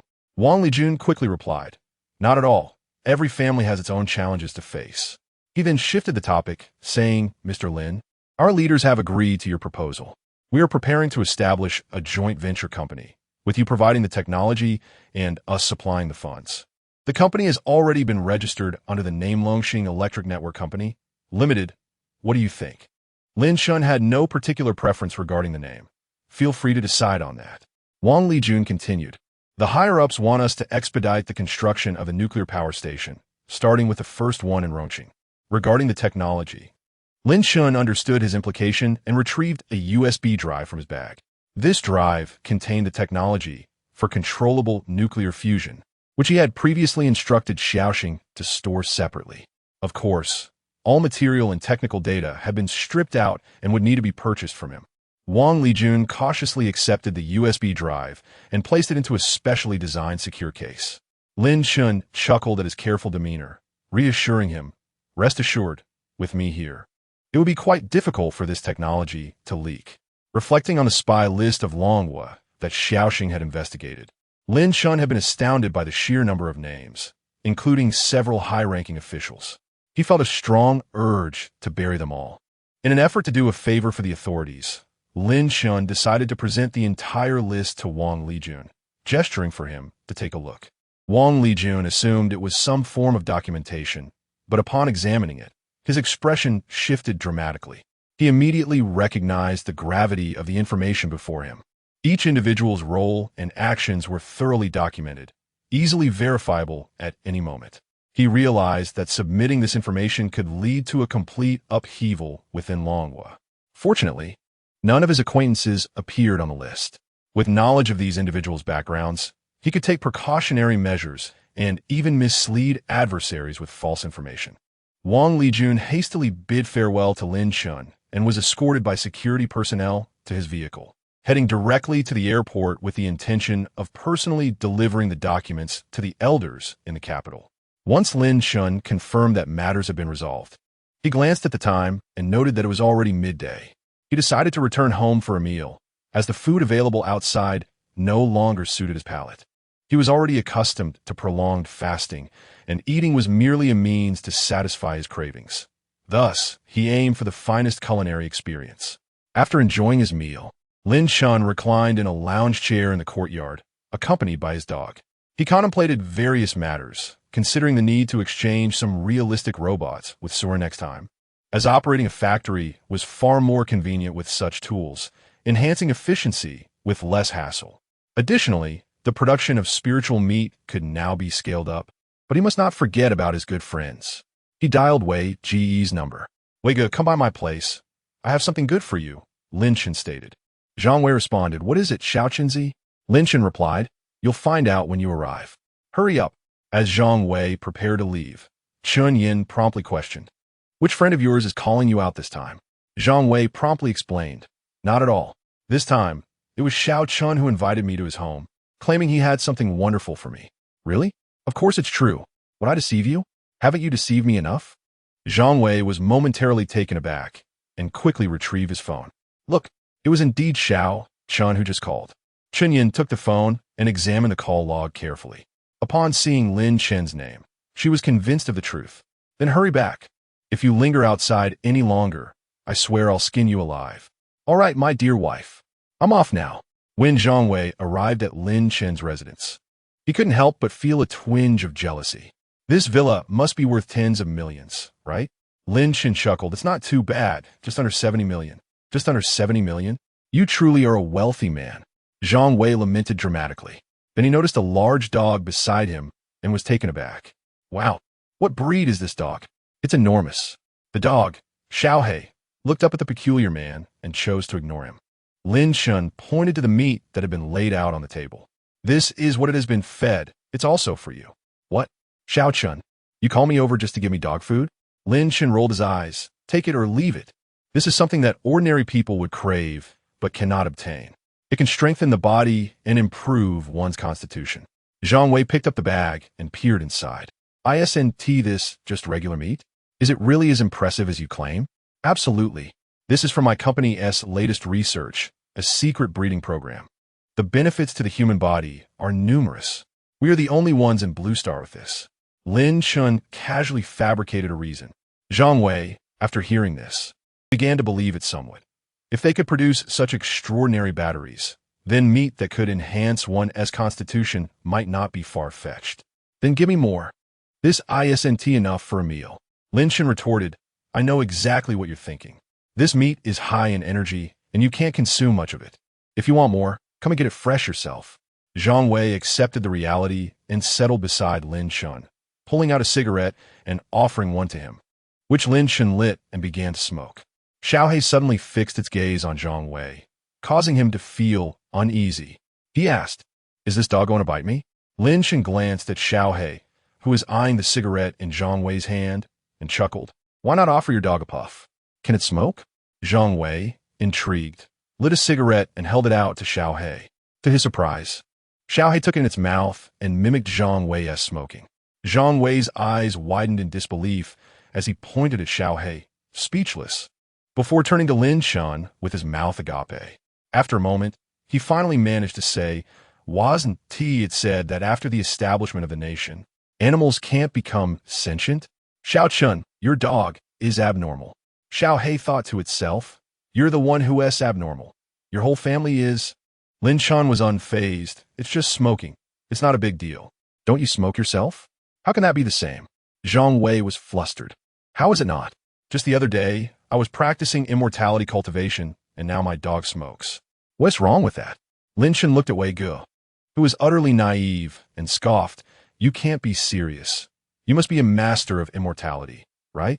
Wei Ge disdainfully replied, "Indeed, I shall no longer feign modesty. I am, without a doubt, a master of immortality. Would you care for your father to teach you the ways of cultivation?" Ling Shen Zhishigli market, du spadimi. "If you're a master of immortality, then I must be the Jade Emperor." See, even the truth is met with skepticism. Such is the peculiarity of reality. "How is the factory faring? Aren't you busy? You should hurry and leave after taking what you need." Lin Chen observed Wei Ge lounging about, showing no intention of departing. Wei Ge promptly began to lament. "You have no idea. My wife has been exceedingly strict with me lately. I must report to her wherever I go. Had I not known it was you who summoned me, I wouldn't have been able to step outside at all. She only cares for you because of love. Should that love fade, even if you were to hang yourself, she would think you were merely swinging on a swing." So, you might as well revel in your mischief. Lin Chun retorted with a hint of irritation. Have you been out gallivanting? Lin Chun inquired. Wei Ge quickly waved his hands in denial. No. No. Besides, I wouldn't dare. Just the other day, I got caught when I went to soak my feet. I assure you, it was a purely innocent endeavor. Chapter 53. A stroll on the beach. Conflict, don't talk about me. You've been quite the sensation online these past few days, haven't you? Fiercely protective of your wife, confronting influencers and whatnot. I've seen many people eager to have your children. Come on, tell me how you met that Suyuru. Lin Chun gazed at Wei Ge, exasperated. I can't help but feel you're becoming increasingly nosy, like a gossiping woman. Our love is genuine, and it blossomed naturally. What's there to discuss? Wei Ge retorted, you're insufferable. Sure, Zhao Yaqi may not have had the best character, but she was at least a beauty. And now this one is even more stunning. Why is it that no beautiful women are interested in me? Lin Chun smirked. I recorded your previous words. What do you think would happen if I sent it to Chun Yen? Please, no. Dad, I was wrong. Don't do this to me. If that woman finds out, she would truly skin me alive. Lin Chun recorded that remark as well. After a brief tussle, Wei Ji's phone rang. Zhang Wei, where are you? Why aren't you back yet? Have you gone off gallivanting again? Wei Ge ingratiated himself. No, my dear. I'm with Xiao Chun here. If you don't believe me, I'll let him speak to you. Lin Chun grinned mischievously at Wei Ge, remaining silent. Zhang Wei grew anxious. Brother, you are my real brother. Say something. Hearing that Chun Yen was about to explode, Lin Chun chuckled. Yinzi, it's me. I was just joking with Wei Ge. He'll be home shortly. Once they hung up, Wei Ge pretended to retaliate against Lin Chun, who had nearly frightened him to death moments ago. Lin Chun quickly intervened. Think carefully. I have leverage over you. Wei Ge froze momentarily, then sheepishly withdrew. Fine, I won't stoop to your level. The two continued to chat for a while until Wei Ge, in a hurry, left with his groceries. Watching Wei Ji's departing figure, Lin Chun shook his head and smiled. Zhang Wei was the quintessential henpecked husband, but it was merely a reflection of his love for his wife. After all, a man who does not love you would never allow you to stand above him, so to speak. Left with only himself and his dog, Lin Chun savored the delightful afternoon. It was not long before he ventured to pick up Duo, and coincidentally, Suyuru returned from her parents' home. Together, they went to fetch Lin Duo. Lin Wan had also returned home early that day, as they had planned to visit the beach. The family enjoyed an early dinner while the sky was still bright. As Lin Chun prepared, the family suddenly found themselves soaring thousands of meters above ground. The clouds appeared layered, and as Lin Chun soared through them on his sword, the evening glow cast a golden hue upon the clouds, creating a breathtaking spectacle. Exclamations of awe erupted from the trio, each pulling out their phones to capture the moment. Rays of sunset pierced through gaps in the clouds, illuminating the scene with beams of golden light, reminiscent of stage lights. Lin Chun activated his phone's video function, maneuvering it around the group, much like a drone. Lin Chun contemplated that if he were to commence a live broadcast at that moment, it would undoubtedly cause a worldwide sensation. Some might even dismiss it as mere special effects. However, his identity as a cultivator would inevitably be revealed. After all, the recent tribulation event still garnered significant attention. The citizens of the Dragon Nation, who were aware of it, generally believed in the genuine existence of cultivators. It was merely unverified, and the authorities had chosen silence rather than issuing a denial. The video of the tribulation had even reached foreign shores, where many regarded it as nothing more than a visual effect. Within an hour, Lin Chun arrived at the seaside of Sanya, seeking a secluded spot to land. Fortunately, he had anticipated the high temperatures in the area and donned a short-sleeved shirt. Among the four of them, only Suyuru had seen the sea before. Lin Chun, his sister, and Lin Duo had never laid eyes on the ocean, making this their first encounter with its vastness. As the gentle sea breeze brushed against their faces, carrying a hint of saltiness, they savored the essence of the ocean. Lin Duo and the two girls had already shed their shoes, wandering along the sandy shore as the waves occasionally lapped against their feet. Observing the ebb and flow of the waves, Lin Duo found herself momentarily unsteady. As they strolled forward, the number of beachgoers increased. Lin Duo noticed some children constructing sandcastles and tugged at Lin Shen's hand, eager to partake in the fun. Lin Shen, spotting a nearby stall, purchased some tools for building castles and began to play alongside Lin Duo. The two girls, not far off, were busy taking photographs. Lin Shen helped Duo erect a grand sandcastle, which drew an admiring gaze from the little girl. He felt a profound sense of satisfaction as he caught the look of admiration in Duo's eyes. Just then, a cry of surprise rang out from the beach. Initially, Lin Shen paid little heed, confident that no one would dare to trouble the two girls, who were more than capable of defending themselves. Nevertheless, he turned a glance over and saw Lin Wan engaged in a heated discussion with someone. Furrowing his brow, Lin Shan approached with Duo in tow and asked, "What is happening, Wana?" The two girls felt reassured upon seeing Lin Shan approach. It was Su Yuru who explained, "We were taking photos when a group of men approached us to flirt. We ignored them, but they escalated their behavior and began using foul language. One of them even attempted to grab Wanner, and in her moment of panic, she struck him with such force that he fainted. They've already contacted the police." After offering some words of comfort to the two girls, Lin Shan cast a cold glance at the group of men and instructed Xiao Xing, "Investigate these individuals to see if they have a history of misconduct." The stall owner replied, "These fellows are merely local ruffians with no significant issues." They were fortunate. Lin Shan was not one to resort to violence and intended to let the authorities handle the matter.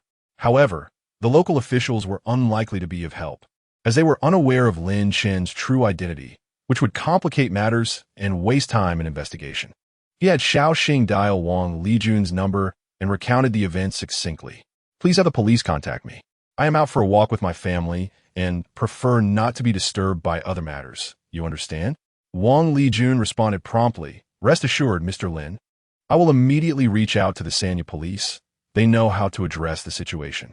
After hanging up the phone, Wang Lijun reported the sequence of events to his superiors, feeling somewhat perplexed. Wasn't he Lin Chen still in Chengdu today? How could he have so suddenly made his way to Sanya? The authorities promptly contacted the Sanya police, issuing a direct order to detain those individuals for a few days, ensuring that Lin Shan's family would not be disturbed any further. They strongly emphasized the need for caution and propriety during any interactions. Upon receiving the order, the Sanya police were taken aback, unaware of Lin Chen's significance that warranted such a directive from above. Shortly after Lin Chen concluded his call, several police officers approached, promptly handcuffing the group of men. The individuals were bewildered as their friend lay nearby. Why were they being apprehended instead of the assailants? They protested vehemently, demanding, "On what grounds are we being arrested? They were the ones who assaulted us. Can't you see our friend lying there?" Chapter 54. The destruction of the aircraft carrier shakes the entire scene. A few police officers, recalling their orders, solemnly stated, "You are suspected of endangering public safety. Please accompany us to the station for further discussion." The individuals involved were taken aback, questioning, "How can we be guilty of endangering public safety?" Before they could protest further, the officers escorted them away, even carrying the unconscious man lying on the beach. One of the leading officers approached Lin Shan and said, "I apologize, Mr. Lin. We are aware of the situation. We will take these individuals with us and will not disturb your evening stroll any longer." With that, he turned and departed without a backward glance. The onlookers were left in a state of bewilderment, many of whom failed to grasp the full context of the events that had just unfolded. The incident had little impact on the mood of those involved. After their walk, they indulged in a delightful beach barbecue for supper. By the time they returned home, it was already 10 o'clock. Entering the tower's internal space, Lin Shan prepared to make a breakthrough to the late golden core stage. After 70 hours of cultivation, he finally succeeded. Host, Lin Shan H, 26 realm. Late golden core lottery draws, 0 system space. 1 million cubic kilometers friends list. For the system panel remained as straightforward as ever. Lin Shan then refrained from further cultivation and instead tested the spells available to the golden core stage, familiarizing himself with their power and functions. As dawn approached, the two women completed their training. Fortunately, Lin Wan had advanced to the late Qi refining stage, while Su Yuru was at the mid-Qi refining stage. Little Black had reached the peak of Qi refining and was on the verge of breaking through to the foundation establishment stage. After breakfast and dropping Duo off at kindergarten, Lin Shan opted not to go to the company, as several factories were already operating smoothly. Most matters were entrusted to Lin Wan, with Su Yuru assisting her. Lin Shan reclined on the sofa, browsing videos to catch up on recent significant events. Suddenly, he came across news that the United States, in light of the recent network paralysis incident, had been demanding an explanation from the Dragon Nation. The two sides had been in a tug-of-war, and now the U.S. had the audacity to dispatch the USS Carl Vinson Carrier Strike Group to the East China Sea, ostensibly to stage a threat. Notably, there were also participants from the Korean Peninsula and Japan. Lin Shan could not help but scoff. It seemed they had disregarded the previous warning. Perhaps they had grown so comfortable in their high positions that they had forgotten what fear truly was. With a sense of boredom settling in, Lin Shan decided to seek out some amusement while testing his combat abilities at the late Golden Core stage. Without hesitation, Lin Shan soared into the garden, leaping onto his flying sword. In the blink of an eye, he ascended to the sky, arriving over the East China Sea after more than an hour, where the waters were somewhat more pristine. Standing atop the ocean, he felt the gentle rise and fall of the waves without getting his shoes wet. Gazing at the boundless sea, he pondered the location of the U.S. aircraft carrier. Thus, he ascended to an altitude of 10,000 meters to survey below. Before long, Lin Shan located the carrier group. Hovering a kilometer above the aircraft carriers, he noticed that they had detected an unidentified flying object intruding upon their radar range. As Commander MacArthur peered through his telescope, he was astonished to discern a figure suspended in midair. His entire worldview was shattered. This could not possibly be the advanced technology of the Dragon Kingdom. Concurrently, the military of the Dragon Kingdom, stationed in the maritime domain, also identified Lin Shan. Upon reporting to the higher-ups, they were aware of Lin Chen's presence, yet remained oblivious to his intentions. A profound sense of unease gripped MacArthur, compelling him to issue an urgent command. Crab Shell, take down the person in the sky at once. His subordinates sprang into action, and shortly thereafter, several anti-aircraft missiles soared towards Lin Shan. Lin Shan, observing the incoming missiles, remained still, eager to test their might. He enveloped himself in a genuine energy shield. The Dragon Kingdom's military, watching with bated breath, harbored concerns regarding Lin Chen's ability to withstand the assault. The missiles soon struck Lin Shan, resulting in a violent explosion. The soldiers of the beautiful nation, witnessing the apparent success, erupted in boisterous laughter. Yet, MacArthur felt a gnawing anxiety. His instinct honed over years of warfare had repeatedly spared him from the clutches of death. As the smoke cleared, the figure in the sky remained unscathed, standing tall and encased in a transparent shield. MacArthur's eyes widened in disbelief. Had the Dragon Kingdom truly developed energy shields? This defied the laws of science. Meanwhile, the observers from the Dragon Kingdom gasped in astonishment, reflecting on their significant contribution to global warming. They pondered, could this be a cultivator? If every citizen of the Dragon Kingdom were to cultivate, what would become of the other nations? They would be subjected to a dimensional strike. Satisfied that the missiles had failed to breach his defenses, Lin Shan nodded approvingly. He then cast a cold gaze towards the aircraft carrier below. Having lost its utility, it was to be left behind. In MacArthur's view, Lin Shan conjured a sword seemingly out of thin air and, with a gentle wave in his direction, presented him with the most profound shock of his life.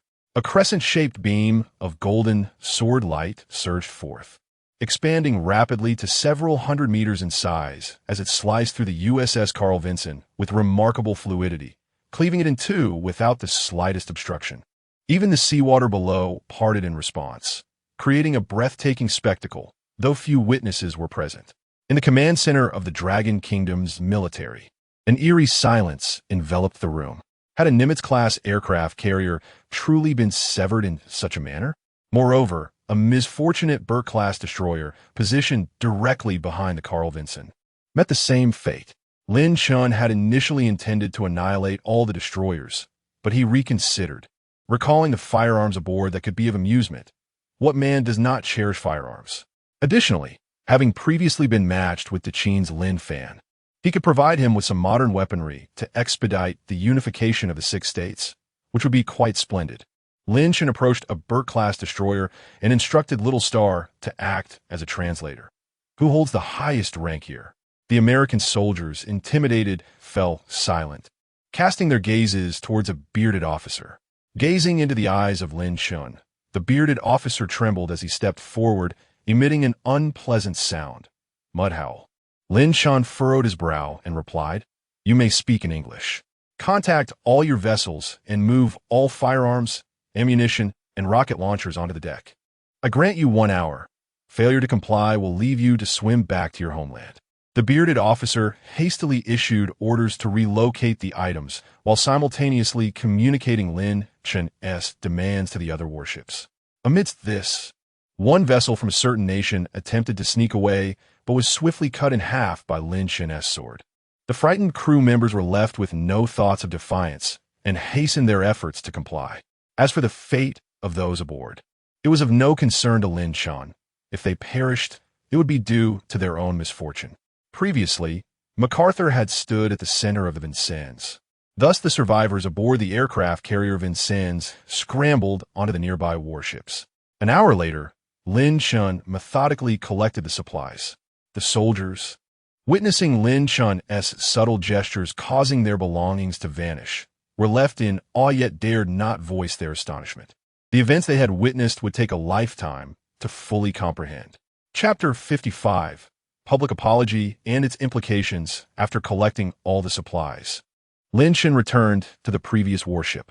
The bearded officer regarded Lin Shan with trepidation, wondering what this harbinger of doom was up to now as he approached him with an unwavering demeanor. Lin Shan halted before him and commanded, "Inform Trump that the last cyber paralysis was a warning he foolishly disregarded. This time, instruct him to issue a formal apology to the Dragon Kingdom at once. Furthermore, should he contemplate any underhanded tactics against stellar technology in the future, I shall personally pay him a visit. Do you understand?" The bearded officer nodded vigorously. Understood. Understood. Lin Shan cast one last glance at him before vanishing from the deck. Once Lin Shan disappeared, the bearded officer let out a sigh of relief, grateful to have preserved his life, and hastily ordered a retreat. In the command room of the Dragon Kingdom, General Pang inquired, "Shall we simply allow them to depart? Why would we not let them go? Are we to invite them to dinner? They are not within our territorial waters, and thus we have no grounds to detain them. Moreover, now is not the time to escalate tensions. Lin Shan's actions are his own, beyond our jurisdiction. However, I do wonder what he intends to do with those firearms. Given his capabilities, he might use them himself. Let us hope he refrains from distributing them indiscriminately. Nevertheless, Lin Shan has rendered us considerable assistance today, breaking the deadlock and intimidating the beautiful nation. One can only imagine how they will react upon discovering that our Dragon Kingdom possesses such an extraordinary figure. How thrilling that prospect is." Having arrived at a deserted valley, Lin Shan began to assess the equipment in his possession. It was not much, as he was not part of a special forces unit that required full armament. Lin Shan decided to practice shooting and, after a brief period of experimentation, quickly learned how to fire a weapon. The valley echoed with the crack of gunfire, fortunate that no one was within several kilometers. Had anyone heard the sounds emanating from the valley, they surely would have reported it. Upon the return of the military exercises conducted by the Stick Nation and Little Cherry Blossom to their homeland, the higher-ups learned of the situation and dared not take any action. In the 21st century, such occurrences were far too alarming.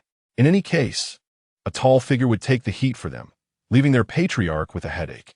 Similarly, Trump, upon receiving the report from the bearded officer, wore an expression of disbelief. "Are you serious? Are you suggesting that a single sword could cleave an aircraft carrier in half? Are you performing in a television drama?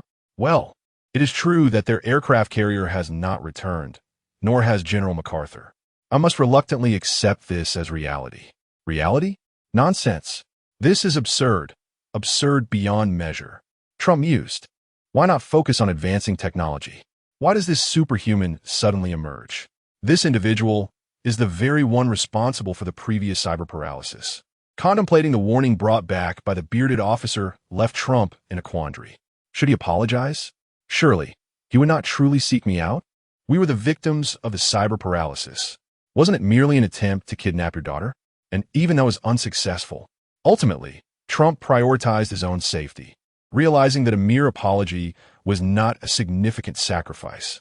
After all, what value does face-saving hold if one cannot sustain their life? As long as he remains alive, he can strategize for the future.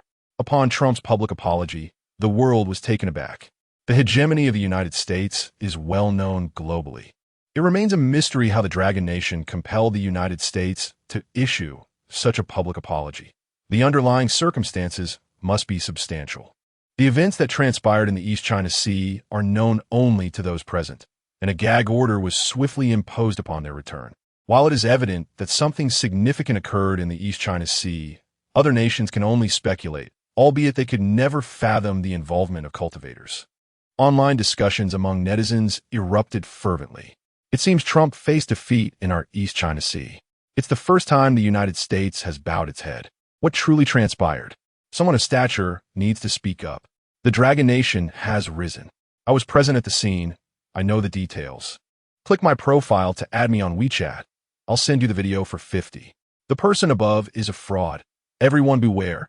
They scammed me out of 50, which was my hard-earned savings. Long live the Dragon Nation. It must be that our country showcased new weaponry in the East China Sea, frightening the United States. As the days passed without significant developments, Saturday arrived, marking the time for trading once more. After breakfast, the two women took their daughter out for shopping, emphasizing the importance of nurturing girls from a young age. Wasn't she a bit too young for that? Only Lin Shun and Xiao He remained in the villa.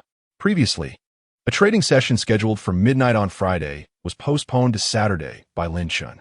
Having awakened the system a month ago upon arriving in Blue Star, Lin Shun had experienced a plethora of events in this time. He had a daughter, a sister, a girlfriend, and had amassed wealth that most could only dream of. Lin Shun reined in his wandering thoughts and first entered the trading space with Yi Qian. Upon entering, he saw Yi Qian standing confidently. Lin Qian remarked, "You've reached the 5th level of body refinement, but your progress seems rather slow." Yi Qian rolled her eyes, replying, "I've been diligently cultivating these past few days. And you dare call me slow?" Lin Qian realized that his own perspective was skewed. With the time acceleration of the Xian Huang Tower and the abundant spiritual energy for cultivation, even ordinary individuals like Su Yuru and Lin Wan could surpass Yi Qian's pace. It was merely that he perceived Yi Qian's week-long journey to the 5th level as sluggish. Embarrassed, Lin Shun smiled awkwardly and produced the provisions Yi Qian required. He then brought out several cattle, stating, "These are excellent. Consuming them will benefit you as well." Curious, he inquired, "Can the mutated animals from your world still be consumed?" Yi Qian shook her head, explaining, "Although the animals Haven T turned into zombies, consuming them post-mutation 1T lead to zombification, but it can impair one's intellect, gradually driving them insane." Yi Qian also produced a bag of crystal cores, 5000 second-level cores, 1000 third-level cores, 500 fourth-level cores, and 100 fifth-level cores. Due to the evolution of many zombies, first-level zombies are now quite rare in our vicinity. The 6th-level resources have been depleted by others. I have yet to transcend to a 7th-level ability, and some have been utilized for my training, so this shall suffice for now. Lin Shun felt content. Although there were no 6th-level crystal cores, the quantity of 5th-level cores had increased, and the 4th-level cores were also plentiful, nearly equivalent to the last time. After bidding farewell to Yi Qian, he exited the trading space without delay and proceeded to enter Soren's trading realm. Upon entry, he was greeted by a multitude of simulation robots. Soren, noticing Lin Qian's arrival, gestured towards the array of robots and said, "Here they are, just as you requested. 10,000. Neither more nor less." Lin Qian nodded in satisfaction. "Thank you. With these robots, my factory will have ample manpower to operate." After handing over the food to Soren, he casually presented another vial of potion to him. Soren joyfully accepted the potion. The allure of fresh food had waned compared to that of the potion. "Brother Chun, you are generous. Feel free to let me know if you need anything in the future," Soren assured, patting his chest. Lin Chun, not one to be overly formal, requested that he prepare some anti-gravity engines and procure their most advanced aircraft for his next visit. Lin Chun planned to explore the surrounding planets, seeking resources essential for his cultivation or potential life-bearing worlds. Chapter 56. After completing the trade with Soren in the realm of cultivation, Lin Chun authorized all the simulation robots before entering the trading space with the ancient ape-man. He felt a flutter of anticipation, hoping for a meaningful exchange this time. Upon entering the space, he found it empty. Lin Chun promptly used the system's friend feature to send a message. Before long, the ancient ape-man appeared in the trading space, visibly excited, his eyes brimming with reverence and admiration. Lin Chun observed that the ape-man seemed much more agile than before, indicating a promising development. He tentatively greeted him with a hello. The ape-man responded by thumping his robust chest with one hand and leaning slightly forward, presumably to express respect. It appeared that their prior interactions had borne fruit, enabling them to communicate, albeit in a rudimentary manner, using single words and gestures. Lin Chun learned that the ape-man's name was Man, and that he lived with over 20 others in a cave under harsh conditions, relying on hunting for sustenance and frequently facing the peril of large predators. Lin Chun, acknowledging the meager circumstances they faced, felt relieved that they could communicate. He presented the knowledge compendium and a video tablet he had prepared in advance. Considering the group's size, he decided to provide them with additional provisions. Realizing that the primal world likely harbored spiritual energy, Lin Chun thoughtfully gifted them a vial of genetic serum, signaling for Man to drink it. He also searched his mind for a martial arts technique, reasoning that with the presence of ferocious beasts, pursuing a warrior's path would be advantageous. Once the ape-man grew stronger, he would be better equipped to assist Lin Chun. With a gentle touch on Man's forehead, Lin Chun transmitted the martial technique, urging him to cultivate diligently upon his return. Man regarded Lin Chun with deep respect, thumping his chest once more and bowing in gratitude. Satisfied with this display of appreciation, Lin Chun nodded affirmatively before imparting a few more instructions and exiting the trading space. Lastly, he turned to Lin Fan, a time traveler from the Qin dynasty. Upon entering Lin Fan's trading space, Lin Chun found him eagerly awaiting his arrival. The moment Lin Fan saw him, he exclaimed with excitement, "Brother Chun, you've finally come. I missed you dearly. I've already enlisted." "Really? So soon?" Lin Chun replied, astonished. "It's only been 7 days, and you're already recruiting?" "Not quite, big brother. It's been half a month for me," Lin Fan clarified. "The flow of time in our worlds is different." Lin Chun recalled the previous worlds he had encountered. In Yi Qian and Soren's realms, time flowed similarly to Blue Star, while the temporal dynamics of the primal world remained uncertain. Puzzled, he chose not to dwell on it further. "Do you know when your forces will be mobilized?" he inquired. Lin Fan pondered for a moment before responding, "I don't know the exact timing. I've only been in the military camp for a few days, and, aside from training, there hasn't been much else to do. Moreover, as a mere foot soldier, I have no insight into the higher orders." Lin Chun contemplated the matter and came to a conclusion. "In the grand realm of the Qin dynasty, you are nearly among the elite. According to the military meritocratic promotion system, it is merely a matter of time before one is conferred titles of nobility or appointed a high office." He then produced several firearms that had been previously confiscated: assault rifles, sniper rifles, and handguns, accompanied by an arsenal of over 10,000 rounds of ammunition. "Take these with you. The battlefield is unpredictable, and in critical moments, they may prove indispensable. Your safety is paramount." Lin Fan gazed at the array of weapons, his hands exploring them with wonder. He was astonished that his elder brother could procure such items. In ancient times, these would constitute an overwhelming advantage. Noticing Lin Fan's burgeoning pride, Lin Chun admonished, "Do not rejoice too soon. Should a stray arrow fly your way on the battlefield, it could spell your doom. Caution is essential. A moment's carelessness can lead to dire consequences. Though the ancients may possess limited knowledge, they are not to be underestimated. Remain vigilant." Then, Lin Chun presented a tome. "This is a historical account of the Qin dynasty. You may find it insightful, but do not take everything at face value. Merely because it is written does not guarantee its truth." Lin Fan expressed his gratitude. "Brother, your thoughtfulness overwhelms me." I had no idea you consider my needs so thoroughly. Enough of such flattery. It gives me goosebumps, Lin Shen replied, before offering a few more instructions before exiting the trading space. Another point was secured. All four friends had completed their transactions, leaving only one new matching slot. He hoped this time would yield a more favorable world, praying it would not be akin to Lin Fan's ancient realm, which had proven utterly devoid of utility beyond earning points. Lin Chun activated the system, mentally reciting his intent. The system commenced the matching process. Matching. Ding. Match successful. Constructing trading space. Trading space successfully constructed. Would you like to enter? Upon entering the trading space, he found himself in a vast estate, surrounded by an exquisite garden and ancient architecture. Heavens! Surely, it cannot be yet another ancient world like Lin Fan's? What misfortune! Lin Chun thought to himself. Just then, a melodious female voice resonated from behind him. Greetings, fellow cultivator. I am Qin Zixuan from the Qin family of Wuji City. Lin Chun turned to face the woman, who was clad in an elegant purple robe. Her figure was captivating, with a curvaceous silhouette accentuated by her flowing black hair cascading down to her waist. The sight of her slender waist was nothing short of a divine enchantment. Qin Zixuan, slightly taken aback by his unabashed admiration, tucked a strand of hair behind her ear and called out to him again. Fellow cultivator? Huh? Oh, my apologies, fair lady. Your beauty momentarily entranced me, Lin Chen stammered, feeling somewhat embarrassed. Her ethereal presence was extraordinary, a quality not possessed by the average person, compounded by her recent address of him as fellow cultivator.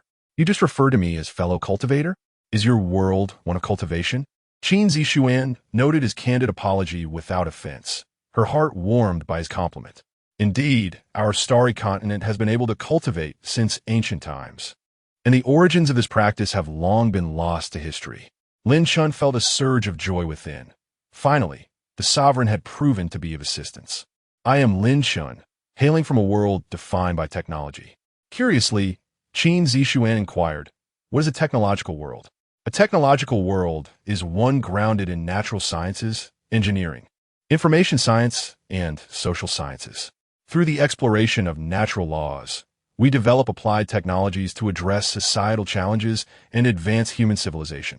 Observing the increasingly perplexed expression on Qin Zixuan's face, Lin Chun felt somewhat awkward.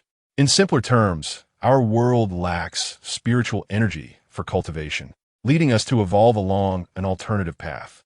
We have invented powerful technologies that humanity can harness to serve its needs. Qin Zixuan did not press further, but, with a puzzled look, remarked, you say your world cannot cultivate. Yet how do you exist? Although I cannot perceive your realm, I sense that you are exceptionally strong. Chapter 57. The starry continent. Lin Chun smiled gently, revealing that he had reached the late stage of the Golden Core realm, a rather unique circumstance attributed to a special opportunity he had encountered. Isn't it quite miraculous, he mused, that we, two individuals from entirely different worlds, can meet here now? As he extended his spiritual sense, Lin Chen discerned that Qin Zixuan had recently broken through to the Golden Core stage, her foundation still somewhat unstable. Through their ensuing conversation, Lin Chen gleaned insights into Qin Zixuan's world, known as the Starry Continent, which she described as vast beyond measure. Wuji City, where she resided, was merely a medium-sized city under the jurisdiction of the Wuji dynasty. The Starry Continent was divided into 5 regions, 1 sea, and 1 mountain, the 4 major regions being east, south, west, and north, alongside a central region, which was the largest among them. The sea referred to was the boundless sea, dotted with innumerable islands. While the mountain was known as the 10,000 Great Mountains, a sprawling range teeming with countless magical beasts. The Wuji dynasty was situated in the southern region, a territory rife with numerous factions. Within the southern realm resided 8 supreme powers, collectively referred to as the 4 Holy Lands and the 3 Sect, along with a singular mysterious pavilion. The 4 Holy Lands included the Lingxiao Holy Land, the Lingshu Holy Land, the Tianyin Holy Land, and the Fenshan Holy Land. The 3 sects were the Qingxian Sect, the Tianjin Sect, and the Hunyuan Dao Sect. The The remaining pavilion, the Tiangong Pavilion, was the most ancient of all, having persisted for hundreds of thousands of years, while the other factions had undergone numerous transformations. Despite its small numbers, the Tiangong sect had successfully maintained its lineage to this day. The Wuji dynasty fell within the influence of the Qingxian sect. Moreover, it seemed that the Starry Continent might also harbor a celestial realm. According to Qin Zixuan, those who had transcended the tribulation on the Starry Continent had ascended to the celestial realm. It appeared to be a grand world, promising ample resources for cultivation. As for how to acquire them, that was a matter for another time.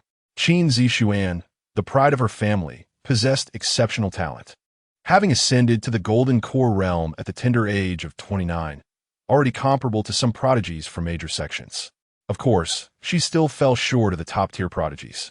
Should she learn of Lin Chen's mere few months of cultivation, she would undoubtedly be astonished. After absorbing Qin Zixuan's account, Lin Chen reciprocated by sharing a brief overview of his own world. When Qin Zixuan learned that ordinary individuals could create and obliterate an entire city with a single mushroom bomb, she was taken aback. The sheer might of technology was astonishing. Even those in the Golden Core realm would likely struggle to withstand such destruction. Her astonishment deepened upon hearing that Blue Star was a spherical body amidst the cosmic expanse. The Starry Continent, in stark contrast, was a tangible landmass, not a sphere. This was a fact witnessed by a peak tribulation transcendent who had flown to the highest point of the continent, where a membrane obscured the view beyond, an enigma even the most powerful could not penetrate. Thus, the true nature of what lay beyond that membrane remained a mystery.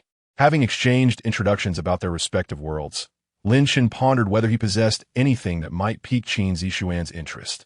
He clapped his hands and said, "Now that we have a general understanding of one another, do you have anything you wish to exchange?"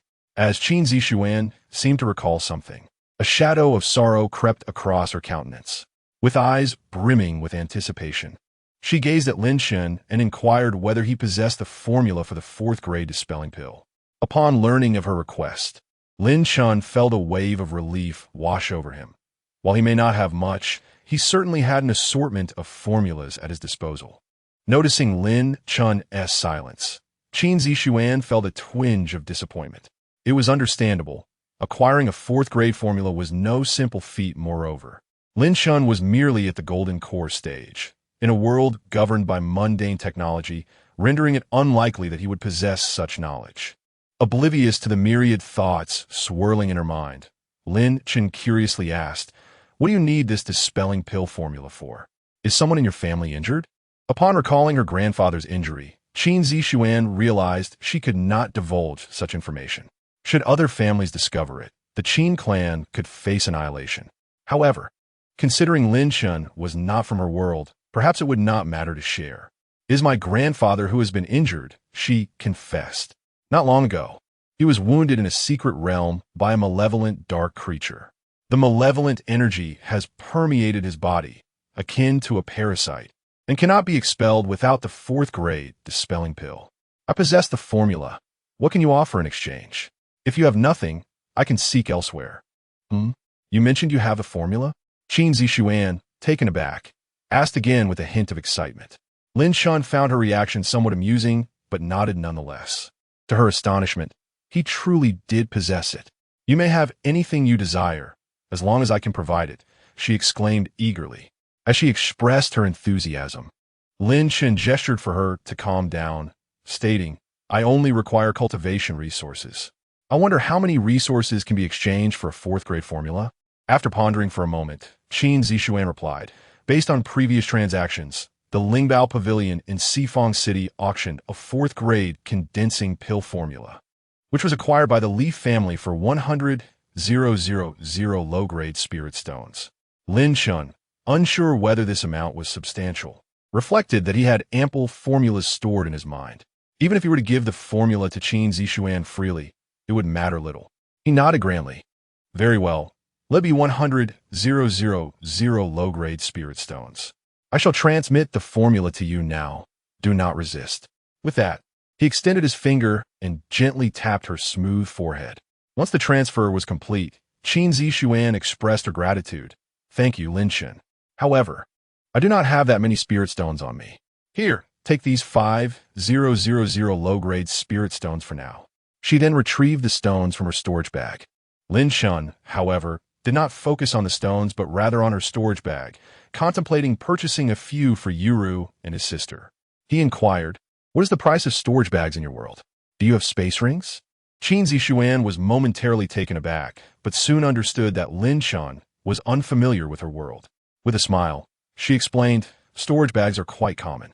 A small one with a cubic meter of space costs only 100 low-grade spirit stones. For 2 cubic meters, it is 500 low-grade spirit stones. The larger the storage space, the higher the price. As for space rings, they are rarer and generally found only on disciples of significant sections. The smallest spatial ring possesses a capacity of merely 100 cubic meters. As for the price, I am uncertain. A mere 100 cubic meters, while the Lin Shun system boasts an astonishing 1 million cubic kilometers. Truly, the system displays remarkable generosity. Very well, upon your return, do remember to procure for me several storage bags of 1 cubic meter each, as well as 2 bags of 2 cubic meters. Let the cost be deducted from the remaining spirit stones."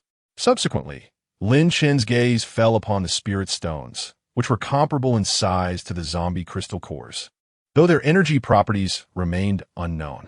Lin Shun then stowed away the spirit stones and engaged in further conversation with Qin Zixuan, primarily posing questions while she provided answers. To his surprise, Qin Zixuan was adept in alchemy, her proficiency ranking not insignificantly high, akin to her cultivation level, as she was a third-tier alchemist. Furthermore, her talent in alchemy surpassed that of her cultivation. In conclusion, Lin Shun arranged to reconvene with Qin Zixuan the following day, once he had gathered the remaining spirit stones for trade, before withdrawing from the trading space. Chapter 58. System Upgrade. As Lin Shun exited the trading space, he let out a long sigh of relief. It seemed that fortune smiled upon him today, as he had finally matched with the world of cultivation. Henceforth, he should no longer suffer from scarcity of resources for his practice.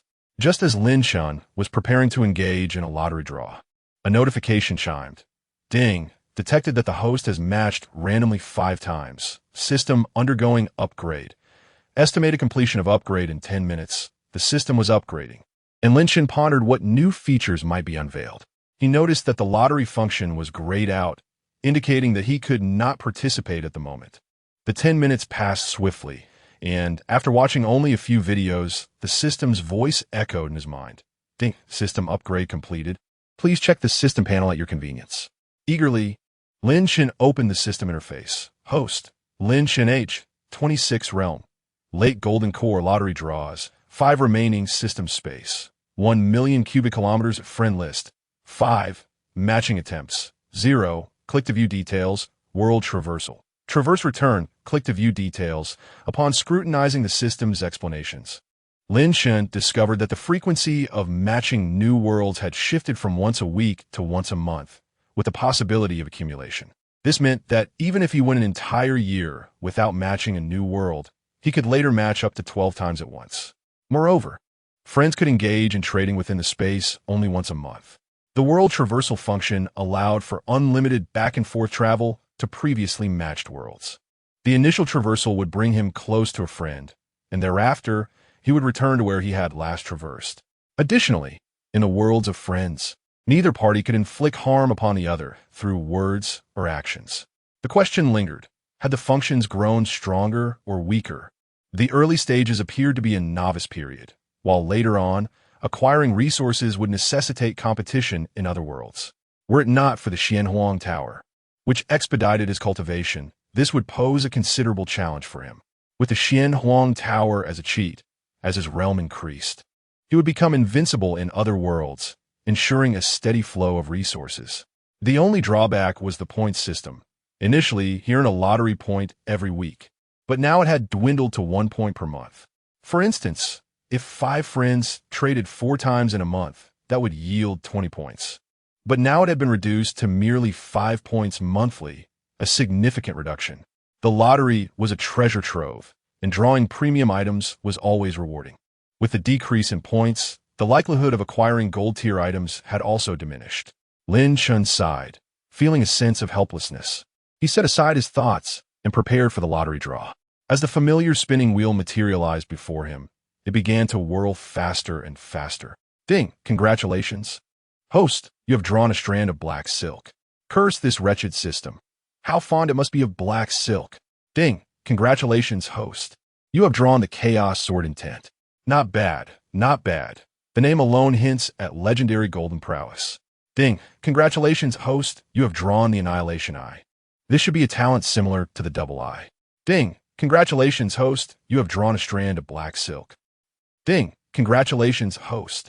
You have drawn a strand of black silk. Alas, has the vast expanse of the myriad realms been reduced solely to black silk? Or has fortune been exhausted after 2 consecutive golden occurrences? Even a modicum of variety would suffice. Is it truly necessary for all to be shrouded in black silk, thereby testing one's patience? The system, it seems, remains as aloof as ever. Lin Chun felt an influx of enlightenment within his mind. Chaos sword intent.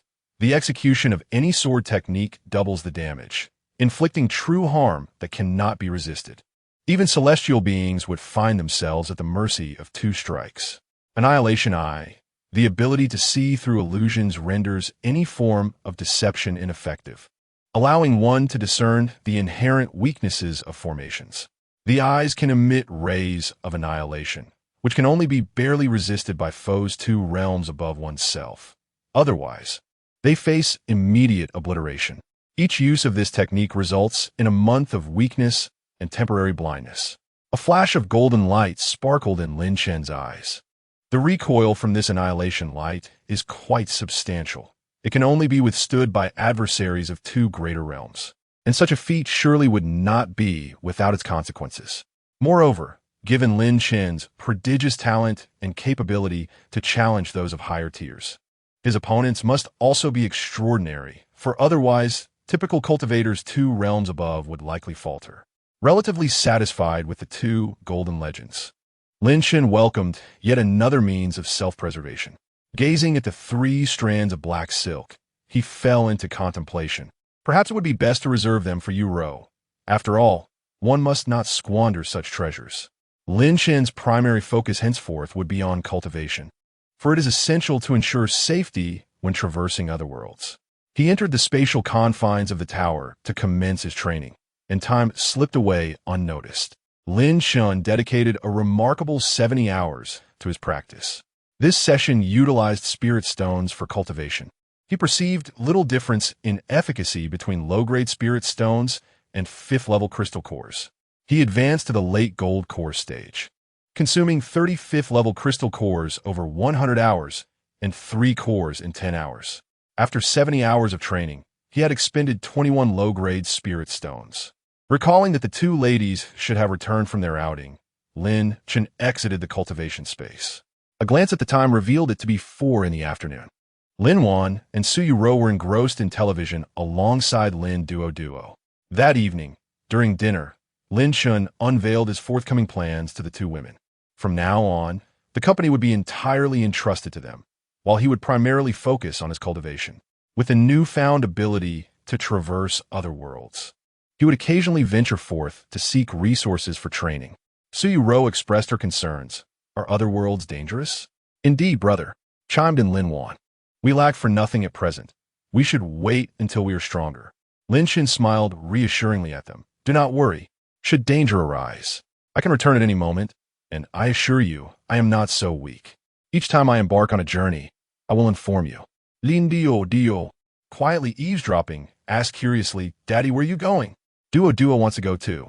Noticing the crumbs on her little mouth, Lin Chin wiped it with a tissue and laughed. When you grow up, Daddy will take you along. For now, you must focus on your studies, do you understand? In her innocent curiosity, Lin Duo queried, but Daddy, how can I grow up faster? Lin Chin couldn't help but chuckle. Eat plenty, and you will grow quickly. Upon hearing this, the little girl, with her mouth stuffed full of food, instinctively quickened her chewing pace. During the evening training sessions, Lin Chun had generously bestowed upon the 2 young ladies several hundred low-grade spirit stones, significantly enhancing their cultivation speed. Given their remarkable absorption rate, These stones would sustain them for numerous days. As for the first to fourth grade crystal cores, they were promptly consumed by the little black creature, which absorbed them rapidly and digested them at a leisurely pace. The cultivation progress of the two young women and the dog saw a notable improvement. Another night swiftly passed, totaling 100 hours. Lin Shin remained diligent in nurturing Duoduo's health, a routine he maintained daily, even in the event that Lin Chun ventured into other realms. Leaving him with little time, the two young ladies could continue this nurturing process. On Sunday, as Lin Duo was at home, after transacting the remaining 95,000 spirit stones with Qin Zixuan, Lin Shin chose not to pursue further cultivation. Instead, he spent quality time in the garden, playing with Lin Duo. In moments when he could accompany his daughter, he prioritized being present for her growth. Despite his eagerness to cultivate, he understood the importance of distinguishing priorities. After all, childhood is fleeting, lasting only a few years. Once missed, those moments could never be reclaimed. Thus, Lin Shin consistently documented the little details of Lin Duoduo's life, anticipating that when she grew older, revisiting these memories would undoubtedly prove delightful. Chapter 59. Crossing the infant transformation. Tribulation. Moments of joy are often fleeting. The weekend swiftly passed, and after a night of cultivation, Lin Shin accumulated a total of 470 hours of practice, finally reaching the pinnacle of the Golden Core realm, equivalent to 20 days of dedicated effort. Xiaohe also managed to break through to the foundation establishment stage, while Su Yuo advanced to the late stage of qi refinement. Only Lin Wan remained in the late stage of qi refinement, yet she stood on the brink of a breakthrough. As usual, Lin Shun took the little girl to kindergarten in the morning, and upon returning home, he entered his cultivation space to continue his training. Lin Shun devoted approximately 18 hours each day to cultivation. He would drop the child off at school in the morning, pick her up in the afternoon, spend a little time with his family in the evening, and dedicate the remaining hours to his practice. Over the course of 3 days, Lin Shun reached the consummate stage of the Golden Core, tantalizingly close to breaking into the infant transformation realm. On Thursday morning, while having breakfast, Lin Shun addressed the two women, saying, "Today I plan to break through to the infant transformation realm. After I take Duo to kindergarten, I will seek a secluded place to face the tribulation. Would you like to witness it and experience the heavenly tribulation in advance?" Typically, a breakthrough to the infant transformation does not necessitate facing a tribulation. However, Lin Shin sensed that he would need to, likely due to the influence of the chaotic scripture. Lin Wan swallowed her food and replied, "My sister-in-law and I will go. We won't disturb you, will we?" "Certainly not," he assured. "However, my tribulation will be more formidable than that of an ordinary person, so do not be frightened." The two women waited at home while Lin Shun returned after dropping off Duo and parked the car. He then took the two of them on a sword flight, searching for a suitable location for the tribulation. To their surprise, the scenery in the daytime was even more breathtaking than at night. Su Yuruan marveled from behind Lin Shun. "We can't see such beautiful clouds at night. Where are we headed? Let us fly westward. The mountains around Liangzhou are sparsely populated and ideal for facing tribulations." After flying for about 700 or 800 kilometers, nearing the border of Liangzhou, they finally discovered an appropriate site for the tribulation, a flat area surrounded by towering mountains. Lin Shan first positioned the two women atop a mountain 3 kilometers away for a better view. After giving them a few instructions, he proceeded to the chosen spot. Lin Shan was aware that this tribulation would likely be more formidable than the average prodigy. With the acquisition of spirit stones, he set up several defensive formations, including the Golden Light Array, the Heavenly Gangs and Big Dipper Array, and the 9 Palaces and 8 Trigrams Array, consuming 3,000 spirit stones, which caused him considerable distress.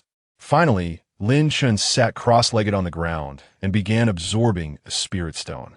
Half an hour later, as Lin Chen's aura reached its zenith, the originally clear sky became suddenly overcast with dark clouds, which swiftly expanded their reach.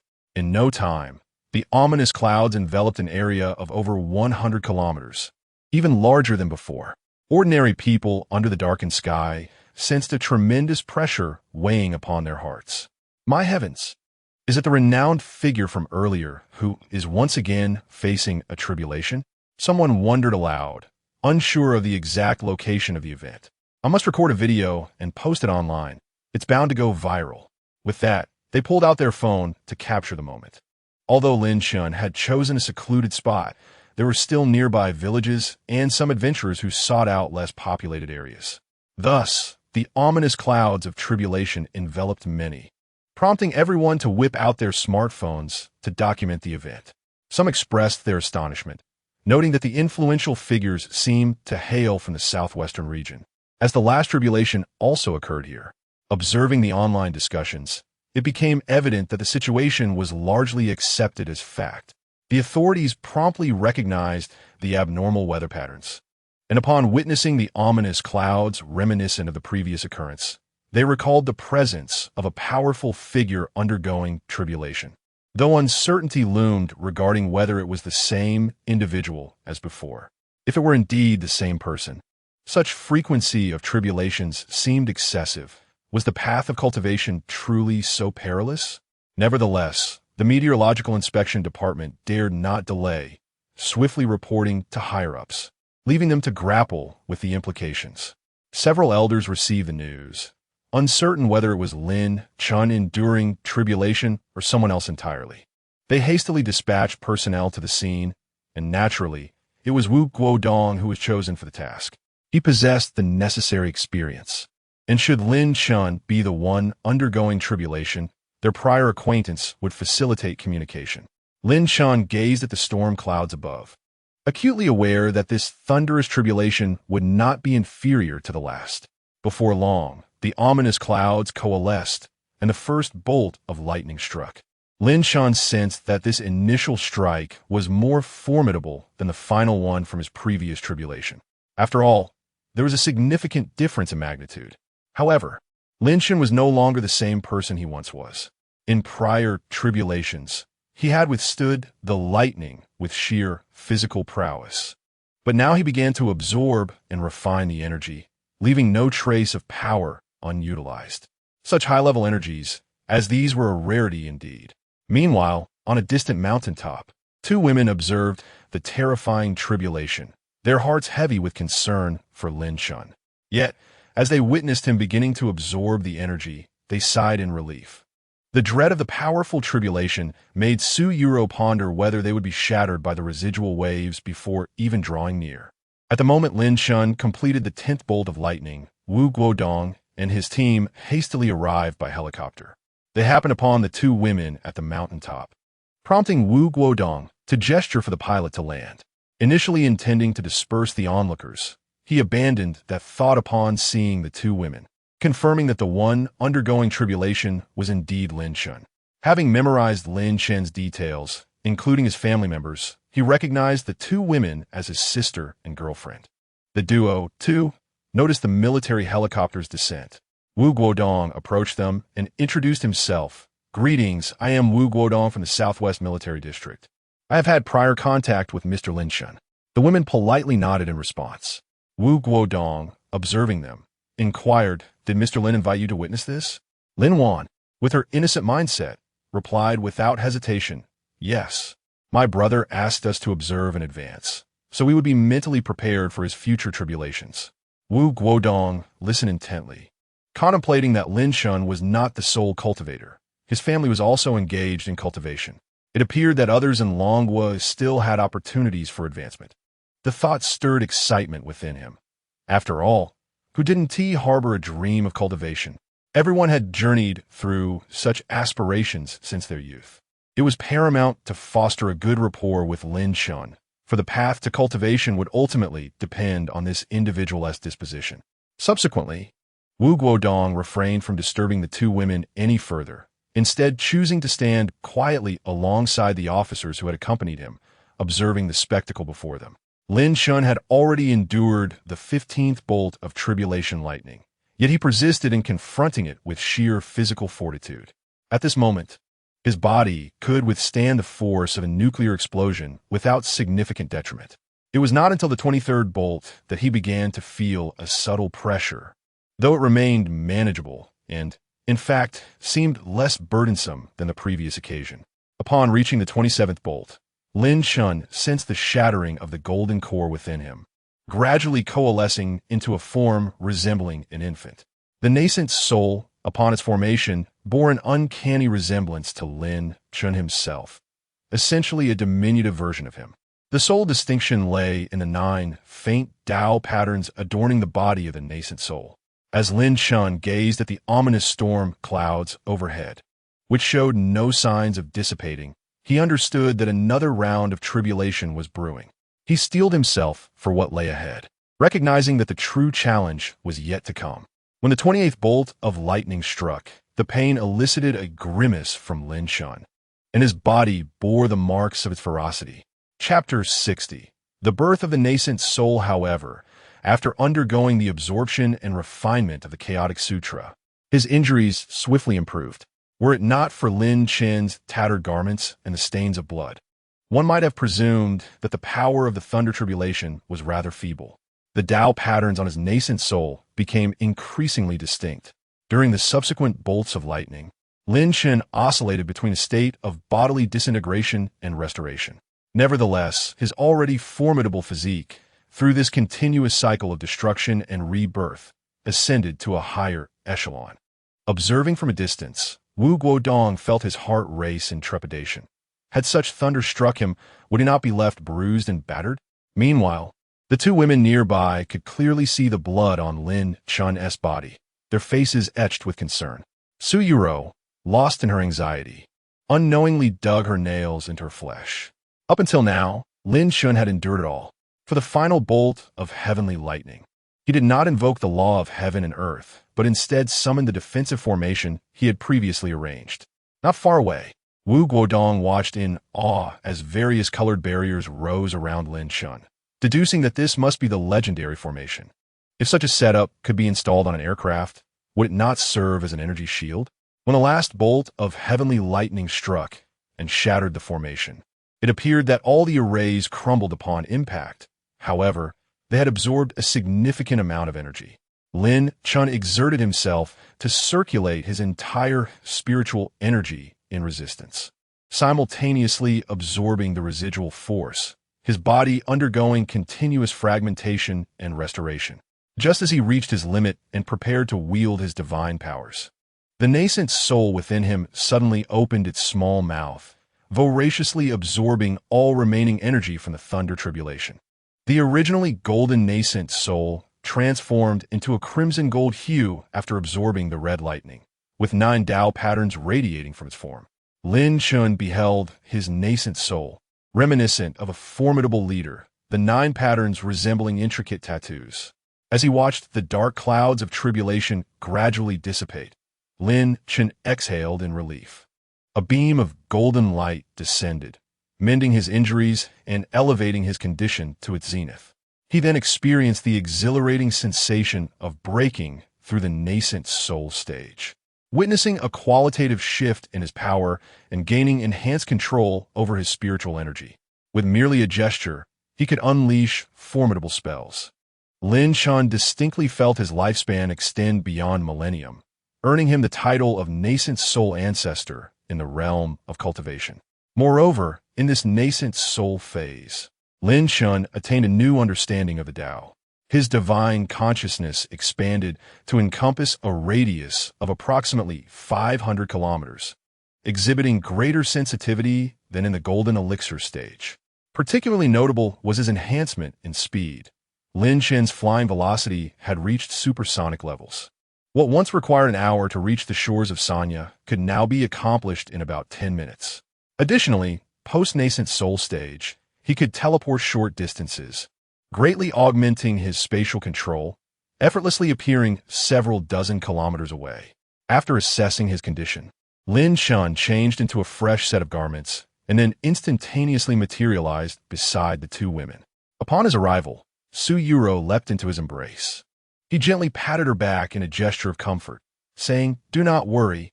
See, I am unscathed." "However," she retorted, "but you have lost so much blood." Without regard for appearances, she lifted Lin Chen's shirt, only to reveal a chiseled abdomen adorned with well-defined muscles. Lin Shen playfully inquired, "What are you doing? Outside? It would be better to discuss matters upon returning home."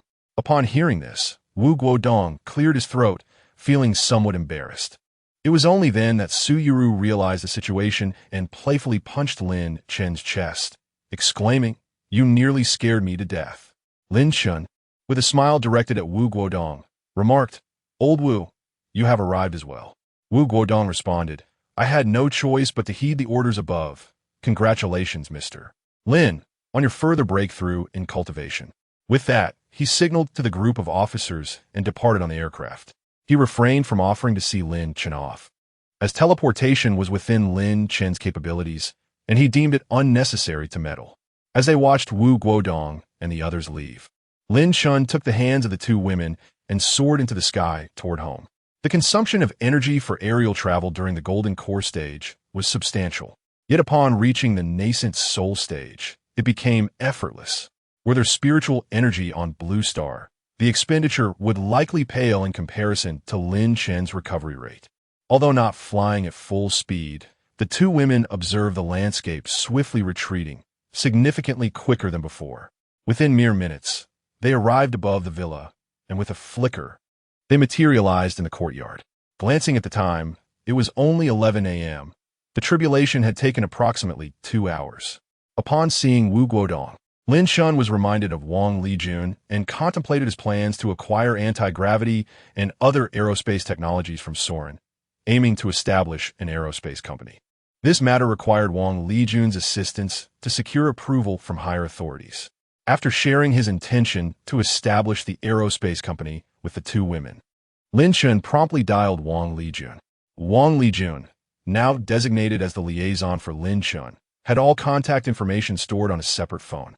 The sudden ringing of this phone startled him. He swiftly answered, "Hello, Mr. Lin. How may I assist you today?" Listening to the courteous tone on the other end made Lin Chen feel slightly bashful, contemplating future opportunities for reciprocity. "Secretary Wang," he began, "I possess some advanced aerospace technologies and wish to establish an aerospace company. I am curious about the necessary procedures and whether it is possible to streamline any cumbersome steps. As I am to set up the company promptly." Wang Lijun was taken aback, realizing that with controlled nuclear fusion already in hand, Lin Chen's possession of advanced aerospace technology indicated something remarkable. He quickly replied, "Mr. Lin, establishing an aerospace company should not pose any significant issues. I will report this and ensure the procedures are simplified for you." "Thank you, Secretary Wang. When the time comes, please send the required documents to my sister or girlfriend. They will handle the company's affairs moving forward." "Certainly, Mr. Lin. I will reach out to them accordingly." Lin Shen nodded in satisfaction, stating, "Very well. Should you encounter any insurmountable challenges, do not hesitate to contact me. For now, I will take my leave." Wang Lijun promptly responded, "Understood. Thank you, Mr. Lin." After concluding the call, he was filled with excitement. Securing a commitment from a formidable individual like Lin Shen was far more valuable than mere promotions or wealth. It felt akin to gaining a new lease on life. Throughout the phone call, the two women listened attentively, fully aware of their forthcoming responsibilities. Lin Shen contemplated venturing into other realms now that he had reached the nascent soul stage. In his mind, he ranked the various worlds he was aware of. Yi Qian's world, plagued by zombies, was quite clear to him. He had a solid grasp of the strength dynamics there. Yi Qian was among the elite warriors, and Lin Shen believed that his own power would place him at the pinnacle, posing little danger.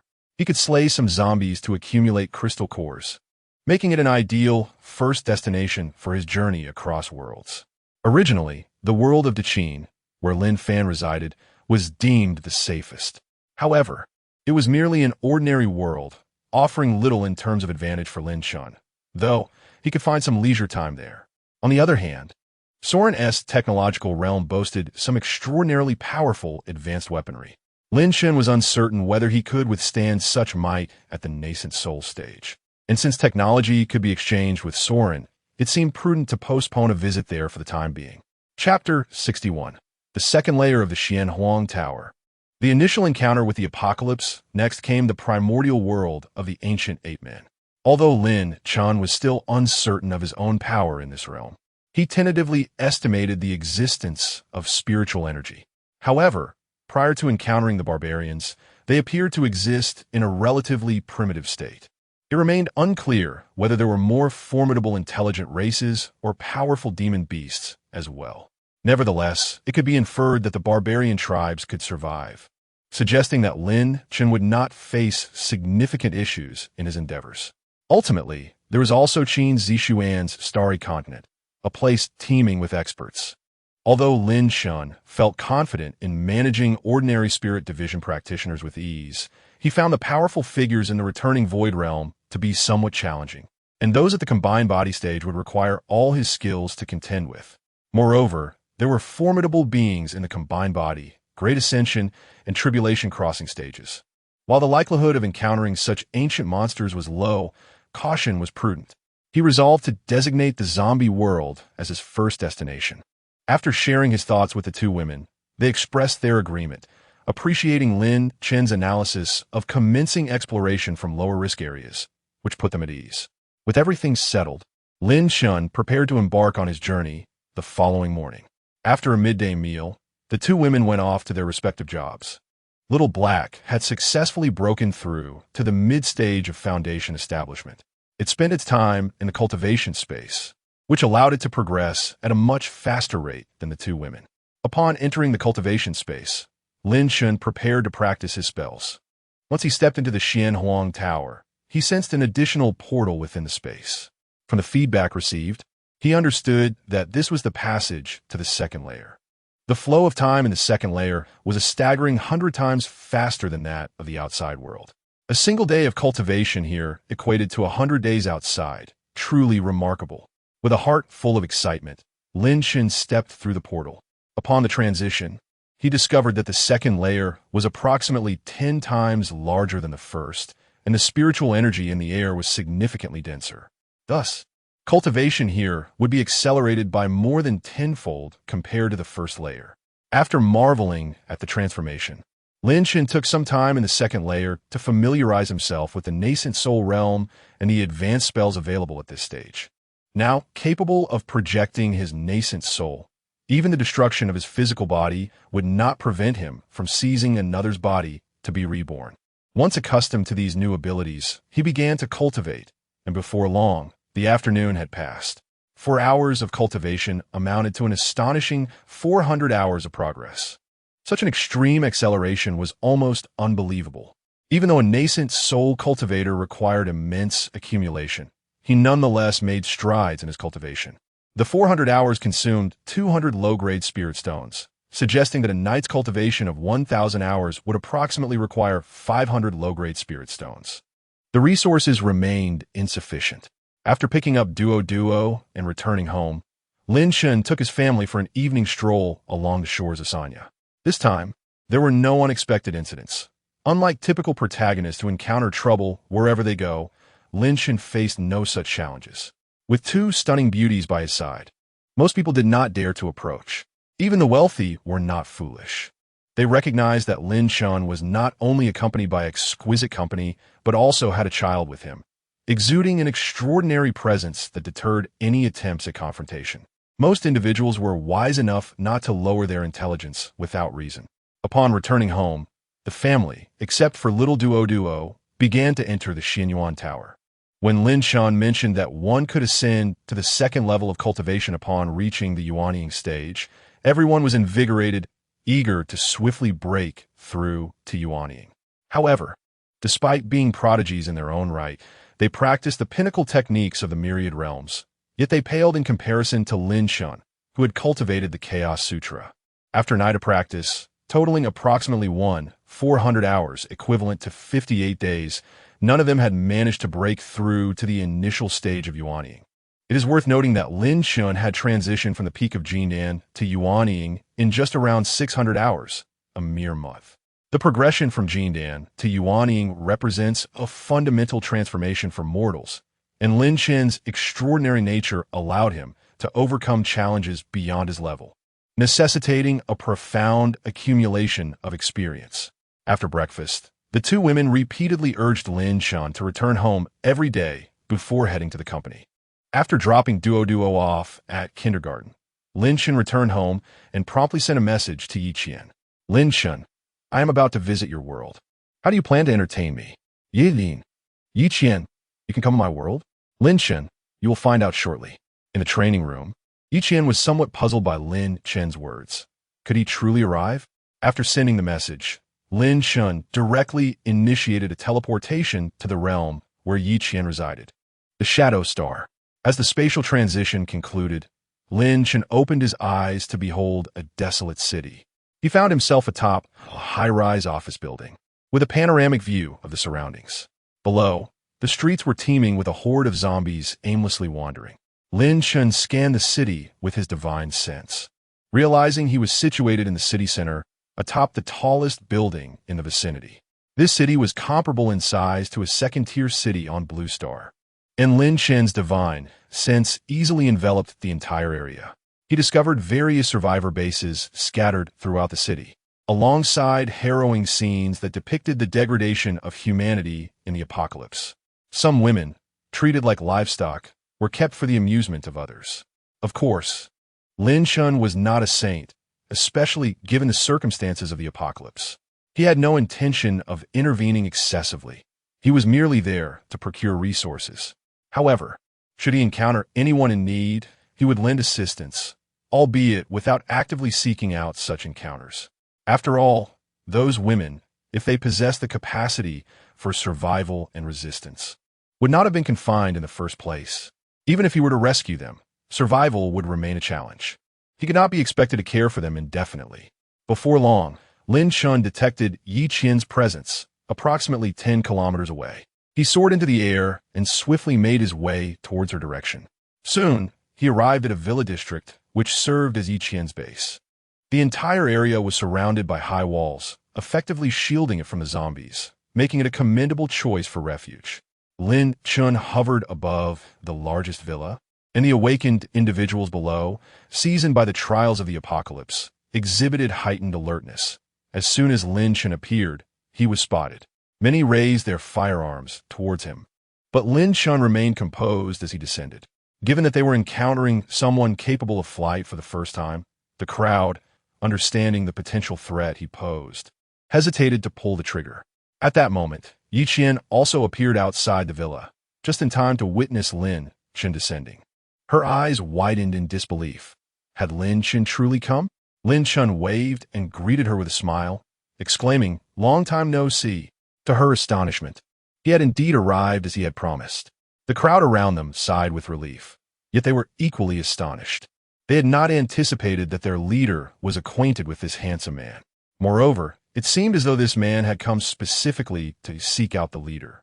Could he possibly be the leader's former boyfriend? Yet, this man appeared impeccably refined, making everyone else feel like beggars in comparison. Seeing that the crowd had gathered, Yi Qian waved her hand and said, "All right, everyone disperse and attend to your own matters." Upon hearing her, the crowd promptly scattered. Lin Chen remarked, "I didn't realize you held such influence here." Yi Qian shot him a glance and replied, "Come inside, let's talk." She then led the way into the villa, with Lin Chen following closely behind. Chapter 62. The Hunt for Zombies. Compassion. Lin Chen surveyed his surroundings with curiosity. The villa was relatively clean, and such living conditions in a post-apocalyptic world were indeed rare. Yi Qian produced a bottle of mineral water and handed it to Lin Chen, noting that it was obtained from him earlier. Sitting on the sofa, Yi Qian observed Lin Chen with surprise. "I didn't expect you to actually come." Lin Chen smiled slightly. "I suddenly acquired the ability to traverse worlds, so I thought I would come and have a look as well as gather some crystal cores." Yi Qian recalled how Lin Chen had flown down moments ago and asked curiously, "What level are you at now?" "You can fly?" Lin Chen explained. "Once you reach the Foundation Establishment stage, you too can fly by manipulating objects. At the Golden Core stage, one can fly using their own spiritual power. As for me, I have merely just broken through to the nascent soul stage." "What? You are already at the nascent soul stage? You've only been cultivating for less than a month." Yi Qian exclaimed, jumping up from the sofa in shock. She considered herself a prodigy. After receiving her cultivation technique, she had yet to reach the Qi refinement stage, and her abilities had only just surpassed level 7. The disparity between her and Lin Chun was disheartening. Lin Chun chuckled awkwardly, feeling a bit embarrassed. I possess a spatial treasure that accelerates the flow of time tenfold, which is why my cultivation speed has increased. He was not concerned about Yi Qian discovering this. She wouldn't disclose it to anyone. Moreover, in this world, Lin Chun was invincible, so he had little to fear. Would you like to try it out? Lin Chun offered, noting that Yi Qian was at the peak of her physical training and wishing to assist her.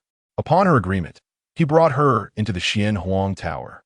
Yi Qian gazed at the picturesque landscape and the villa, curiously examining her surroundings. Noticing some cattle and sheep in the distance, she inquired, "The cattle and sheep you mentioned earlier are raised here?" "Indeed, the spiritual energy here is far denser than outside, making it an ideal environment for animals to thrive. And their meat is imbued with spiritual energy, which is beneficial for human absorption," Lin Chen replied. "You can cultivate here while I head out to deal with the zombies." Yi Qian, seizing the opportunity, wasted no time and sat cross-legged to begin her cultivation, simultaneously producing a level 2 crystal core to absorb. As Lin Chun prepared to leave, he frowned at the sight and cautioned, "You don't really need to be stingy with those crystal cores. Focus on absorbing level 5 or above.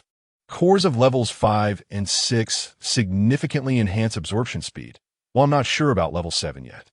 Yi Qian obediently took out a level 5 crystal core and began to absorb it.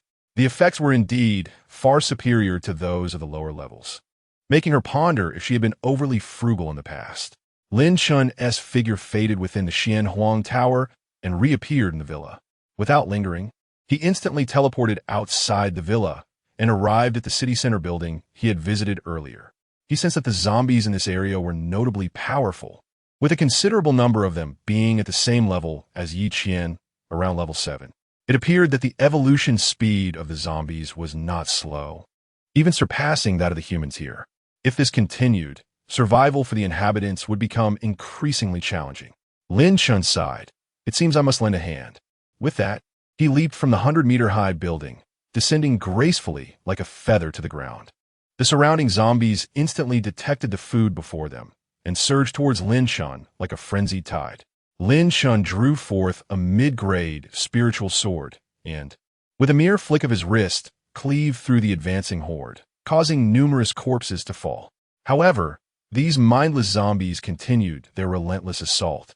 Not far off, one zombie hesitated, seemingly gripped by fear, and then turned tail to flee.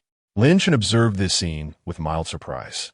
It appeared that zombies of level 7 and above had begun to exhibit some semblance of intelligence, recognizing Lin Chun's formidable prowess and opting to escape rather than confront him. Around Lin Chun, a vast expanse of corpses littered the ground, stretching over 100 meters.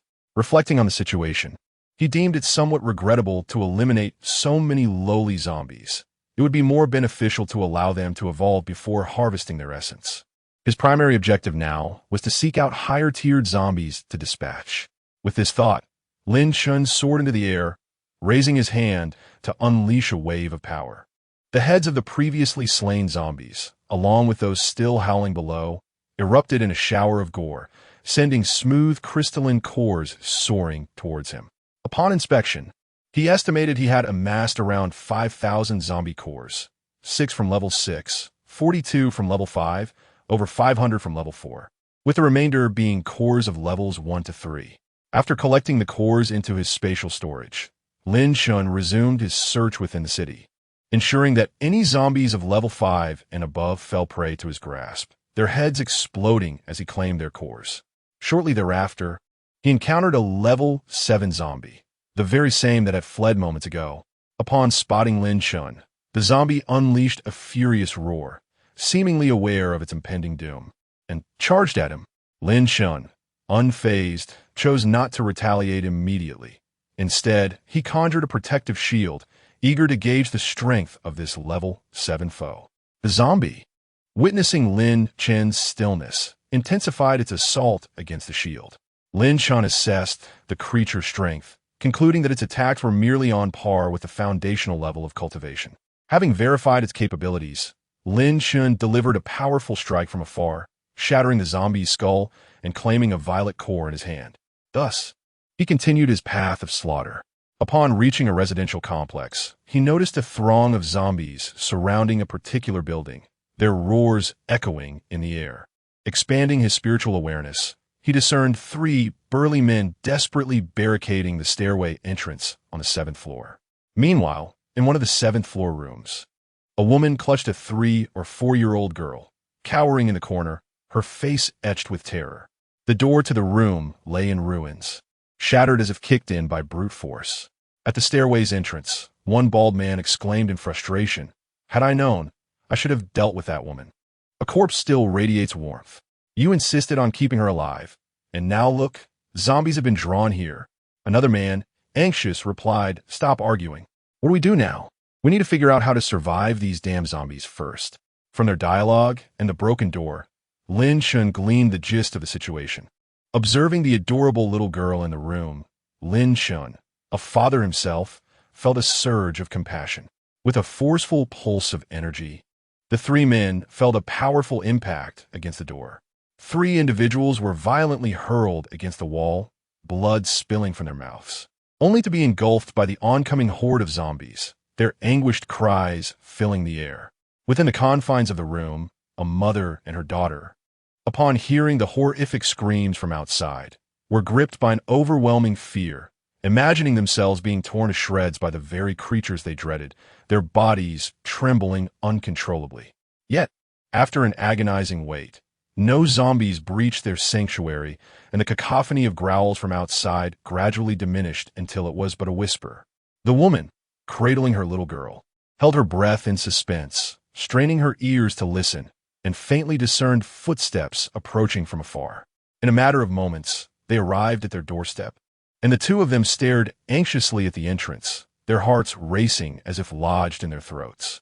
Chapter 63. Rescuing Mother and Daughter. Discoveries in transit. Lin Chun entered the room and was momentarily taken aback by the panicked expressions on the faces of the mother and daughter. Am I truly that frightening? Upon realizing that the newcomer was a man, the woman sighed in relief, thinking it better to face a human than the undead. "Please spare my daughter. You can do whatever you wish with me," she pleaded with Lin Chun. Lin Chun regarded the woman, whose face, though somewhat disheveled, still bore the beauty of a mature woman. However, he was not interested. He recognized her misunderstanding and clarified, "Rest assured, I mean you no harm. I merely passed by and saved you both. I have dealt with the threats outside." Noticing the meager supplies in their home, he offered, "If you wish, I can escort you to a base where you will fare better than starving here. It is established by a friend of mine who is exceptionally kind." After speaking, Lin Chun looked expectantly at the mother and daughter, awaiting the woman's response. Seeing his genuine intent to rescue them, she quickly expressed her gratitude. "Thank you. You are truly a good person. I would gladly go to the base." Lin Chun's expression darkened slightly, feeling as though he had been awarded a good person card. Nonetheless, he dismissed the thought. "All right, let us make haste. Gather your belongings, and once you are ready, I will lead you away."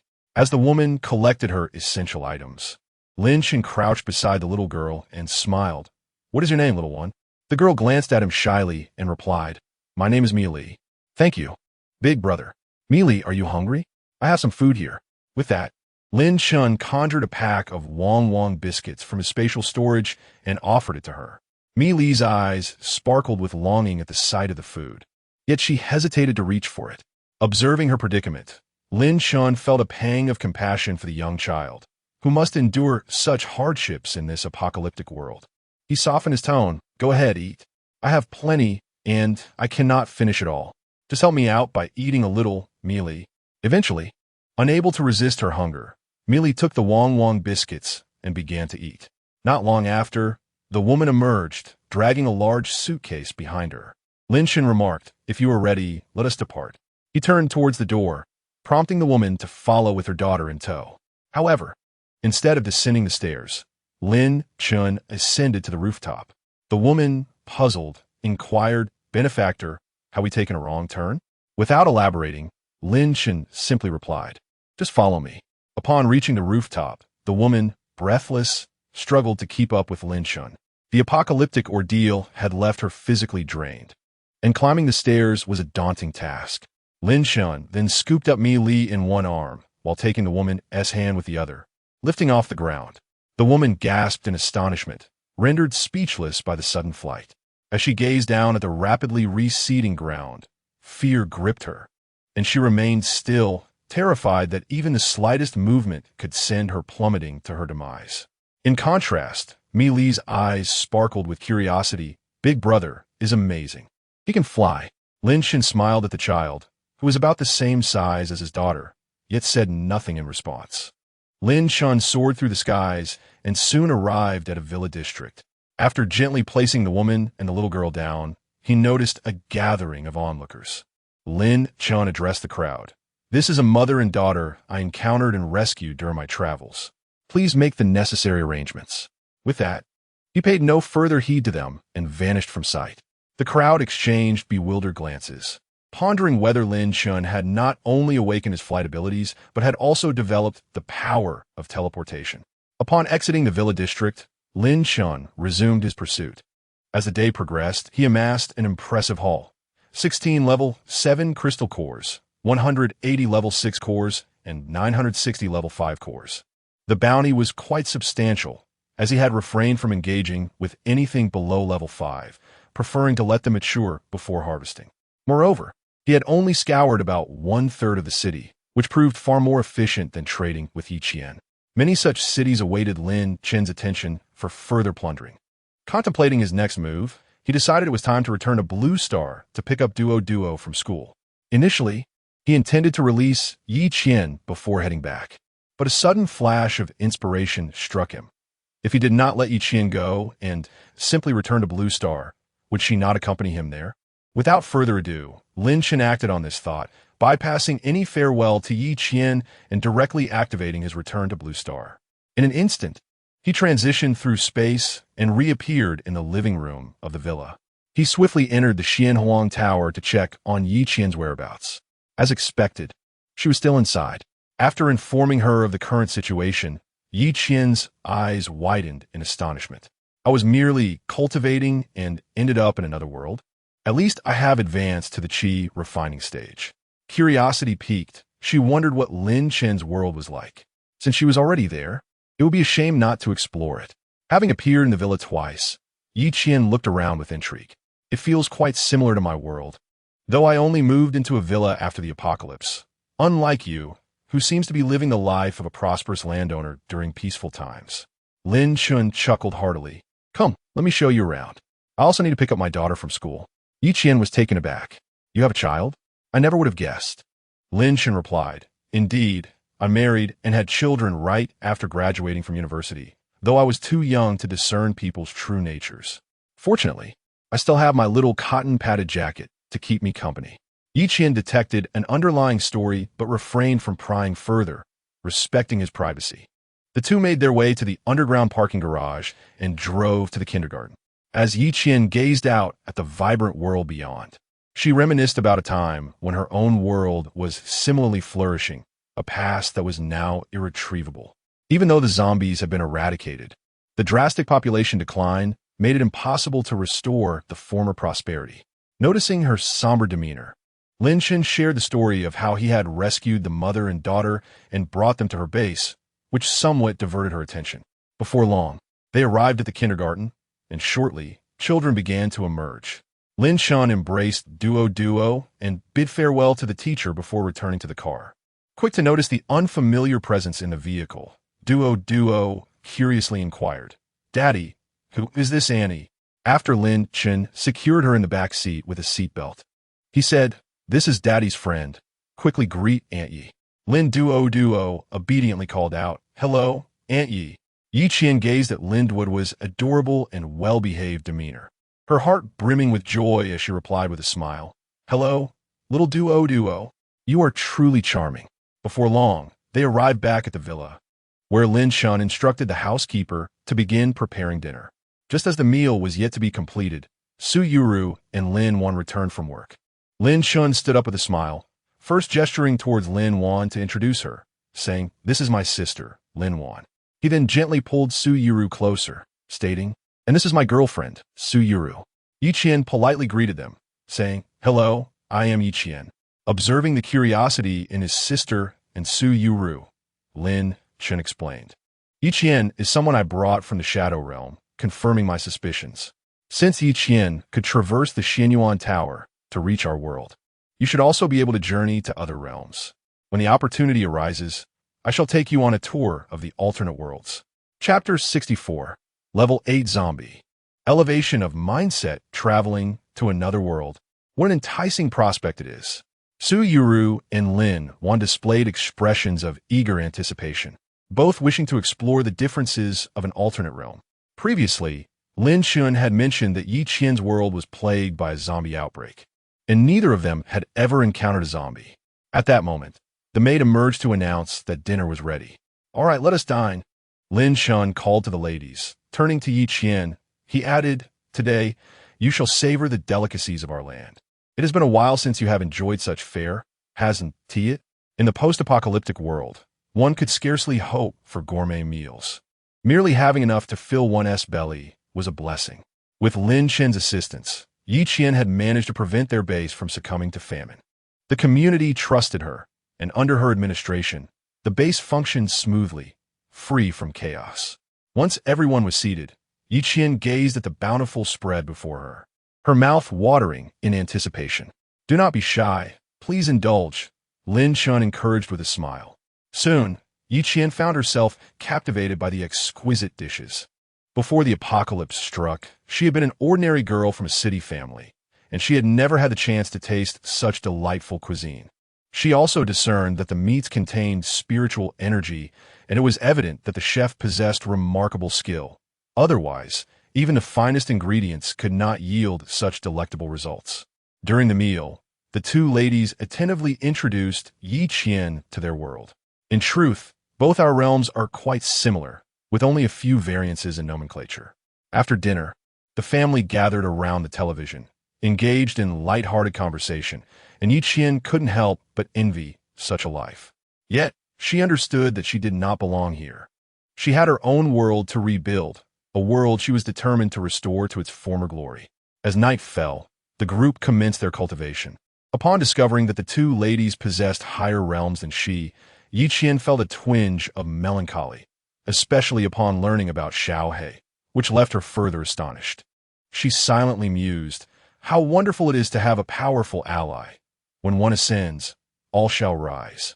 Lin Chen cultivated for another 1,000 hours, feeling that by the following evening, he would break through to the mid-stage of the nascent soul realm. The next day, Saturday morning, Duo did not have school. So Lin Chen decided to let the little one spend the day playing with Su Yuru and the others, planning to dedicate the next day solely to her. After bringing Yi Qian into the Xianyuan Tower, he traversed to the Shadow Star. Upon releasing Yi Qian and briefing her on the various matters within the base, he returned to the Xianyuan Tower to continue his cultivation, knowing that his stay here would be brief. Thus, she resolved to make the most of this limited time to enhance her skills. Lin Shun had no qualms. The abundant spiritual energy within the tower was inexhaustible, and assisting Yi Qian's elevation was merely a trivial matter for him. Leaving the villa base, Lin Shun resumed his quest to eradicate zombies of level 5 and above. Before long, he had swept through more than half the city. Suddenly, he sensed a formidable presence. He was certain of it. This aura was stronger than that of a level 7 zombie, barely reaching the pinnacle of the Foundation establishment stage.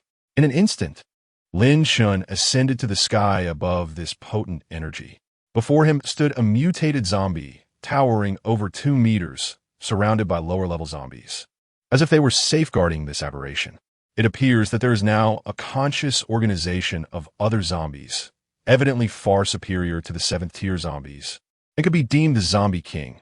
Lin Chen silently mused. The mutated zombie also took notice, howling at Lin Shun from the sky, while the surrounding lower-tier zombies echoed its cries. Some even attempted to form a human tower, striving to approach Lin Shun. Without further ado, Lin Chen effortlessly crushed the mutated zombie's skull from a distance. A crimson crystal core slowly floated upward. It turned out that the 8th-tier core was indeed red. One wonders if there exist 9th-tier zombies.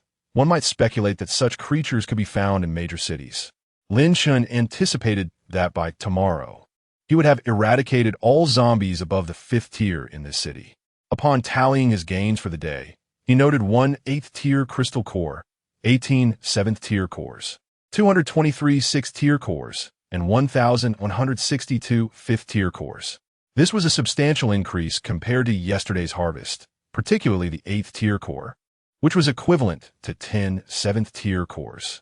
Next on his agenda was to return home for a meal. Once back on Blue Star, Lin Shen took a moment to quell the malevolent aura that clung to him. After a day of slaying numerous zombies, it was only natural for such an aura to manifest. When this malevolent energy solidified, it could intimidate the mind and ensnare individuals in hallucinations. The impact on adversary psyche during confrontations could be quite significant, as even a fleeting lapse in concentration could prove fatal in a duel between experts. As the meal was freshly prepared, Lin Shen invited Yi Qian to join him for dinner. She had not yet reached the stage of fasting. Although her cultivation had effectively alleviated her hunger, partaking in a meal was more tangible. After dinner, Yi Qian initially intended to return to the Xianyuan Tower for cultivation, but Lin Shen gently intervened. With earnest intent, he remarked, "I understand your eagerness to gain strength swiftly. However, one must not rush the path of cultivation. The state of one's mind is equally crucial. Let's take a leisurely stroll by the seaside tonight to unwind." Yi Qian recognized her own obsession with hastily advancing her power to eliminate the zombie threat. A change of scenery would indeed serve her well. Remaining perpetually tense was not beneficial. That evening, they arrived at the shores of Sanya. As Yi Qian felt the sea breeze, her spirits were undeniably lifted. Her state of mind began to ease, and she sensed that with just a bit more practice, she would soon break through to the mid-stage of qi refinement. It seemed imperative to pay attention to her mental state moving forward. Observing a joyful family ahead, a smile graced Yi Qian's face. "Yanni, come here. This is so much fun," came Lin Duo's voice. Yi Qian chuckled as she responded, "All right, Ani is coming right away." Lin Shen, too, had noted Yi Qian's earlier demeanor, watching as she approached. "How do you feel? A little stroll is indeed beneficial for cultivation. I assent it?" With a smile, Yi Qian replied, "It truly is refreshing. No wonder your cultivation progresses so swiftly." After their leisurely walk, they returned home to resume their daily practice. As the night passed, Lin Shen accumulated over 3,000 hours of training, equivalent to more than 4 months, finally breaking through to the mid-stage of the nascent soul realm. Yi Qian naturally advanced to the mid-stage of qi refinement, while Su Yuru reached the pinnacle of qi refinement. On the following Sunday, Yi Qian continued to refine her realm and did not venture out. Lin Wan planned an outing with several of her close friends from the dormitory. After finishing breakfast, Lin Shen, accompanied by his daughter and Su Yuru, paid a visit to the esteemed elder Guobaoquan. Previously, the elder had urged them to bring Duo to see him, and today that wish was finally fulfilled. As they stepped out of the car, they spotted the venerable Guo wandering in the community. "Grandpa Guo, Duo has come to see you," Lin Duo exclaimed as she dashed towards him. "Oh dear, Duo has finally come to visit her grandpa. You've grown heavier, making it quite a challenge for me to lift you." Guobaoquan chuckled. With a bright smile, Lin Duo responded, "Is that so? I want to grow up quickly so that my daddy can teach me to fly." Guobaoquan, slightly bewildered, inquired, "Fly? How do you intend to do that?" Spreading her arms wide, Lin Duo declared, "Like this, I can fly." Lin Shen approached with a smile, saying, Duo, come down quickly. Don't tire your grandpa, Guo." Guobaoquan, somewhat discontented, retorted, "What nonsense are you talking about? I am in excellent health. Moreover, since I've been eating the meat you provided, I've noticed that my health has improved significantly. I can dance in the square for 2 hours without even catching my breath." Chapter 65. Class reunion and rumors. At that moment, Guobaoquan's attention shifted to Su Yuro. "Isn't she the young lady who bumped into you before? What brings her here?" Lin Shen gently took Su Yuro's hand and replied, "She is now my girlfriend. I brought her along today to meet you." "Hello, uncle Wo," Su Yuro greeted politely. "Ah, how delightful. I mentioned before at the hospital that this girl is remarkable. Who would have thought you two would actually end up together?" Guobaoquan chuckled heartily. Lin Shan recalled the old man's words from the hospital, realizing that he had not even considered that direction back then. It was quite serendipitous that they had come together. Fate is indeed a wondrous thing. Su Yuro, taken aback by this unexpected development, looked tenderly at Lin Shan and remarked, "It seems the old man truly possesses foresight. This is indeed destiny." Guobaoquan nodded approvingly at the two, clearly satisfied. "So, when do you plan to get married?" Su Yuro remained silent, gazing at Lin Shan, awaiting his response. After a moment of contemplation, Lin Shan said, "Well, we haven't met Yuro's parents yet. We should discuss marriage after that." "Very well, but you must prioritize this matter. I expect to be invited to your wedding banquet. Rest assured, when the time comes, I would never forget you, old man." Lin Shan laughed. That afternoon, Lin Shan dined at the old man's residence, where he prepared the meal. Later, he and Su Yuro took their daughter, Duo, to the park for some leisure time. Meanwhile, Lin Wan and a few of her girlfriends were enjoying milk tea while shopping merrily. Her close friend, Yulin, pulled out her phone and said to Lin Wan, the class monitor mentioned that since today is the weekend, they want to organize a dinner tonight to share our internship experiences. Do you think we should go?" Lin Wan pondered for a moment. Why not? It could be fun to hear everyone's amusing stories from their internships.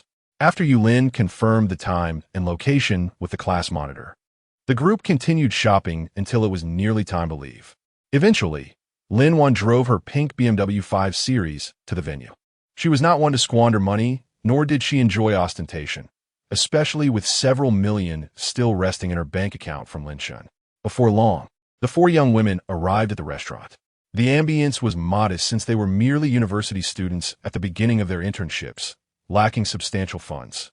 Upon exiting the car, Lin Wan allowed her three friends to enter first while she called Lin Shan to inform him about her dinner plans. As the call connected, Lin Wan said, "Brother, I want to be home for dinner tonight. There's a class reunion." "All right, just make sure to return home early after dinner," Lin Shan replied, not overly concerned, knowing that with Lin Wan's peak energy cultivation, no one could harm her. "Okay, brother, I'll come back right after." While Lin Wan was on the phone, her three friends entered the private room, drawing attention as they were the class's representatives of beauty. The moment they stepped inside, a young man was the first to notice the three young ladies. "Wow, the most beautiful girl in our class has arrived. Come sit over here." The class monitor, engaged in conversation with everyone, noticed the trio of girls and, seeing that no one was behind them, inquired, "Didn't you say Lin Wan was with you? Why hasn't she come?" Guan Yuding replied, "Waner is outside on a call. She'll be in shortly." The classmates were aware that the three were interning at Xingchen Technology, yet they were oblivious to the fact that Lin Wan was the sister of the company's owner, and even more so that she was currently managing affairs there. Consequently, they all envied Yulin and her friends for securing internships at Xingchen Technology. A curious girl asked, "I've heard online that the benefits at Xingchen Technology are quite impressive. Is that true?" Guan Yuding proudly responded, "Absolutely. Not only are the benefits excellent, but the company is also among the industry's finest, and they occasionally distribute bonuses and perks. Wow, I'm so envious of you all. Is your company still hiring?" Guan Yuding awkwardly smiled. "I'm not sure about that. I haven't seen any signs of hiring recently. You're so lucky to have interviewed at Xingchen Technology." The three friends would not mention that it was due to Lin Wan's connections that they had the opportunity to intern there, nor did they wish to cause her any trouble. At that moment, Lin Wan finished her call and walked in, taking a seat beside the trio. Everyone noticed her entrance. The boys in class were particularly struck by Lin Wan's beauty. She had previously been the belle of their department, but now, due to her cultivation, she had become even more stunning and graceful. The class monitor snapped out of his reverie, exclaiming, "Lin Wan, you finally made it. You were the last one we were waiting for.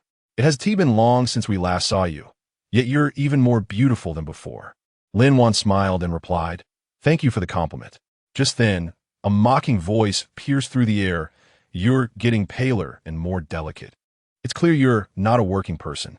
I wonder which big shot is keeping you." This voice belonged to Han Shui, Lin Wan's old rival.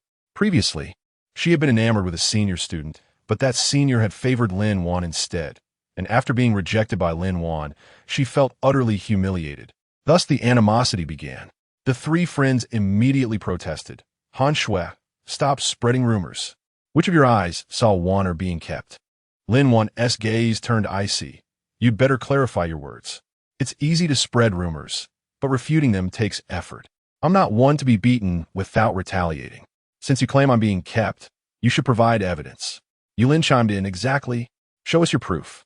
Han Shui faltered under Lin Wan's piercing gaze, forcing herself to remain calm.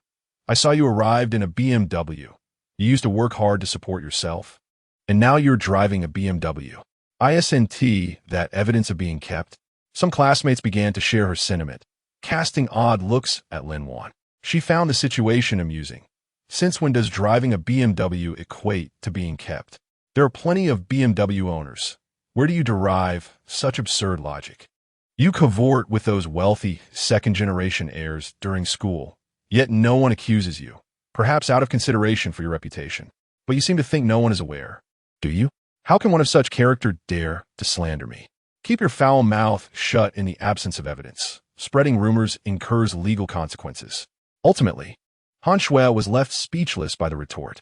Thereafter, Lin Wan chose not to engage with her further, nor did she feel the need to reveal her identity to clear her name, for such an action was unnecessary. They would come to understand in due time. Subsequently, the classmates ceased their discussions on the matter and turned their focus to various workplace issues encountered during their internships, such as the boss's manipulative tactics, unpaid overtime, and the bullying from colleagues, as well as the appropriation of credit for work.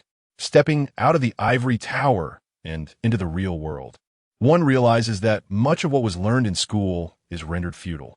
After the dishes were served, Lin Wan merely sampled a few bites.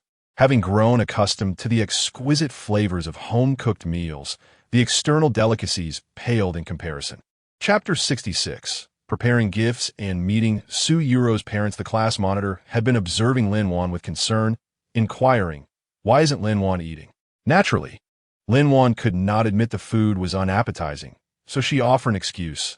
"I'm just not feeling hungry. You all need not worry about me." After finishing their meal, the group suggested heading to a bar, and most agreed enthusiastically. However, Lin Wan had no desire to immerse herself in such a raucous environment, particularly since bars often attract a dubious crowd. Although she was not one to shy away from trouble, she preferred to avoid harassment. Thus, she stated plainly, "I won't be going to the bar. I told my brother earlier that I would head home after dinner, so enjoy yourselves." Upon hearing Lin Wan's decision, her three close friends, who had initially wanted to experience the world beyond, also decided against going. After bidding farewell to her classmates, Lin Wan accompanied the trio back to their residence. Upon returning home, she found Lin Chun cradling Su Yuro and Duo as they watched television. "You're back," Lin Chun called without turning around. "How was the class reunion?" Lin Wan settled onto the sofa, affectionately stroking the head of her dog, Xiaohei. "It was all right. They wanted to go to the bar, but I found it too noisy and opted to return." Lin Chun, disinterested in such establishments, agreed it's wise not to go. Generally, those who frequent bars aren't of good character. Their essay saying, "Not all girls who go to bars are bad, but good girls usually do not." Turning to Lin Duo, who was engrossed in the television, Lin Chun remarked, "All right, your aunt has returned, and you must prepare for bed. You have school tomorrow." "Dad, I want to watch a bit longer," she protested. "No, you had already stated that when your aunt returned, it would be time for bed. One must keep their word." Reluctantly, Lin Duo replied, "Fine, but Annie, why didn't you stay out a little longer?" Lin Wan, taken aback, retorted, "Hey, you little rascal, now you're blaming me." She then playfully began to tickle Lin Duo. "Haha, do you realize your mistake?" "Haha, Annie, I acknowledge my error. Dad, save me." The night passed without further incident. The following day commenced as usual, with some heading to work and others sending their children to school. Lin Chun made his way back to Ingjiestar, where today's task was to eradicate the zombies in the city of Yiqian. The extermination process was swift, and by day's end, in the final zone, Lin Chun encountered no level 8 zombies. However, there were an increased number of zombies of other levels, likely due to the passage of a day, allowing some to evolve. He collected 22 level 7 cores, 253 level 6 cores, and 1282 level 5 cores. The cores amassed from this city alone would sustain Lin Chen's family in their cultivation for an extended period. Lin Chen decided against continuing the extermination in other cities for the time being, intending to focus on cultivation before making further plans. During this period, he contemplated finding an opportunity to meet Yuro's parents to discuss the arrangements for their wedding. After sharing his intentions with Yi Qian, he awaited her decision on whether she would remain here or accompany Lin Chen back to Blue Star for cultivation. Yi Qian found herself in a quandary. The speed of cultivation here was remarkably rapid, and she wondered if she could afford to be away for 10 days to half a month without significant issues arising in the base. Even if unforeseen circumstances arise, her prowess would have elevated to the point where she could suppress any adversities with sheer force. She was not one to dither. Having made her resolution, she returned to the base with Lin Chen. Upon their arrival, Yi Qian convened a meeting, announcing, "I will be leaving for a while to enhance my cultivation. I do not wish to return to a chaotic base. During my absence, Zhao Long will take charge of all affairs, both large and small." Zhao Long, a trusted confidant of Yi Qian, was now a level 6 psychic capable of maintaining order. Throughout the proceedings, Lin Chen remained silent, observing the exchanges with keen awareness, fully cognizant of Yi Qian's formidable capabilities. After returning to Blue Star, Lin Chen began to contemplate the preparations for meeting Su Yuru's parents. This marked a significant step in their relationship, warranting careful consideration. The following day, Su Yuru did not go to the office.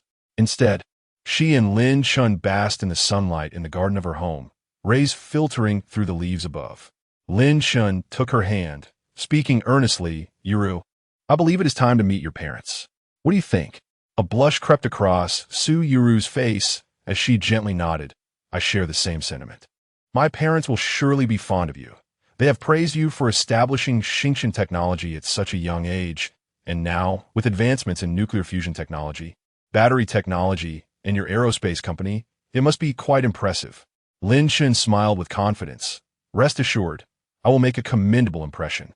Please tell me about your parents' preferences so that I can prepare suitable gifts." Leaning against Lin Chen's shoulder, Su Yuru reminisced, "My father enjoys tea, particularly Longjing, and he has an extensive knowledge of tea utensils. My mother loves gardening. She has transformed our balcony into a small paradise of flowers." Lin Chen committed this information to memory. The next day, he flew directly to the Longjing tea-producing area, acquiring a modest tea garden with remarkable speed. Completing the transaction on the same day, he transplanted all the tea trees to the second level of the Xianwang Tower to absorb spiritual energy. He then traveled to Dingshu Town to select an elegant and traditional set of purple clay teapots. Naturally, a gift for Su Yuru's mother was also essential. Lin Chen purchased several pots of exquisite orchids along with some refined gardening tools. By the third day, Lin Chen had the freshly picked tea leaves processed by professional tea artisans, preparing to return with Su Yuru to meet her parents the following morning. That evening, Lin Wan learned of her brother's impending visit to his future in-laws. She assisted Lin Chen in selecting his attire, suggesting, "Brother, when meeting the parents, you must dress formally yet stylishly. This dark blue suit would suit you perfectly." She held up the suit, measuring it against Lin Chen. "What do you think, sister-in-law?" she inquired, glancing at Su Yuru. "Lin Chen can wear anything. My parents are not particular about appearance," Su Yuru replied. "My father looks good in anything," added Lin Duo, flattering her brother. Typically, Lin Chen donned casual attire for comfort, but for this occasion, a more formal approach was warranted. Gazing at his reflection in the mirror, he nodded. "Then I'll choose this outfit for tomorrow." The following morning, after escorting Duo to school, Lin Chen returned home to prepare everything before driving to her parents' house with Su Yuru. Throughout the journey, although Lin Chen appeared calm on the surface, he felt a twinge of anxiety within. Perceptive to his emotions, Su Yuru gently grasped his hand and reassured him, "There's no need to be nervous. My parents are very kind." Upon arriving at the community where Su Yuru's family resided, Lin Chen took a deep breath and followed her closely, carrying the gifts he had brought. Su Yuru pressed the doorbell, and soon after, the door swung open, revealing her mother, Yi Suya, who greeted them with a beaming smile. "Yuru, you're back. And this must be Xiao Lin. Don't just stand there. Come in." Lin Chen responded with a polite smile, Hello, Annie. I brought a small gift for you and Uncle. I hope you like it. Isuya's eyes lit up at the sight of the orchids in Lin Chen's hands. Oh, these orchids are truly beautiful. How thoughtful of you, Shaolin. Please, come inside and sit. Your uncle is in the living room. Chapter 67.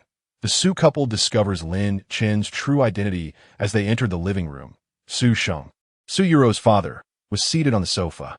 Upon seeing Lin Chen, Su Sheng rose to his feet. Lin Chen promptly approached and extended his hand, greeting, "Hello, uncle. I am Lin Chen." Su Sheng appraised Lin Chen from head to toe, a faint smile gracing his lips. "Ah, so you're Shaolin. It's a pleasure to finally meet you in person. Please take a seat. No need to stand on ceremony. Your reputation precedes you." Su Sheng did not adopt a stern paternal demeanor, recognizing that Lin Chen's current acclaim and achievements surpassed his own. Furthermore, Lin Chen's collaboration with official entities indicated a formidable background. Settling onto the sofa, Lin Chen noted Su Sheng's amiable nature, causing his initial nerves to dissipate, and he felt a wave of relaxation wash over him. His mother-in-law, Yi Xia, warmly brought over fruits and snacks, smiling as she said, "Shaolin, please don't feel constrained. Treat this as your own home."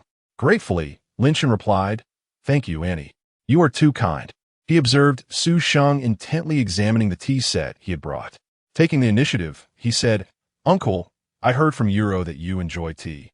I brought this set of purple clay teapots, specially purchased from a master craftsman in Dingshu Town. I hope you like it. Additionally, these 2 boxes of Longjing tea are exclusive to my collection. No other tea on the market can compare, much like the meat Euro brought back, which is beneficial for both health and spirit." A glint of appreciation flickered in Su Sheng's eyes as he accepted the tea leaves and examined them carefully. Indeed, just the aroma of this tea brings tranquility to the mind. The meat Euro previously brought was delightful. Both your aunt and I have enjoyed it, and I must say, my health has improved remarkably. I no longer suffer from back pain or sore legs. Upon hearing her father's praise, Su Euro cast a furtive glance at Lin Chen, her eyes brimming with joy. Yi Suya, sitting beside them, began inquiring about Lin Chen's family background. Lin Chen responded methodically, detailing his work and life circumstances. "Annie, my father passed away early, and my mother succumbed to illness a few years ago. Now it is just my younger sister and my daughter. Due to the financial strain during my mother's illness, I've severed ties with certain relatives. Currently, I manage several companies, as you may know, and I believe I can provide a bright future for Euro. Yisuya nodet inaknodet. We are generally aware, yet Euro is our cherished pearl. We wish for her happiness." Lin Chen replied earnestly, "Annie, I understand the love you and Uncle have for Euro. I assure you that I will take good care of her, ensuring her happiness every day. I possess both the capability and the determination to do so." At that moment, Su Sheng set down the tea leaves and inquired, "Shaolin, I acknowledge your capabilities. At such a young age, you have achieved remarkable success, and you treat your daughter well. I, Su Sheng, trust my judgment in people, and I can rest easy in trusting my daughter to you. However, you must never mistreat her. No matter your background, I will not let this matter rest."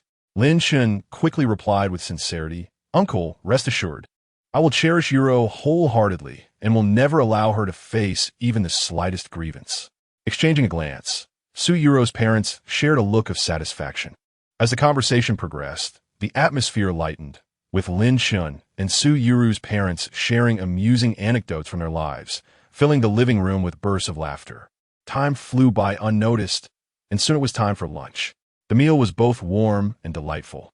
Lin Chen felt a sense of accomplishment, as if a heavy weight had been lifted from his heart. Meanwhile, Su Yuru beamed with happiness, observing the harmonious interaction between her family and Lin Chen. After lunch, Su Sheng and Yi Suya's impression of Lin Chen deepened positively. Yi Suya, holding the hands of Lin Chen and Su Yuru, spoke earnestly. "Shaolin, through our interactions today, we believe you are a fine young man, capable and responsible. We trust you will bring happiness to Yuru."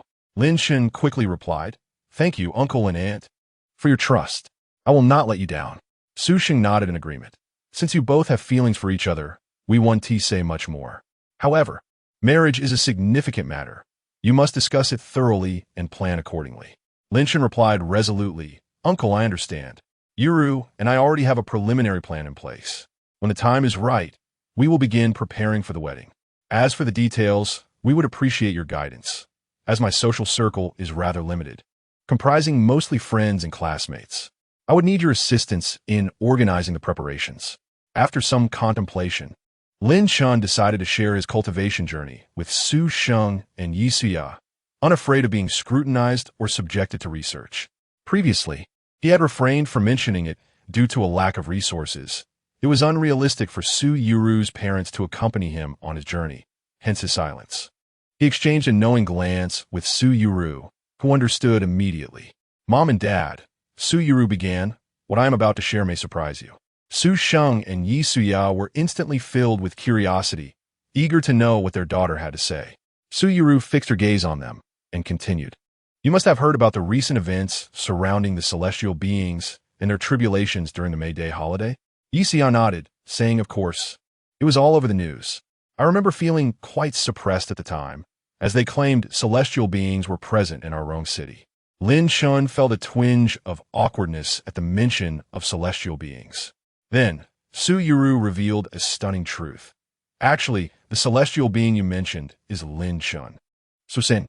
Yi Suya. Observing her parents' bewildered expressions, Su Yuru wasted no time. She extended her delicate hand before them. Look, there's nothing here.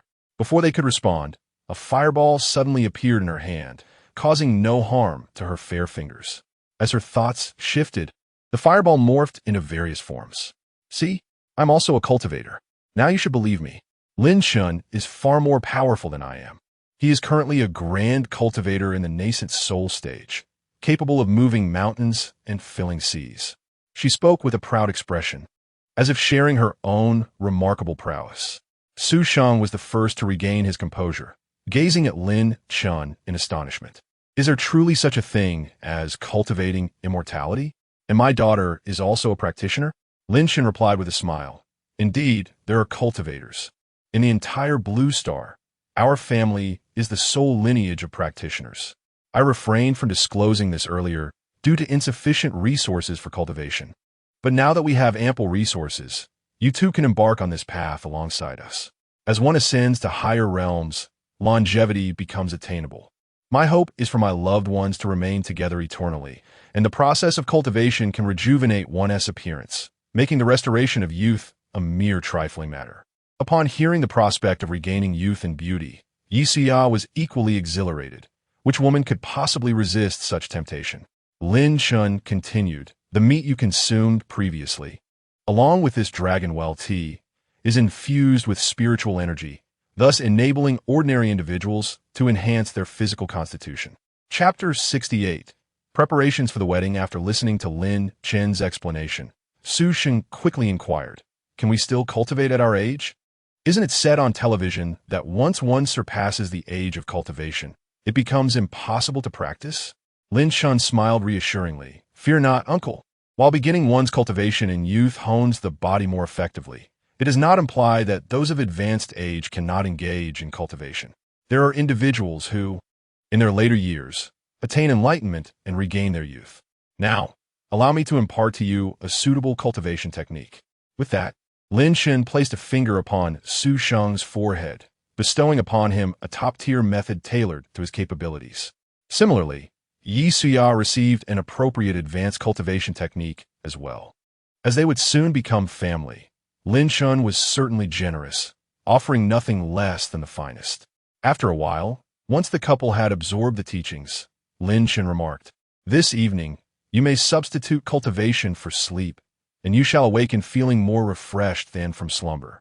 He then waved his hand to produce a collection of crystal cores, stating, these are the cores necessary for cultivation, sufficient for you to practice for an extended period. Once depleted, I shall have you road deliver more. Once Su Sheng and his wife had mastered the basics of cultivation, they engaged in further discussions regarding the topic. Learning that the official stance towards Lin Shan was overwhelmingly positive, he was essentially invincible on Blue Star. Su Sheng pondered to himself, it seems my daughter has indeed found the most extraordinary man in the world. Such an exceptional son-in-law must not be allowed to slip away. He promptly began to discuss preliminary ideas for the wedding with Lin Shun, including the scale and location of the ceremony. As they were about to part, Lin Shen's future in-laws escorted him to the door, with Isuya reminding him, "Little Lin, do come by often when you have the time, and bring Duo along to visit. Do not treat this place as unfamiliar." Lin Shun, touched, replied, "Thank you, Annie. I promise to visit frequently and will certainly bring Duo to see you and Uncle." On the way home, Su Yuru sat in the passenger seat, radiating happiness as she said, "Today was truly delightful. My parents adore you." Lin Shun smiled back at her. "I am equally pleased to have earned Uncle and Auntie's approval. Soon we shall be wed." Upon returning home, Lin Shun immediately shared this joyous news with Lin Wan and Lin Duo. Lin Wan exclaimed, "Brother, that's wonderful. I knew you would succeed. You are exceptional, truly one of a kind on Blue Star." Lin Duo clapped her hands in excitement. "Daddy, that's amazing. Are you going to marry Mommy?" Lin Shun lifted Duo into his arms and kissed her cherubic face. "Yes, Daddy will soon be married. When that time comes, Aunt Sue will be your true mother." Thereafter, Lin Shun found himself with ample time, devoting his days to both parenting and cultivation. His life flowed with an orderly rhythm. Each morning, he would dutifully escort Lin Duo to kindergarten. Upon returning home, he would ascend to the second level of the Xianyuan Tower for his training. The rich spiritual energy and astonishing flow of time on this level allowed Lin Shun to cultivate with remarkable efficiency, greatly accelerating his progress. With each session, he could distinctly feel his strength surging forth. After Su Yuro's parents commenced their cultivation, they dedicated every spare moment to their practice, resulting in remarkable transformations. Their health improved significantly, and they appeared much younger. Particularly, the mother-in-law experienced the most profound change, once a rare beauty in her youth. She now radiated an even greater charm. This revitalization added another dimension to Su Sheng, the father-in-law's life, as he found himself increasingly grateful to Lin Shun. In return, Lin Shun, accompanied by Duo, often took time to visit them, offering guidance in their cultivation while enjoying warm, cheerful conversations. Duo's whimsical nature further endeared her to the couple, deepening their familial bonds. On a day at the end of May, Lin Shun, Su Yuro, and Lin Wan gathered in the living room to formally discuss the preparations for the wedding. Lin Wan, holding a thick wedding planning book, excitedly exclaimed, "Brother, sister-in-law, I have done extensive research and organized the wedding's process and details. Let us first determine the style of the wedding. Shall we opt for a traditional Chinese ceremony or a romantic Western one?" Su Yuro turned to Lin Shun and gently responded, "I am flexible. It depends on your thoughts." After a moment of contemplation, Lin Shun articulated, "I believe a Chinese wedding would be splendid, traditional, and festive. Moreover, as we are now cultivators, a Chinese wedding would better showcase our unique characteristics." Su Yuro smiled and nodded in agreement with Lin Shen's perspective. Once the wedding style was established, the next step was to select an auspicious date. Lin Wan consulted the calendar and stated, "Uncle Su and Aunt Yi have consulted a master, and the 15th of next month is deemed an auspicious day, suitable for all events, especially weddings." Lin Shun and Su Yuro exchanged glances, both feeling that this date was agreeable, and they solidified their decision. For cultivators, such masters might not surpass their own capabilities, yet adhering to the traditions of long country seemed fitting and harmless. Choosing the wedding venue also required considerable thought. Lin Shun pondered that, given his current status and strength, the wedding should be grand and meaningful, reflecting the significance he placed on Su Yuro. Although Lin Shun was embarking on his second marriage, Su Yuro was a pristine maiden. Thus, he wished to provide her with a flawless wedding. He proposed, "We could find a picturesque location in the suburbs and set up a dedicated wedding venue. I can arrange some formations to infuse the space with a dreamlike ambience, akin to a fairyland." Su Yuro's interest was piqued, her eyes gleaming with anticipation as she envisioned the romantic scene of becoming Lin Shen's wife under the gaze of many. Subsequently, the trio began to discuss the guest list for the wedding. Lin Shen's social circle was relatively simple, primarily consisting of close classmates, friends, and key employees from Xingchen Technology. In contrast, Su Yuro had a larger network of relatives and friends. They decided to wait for Su Sheng and the mother-in-law to provide a list of attendees, which Lin Wan would then organize, overseeing the creation and distribution of invitations. In the ensuing days, the responsibilities of wedding preparations largely fell to Su Yuro and Lin Wan, with assistance from Su Yuro's parents. Of course, throughout this process, Lin Shen did not neglect his cultivation. Aside from the evenings, Lin Shen diligently dedicates his spare time each day to cultivating within the Xianwang Tower. Over the course of approximately 10 days of rigorous practice, he has averaged around 15 hours of training per day within the tower, amassing nearly 15,000 hours of cultivation. His realm has ascended to the peak of the nascent soul stage, and he is expected to break through to the dividing spirit stage before his marriage. Lin Wan and Su Yuru primarily engage in their cultivation during the evenings. Currently, Lin Wan is at the mid-stage of foundation establishment, while Su Yuru is on the verge of breaking through to the mid-stage as well. Little Black, however, is progressing the fastest, nearing a breakthrough at the peak of the foundation establishment stage. Yiqian spends her days eating and cultivating, resulting in her rapid advancement. She has already reached the initial stage of foundation establishment. In contrast, the father-in-law and mother-in-law, lacking the assistance of a Xianwang Tower, are progressing at a slower pace, with their realms only at the 4th level of body refinement. As the wedding date approaches, preparations are entering their final stages. Chapter 69, Breaking Through the Spirit Division. Xiao Hei's tribulation today.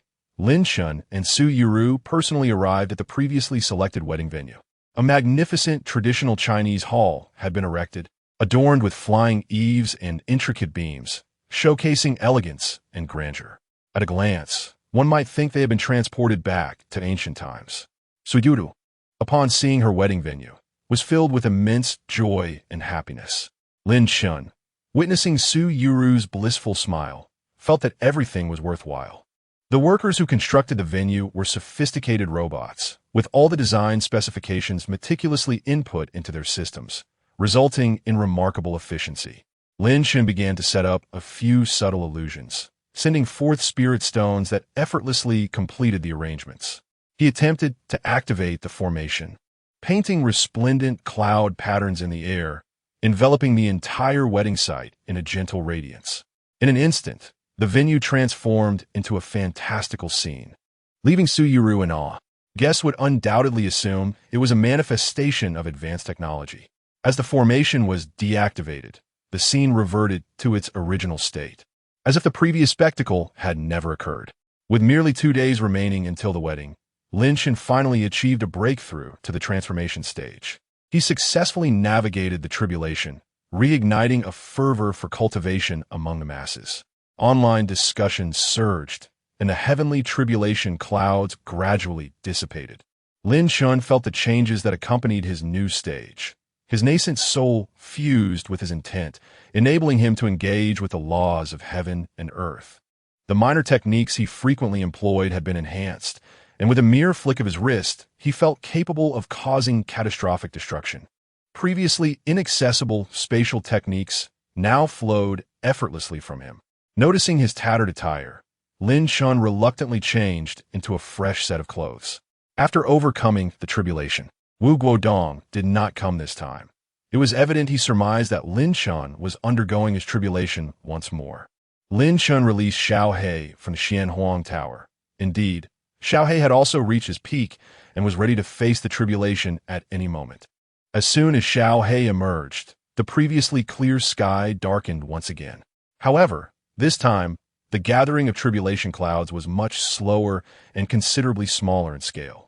Lin Shen quickly darted to Su Yuru's side, realizing that lingering too close might classify him as undergoing a tribulation as well.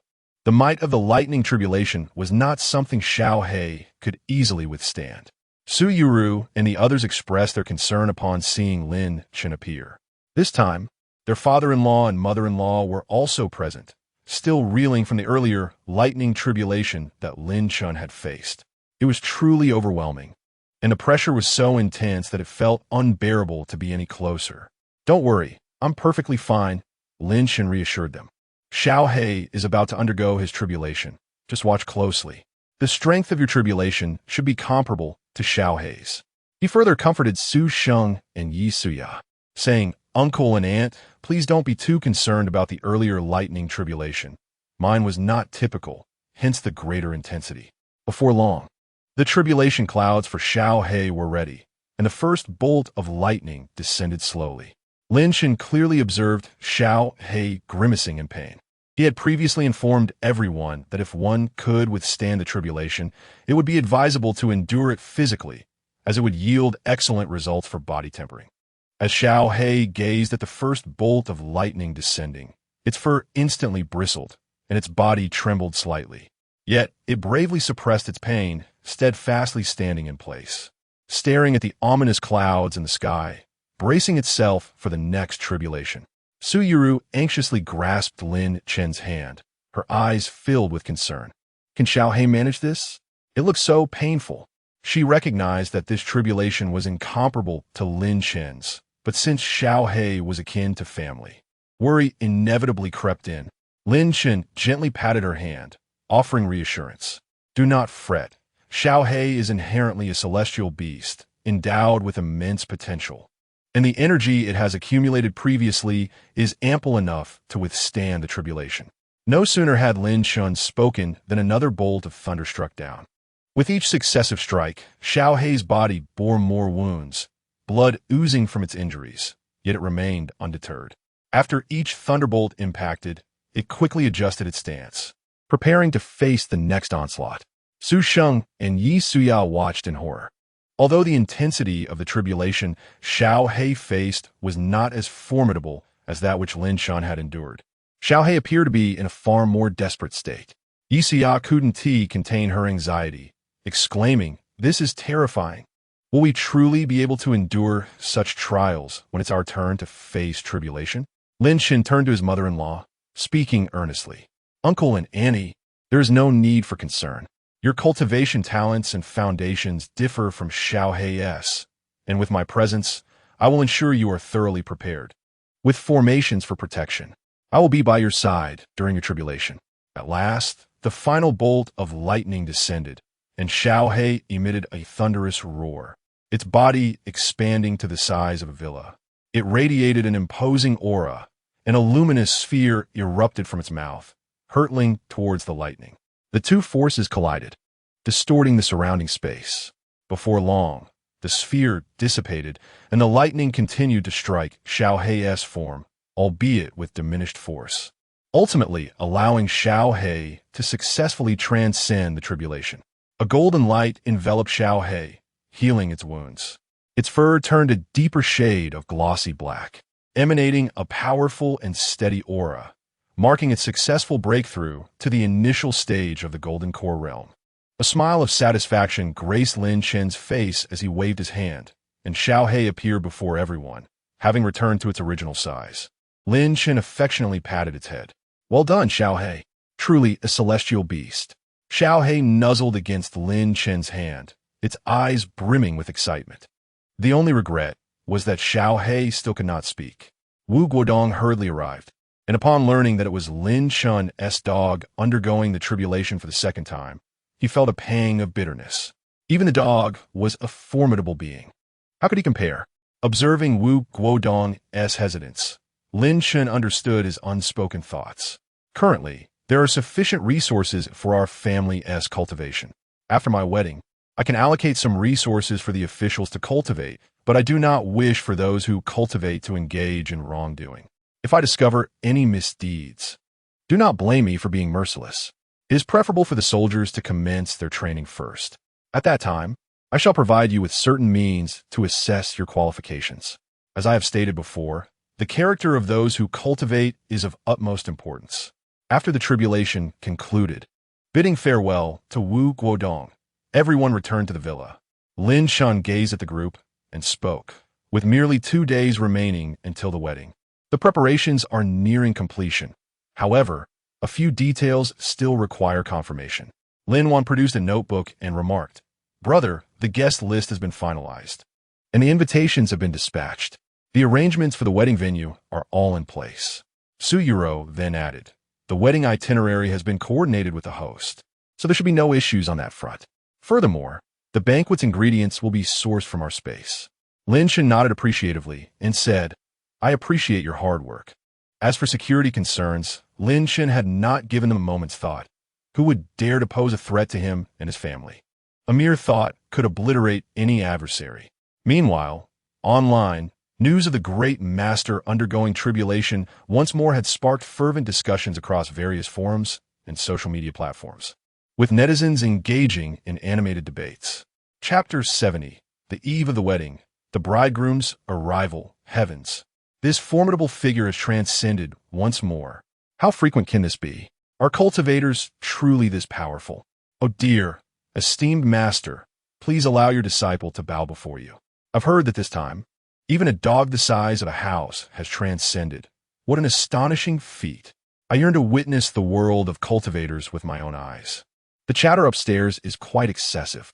The authorities have taken notice of the trending topics online, opting not to intervene excessively, but rather to monitor developments closely, ensuring no adverse effects on society.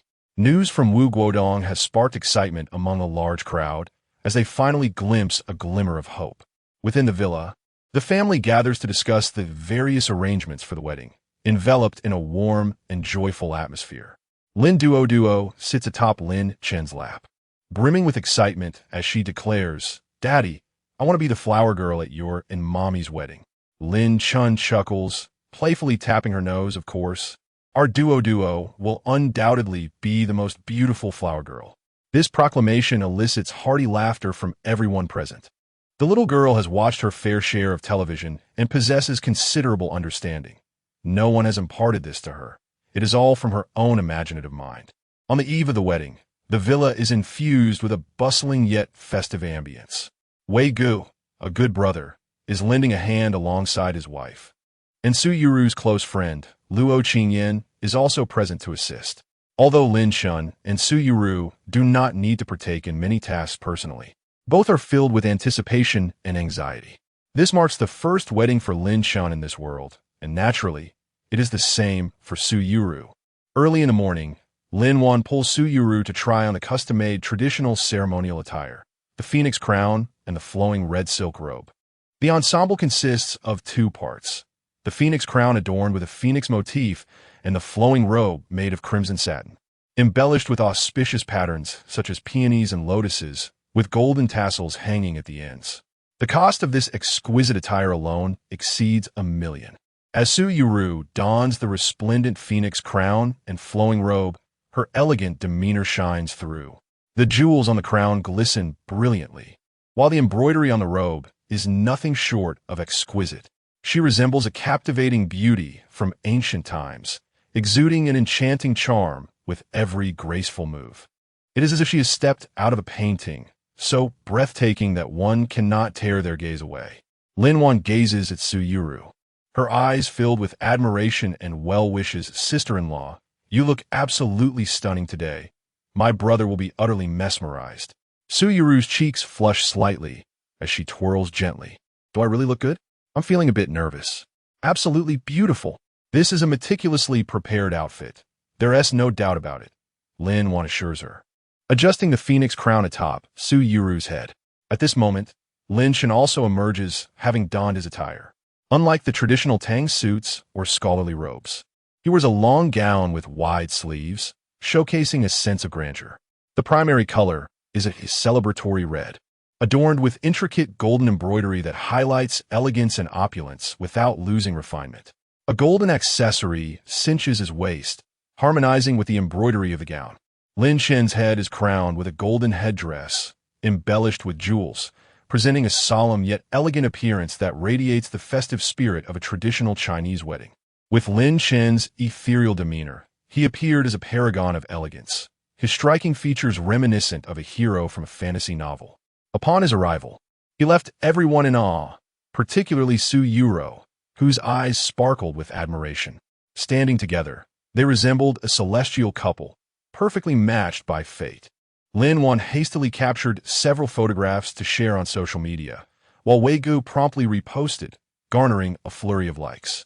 Wei Gu, with a hint of envy, remarked, "Back in school, you were merely a touch more handsome than I.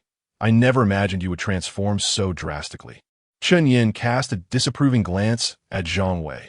How dare you compare yourself to Lin Chen? Just look at how you've let yourself go.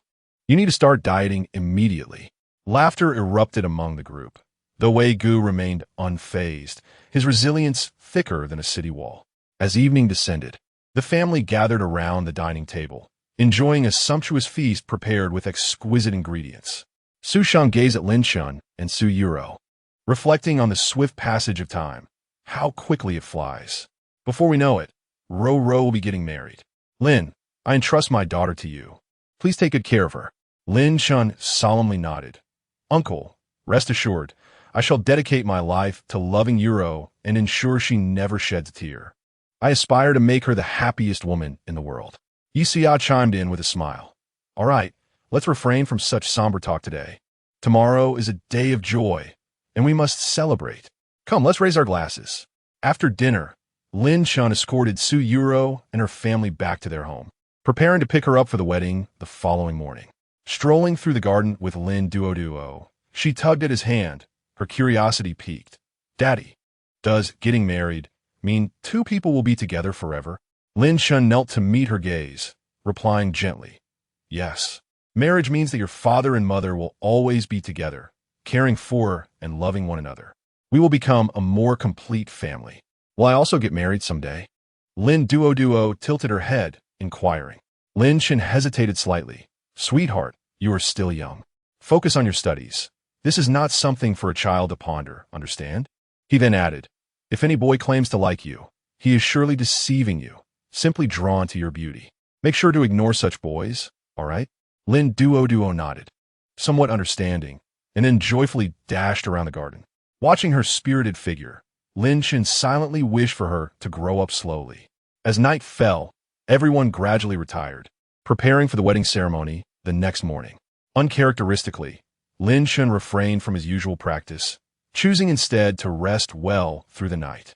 Before dawn on the following day, he awoke early, standing before the mirror to adjust his flowing red robe, his expression a blend of anticipation and nervousness. Within the villa, Lin Wan, Wei Gu, and the others busied themselves, readying for the crucial moment of the wedding procession. The weather was splendid, the morning sunlight bright and inviting. After breakfast, the wedding procession was lined up in an orderly fashion, majestically making its way towards Su Yuru's residence. Each vehicle was adorned with flowers and ribbons, gleaming radiantly under the sunlight, with the leading car being a Rolls-Royce Phantom. Along the journey, passers-by paused to marvel at this opulent wedding convoy, speculating who could be tying the knot with such grandeur. Upon the arrival of the procession at Su Yuru's neighborhood, a throng of relatives and friends had already gathered at the entrance. Lin Chen alighted from the car, his steps steady yet betraying a hint of excitement. He led the groomsmen, holding a bouquet, as they approached Su Yuru's home. However, as they reached the unit's doorway, they were halted by Su Yuru's close friends. Luo Qingyan, with a playful smile, gazed at Lin Chen and declared, if you wish to take our Yuru away, it won't be that simple. First, you must answer a few questions. If you fail, the red envelope will be less. Lin Chen smiled and nodded, signaling for them to proceed with the inquiries. What is Yuru's favorite color? When is her birthday? What is her catchphrase? A series of questions were posed. Without hesitation, Lin Chen accurately answered each one. Chapter 71. The dreamlike wedding. Lin Chen was not subjected to much difficulty by Luo Qingyan and the others, who posed only relatively simple questions. After presenting a generous envelope of red packets, Lin Chen finally arrived at Su Yuru's door. He gently pushed the door open to find Su Yuru seated on the bed, adorned in a resplendent phoenix crown and ceremonial attire. She resembled a celestial being descended from the heavens, her face illuminated by a bashful yet joyous smile. Lin Chen slowly approached her, kneeling on one knee, and spoke earnestly. Yuru, fate has brought us together. You are the one I wish to protect for all my life. Today, I have come to take you home. Let us traverse the seasons of our lives hand in hand. With that, he extended the bouquet of flowers towards her. Tears glistened in Su Yuru's eyes as she gently accepted the flowers, nodding in agreement. Lin Chen carefully helped her into her red embroidered shoes, and amidst the blessings of the crowd, He lifted her into his arms and descended the stairs. Awaiting them downstairs were Su Sheng and Yi Suya, who had been waiting for quite some time. Observing their daughter's radiant happiness, they were filled with both joy and reluctance. Lin Shen approached them solemnly and expressed, "Uncle, Auntie, thank you for entrusting Yuru to me. I will ensure her happiness for a lifetime." Su Sheng patted Lin Shen's shoulder. Overwhelmed with words yet momentarily at a loss, he finally managed to say, "Good, good, good." Lin Shen nodded resolutely in response, then embraced Su Yuru as they boarded the wedding vehicle. The procession began to move slowly towards the wedding venue, previously adorned with splendid decorations. Throughout the journey, Lin Shen held Su Yuru's hand tightly, their eyes meeting in shared smiles, lost in one another's presence. Upon arrival, the wedding venue had been transformed into an exquisite setting reminiscent of ancient times, embellished with flowers, colorful ribbons, and red lanterns that transported everyone to another era. As guests began to arrive, they were awestruck by the enchanting scene, many taking out their phones to capture the moment. As Lin Shen and Su Yuru's vehicle entered the venue, cheers erupted from the crowd. Hand in hand, they descended from the car, their figures intertwining in the sunlight, resembling a breathtaking painting that evoked envy among the young maidens, who wished for a wedding as splendid as theirs. Additionally, many guests gained a profound appreciation for traditional attire, recognizing its grandeur surpassing that of Western suits and wedding gowns. Consequently, numerous attendees resolved to hold traditional weddings in the future. As Su Yuru stepped over the fire basin, the wedding host stood on the stage and declared the official commencement of the ceremony. Outside, fireworks and firecrackers erupted in a dazzling display. Lin Shen and Su Yuru, arms linked, gracefully ascended the red carpet. On either side, friends and family showered them with applause and cheers of well wishes. Lin Duo, donned in a beautiful traditional gown, skipped ahead, scattering petals along the way, her adorable demeanor eliciting smiles from all. At that moment, Lin Shen channeled his magical energy, activating the prearranged array. Suddenly, the wedding scene transformed into a dreamlike spectacle, resembling a fairyland. Guests noticed ethereal lights and shadows that rendered Lin Shen and Su Yuru even more enchanting. As they reached the stage, the host proceeded with the ceremony, bowing to heaven and earth, bowing to the parents. The couple exchanges bows. Finally, the tea ceremony commenced. Subsequently, the host recounted their love story, from their initial acquaintance to the eventual declaration of love online. Each detail was articulated with such eloquence that it evoked deep emotions in the audience. The guests listened with smiles, enveloped in the romantic ambience. Naturally, the moment for exchanging rings remained a cherished tradition. Lin Shen and Su Yuru each retrieved a ring from the ornate boxes presented by the attendants, adorning each other's ring fingers. The rings sparkled brilliantly, symbolizing their everlasting love. The couple gazed into each other's eyes, brimming with affection. The host then proclaimed, "Now, I declare that Mr. Lin Shen and Ms. Su Yuru are officially united as husband and wife. The groom may now kiss the bride." As the host's words echoed, the guests erupted in playful cheers. "Kiss her. Kiss her." In that moment, Lin Shen gently embraced Su Yuru and, amidst the chorus of well wishes, tenderly pressed his lips to hers. Time seemed to stand still, leaving only the two of them in their shared world. Following this, the banquet commenced. The tables were laden with an array of exquisite dishes, all meticulously crafted by sophisticated robotic chefs, showcasing world-class culinary artistry. The ingredients were sourced from the ethereal realm of the Zanyuan Tower, imbued with spirit and vitality. As guests savored the delectable offerings, they were taken aback. Many were business associates, esteemed figures accustomed to fine dining. Yet, the fare at this wedding surpassed anything they had previously enjoyed, prompting exclamations of delight over such extraordinary cuisine. Lin Shen and Su Yuru began to toast each table, expressing gratitude for the presence and blessings of their friends and family. At the first table sat Wang Lijun and Wu Guodong, both aware of Lin Shen's nuptials, and they felt compelled to offer their congratulations, representing both their official capacities and personal sentiments. Lin Shen accepted the drink handed to him by Wei Gu and said, "Thank you all for attending my wedding with Yuru. Please indulge in the feast, and let us raise a glass in celebration." With that, Lin Chun and Su Yuru lifted their glasses and downed the liquor. "Please enjoy your meal. I shall visit the other tables. And Secretary Wang, you must drink a couple more glasses." Wang Lijun nodded enthusiastically, expressing, "I wish, Mr. Lin, a lifetime of happiness and a swift arrival of offspring." As the couple moved from table to table, they were greeted with laughter and heartfelt blessings. Amidst the joy and merriment, the wedding reached its splendid conclusion. Lin Chun and Su Yuru exchanged glances, their hearts overflowing with happiness. They understood that from this moment forth, they would traverse every day of their future hand in hand. After the wedding, Lin Chun and Su Yuru embraced a blissful married life. Lin Wan observed her brother and sister-in-law's affection with great joy. During these days, she found herself alone, diligently managing affairs at Xingchen Technology, ensuring the company operated smoothly. Life returned to a serene rhythm. Su Yuru's parents, having engaged in their cultivation, grew increasingly healthier and more youthful. They often visited the villa for family gatherings, and Lin Chun would occasionally guide them in their practices, aiding them in elevating their spiritual realms. Initially, I intended for them to reside together, allowing them to cultivate within the confines of the Xianwang Tower. However, my father-in-law, fearing it might disrupt the lives of the younger generation, declined this proposal.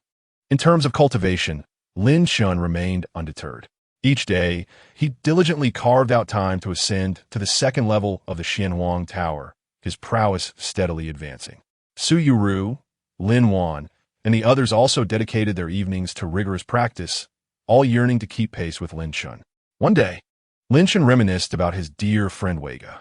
He felt it was the opportune moment to share his journey into the realm of immortality with him and to impart the cultivation techniques for shared practice. "Weiga, bring your wife along for a visit. I have a delightful surprise in store for you." Chapter 72.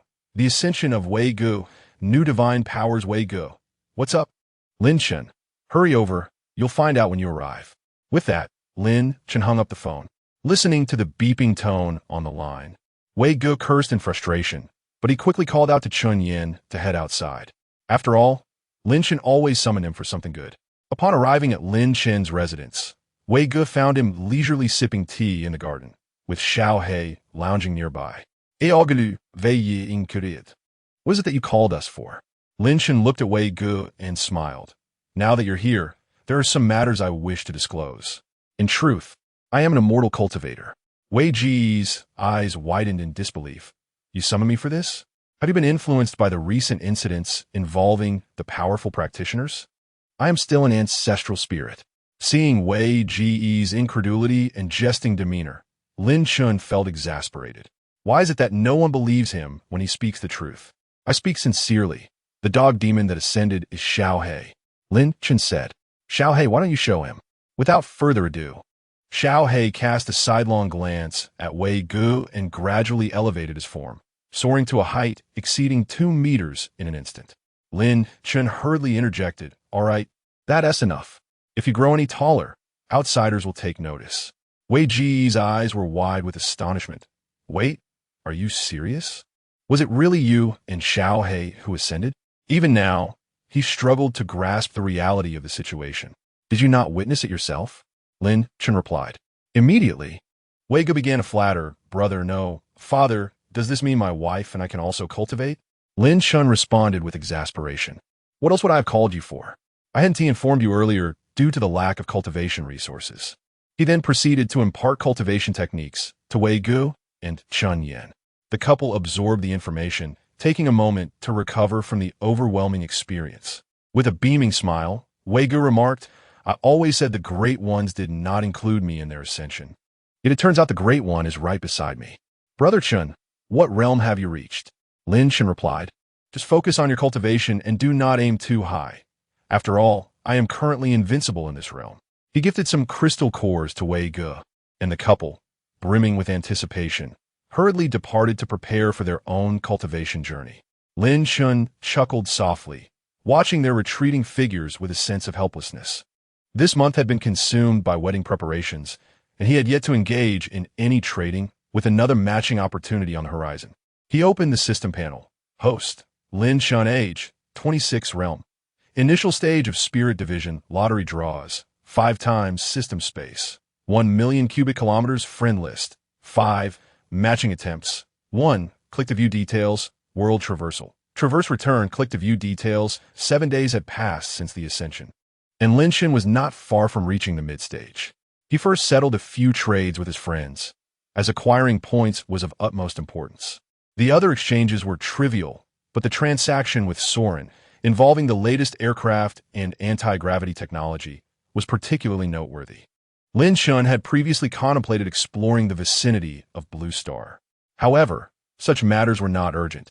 It was prudent to first match with the new world. The system commenced the matching process. Matching. Ding. Match successful. Constructing trading space. Trading space successfully established. Do you wish to enter? Entering. In the blink of an eye, Lin Shen found himself in the trading space, which bore a striking resemblance to a modern environment.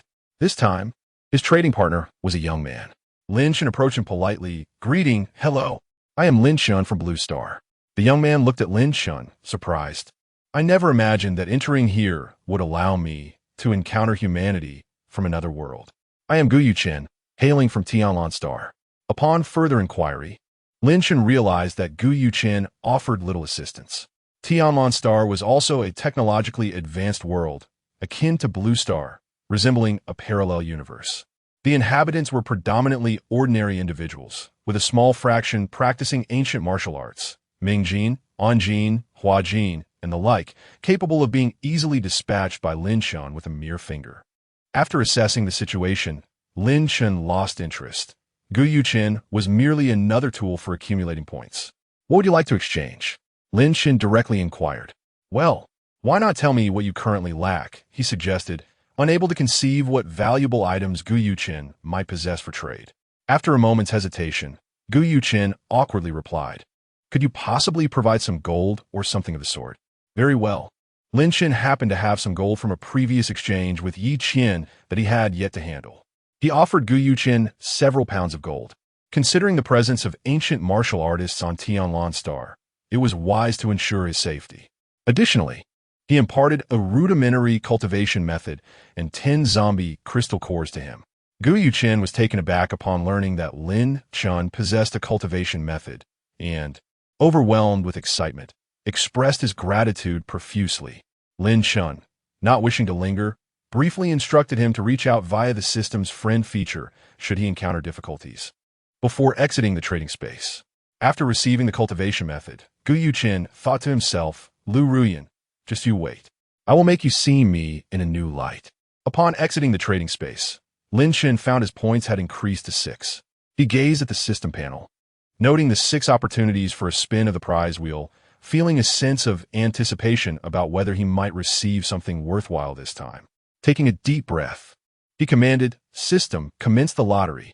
The familiar wheel spun rapidly, and Lin Shen fixated on it, unable to discern the prizes displayed. "Ding! Congratulations, host. You have won a pair of stockings."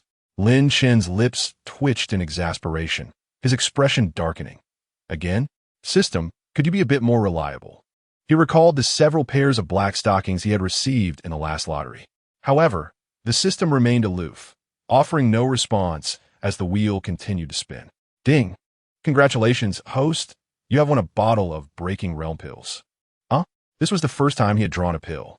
According to the system's introduction, Breaking Realm pills could facilitate a breakthrough for cultivators below the nascent soul stage without any side effects. Although it held little utility for him, it would be perfect for his family. To maximize the efficacy of the pills, they should ideally be used during the late Golden Core stage. "Ding! Congratulations, host. You have drawn a piece of celestial iron. This is a primary material for forging spiritual tools."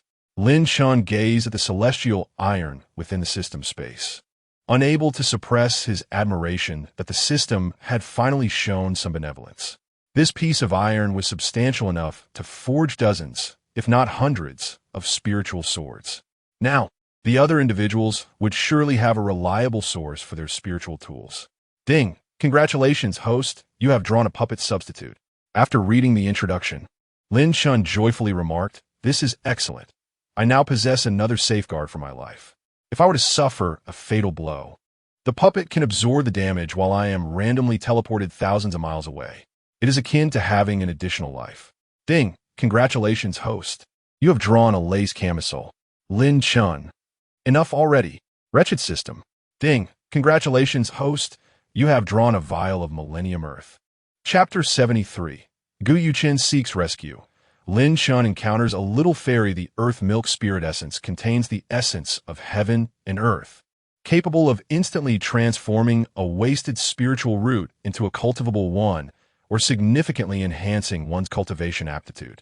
This is quite valuable and can also be utilized by family members.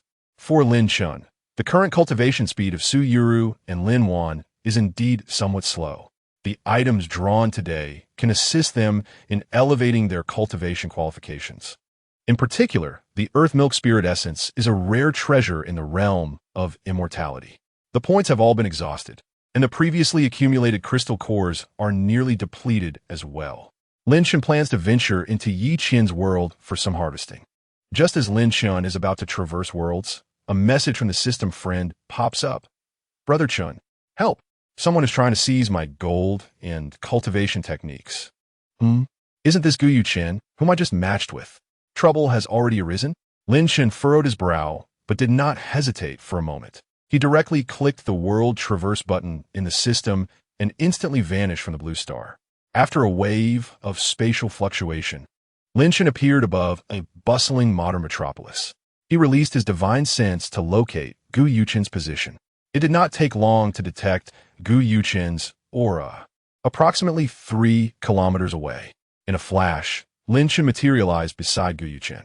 Before him lay a lavish villa's hall, where Gu Yuchen was encircled by several burly bodyguards.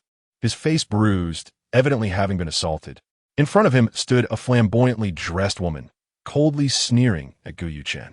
Gu Yuchen, I never expected you to possess such skills, managing to acquire gold and cultivation techniques. But do you really think you can keep them?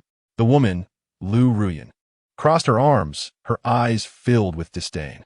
Upon seeing Lin Chen's sudden appearance, Gu Yuchen's eyes lit up with surprise, and he quickly exclaimed, Brother Chun, you must help me. Lu Ruyan has taken the items you gave me. Lin Chun strode forward, exuding an invisible pressure that caused several bodyguards to unconsciously take a step back. He fixed his piercing gaze on Lu Ruyan. Return what does not belong to you. Lu Ruyan appraised Lin Chun, having never encountered such a charismatic man before. However, a mocking smirk graced her lips. Who are you? How did you get here? This is a matter between Gu Yuchen and me. It would be wise for you to mind your own business. If you're smart, you'll leave now, or I'll deal with you as well. Deal with me? Just you? Lin Chen's lips curled into a slight smile, tinged with amusement. He unleashed his aura, an invisible pressure descending upon everyone present. In an instant, they were pinned to the ground, as if a great mountain were bearing down upon them, rendering them immobile. Lu Ruyan, too, found herself pressed to the floor, gazing at Lin Chun in terror. Who exactly are you? I advise you to release me at once. My grandfather is a master of transformation. If you dare to harm me, he will not spare you. Who I am is of little consequence. What matters is that you have provoked someone you should not have, Lin Chun replied coldly. Lin Chun could not comprehend. Did he not appear to be a formidable expert? How could this foolish individual still dare to threaten him in such circumstances? As Lin Chun was about to bury these individuals, Gu Yuchen spoke up. Brother Chun, let's just let her go this time. Lin Chun gazed at him in confusion. Why? A bitter smile appeared on Gu Yuchen's face as he helplessly replied. Lu Ruyan was my ex-girlfriend. She always criticized me for being poor and incompetent, treating me poorly in front of others and humiliating me. After I received the gold and techniques from you, Brother Chun, I intended to cultivate diligently to impress her. However, she discovered my progress and came to seize it with her entourage. Lin Chun was even more perplexed, a glimmer of coldness flashing in his eyes. A woman who despises the impoverished and loves the wealthy, willing to resort to any means. Shouldn't she be eliminated instead of spared? Gu Yuchen found himself momentarily at a loss for words. Lin Chun quickly grasped the situation, realizing that his companion was merely a lovesick fool. Let her go this time. Focus on cultivating the techniques I provided. Enhancing your strength is of utmost importance. With formidable power, What kind of woman could you not attract? You must change this submissive trait of yours. Otherwise, you'll be exploited without even realizing it. Gu Yuchen nodded resolutely. I understand, Brother Chun. I will strive to cultivate diligently and no longer allow others to bully me. Lin Chun felt somewhat exasperated, but chose not to intervene any further, letting things unfold as they may. He extracted the items from Lu Ruyin and vanished into thin air with Gu Yuchen. Although Lin Chun had disappeared, his voice echoed through the villa. Should I discover any inappropriate thoughts on your part, the Lu family will cease to exist. Lu Ruyin then recognized Lin Chen's enigmatic strength, feeling a twinge of fear. Surely, her grandfather could not achieve such feats of vanishing. Lin Chun and Gu Yuchen reappeared in a deserted alley. Satisfied that Gu Yuchen was unharmed, Lin Chun decided to explore this world, Tianlan Star, a bit further. After parting ways with Gu Yuchen, Lin Chun wandered alone. Strolling along the bustling streets, everything felt reminiscent of Blue Star. He casually entered a large shopping mall, eager to experience the commercial atmosphere of Tianlan Star. The mall was abuzz with activity, throngs of people moving about, and sales associates enthusiastically presenting their merchandise. Lin Chun ambled over to the escalator, gradually stepping on as he joined the flow of people. At that moment, the mall was at its peak traffic, and the escalator was packed. Standing in the middle, Lin Chun pulled out his phone to check the time, feeling a bit bored. Just then, a piercing scream echoed from ahead. What are you doing? You pervert. Taken aback, Lin Chun looked up to see a young woman in a pink JK skirt, her appearance unremarkable, pointing at him with a face full of anger and fear. The surrounding crowd cast him curious glances, and the previously bustling escalator fell into an abrupt silence. What was happening? What was going on? Whispers began to circulate among the onlookers. The woman glared at Lin Chun and shouted, "You were secretly taking pictures of me. You creep." As she spoke, she reached out to snatch Lin Chun's phone.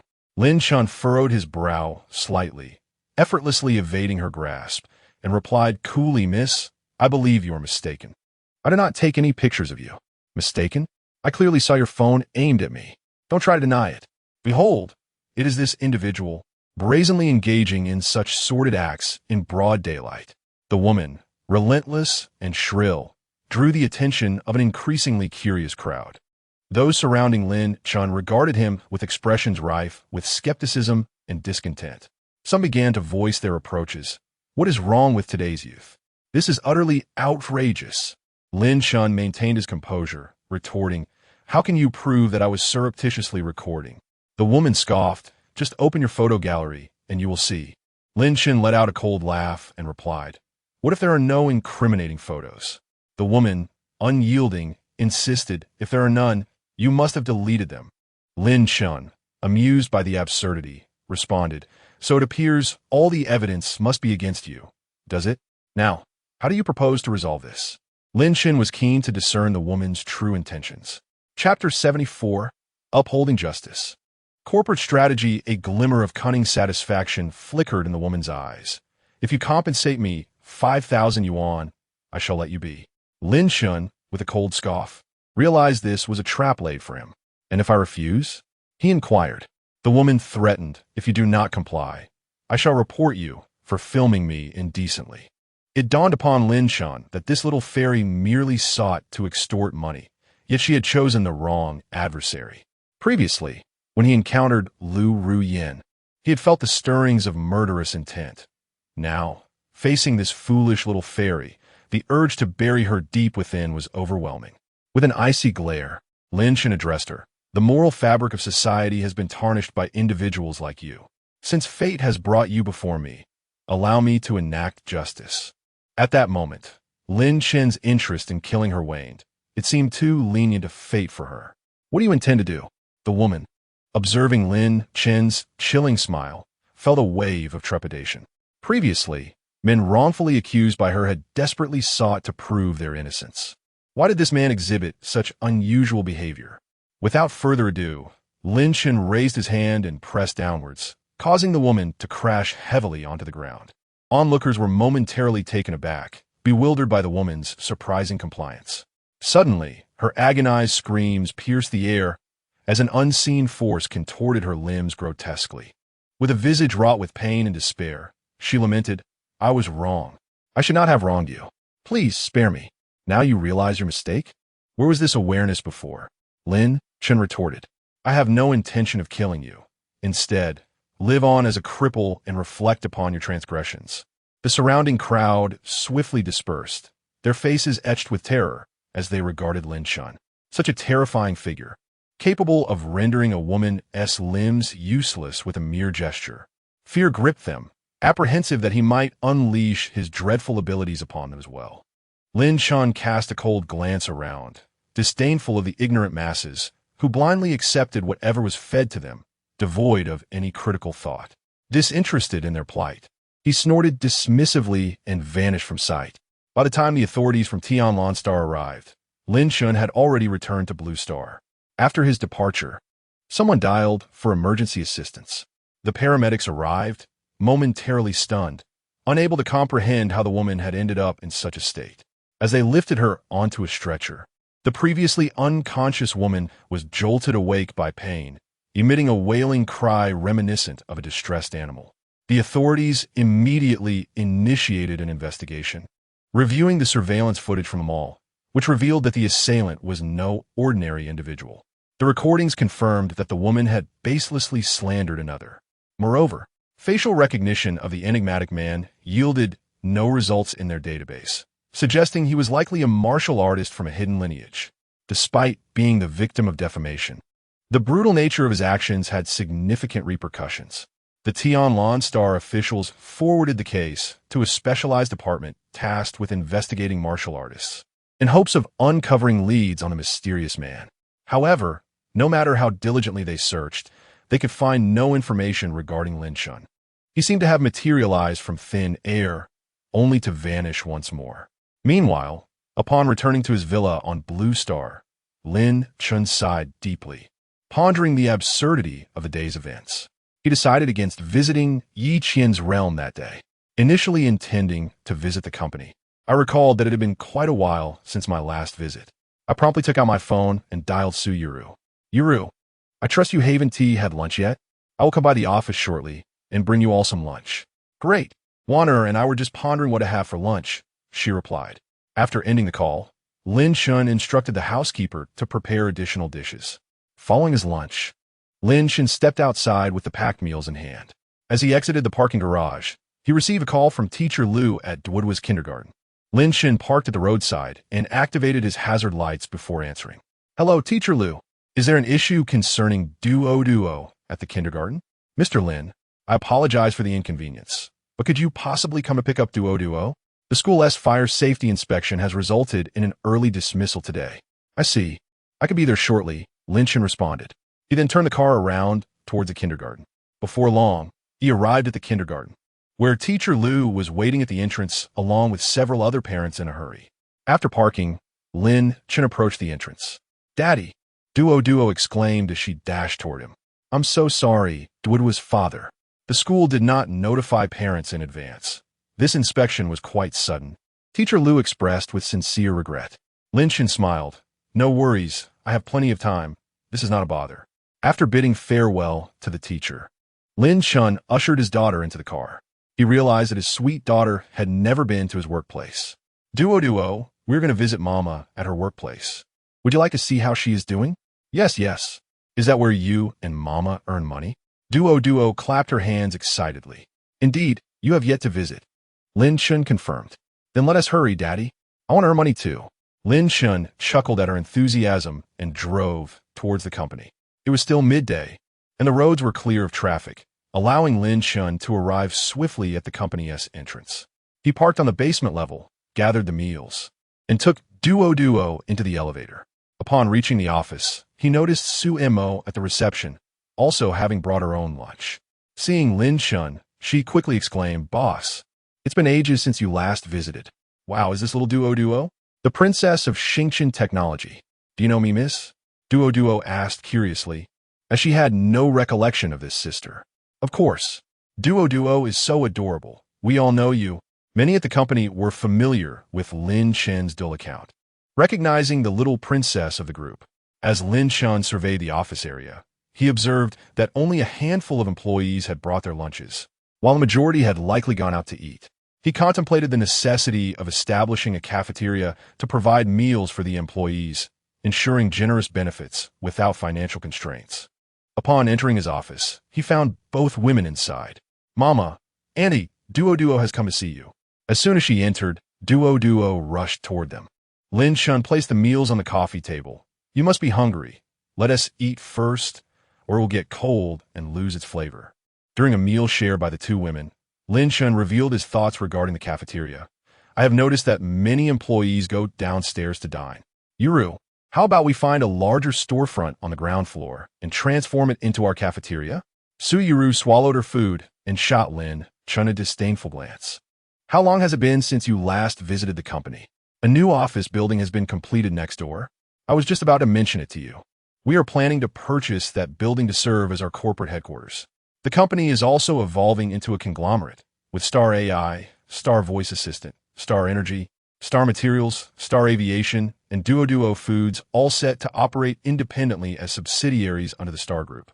Once we acquire the building, the entire group will relocate there, with each subsidiary occupying a floor. We will reserve one floor for the cafeteria.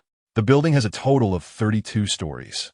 The top floor will serve as our office lounge. The higher levels will house the subsidiaries, and the cafeteria will be positioned in mid-levels. As for the lower levels, we will decide later whether to lease them out." Lin Shun chuckled. "Very well. Since you have everything arranged, I shall refrain from interfering. There is no need to consult me. You may proceed with your decisions." Chapter 75. Lin Duo learns to swim by the sea after Lin Shun finished speaking. He noticed Duo was also having her meal. "Sweetheart, didn't you eat enough at kindergarten?" "Dad, the food there isn't as good as this," she replied. "It's delicious." "Not good next," Lin Shun corrected gently. "Well, after all, it's rare to find meals outside that surpass those prepared at home." Once the two girls finished their meal and tidied up, Lin Wan curiously asked, "Brother, didn't you say you're going to Yi Qian's world to slay zombies today?" "Well, that didn't happen."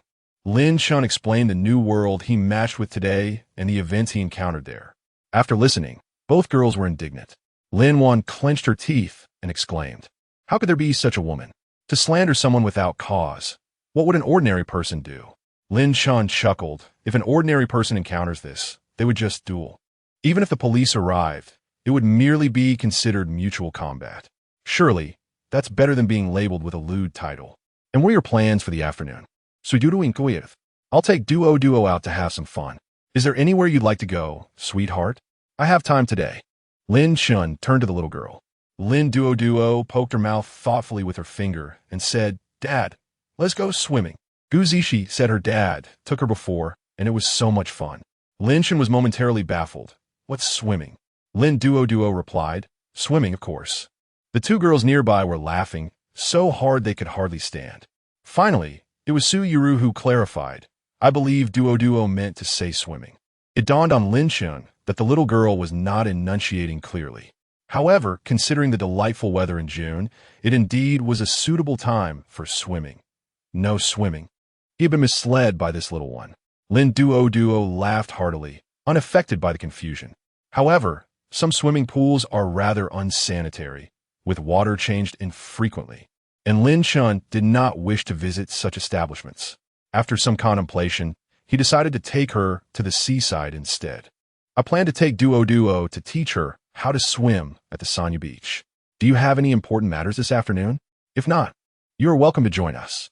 The two girls considered and found no pressing engagements, thus they nodded in agreement. Consequently, Lin Shun, along with Su Yuru, Lin Wan, and Lin Duo, prepared to set off for Sanya Beach. They headed directly to the rooftop of the office building. At this point, Lin Shun had reached the state of distraction in his cultivation, and for him, flying with his family to Sanya Beach was merely a matter of minutes. If he exerted himself fully, he could reach it even faster. The flying sword expanded as Lin Shun held Duo, and the two girls stood behind them. A soft glow enveloped them, forming a protective shield around their group. Given the splendid weather and clear skies, Lin Shun wished to avoid drawing attention. He formed a hand gesture and cast an invisibility spell. The group took off like an arrow released from a bow, soaring into the sky towards Sanya Beach. Lin Duo was utterly exhilarated, her little head bobbing from side to side as she gazed at the swiftly passing cities and mountains below. The little girl chattered incessantly, at times pointing towards the distant peaks of Ping, while at other moments she observed the city rapidly drawing nearer. Before long, they arrived at the serene shores of Sanya. The air here was significantly fresher than that of Chengdu, with the sea breeze embracing them, infused with a salty essence. Lin Shun, accompanied by his family, descended upon a secluded stretch of the beach, where he dispelled their invisibility spell. "Let's first procure a few swimsuits," Lin Shun suggested. Thus, the group made their way to a seemingly upscale swimwear boutique by the shore. Inside, the array of swimsuits was diverse, with vibrant colors abounding. Suyuru selected a tasteful and elegant light blue one-piece swimsuit. Though modest, it accentuated her fine figure. Lin Wan chose a white one-piece that further highlighted her graceful physique. Lin Duo was captivated by a pink swimsuit adorned with a cartoon motif featuring her beloved little rabbit. With sparkling eyes, she pointed at the swimsuit and exclaimed to Lin Shun, "Daddy, I want to wear this." Lin Shun smiled, affectionately ruffling her hair. "Very well, we shall take this one." He casually picked a pair of blue beach shorts for himself, along with several pairs of flip-flops and a yellow duck-shaped swimming ring. Once they had changed into their new attire, the family returned to the beach. Today, the shore was not overly crowded, the sun was pleasantly warm, and the temperature hovered around 30 degrees, with the salty breeze providing a perfect ambience. Duo set her shoes aside and eagerly dashed toward the water, leaving a trail of distinct footprints in the sand. Lin Shun, Suyuru, and Lin Wan followed closely behind, their faces adorned with relaxed smiles. "Daddy, hurry up. I want to learn how to swim," Duo called out, turning her head in anticipation. Lin Shun stepped forward, taking her small hand. "Hold on. Let us secure your swimming ring first." He helped the little girl fit the duck-shaped ring snugly around her waist and gently led her into the water. The sea was somewhat chilly but refreshing. As the water lapped around Duoduo's chest, the buoyancy of the ring allowed her to float. Momentarily startled by the sensation of her feet leaving the ground, she clutched Lin Chen's hand tightly. "Daddy, I'm a bit scared." "There's nothing to fear. I am right here beside you," he reassured her. "First, let me teach you some basic swimming techniques." Lin Shun patiently demonstrated how to hold one's breath underwater and encouraged Duo to submerge her face into the sea. Although she was apprehensive, she clung to Lin Chen's hand, hesitant to try. "Do not be afraid, Duo, just relax. The little duck is here too." "You sink," Lin Chen gently encouraged. Bolstered by his support, Duo mustered her courage and gradually submerged her face into the water. Though she emerged after only a few seconds, her joy was evident as she exclaimed, "Daddy, was that right?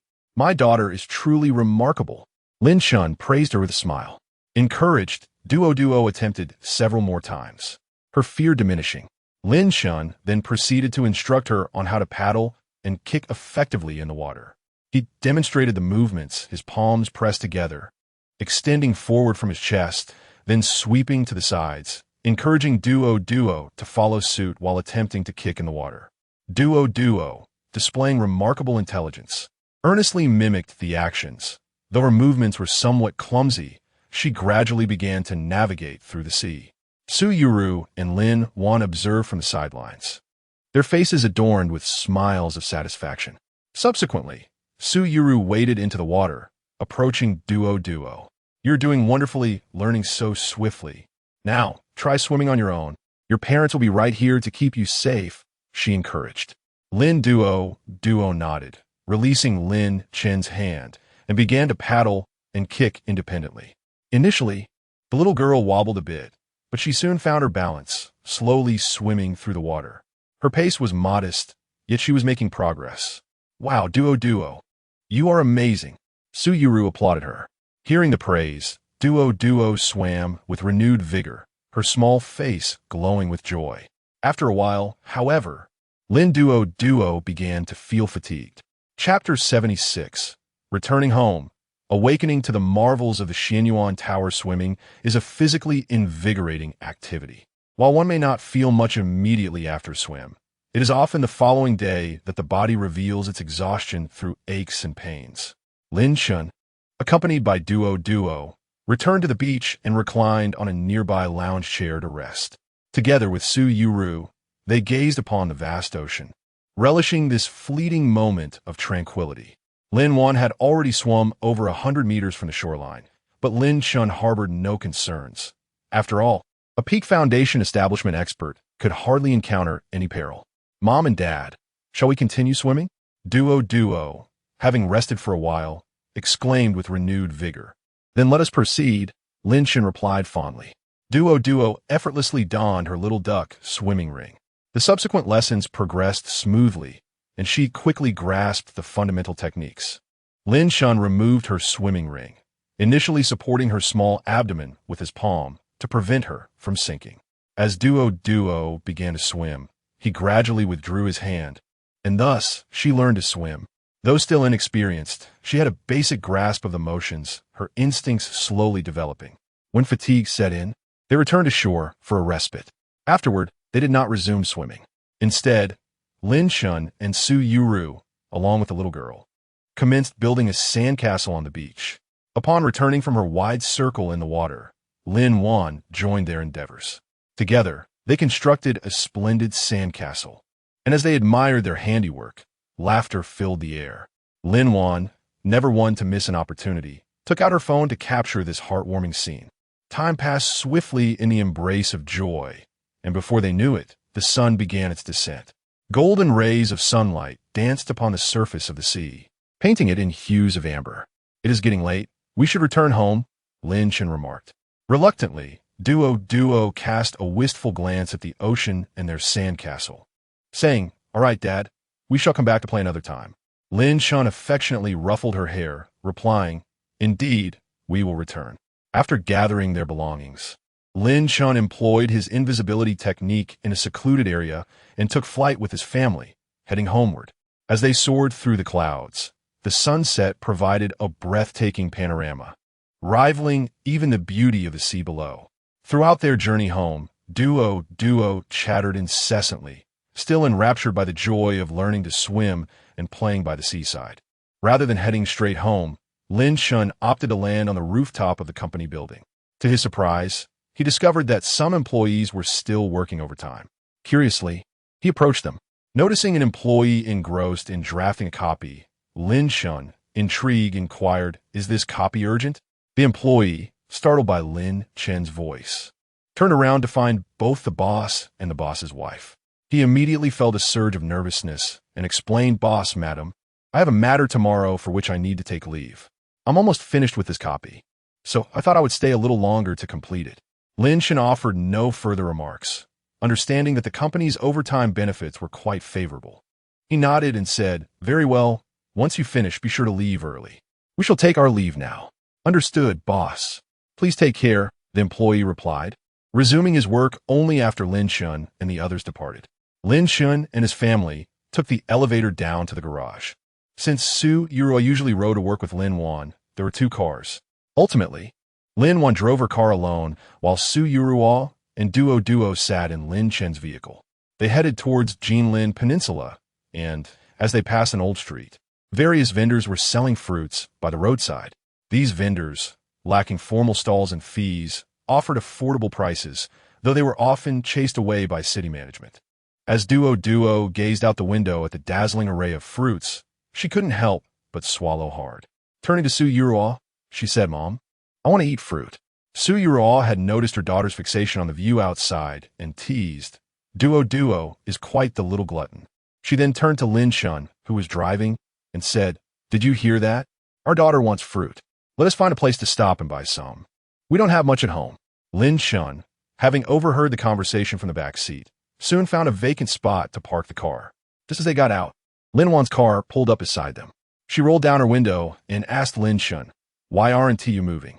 "So Yuro explained, Duo wants fruit, and we don't have any at home, so we're going to buy some." She added, "You can head home first, Wanner. There are no parking spaces left." After hearing this, Lin Wan drove back home. Lin Shun, Su Yuroi, and Duo began exploring the stalls. In June, seasonal fruits such as watermelon, lychee, peach, mulberry, and bayberry were ripe for the picking. Su Yuruo selected a few fresh fruits from various stands while Lin Shun followed behind, carrying bags filled with their purchases. Duo peeled a lychee and began to eat it. She stuffed the entire lychee into her mouth, her cheeks puffed up like a little hamster. Lin Shun chuckled. Slow down. Don't choke. No one is competing with you. After purchasing the fruits, the three returned to the car. Mom, open your mouth, Duo said, understandingly peeling a tender lychee for Su Yuruo and feeding it to her. She then did the same for Lin Shun, bringing joy to both parents. As Lin Shun started the car towards home, Su Yuruo's voice came from the back seat. Lin Shun, since the Xianhuang Tower can raise chickens, ducks, and cattle, we could also grow fruits. Moreover, fruits cultivated there would absorb spiritual energy, enhancing their flavor and benefiting our cultivation. Lin Shun nearly slammed the brakes in surprise, then slapped the steering wheel and said, "You're right. I was so focused on cultivating that I didn't think about planting other things." The Xianhuang Tower space was rich in spiritual energy and had a fast flow of time.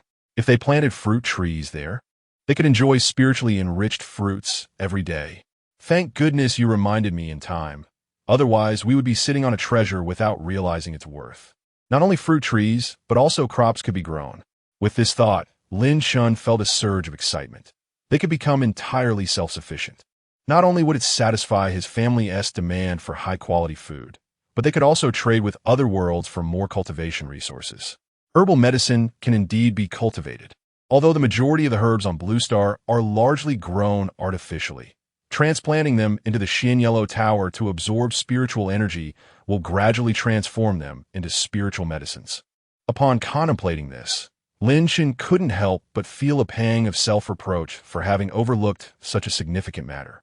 After sharing his thoughts with Su Yuru, her eyes lit up. This idea is splendid. From now on, we shall have an endless supply of resources.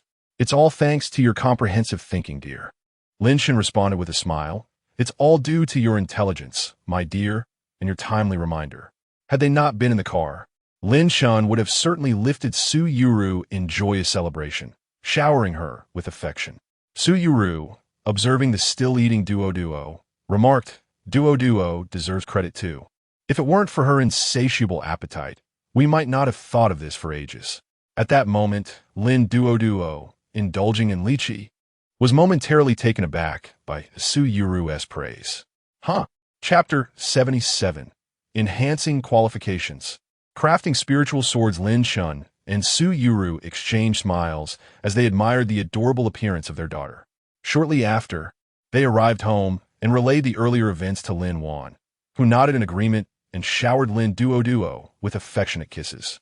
The task of procurement was ultimately assigned to Chen Yuan from Duo Foods.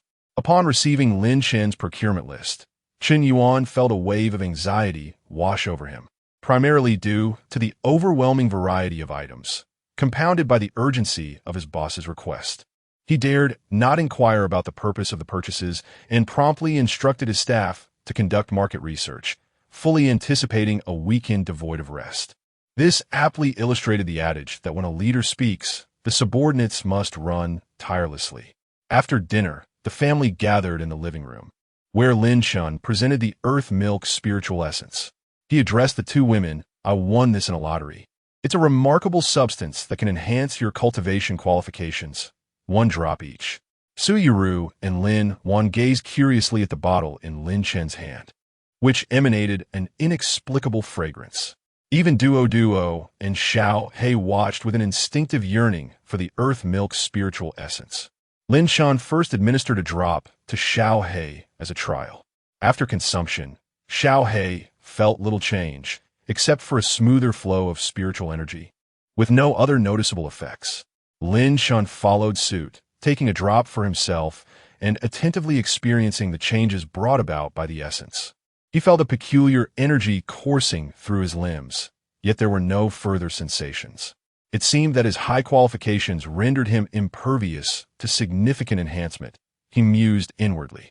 Although he did not experience any improvement, he also felt no adverse effects. Next, Lin Chen administered a drop to Lin Duo. Upon ingestion, her small face instantly flushed with a rosy hue. her eyes sparkling with excitement. "Daddy, it's sweet and feels warm." Lin Shun promptly checked on the little girl's well-being and, finding nothing amiss, felt reassured. He then gave Su Yuru and Lin Wan each a drop. After absorbing the essence, both women experienced a notably smoother flow of spiritual energy, surpassing even Xiao Hei's improvement, likely due to their lesser qualifications. "This substance is truly extraordinary." "So Yuru exclaimed." Lin Wan smiled in agreement, saying, "With this heavenly treasure enhancing my qualifications, my cultivation speed will surely accelerate." While aware that a second dose would yield diminished effects, they were comforted by the ample supply remaining in the bottle, which contained a total of 100 drops. Lin Shen administered another drop of earth milk spiritual essence to each woman. After they consumed it, he eagerly inquired, "How do you feel? Any further effects?" Su Yuru spoke first. There's a slight sensation, perhaps about 1/5 of the initial effect." Lin Wan nodded in concurrence. "I feel similarly to my sister-in-law." Lin Chun smiled gently. "As long as you experience any effects, that is what truly matters. Enhancing your qualifications is paramount above all else." Lin Chun bestowed another drop upon Xiao Hei. "Dad, I want some too," Lin Duo exclaimed impatiently. All right. It's not going to be lacking for you." Naturally, he could not refuse the request of his own daughter. Once the crowd had consumed the third drop of the earth milk spirit essence, which yielded little effect, Lin Chun decided to stop. There remained 87 drops for future transactions. After a tender evening with Su Yuro, Lin Chun entered the Xianwang Tower, where Su Yuro began her cultivation.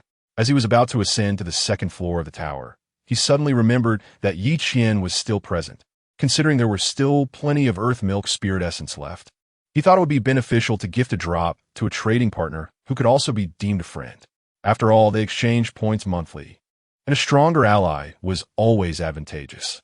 Upon reaching the area where Yi Qian was cultivating, Lin Chun was astonished to see that, after this period of training, her realm had surpassed even Lin Wan's by a slight margin.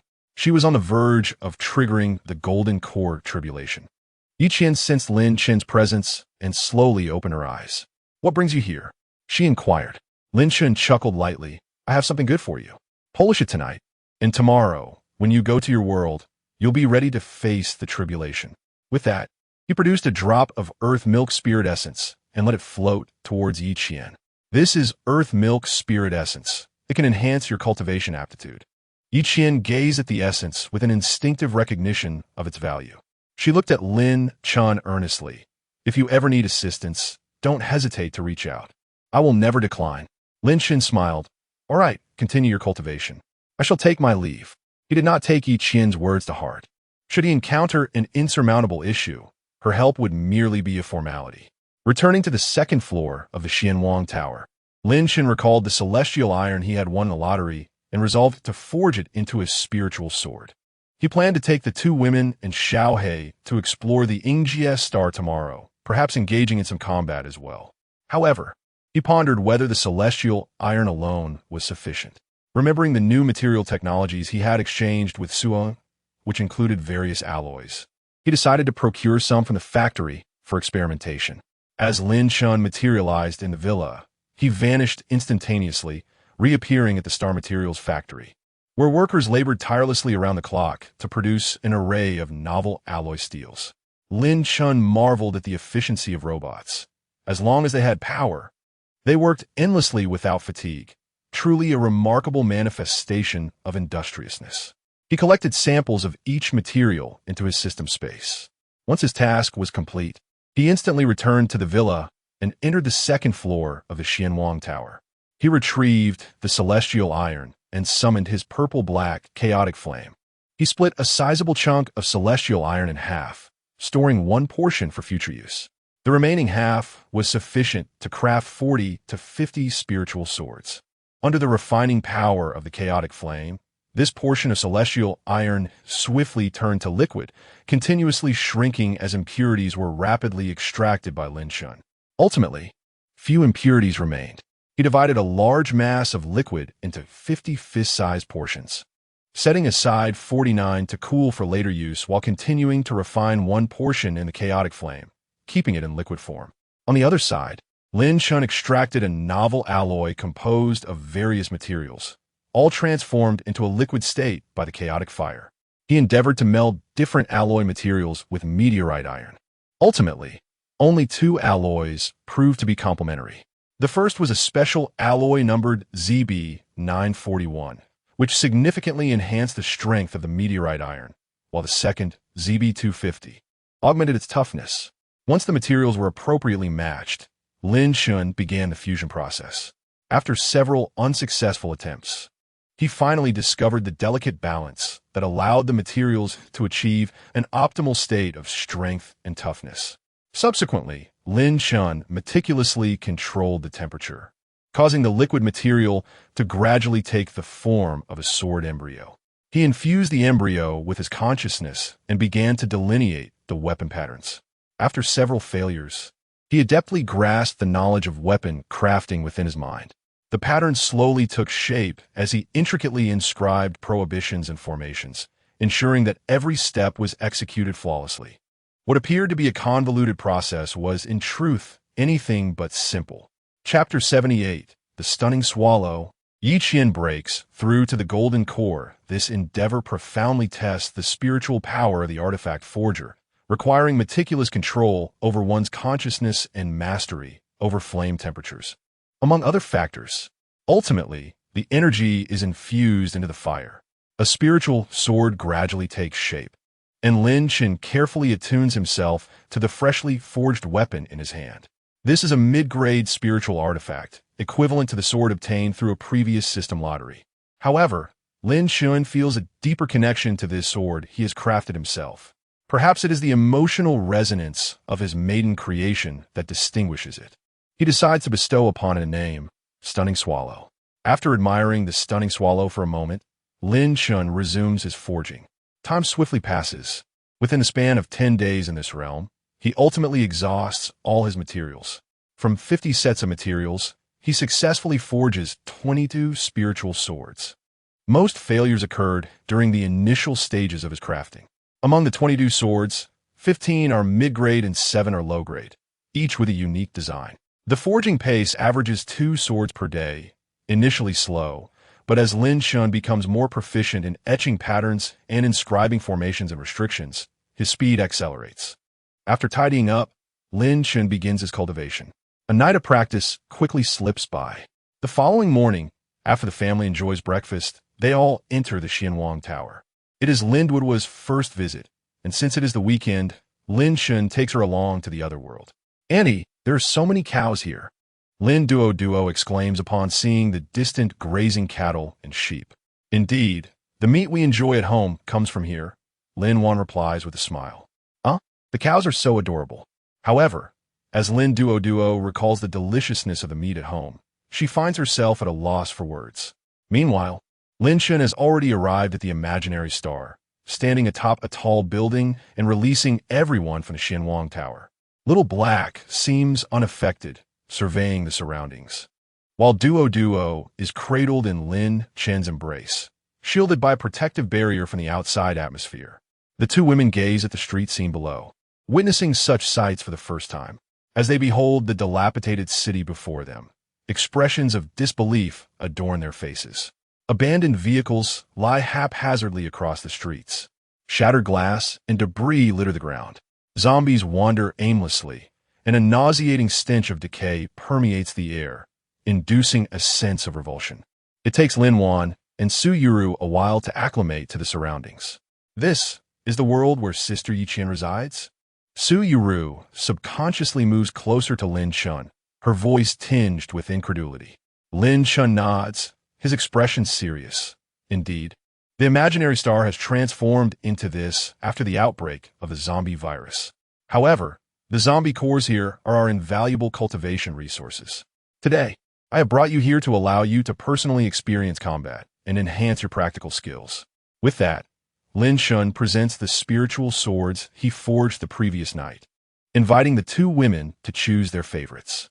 Little Black also selects one, able to control it with his consciousness despite lacking hands, wielding the sword against foes. In a moment, I will release Yi Qian. Once she transcends the tribulation, We shall commence our assault on the zombies. As soon as the words left my lips, Yi Qian appeared before everyone. Lin Shun pondered for a moment, having already bestowed her with the spirit marrow. Granting her a flying sword would be of no consequence. Yi Qian gazed at the floating spirit's sword before her, her face a canvas of astonishment. Is this for me? Were it not for the clarity and purity in Lin Chen's eyes each time he looked at her, she might have doubted whether he harbored feelings for her. Lin Chen smiled and said, "Take it if it's for you. I have plenty of these. I crafted dozens last night in one go. And since you are about to transcend the tribulation, it will certainly aid you." Yi Qian, not wishing to appear overly modest after the substantial favor she had already received, accepted it graciously, saying, "Thank you." Upon seeing Lin Shun collect all the spirit swords, Lin Duo, nestled in Lin Chen's embrace, glanced around and said, "Daddy, I want one too." "Patience, Duo, you're still very young. When you grow up, I will forge you a sword that is both beautiful and formidable, all right?" Lin Shun comforted the little girl. "All right, then let us make a pinky promise, Daddy." "Okay, pinky promise." Subsequently, Lin Shun led everyone to a small mountain on the outskirts of the city. "Let us transcend the tribulation here, free from the disturbance of zombies," Lin Chen stated. Yi Qian nodded as dark clouds began to gather overhead, signaling the impending tribulation. Lin Shun, cradling Duo, along with the two women and a dog, ascended to a vantage point a kilometer away to observe. Lin Shun said to one, "Watch closely this time. You will soon be transcending your own tribulation." "All right, brother." Lin Wan stood atop her newly acquired spirit sword, a glimmer of confidence shining in her eyes. Before long, Yi Qian began her tribulation. The survivors in the city witnessed the ominous clouds gather in that direction, accompanied by flashes of lightning and thunder. However, with zombies lurking outside, they dared not venture out to discover what transpired. Survival was their utmost priority. Yi Qian's tribulation proceeded relatively smoothly, as she gracefully overcame the 9 thunder tribulations and achieved the golden core. Feeling the surging energy within her, she momentarily lost herself in the exhilaration but quickly regained her composure, for many tasks awaited her.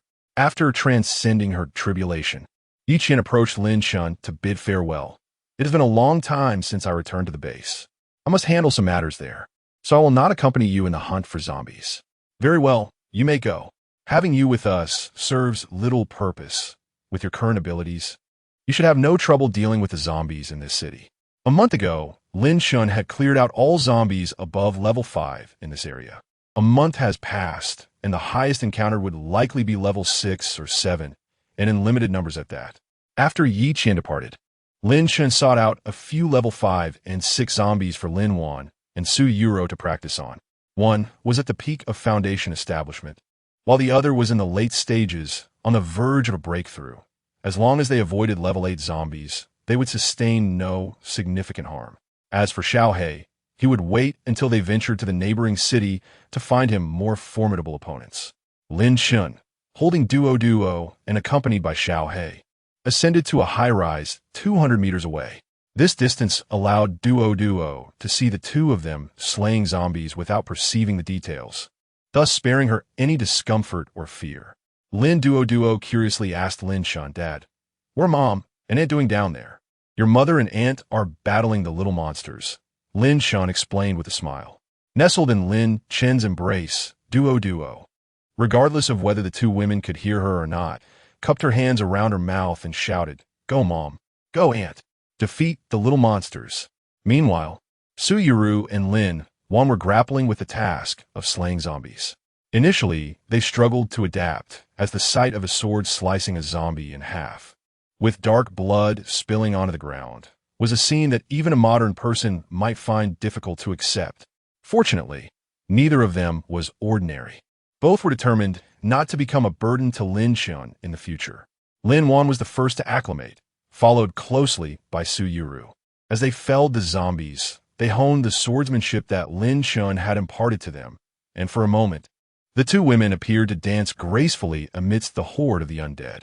Chapter 79. Practical Training. Lin Shun, observing the two women adapting swiftly from a distance, nodded in satisfaction.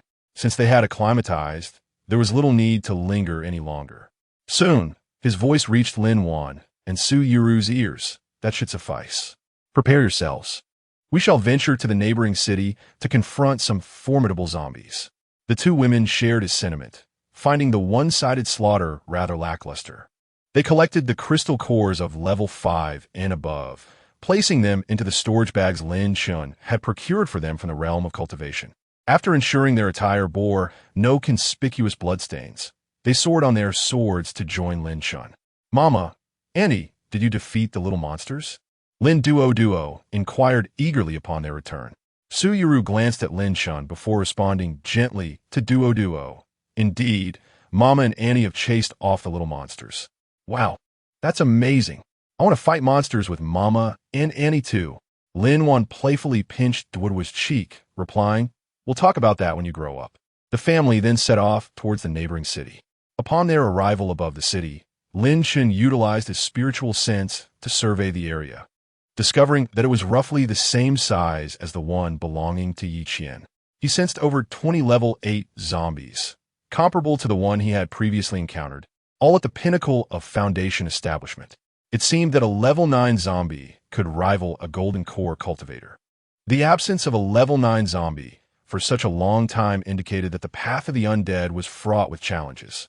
Handing Duo to Su Yuru, he instructed, "Wait here for a moment while I find a spacious area and clear it out. I shall capture some level 7 and 8 zombies for you to practice against." With that, Lin Chun ascended to a plaza overhead, perfectly suited for their training. He swiftly performed a hand gesture, unleashing a grand spell, Infernal Sea of Flames. The zombies within and around the plaza were instantly reduced to ashes upon contact with the flames.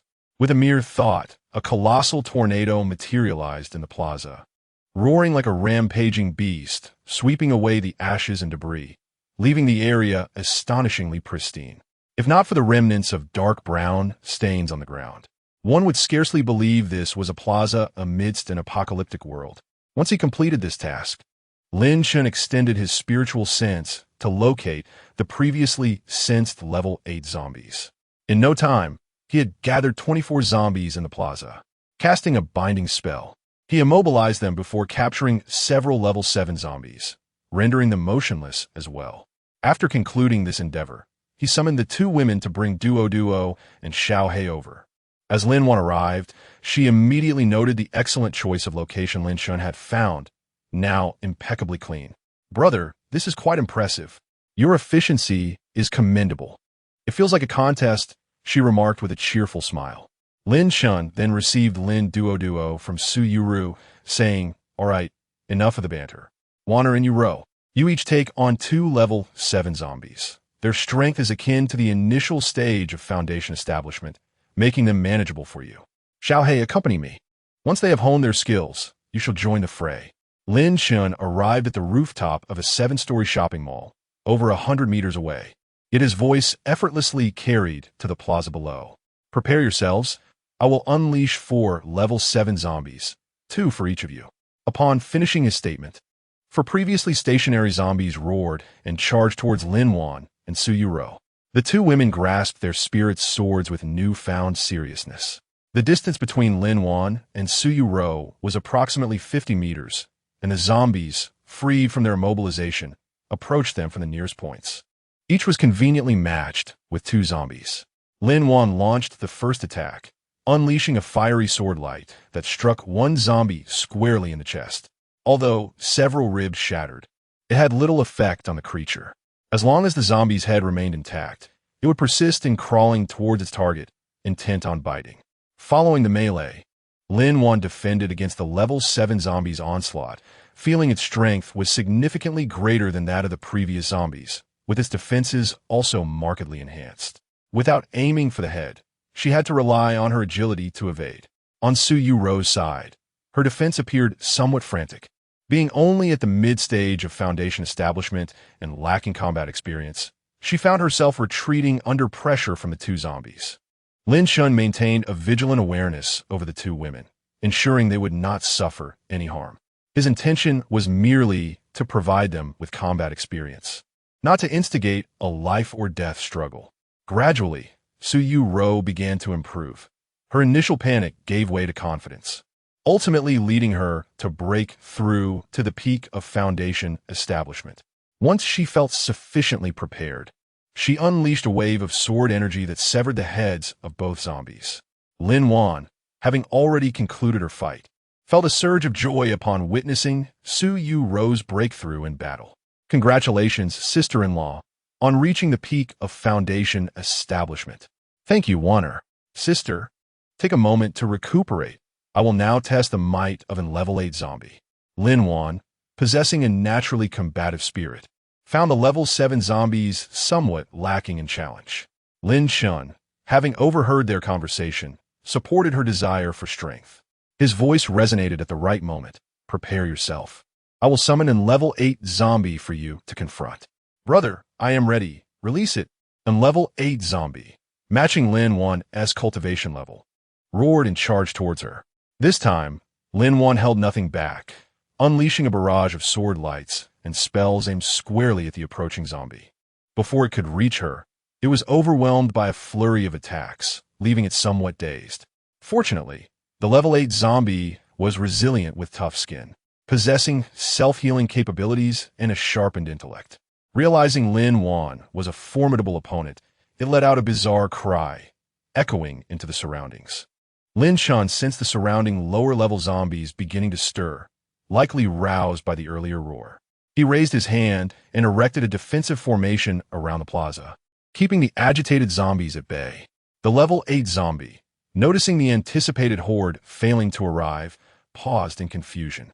Lin Wan did not let this opportunity slip by, launching a barrage of attacks towards the zombie. The level 8 zombie, with no other options, could only roar and charge at Lin Wan. After engaging in close combat for a while, Lin Wan adapted to the zombie's attack patterns and discerned its greatest weakness, a lack of ranged capabilities. Its only advantages were its tough skin and substantial resilience, along with the ability to summon lower-level zombies, which at this moment proved irrelevant. Lin Wan was now focused on close quarters, and defeating the creature was merely a matter of time. If she were to unleash magical attacks from a distance, the zombie would be left to endure the onslaught passively. However, since this was a practice exercise, she could not afford to make it too easy. As Lin Wan continued to engage in close combat, her proficiency grew, allowing her to deliver powerful strikes with minimal exertion. Ultimately, she even sheathed her spiritual sword, enveloping herself in a protective barrier, and confronted the zombie in a head-on clash. Chapter 80. Lin Wan and Su-Yu's Practical Growth. Little Black shows his might as the last zombie's skull was crushed and it collapsed to the ground. Lin Wan exhaled deeply. Although the intensity of this battle was not excessively draining, it still left her somewhat breathless.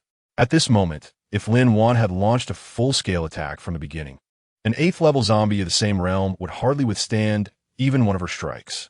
She had now begun to grasp her own strength, and this objective had been satisfactorily achieved. Su-Yu, having already regained her composure, observed Lin Wan's rapid progress and was determined not to lag behind. Although Lin Shun was at a distance, he sensed the changes in Su-Yu. He believed some individuals thrived in battle, while others were more reserved. Lin Wan belonged to the former category, whereas Su-Yu naturally embodied the supportive type. He couldn't help but voice his concern. Darling, perhaps it's best to reconsider? Your performance has already been commendable. However, Su-Yu held a different perspective. She did not wish to remain under Lin Shen's protection forever. She aspired to possess the strength to assist him in times of difficulty. And even if she could not, she resolutely refused to become a burden. With a serious tone, she stated, "Husband, I want to give it a try." Seeing her determination, Lin Shun understood he could not dissuade her and relented. "All right, just be prepared." Lin Wan, cheering her on, added, "Sister-in-law, you can do it." Next came Su-Yu's confrontation with the 8th-level zombie. Initially, she did not handle the situation as adeptly as Lin Wan, but it is often through the crucible of battle that one makes the most rapid progress. Su-Yu's mastery over her own power became increasingly refined, and as the battle progressed, she grew more at ease, ultimately managing to slay the 8th-level zombie with relative ease. Thus, the trial for the two women concluded splendidly, prompting Lin Shun to nod in satisfaction. At the outset of their confrontation, both appeared flustered, primarily because Su Yuru and Lin Wan had never experienced real combat since their ascension from ordinary individuals to the pinnacle of foundational cultivation, let alone life-and-death battles. They had no prior concept of their own might. Had Yi Qian not undergone her tribulation, she could have effortlessly dispatched the 8th-level zombies. This disparity in experience is akin to the difference between a foreigner raised in Long Country and one who learned the language abroad. Their interactions with Long Country natives would yield entirely different experiences. Lin Wan and Su Yuru returned to Lin Chen's side, where Duo, munching on snacks, promptly approached with a question. Are there many little monsters, Mommy? Shouldn't we have Daddy chase them away? Daddy is so formidable. Lin Chen chuckled. But Daddy is right here with Duo. Let us allow Little Black to handle it. He is quite impressive too. Really? Then Little Black, you must do your best. Duo exclaimed, affectionately patting Little Black's head. Understanding her encouragement, Little Black nodded and soared toward the square. Lin Shan retrieved 2 chairs from the system space and placed them beside the table. You two should take a moment to rest. The table was the one previously used for Dwidwa's snacks. Once Little Black reached the center of the square, Lin Shan unleashed 5 8th-level zombies to engage in battle with him. The moment the zombies were released, all 5 let out a thunderous roar simultaneously. They were robust in stature, with dark purple skin stretched taut over bulging veins, and their sharp claws shimmered with a ghostly blue luminescence as they advanced toward the small black figure. Yet, the small black creature remained remarkably composed, its amber eyes glinting with a cold intensity. A soft golden aura gradually enveloped its form, rendering it akin to a divine beast descended upon the earthly realm. Unfazed by the encirclement of 5 zombies, the small black creature launched its tail like a steel whip, sending one of the zombies hurtling backwards into a distant wall with a resounding thud. Seizing the moment, another zombie opened its gaping maw, revealing its razor-sharp fangs, and lunged at the small creature's neck. However, the small black figure deftly sidestepped, its speed akin to lightning, and then delivered a powerful kick to the zombie's midsection, propelling it away like a cannonball. Crumpling on the ground, its spine shattered and unable to move, its insides ruptured, black ichor splattering across the square as it could only roar helplessly. The remaining 3 zombies, witnessing this, experienced a flicker of fear in their eyes, quickly replaced by a fierce aggression. They formed a triangular formation around the small creature, prowling restlessly in search of an opportunity to strike. Suddenly, 2 zombies charged simultaneously, one from the left and one from the right, attempting to overpower the small black figure. In response, it let out a piercing howl that resonated through the air, causing the surrounding atmosphere to tremble. This resounding cry momentarily halted the 3 zombies in their tracks, even causing Lin Wan and Su Yuru, who were observing from a distance, to wince in discomfort. Lin Shan remained largely unaffected, while Duo had protective measures in place.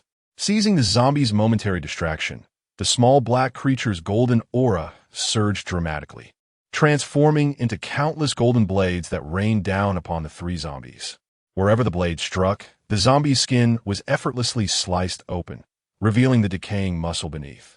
One zombie reacted swiftly, swinging its claws in an attempt to ward off the golden blades, yet its claws proved as fragile as paper against them, severed in an instant. The blades then pierced through its skull, and the zombie collapsed lifelessly. The remaining 2 zombies, now utterly enraged, charged recklessly at the small black figure, their speed noticeably increased. Yet, instead of retreating, the small creature advanced, skillfully twisting in midair to evade their attacks while delivering a devastating swipe across one zombie's neck. Its razor-sharp claws easily cleaved through, decapitating the creature and sending black ichor gushing forth. At that moment, the small black figure expanded to the size of a villa, and the last zombie, already close, was struck violently by the suddenly enlarged creature. Before it could rise, the small black figure's paw descended upon it, reducing the zombie to a mere pulp. The entire skirmish transpired within a mere 2 minutes, as the 5 level 8 zombies were effortlessly vanquished in close combat by the small black creature. The square lay in utter disarray, littered with the remains of zombies and pools of black ichor. The small black figure returned to its original size, shook off the remnants of battle from its dark fur, and returned to Lin Shen's side, its tail swaying gently as if awaiting praise. Lin Shen reached out to stroke the head of Little Black, his eyes brimming with satisfaction. Well done, Little Black. Truly a celestial beast. This instinct for battle requires no further training. Even at the pinnacle of Foundation establishment, it can easily crush several 8th-level zombies. Lin Duo clapped her hands in excitement. Little Black is amazing. It defeated the little monsters so quickly. Su Yuru and Lin Wan gazed at Little Black's splendid performance. Their eyes filled with envy. Lin Wan sighed. If only I possessed such formidable strength as Little Black. Su Yuru nodded in agreement, her gaze resolute. Let us continue to strive in our cultivation. One day, we too shall become this powerful. Lin Shen looked at the two women, smiling. Your performance today has been remarkable. As long as you persevere, the future holds limitless possibilities. We have gained much from this experience. Be sure to reflect on your combat lessons. Chapter 81. Barbecue in the Apocalypse, harvesting crystal cores. Subsequently, Lin Shen eradicated the remaining 17 level 8 zombies in the square, along with dozens of level 7 ones, collecting their crystal cores. He then remarked, however, as noon approaches, we shall not return. Let us indulge in a barbecue right here in this other world. Su Yuru and Lin Wan nodded in agreement, and Little Black had no objections either. Lin Duo raised her hands in unanimous consent. Next, Lin Shen began to extract various tools and ingredients from the system space. The system space contained an abundance of items, and Lin Shen often stored things within it. He first produced a portable barbecue grill, followed by an array of fresh ingredients, including beef and mutton nurtured within the Xianwang Tower space.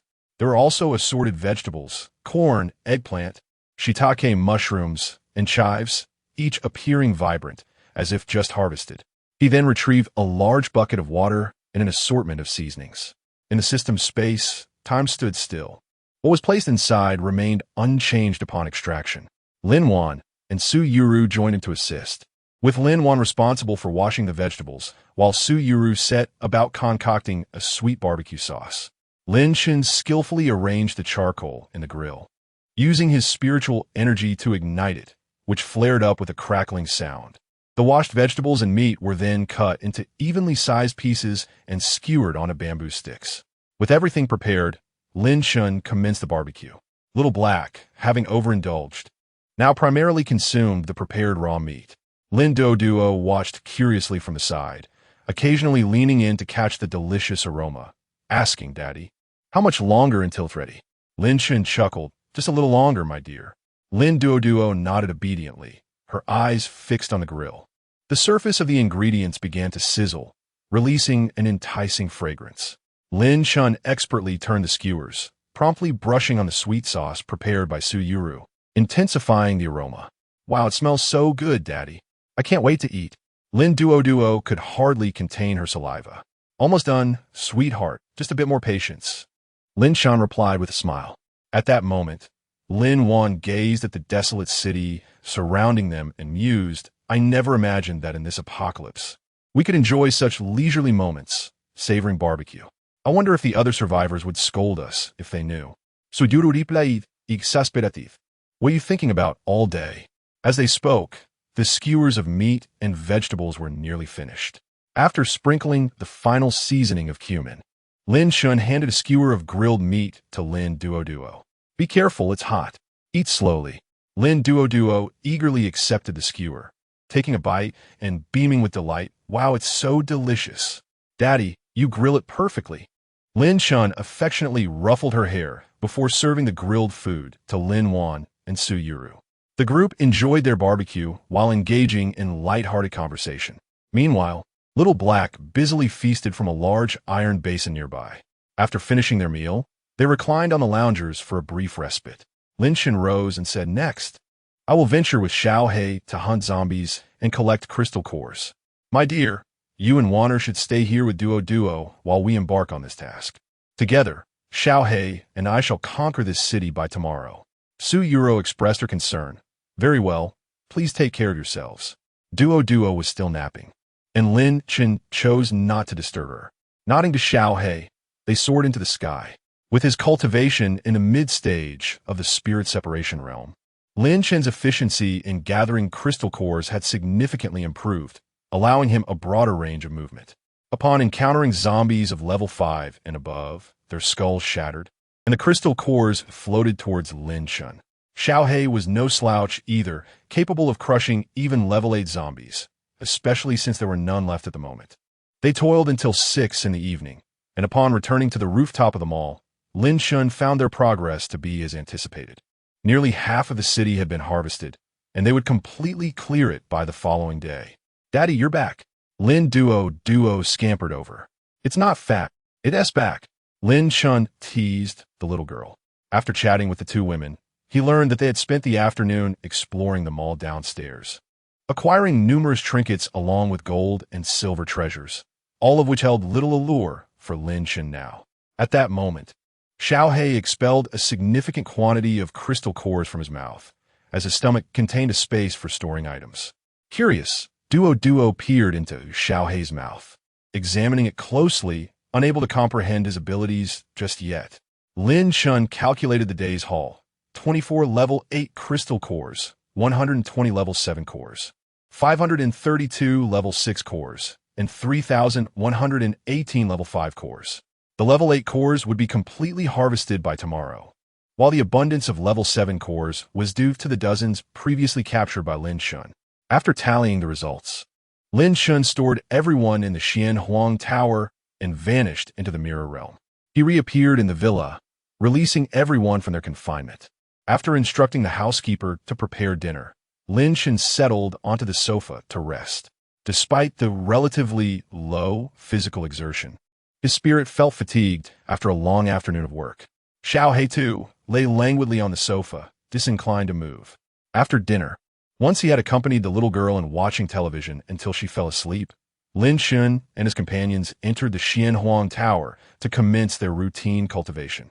The following day, Su Yuro and Lin Wan took Duo out for a day of fun, while Lin Chen and Xiao He ventured alone to the mirror realm to gather more crystal cores.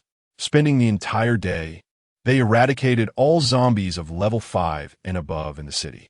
Their bounty included 102 level 7 crystal cores, 715 level 6 cores, and 4,871 level 5 cores.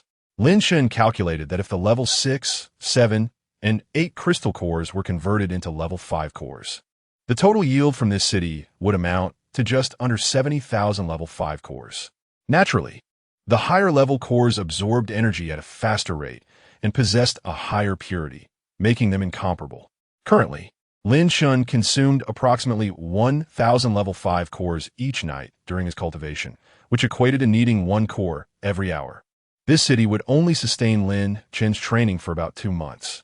Moreover, once he advanced to the mid-stage of the spirit separation realm, his absorption rate would increase, and these crystal cores might not even last him 2 months. In the ensuing days, Lin Chen and Xiao He dedicated an entire week to harvesting 4 cities of similar stature. It would be a considerable period before Lin Chen returned to the Yingjie Star, for this harvest was sufficient to sustain his family's cultivation for an extended duration.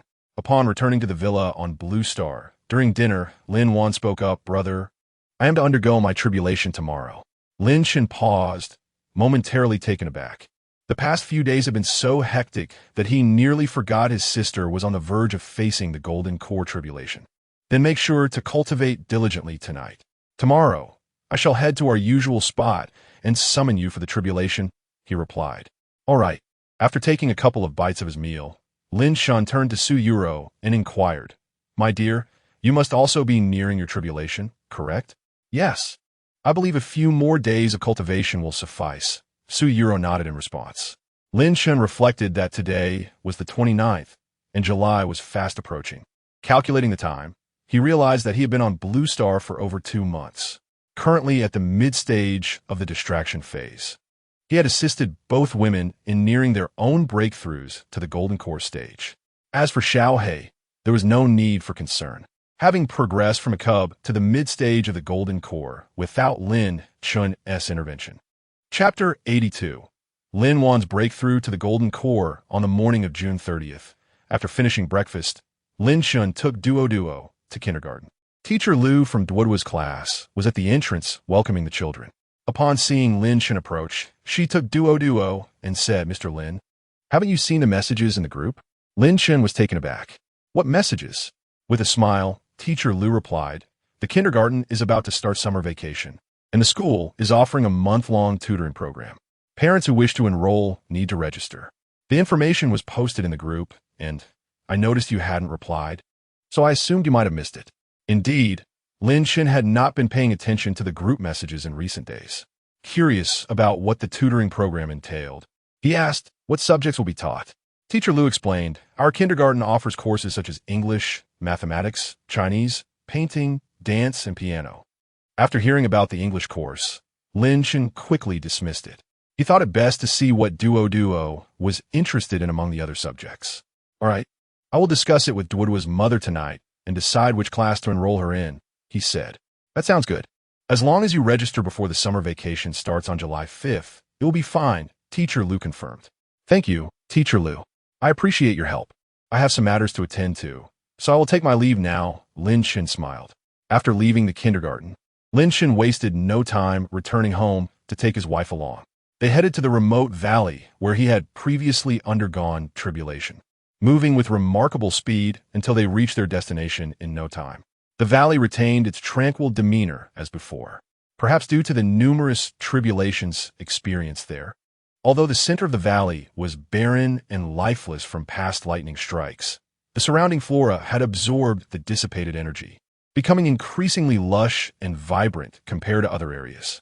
Even an ordinary person could discern this distinction, let alone Lin Shun. It appeared that the plant's thriving condition was a result of absorbing the lingering energy, setting them apart from their counterparts elsewhere. With a thought, Lin Shun swiftly formed hand seals, and spirit stones flew out, beginning the arrangement of a formidable defensive formation around them. He had reserved these spirit stones specifically for setting up formations rather than for personal cultivation, knowing that his sister would need protective measures during her tribulation. Better safe than sorry. It was wise to be cautious, for regrets would come too late otherwise. After establishing several layers of defense, Lin Shun finally released Lin Wan from the Xinyuan Tower. As soon as Lin Wan appeared, the tribulation clouds began to gather, and she felt the oppressive aura of the impending tribulation. Taking a deep breath, a glimmer of tension and anticipation flickered in her eyes. Lin Shun swiftly informed her of the activation procedure for the defensive formation. He gently patted Lin Wan's head, his gaze filled with concern and encouragement. "Don't be nervous, relax. I'm here, and everything will be fine. If it becomes overwhelming, remember to activate the formation for protection. Understood? You can do this, Wanner." Suyuro also encouraged her. After reassuring Lin Wan, Lin Shun and Suyuro moved to their previous vantage point to observe the tribulation, waiting patiently. The dark clouds in the sky grew increasingly expansive, with flashes of lightning and booming thunder, the tribulation clouds thickening and the pressure intensifying. Within a radius of several dozen miles, the birds and beasts sensed the terrifying aura, trembling and lying low to the ground in fear. At long last, the first bolt of tribulation lightning descended with a thunderous roar, resembling a colossal silver dragon, wielding a cataclysmic force directed towards Lin Wan. Undeterred, Lin Wan resolutely braced herself with her physical form, embarking on the path of refining her body through the tribulation lightning. As she approached the sixth tribulation, an old acquaintance, Wu Guodong, arrived with a group via helicopter. Upon landing, Wu Guodong approached with a greeting, "Mr. Lin, might I inquire who is undergoing the tribulation this time?" Due to the considerable distance, Wu Guodong, an ordinary individual, could not discern the details. "This time, it is my sister who is facing the tribulation," Lin Shun replied candidly, glancing at Wu Guodong. "Ah, it appears you have been promoted, now a little star yourself," he remarked. Wu Guodong laughed heartily. "It is all thanks to Mr. Lin that I have had the opportunity to advance." Lin Shun smiled without further comment, continuing to observe Lin Wan as she faced the tribulation. The seventh bolt of lightning struck precisely at that moment. A spiritual sword manifested in Lin Wan's hand. With a swift motion, she unleashed a brilliant sword light that soared skyward, colliding with the heavenly thunder. In an instant, an overwhelming radiance illuminated the sky, accompanied by a deafening explosion.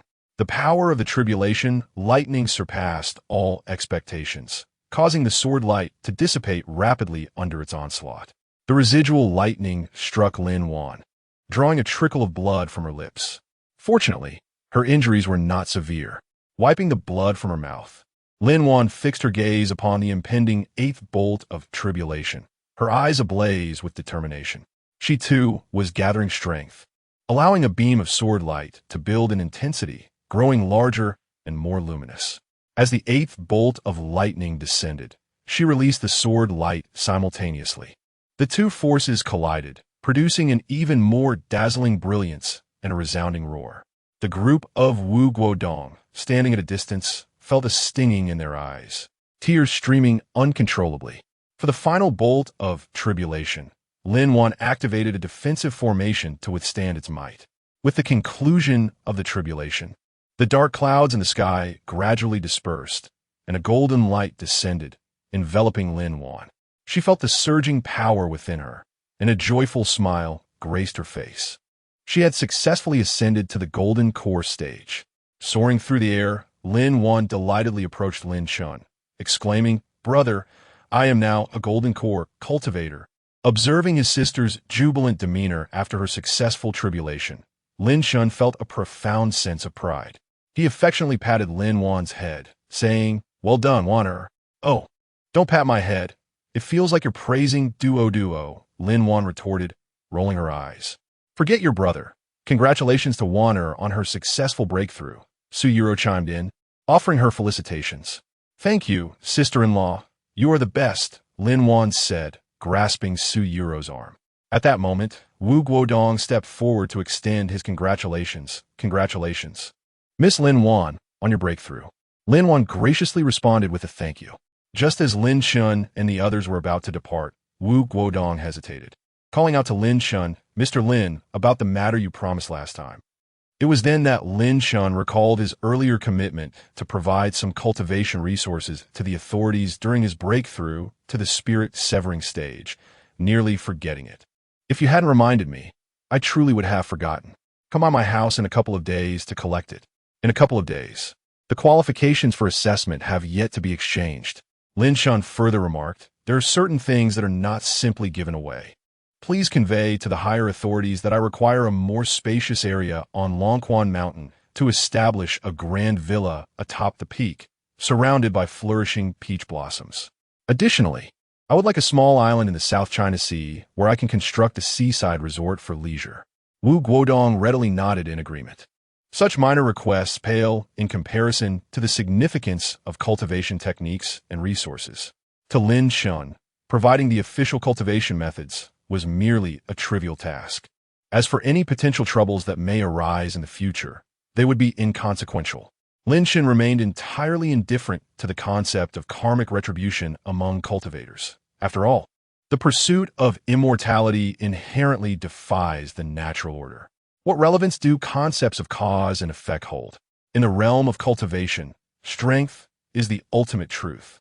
Every ancient being in the cultivation world possesses their own karmic ties, yet they all continue to thrive. Chapter 83. Traversing the Starry Continent, what karmic retribution exists is merely a reflection of inadequate strength. Although Lin Shun often indulges in a leisurely demeanor, he possesses a clear understanding of his own position. In a world governed by the law of the jungle, he simply prefers not to engage in ostentatious displays. Yet he adheres to his principles and finds no merit in preying upon the weak, except for little Sakura, whom he intends to tease in due time. "All right, let us return home and celebrate properly," Lin Shun declared with a smile towards the two women once their affairs were settled. Along the way, Lin Wan, having just broken through to the golden core stage, was still brimming with excitement, soaring through the air alone. Lin Shun, meanwhile, held Su Yuro in his arms, both of them smiling as they trailed behind and watched Lin Wan intermittently ascend to great heights. The recent tribulation event had also gone viral online. with many commenting and expressing their willingness to trade their good fortune for guidance from a powerful figure. One astute commenter mused, "I observe that the expert always undergoes tribulation in that direction. Is there anyone nearby who can disclose the location?" To which someone replied, "My town is not far from the tribulation site, merely a few dozen kilometers away, but that area is in no man's land. No one dares to venture in." The astute one responded, "Brother, please provide me with the exact location. If I receive guidance from the expert, I shall certainly bring you along to cultivate. The location has been sent to you, good brother. Let us not forget each other when wealth comes. Await my good news." Another netizen kindly cautioned, "Brother, are you serious? Please prioritize your safety. The no man's land is not to be trifled with." Upon returning home, Lin Shun and Su Yuro discussed the interest classes for Duo. They both agreed to observe what Duo enjoys before making any decisions. To celebrate Lin Wan's breakthrough, both the father-in-law and mother-in-law came over for lunch. After just over a month of cultivation with the aid of crystal cores, they had only recently advanced to the Qi refinement stage. It was the perfect opportunity for Lin Shun to offer each of them a drop of earth milk essence to enhance their aptitude. Lin Shun also specially retrieved the spirit wine brewed from spiritual fruits 2 days prior from the second floor of the Xianyuan Tower, which turned out to be quite delightful. Having indulged, both the father-in-law and mother-in-law unexpectedly advanced to the mid-Qi refinement stage. Lin Shun and Su Yuro assisted them to the guest room to rest. Lin Shun reflected, "This spirit wine, along with the spirit rice, I intend to sell in the Starry Continent. This way, we will have a continuous influx of spirit stones." Su Yuro nodded in agreement. "I believe that is a feasible plan." The second floor of the Xianyuan Tower spans a radius of approximately 100 kilometers. Utilizing the value of pi, which approximates to 3.1415.926.5358, we can calculate that the area of this expanse is approximately 31,416 square kilometers. Given that 1 square kilometer equals 1/500 mu, that amounts to nearly 50 million mu of land. Naturally, with such a vast area, Lin Shun could not possibly cultivate grains, fruits, and medicinal herbs across the entirety of it, even as a powerful cultivator in the divine sense stage. It would be an exhausting endeavor. The rice outside matures in approximately 4 to 5 months, whereas within the Xianyuan Tower, it reaches maturity in merely 3 days, culminating in a growth cycle of 300 days. This extended duration may be attributed to the absorption of spiritual energy. The growth cycles of various fruits differ. Typically, they mature outside within 3 to 5 months. When planted on the second tier of the Xianyuan Tower, most require 4 days to reach maturity, translating to a growth span of 4 to 500 days. The fruits may be larger than the spiritual rice, thus necessitating a longer period. Previously, Lin Shun had cultivated a total area of less than 1,000 acres. He rested his chin on his hand, contemplating for a moment. "It appears I must expand my cultivation efforts." After dinner, both Lin Wan and Su Yuru, having indulged in wine, decided not to go to work. Lin Shun retrieved a meticulously prepared white ancient robe from the system space and donned it. Channeling his spiritual energy, he encouraged his already lengthy hair to grow even longer, while Su Yuru adorned him with a crown, transforming Lin Shun into a dashing young gentleman. Su Yuru gazed at Lin Shun without pause. "So what do you think? Your husband looks handsome, doesn't he?" Lin Shun declared with pride. "Of course, my husband is the most handsome," Su Yuru affirmed. "Then come give me a kiss." Lin Shun playfully leaned in to kiss her. "Oh, Wanner is still here," Su Yuru said shyly. "Ahem, you may treat me as if I am not present." Lin Wan interjected. After a brief exchange of words, Lin Shun activated the system. "Host, Lin Shun age, 26 realm. Early Spirit Division lottery draw. 0 system space. 1,000,000 cubic kilometers. Friend list. 6 match count. 0 click to view details. World traversal. Traverse return. Click to view details. This time, he intended to explore Qin Zishuan's world and discuss the business of spiritual fruits, spiritual rice, and even spiritual herbs. Lin Shun reclined on the sofa, his thoughts drifting far away. He understood well that if he could establish a market in that vast and boundless continent, successfully selling spiritual fruits and rice. Not only would he acquire a substantial amount of spirit stones to provide a more solid foundation for his family's cultivation, but he would also be able to procure numerous rare treasures, which were unavailable in other worlds. With these thoughts in mind, he returned to the present and clicked on the entry to Qin Zishuan's world to traverse. In an instant, the space twisted, and Lin Chun felt as if the world were spinning around him. When he opened his eyes again, he found himself in a mist-laden valley. The spiritual energy here was dense, though still inferior to that of the first tier of the Xinhuang Tower. Lin Shen activated his spiritual sense to search for Qin Zishuan's location. This place was not far from her, suggesting that Wujiqing should also be nearby. His spiritual sense spread out like a vast net, quickly identifying the direction. With a flash of his figure, he transformed into a streak of light and soared toward his target. Before long, Lin Shen arrived at the grand entrance of an imposing city. The words Wujiqing were inscribed above the gate in bold, powerful characters, exuding an air of antiquity. This Wujiqing possessed a history that far surpassed any ancient city on Blue Star. At the city gate, guards were stationed with vigilance, while cultivators and mortals flowed in and out, creating a scene of bustling activity. Moreover, the entire city was enveloped by a vast array, which, though dormant, was perceptible to Lin Chun, who was well-versed in various forms of magic, including formations. Lin Chun furrowed his brow. He understood that in this unfamiliar world of cultivation, one must act with caution to avoid unnecessary troubles. However, one must not be overly discreet, for excessive modesty could lead others to perceive one as easy prey, resulting in incessant complications. Observing his surroundings, Lin Shen noted that the guards, who were at the Golden Core stage, did not dare to question him as he entered the city. They simply allowed him passage. He exuded an aura characteristic of a Golden Core cultivator and approached the city gate with an air of nonchalance. As he passed by the guards, they displayed obsequious expressions and gestured for him to proceed.